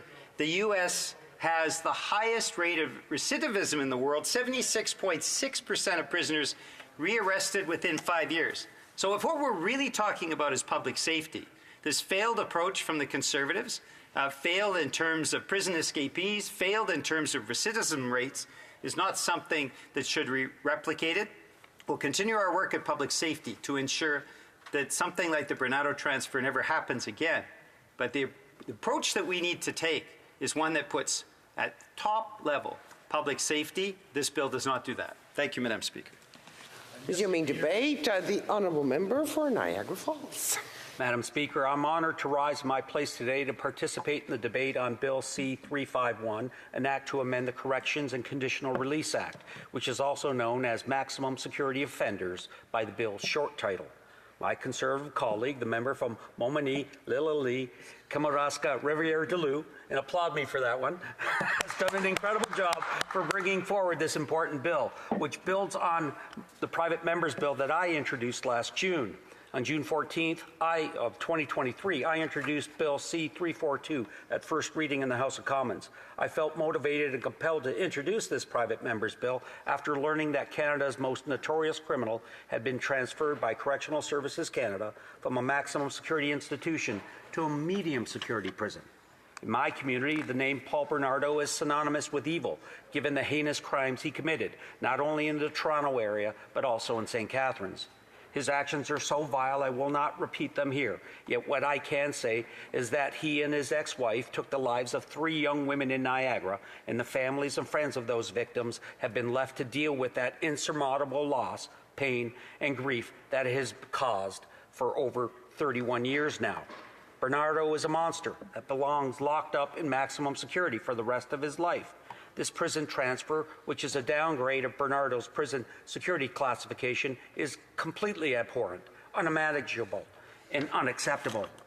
This decision, which was made last spring by CSC officials, sparked outrage from residents of Niagara, which I help represent, and from Canadians far and wide across the country. Local municipalities in Niagara, including the City of St. Catharines and the City of Thorold, both passed municipal resolutions to notify the federal government of their alarm and grave concern about Bernardo's prison transfer to medium security. Thorold also demanded that Bernardo be sent back to maximum security, where he belongs. In response to this shocking news about Bernardo's prison downgrade, I tabled C-342, which is common sense legislation that proposes to amend the Corrections and Conditional Release Act to require that all court-ordered dangerous offenders and mass murderers be permanently assigned a maximum security classification. It also proposes to repeal the language of the least restrictive environment standard for assigning inmates to prisons and replace it with the language of necessary restrictions, which was used in the public safety legislation passed by the previous Conservative government to support safe streets and communities. While Bill C-351 is similar to my bill, but its key difference is that it adds a coming into force clause, which sees it come into force 3 months after royal assent. This clause is necessary to make sure that prison transfers like Bernardo's do not happen again, and that this act can take force as soon as possible after it is passed by Parliament. After 8 years of this Liberal government, events like Bernardo's prison downgrade reveal just how out of balance and broken our public safety, corrections, and justice system is, and just how far off track the federal government is from its public safety obligations. It is also telling that we cannot even get unanimous consensus from all parties in the House to send Bernardo back to maximum security where he belongs. Last spring, I tried twice to get unanimous consent from the House to achieve this outcome, and both times my motion was rejected. Disappointingly, members of the Liberal government decided not to support our common sense solution, and in fact, one member was quoted in our local Niagara Falls Review as saying, and I quote, "We need to have an adult conversation about this and not be playing politics. Let's have an honest conversation." Well, Speaker, this is the time to have that honest conversation. We are in a parliamentary debate about a bill that, if passed, will send dangerous offenders and mass murderers like Bernardo back to maximum security prison, just as the people in Niagara and their municipal elected representatives have requested, and just as law-abiding Canadians want to see happen. The fact that this prison downgrade took place is evidence enough that something is broken with our core institutions. They need to be fixed to not only correct the mistake of transferring a monster like Paul Bernardo, but to also ensure it never happens again, in relation not only to that vile monster, but also for other dangerous offenders and mass murderers now serving time in a maximum security prison While Bernardo is the primary subject of this debate about C-351, many other dangerous offenders and mass murderers have also been transferred from maximum to medium security prisons. Canadians remember the names of Laura Babcock and Tim Bosma. They are innocent victims who were abducted and killed by Dellen Millard and Mark Smitch in July 2012 and May 2013, respectively. The national outrage about Bernardo's prison transfer helped prompt Laura's mother, Linda Babcock, to speak out on behalf of her family and the Bosma family last June. In May of 2021, just 5 years after his conviction, Smitch was transferred to Beaver Creek Institution, a medium security prison in Gravenhurst, Ontario. It is absurd to believe that someone who commits 2 first-degree murders can be transferred out of maximum security prison at all, never mind so quickly, yet here we are again. This perplexing pattern of dangerous offenders and serial killers being downgraded in our prison system is deeply disturbing. It ultimately erodes faith, trust, and confidence law-abiding Canadians place in our public safety, corrections, and justice system to protect them. Speaker, there's only one political party proposing practical policy solutions to fix these issues and restore confidence in our institutions. The other parties, including the Liberals, can choose to support us, or they can be silent by their complacency and ignorance of the deeply troubling problem at hand. Just because the current policies are weak doesn't mean these policies cannot be strengthened like they were before. Just because this Liberal government let the Bernardo transfer happen doesn't mean they have to double down to keep Bernardo in medium security prison. This isn't a Conservative versus Liberal issue. This is an issue we should all be able to agree upon as elected parliamentarians who work to achieve the common and public good for the country. This government has an obligation to law-abiding Canadians, and it must start prioritizing the interests of victims of crime over criminals and protect public safety in our communities. Conservatives are calling on members of all parties to support this legislation so it can pass as quickly as possible. We must do the right thing. It's about standing up for the victims' honor, their dignity, their memory, and their loved ones. And it's about doing what's right for law-abiding Canadians who want to keep their loved ones, families, and communities safe. Bill C-351 gives us a chance to do what's right and to do what Canadians expect of their elected officials. Marcia Penner was one of Kristen French's best friends growing up. Today, she's a prominent business owner in Niagara-on-the-Lake in my riding, and she is a steadfast victims advocate. On June 8, 2023, Marcia wrote to the CSC Commissioner, Ann Kelly. In her email, she writes, and I quote, "Paul Bernardo is a monster and one that is beyond rehabilitation. He is a serial pedophile rapist, abductor, and murderer. He has been deemed a dangerous offender, the worst of the worst. If he doesn't fit the mandatory requirements for maximum security for his entire prison stay, then please tell me who does." Speaker, Marcia is right. If monsters like Paul Bernardo and Mark Smitch are not eligible to stay in maximum security prison for the rest of their living days, then which dangerous offenders and mass murderers do? Politics aside, let's support doing what's right. C-351 presents us with this opportunity. I hope members from all parties can come together to support this bill, which is common sense legislation that will help restore Canadians' trust and confidence in our public safety, corrections, and justice system. Thank you, Madam Speaker. The time provided for the consideration of private members' business has now expired, and the order is dropped to the bottom of the order of precedent on the order paper.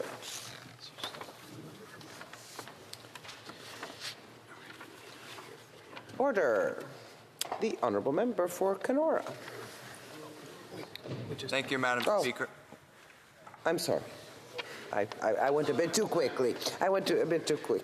In accordance with Standing Order 38, a motion to adjourn the House is deemed to have been made and seconded at this time. Therefore, the question is that this House do now adjourn. The Honourable Member for Kenora.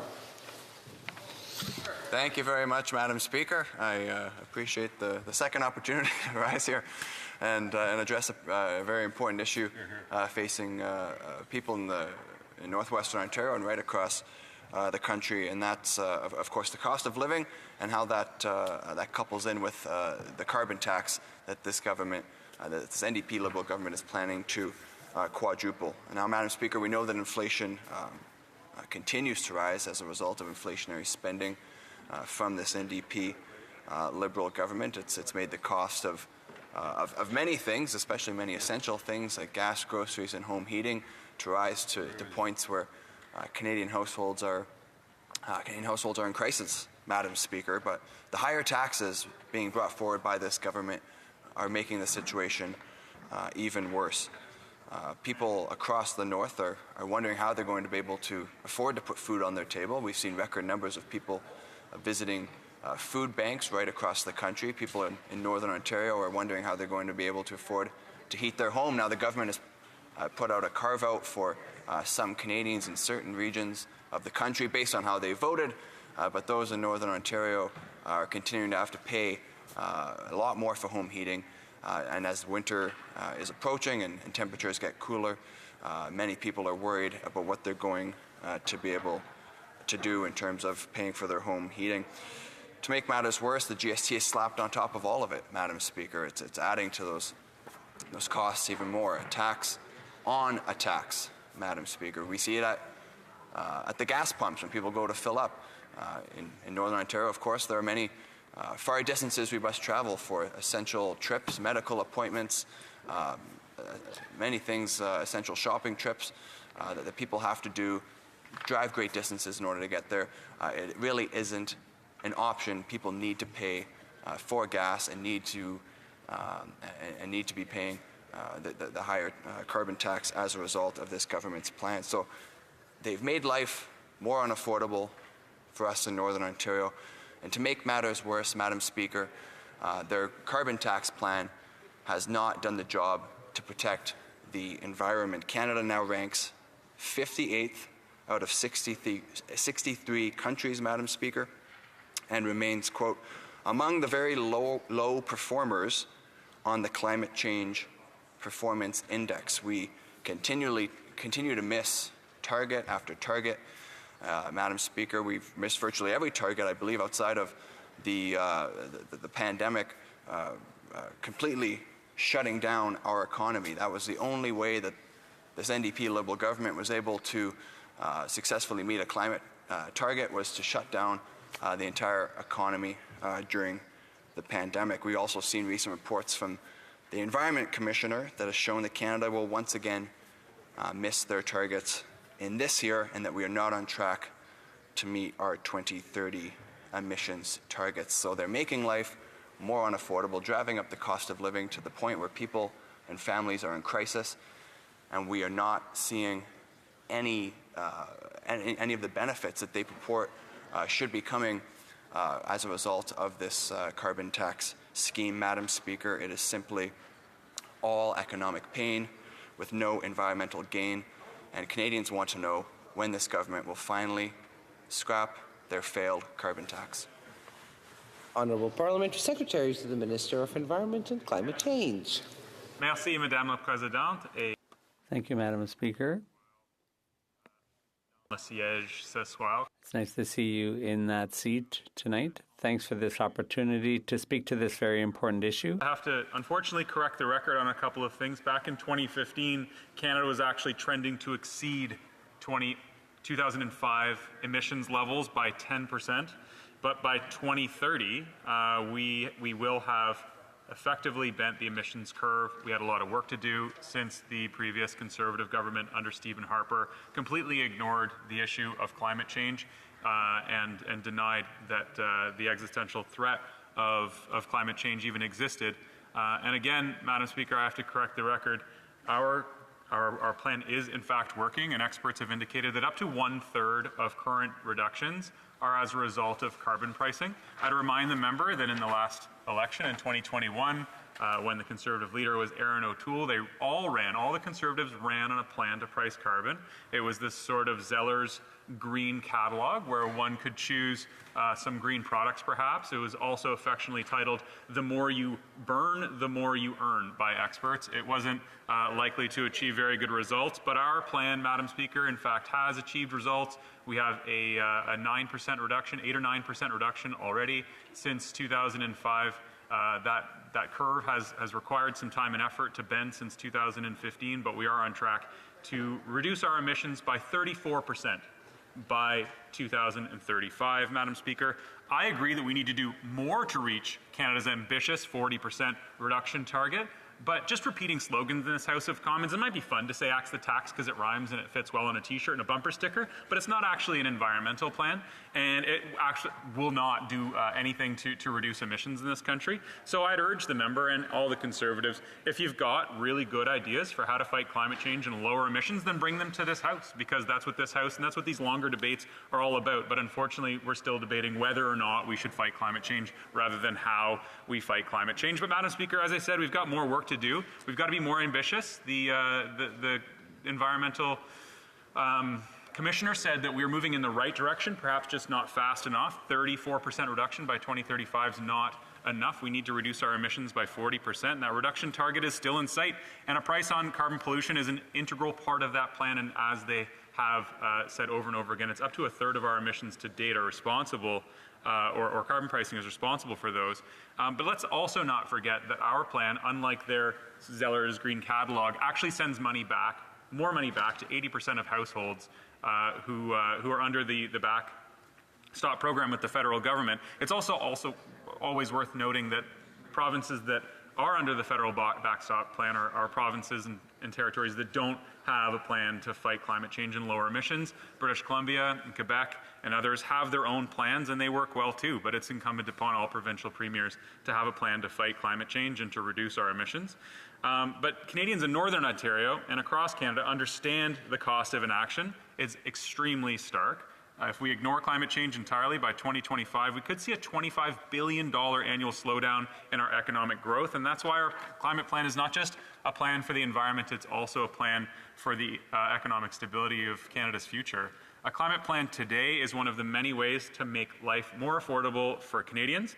And I, again, encourage my Conservative colleagues to come up with some good ideas. You know, Canadians used to look to members like the MP for Wellington Halton Hills for a little bit of climate leadership. But, Madam Speaker, unfortunately, it seems that all that climate leadership and ambition has dried up with these Conservatives. The Honourable Member for Kenora. Thank you, Madam Speaker. Of course, there's lots on that I'd like to respond to, but I don't have quite all the time that I have. Madam Speaker, the member speaks of the cost of inaction, and Canadians are seeing that cost right now under this government. Madam Speaker, they are, again, 58th out of 63 on the climate index for performance. Canada is under this government's plan. They continue to miss climate target after climate target. All the while, this government's driving up the cost of living, making life more unaffordable for Canadians. It's clear their plan hasn't worked, but all they have for answers is to say, continue following our plan. Madam Speaker, it's not working. When is this government finally going to recognize that? Parliamentary Secretary. Thanks, Madam Speaker. I think Canadians are starting to recognize what this Conservative Party is all about, and it was really highlighted last week when they en masse voted against the Canada-Ukraine Free Trade Agreement, using carbon pricing as a wedge against it, suggesting that since the agreement just mentions carbon pricing, it's worth noting that it doesn't insist that either country have a carbon pricing plan, but it does mention carbon pricing, and it's also worth mentioning that Ukraine has been pricing carbon since 2011. This is nothing new for them. But despite the fact that President Zelensky himself, the Canada-Ukraine Free Trade Agreement, the Ukrainian-Canadian Congress, and the UK-Canada Chamber of Commerce begged Canadian members of Parliament to vote for that agreement, Conservatives used carbon pricing as a wedge and decided to vote against it. So apparently this axe the tax strategy that they've put forth over the last couple of months is actually more important than the rebuilding of Ukraine, which Ukrainian Canadians see that, Madam Speaker, and I think they're extremely disappointed. I am of this Conservative Party, and I'm, thank you. Honourable Member for Calgary, Rocky Ridge. Well, thank you, Madam Speaker. So 3 weeks ago, I asked the government if there'd be a free vote on their backbench for the upcoming Conservative motion on the carbon tax, removing the carbon tax from all forms of home heating for all Canadians. And I had singled out the member for Calgary Skyview. And the response I got from this parliamentary secretary was a justification rooted in concern about the cost and efficiency of oil furnaces, and tried the sort of tired pretense that the carbon tax carve-out was somehow not only for Atlantic Canadians. The parliamentary secretary apparently thought that Canadians would somehow believe that since there are a few Canadians in remote areas of Northern Ontario and a few other places here and there that have oil furnaces, somehow Canadians would think that the carbon tax carve-out was somehow not just for Atlantic Canadians, which is the only part of Canada where oil furnaces are very commonly used. There's two problems with the parliamentary secretary's spin. One, the Minister for Rural Economic Development confirmed on national television that it was, in fact, a political decision aimed at Atlantic Canadian voters in response to an Atlantic Canadian backbench revolt.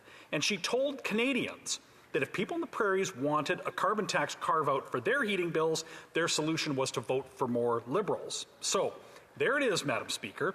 The policy is a regional exception rooted in political desperation and has nothing to do with the relative efficiency of various heating sources. How could it?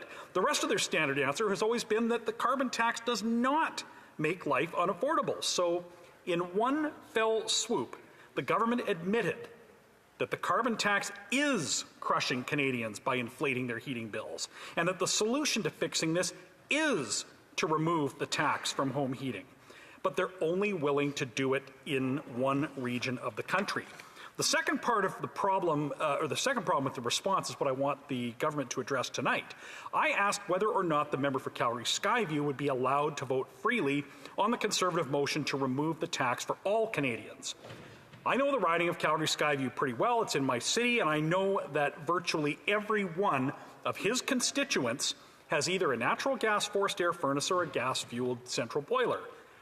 We know for a fact that Calgary is cold enough that everybody in the city needs a reliable source of heat to keep their home at a safe temperature in the winter. So we're left to wonder. Atlantic MPs obviously fought for their constituents to get a break on the carbon tax, but what about the member for Skyview? Is he totally indifferent to the people in Calgary? Does he care if they can't afford to heat their homes? Does he think that since they have a natural gas furnace that they should have to pay the carbon tax?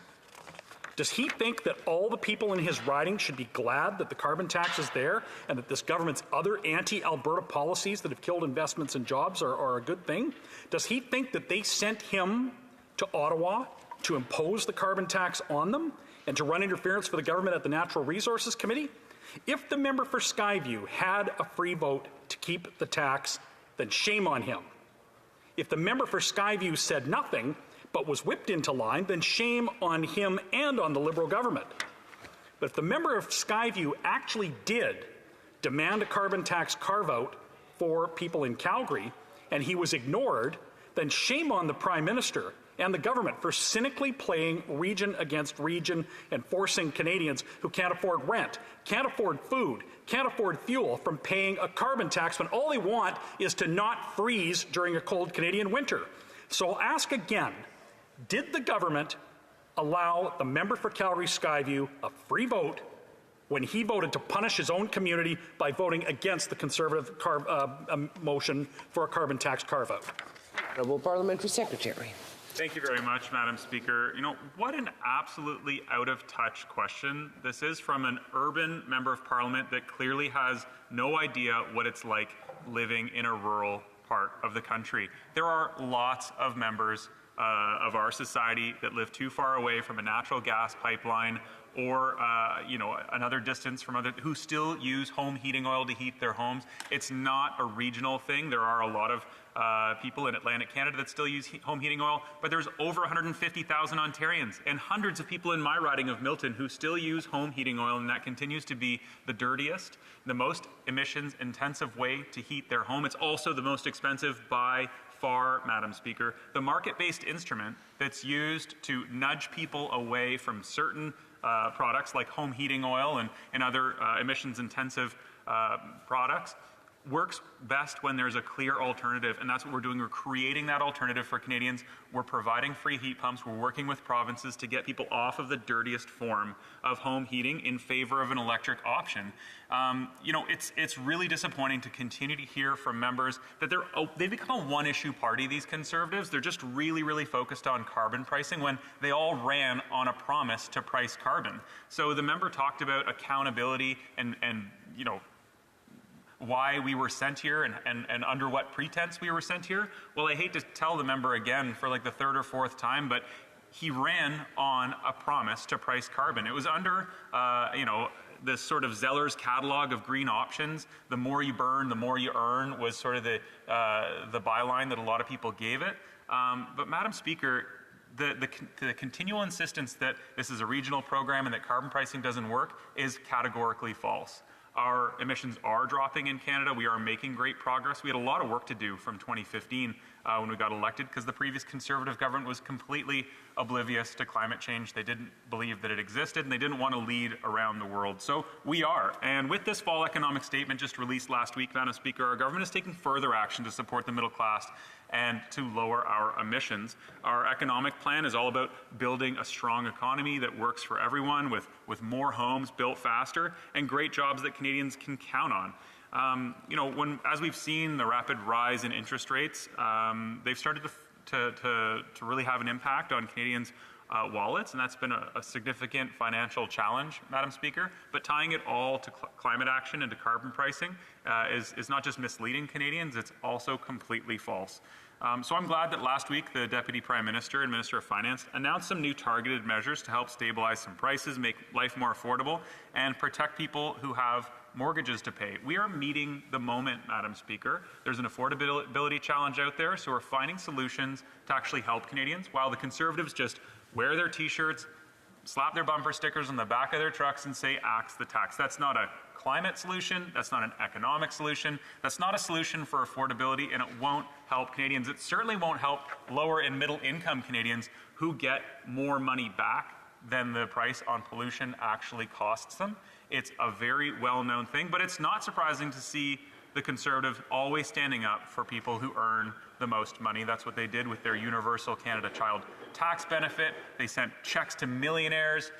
It was a completely ineffective way to lower poverty, but the Conservatives have never really been that focused on lowering poverty. They're focused on supporting oil and gas companies, sending checks out to millionaires, and I guess taking us years back on climate action and fighting climate change, Madam Speaker. So in his rebuttal, I would just beg the member, if you're so insistent that we stop pricing carbon and you don't want to go back on the solutions that you provided in your previous Honourable Member for Calgary Rocky Ridge. Oh, talk about who's out of touch here.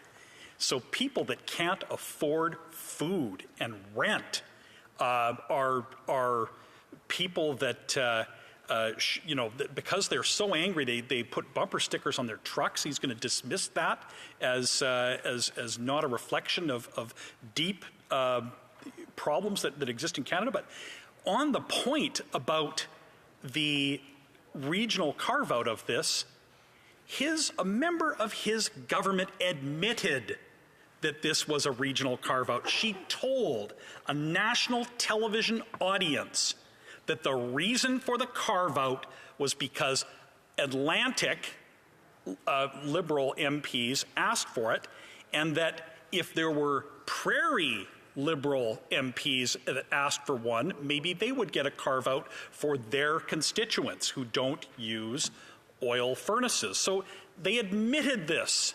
They admitted that it's a regional carve-out. Parliamentary Secretary.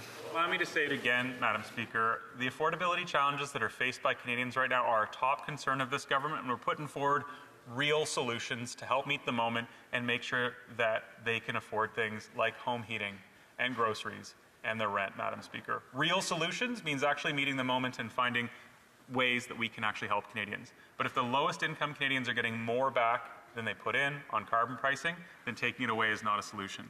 Now, Madam Speaker, Our government's pollution pricing program is working. It's responsible for up to a third of our current emissions. Climate change is causing wildfires and natural disasters across this country, and for the Conservatives to continually come back into this House, repeat their cheesy slogans, and insist that that's their only affordability measure and offer no solutions to fight climate change, Madam Speaker, they've taken quite a few steps back from when Erin O'Toole was the leader of that party and they actually had a plan to fight climate change. It's disappointing.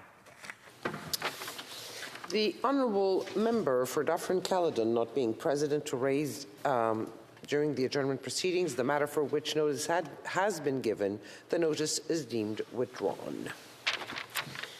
La motion portant. The motion to adjourn the House is now deemed to have been adopted. Accordingly, this House stands adjourned until tomorrow at 2 p.m. pursuant to Standing Order 24-1.